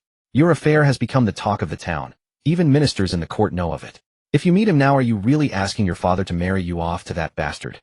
Zhao Xingmin asked helplessly. "Then let me marry him. If he is willing to take me as his wife, I shall marry him." Zhao Xuanlu spoke with unwavering resolve.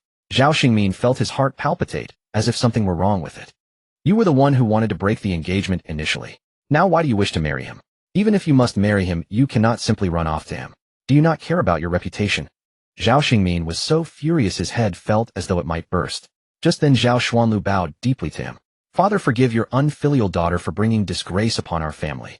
But as long as Su Hao is willing to marry me, I care not for mere reputation." Zhao Xingmin's hands trembled with rage. At that moment the steward ran in once more. "My lord, Lord Su refuses to leave the gate. He insists on seeing you." The steward reported helplessly. "Father." Zhao Xuanlu's eyes pleaded with him. Exhausted, Zhao Xingmin sat down. "Let him in." He had compromised. What else could he do? Looking at his daughter's determination, he feared she might elope with that bastard if he refused. However, the steward hesitated, showing difficulty on his face.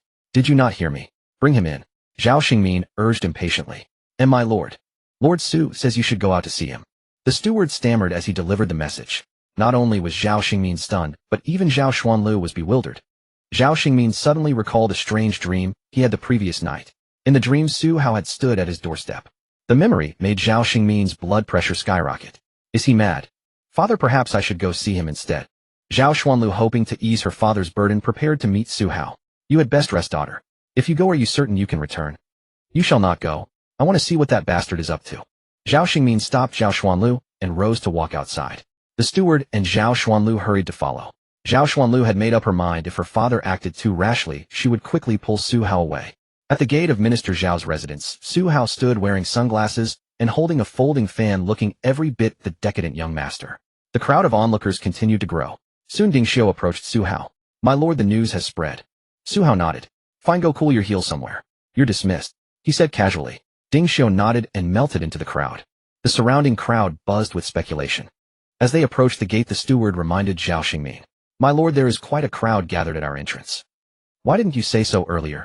"Xuanlu, you are not to go out," Zhao Xingmin said sternly. Upon hearing her father's words, concern flickered in Zhao Xuanlu's eyes. She knew her father feared she would face the rumors and gossip outside. "Father, this trouble is all my doing." Zhao Xuanlu was interrupted by Zhao Xingmin's wave of his hand. "I am an old man now. I care not. Follow my orders. Come." Zhao Xingmin sighed and stepped out with the steward. The heavy doors of Minister Zhao's residence, watched by the crowd, finally swung open. The minister emerged with his servants. The first thing Zhao Xingmin saw was Su Hao leaning carelessly with a folding fan in hand. The scene matched his dream from the night before ever more closely. Then Zhao Xingmin noticed a horse tethered to the stone lion at his gate. His pupils contracted further. The position was exactly as he had dreamed. Seeing Zhao Xingmin emerge, Su Hao closed his fan, took 2 steps forward, and caught the man's glare. "Sir Su, I have been here for quite some time, yet your servants never thought to lead my horse. I left it tied there. I hope it is not in the way." Su Hao explained with apparent helplessness, but to Zhao Xingmin's ears it sounded entirely different. "Su Hao, you have the audacity to face me. Look at the mess you have made." Already furious, Zhao Xingmin could no longer contain himself and roared. "Haha, of course I dare to come. This young master owns up to everything he has done." Su Hao laughed arrogantly, his manner frivolous. "You admit it?"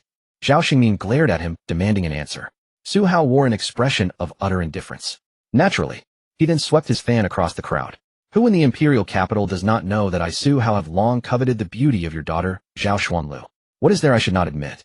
Su Hao described it with frivolous boldness. The onlookers whispered among themselves, pointing at Su Hao. Su Hao, don't you have any shame? Zhao Xingmin gritted his teeth and pointed at Su Hao in fury. Hell, what use is such a thing? This young master is only interested in beauties. Indeed, your daughter Zhao Xuanlu's delicate figure. TSK. Looks quite delightful. Hearing Su Hao's words, the crowd could bear it no longer. They began to curse him as shameless and beastly, though perhaps more out of envy than genuine outrage. Zhao Xingmin could bear it no longer.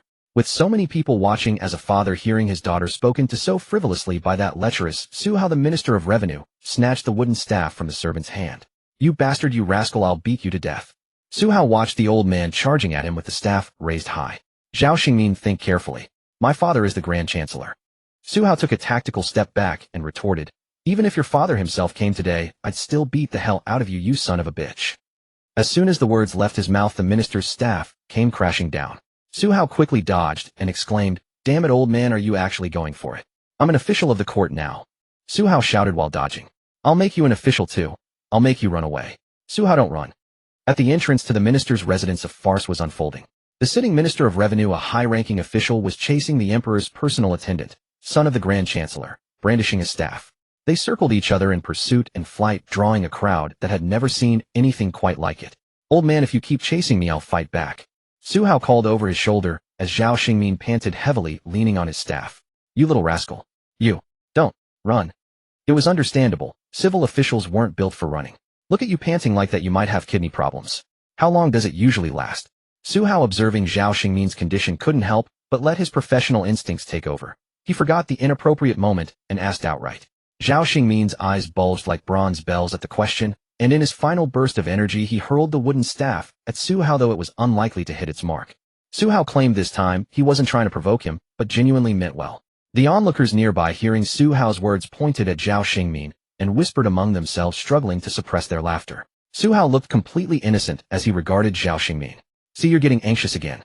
If your kidneys are weak, don't worry. I can treat that.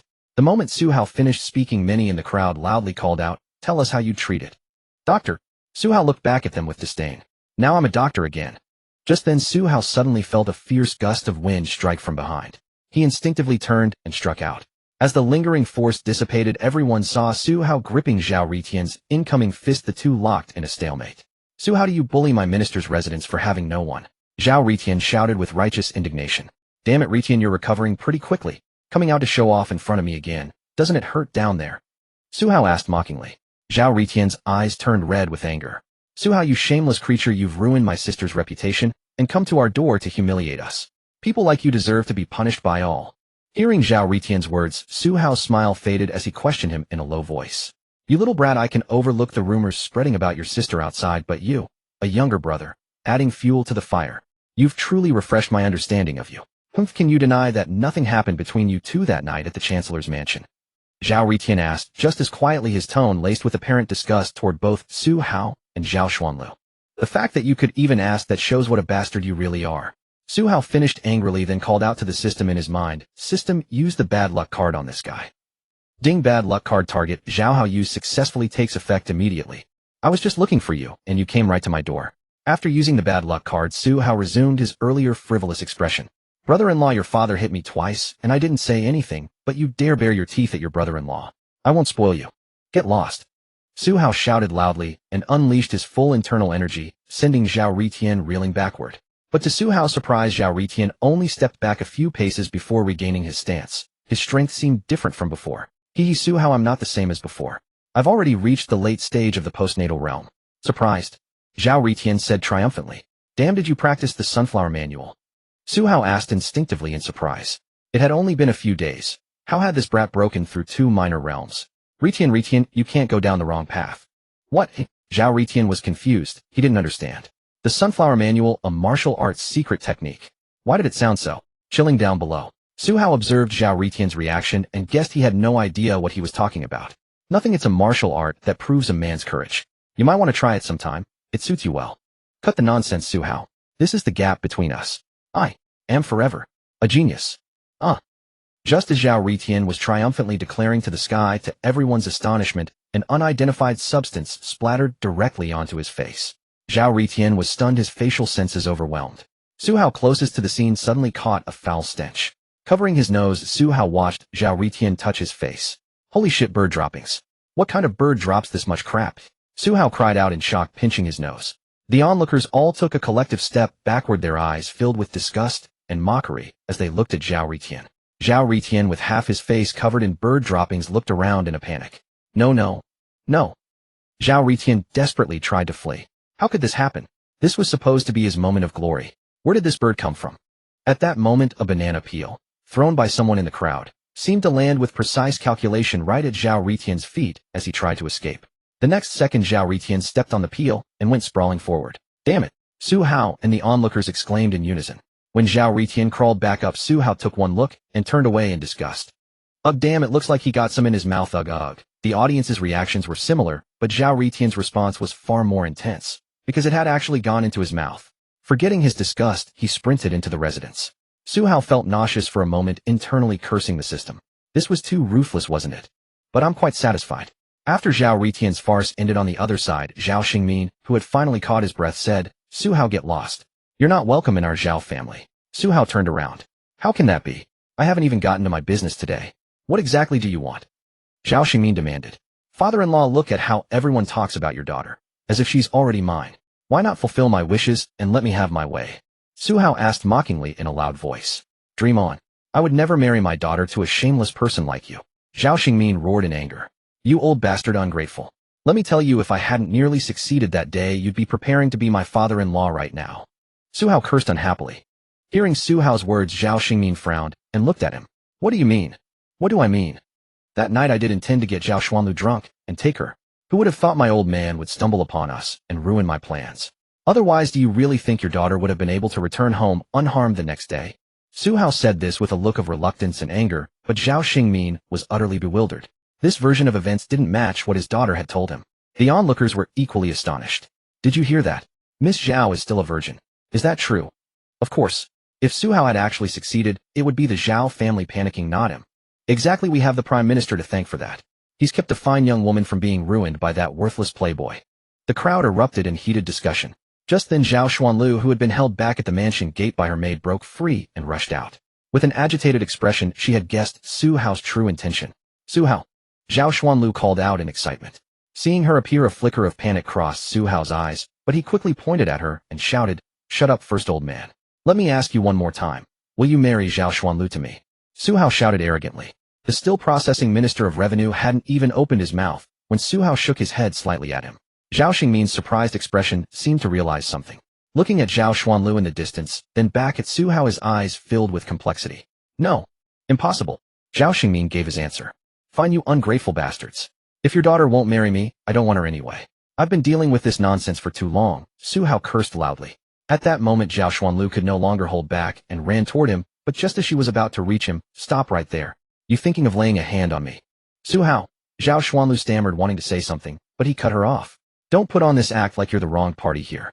If I had actually taken you, that would be one thing, but I didn't even touch you. Since your Zhao family refuses my offer, let me tell you something, Zhao Xuanlu. I have plenty of women. I don't need you. These vicious words from Su Hao tore at Zhao Xuanlu's heart. Not from sadness, but from the pain of seeing him suffer. Seeing Zhao Xuanlu's eyes welling up with tears, Su Hao removed his sunglasses and placed them on her face to hide her eyes. You're smart enough to understand, right? Don't make all this effort for nothing. Go back to the academy early. The children miss you. After speaking in a low, gentle voice, Su Hao opened his folding fan, turned around, and said, How boring. Let's go home. Bring my horse. Ding Xiao brought the horse over, and Su Hao mounted it. From his chest, he took out another pair of sunglasses and put them on. Scatter now, all of you. If anyone dares to spread rumors, I'll make sure your whole family suffers. Su Hao arrogantly dispersed the crowd, and Ding Xiao led the horse as they slowly walked away. Zhao Xuanlu stood there with her hands tightly clasped together, and through the sunglasses 2 streams of clear tears finally fell. Zhao Xingmin approached her with a helpless expression. Let's go home. Ding Xiao, carrying the horse and the blade over his shoulder, asked. Young master, by doing this you've preserved Miss Zhao's reputation, but doesn't your own reputation suffer? Su Hao, still mounted, lowered his sunglasses to look at Ding Xiao. What was my reputation like before? Terrible. Ding Xiao answered without hesitation. Then what's the difference? It's just the difference between losing 1 tail and losing 100 tails. Which one hurts more? Both hurt. Then it doesn't matter. After saying this, Su Hao and Ding Xiao exchanged a glance and burst into laughter together. Inside the minister's residence, Zhao Xuanlu was about to leave with the academy textbooks in hand when her brother stopped her. Sister, is everything that bastard said true? Zhao Ritian, who had repeatedly washed his mouth out, blocked Zhao Xuanlu's path and asked in disbelief. Does it matter if there is or isn't? What difference would it make? I'd rather I had truly become his woman that night, so none of this would have happened today, Zhao Xuanlu said sorrowfully. Do you even know what you're saying? Zhao Ritian rebuked her angrily, this time not even calling her sister. What kind of spell has that Su Hao cast on you? For his sake have you abandoned all sense of shame? Shame, eh? As some people may speak harshly, but their hearts are cleaner than anyone else's. Others may say the nicest things, but no matter how much they try to wash their inner corruption, it can never be cleaned. After saying this, Zhao Xuanlu walked away with her textbooks. Hearing those words about something that couldn't be cleaned seemed to trigger painful memories in Zhao Ritian. The next moment he roared in fury, Su Hao. But before he could finish, something familiar fell directly into his mouth. Guh, where did that come from? Guh, damn bird. Zhao Ritian thought, is it chasing me to defecate? Meanwhile, Su Hao had just returned home and was lounging in his rocking chair when his younger brother strode in confidently. Su Hao, you've got some nerve causing such a scene at the minister's residence this early in the morning. His younger brother sat down beside him and poured himself a cup of tea. Su Hao fanned himself without opening his eyes. News travels fast. I see you already know. Not just fast, the entire capital's nobility knows by now. You bastard tried to make a move on the minister's daughter, and that upright prime minister is cleaning house, his younger brother said. Hearing this, Su Hao opened his eyes and looked at him. Don't tell me those bastards are turning this into a storytelling script. You figure that out.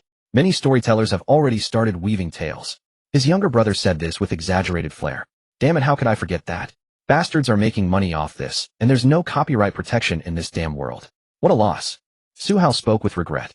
You're worried about that. Do you realize that families with daughters in the capital are guarding against you like you're a thief? Even Sun Pa, who cooks for my family, carries a kitchen knife when she goes to market because she's afraid of running into you. Su Hao spat out his tea.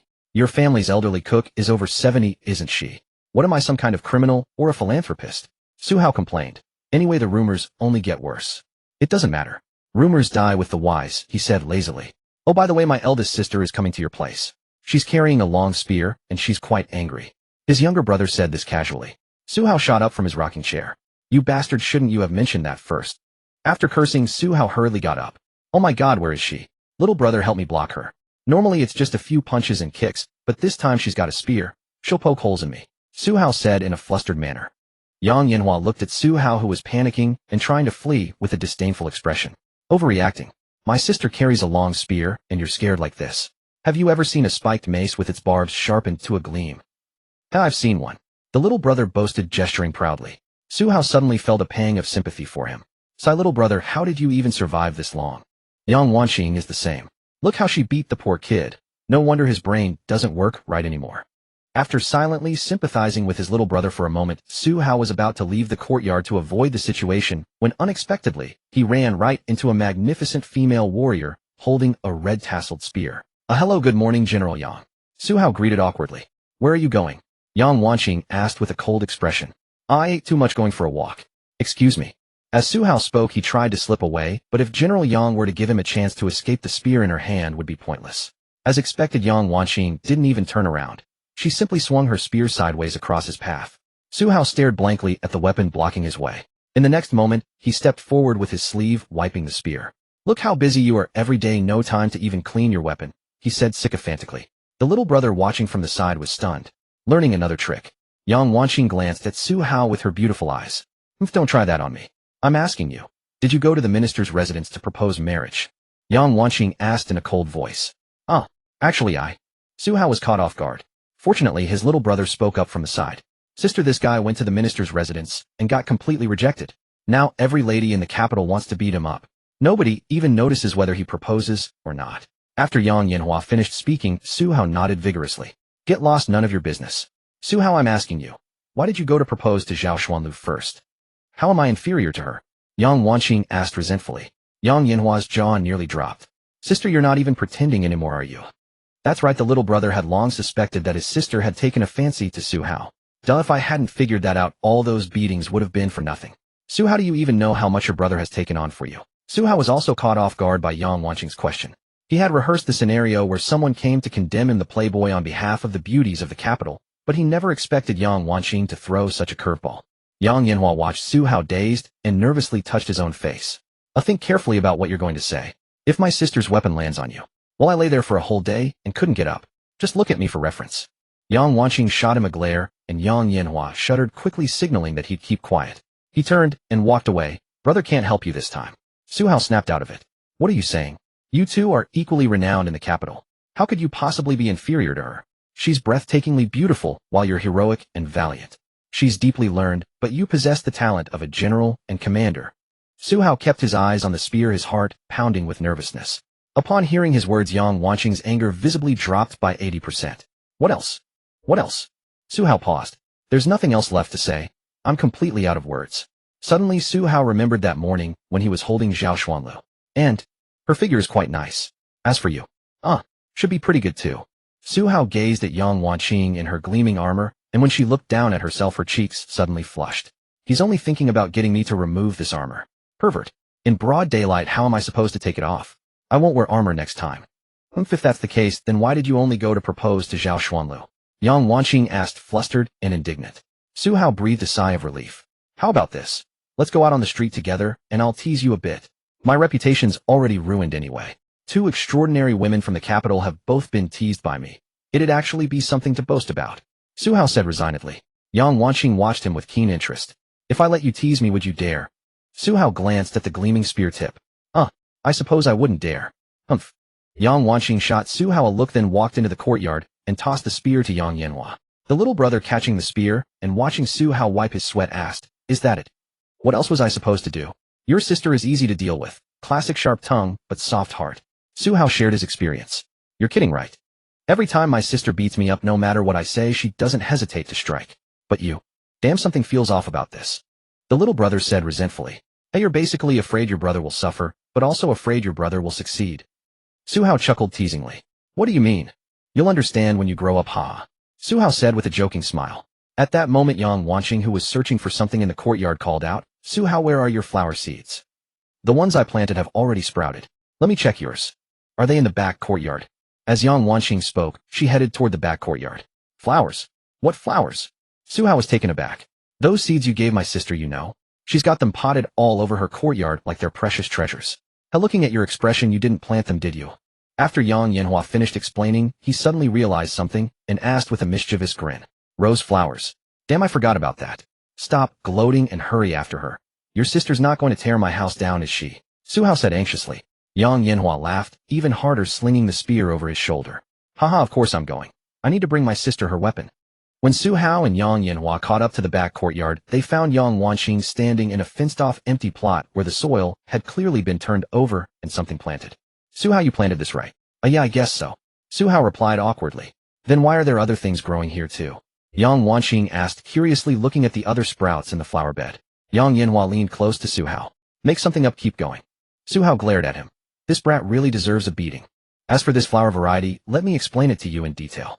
Su Hao was about to launch into his big bluff since he had no idea what was actually planted in the garden. Just then Ming Yue's voice called out. What are you doing? The 3 turned around and saw the little immortal of medicine approaching. Why are you standing outside my medicinal herb garden? Nothing's sprouted yet. The little immortal of medicine asked. Medicinal herb garden, all 3 replied in unison. Yeah, I asked Juer, and she said you never come here so I can plant herbs here. I just finished setting it up. Ming Yue reminded them. Medicinal herb garden. Why didn't you tell me earlier? Su Hao asked speechlessly. Can't I plant things here? Ming Yue asked. You can plant wherever you like. Su Hao said weakly. Well, then it's fine. Nothing to see here, just don't go in and trample them. I'm going to get back to work. Ming Yue gave a warning and turned to leave. At that moment, Yang Yanhua grinned excitedly and handed the long spear to his sister. In his mind, having deceived his sister meant this beating was unavoidable. Feels good, feels good. Yang Yanhua excitedly handed his punishment tools to his older sister, but who knew Yang Wanqing would shove her little brother aside and instead reach out to Su Hao. Give it here. Yang Wanqing said coquettishly to Su Hao. Give what?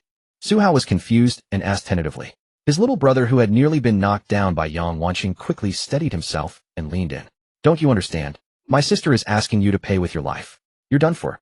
But sister, don't really beat him to death. Give your little brother some face, leave him breathing. The little brother acted as translator while trying to save face. Go away. Yang Wanqing scolded. Oh. Yang Yanhua quickly grabbed his spear and moved aside, then gave Su Hao a mournful expression. Then he watched as Yang Wanqing transformed into a face-changing master. Seeds you won't even plant them yourself. Give them to me, I'll take them back and plant them. Yang Wanqing acted like a young girl making a request. Ah, sure, here you go. Su Hao was genuinely frightened by the little brother. As long as it doesn't cost his life, he quickly took out rose seeds from his chest and placed them in Yang Wanqing's hand. Yang Yanhua was stunned. Wasn't this plot wrong? Shouldn't his sister have dealt a powerful palm strike followed by a side kick? Don't ask why he knew so well. The little brother expressed that he'd been receiving these treatments all his life. Yang Wanqing's face clearly showed a flash of joy after receiving the seeds, then she looked at Su Hao with a blaming gaze. I gave you good things, yet you don't even know how to nurture them. Sigh, I've been too busy lately, Su Hao sighed. I don't know how you manage to have so many things going on every day. Yang Wanqing's coquettish manner resembled a young wife. Subconsciously, Su Hao held his hands together as if smoking a cigarette. Sigh, a man must work hard and strive forward, otherwise how will he manage the mortgage and car loan? Yang Wanqing, as if understanding, replied, you need to rest. Let me plant the flowers. Once they bloom, you can come to my house to see them. Yang Wanqing's gentle appearance made Yang Yanhua stand foolishly holding his long spear. He pointed the spear tip clumsily at his own neck, then suddenly realized what he was doing, stopped, twirled the spear, and switched sides to aim it at his own forehead for a hard tap. Holy crap, this isn't a dream. Is this really my sister? Forget it. My sister's voice has completely changed. I'm too young to understand. Can someone tell me what's going on? The little brother went crazy. Su Hao thought you kid wouldn't understand. Have you heard of the general's fake sweet voice? Just then Zhao Hu entered from outside. Young master, someone has come from the palace.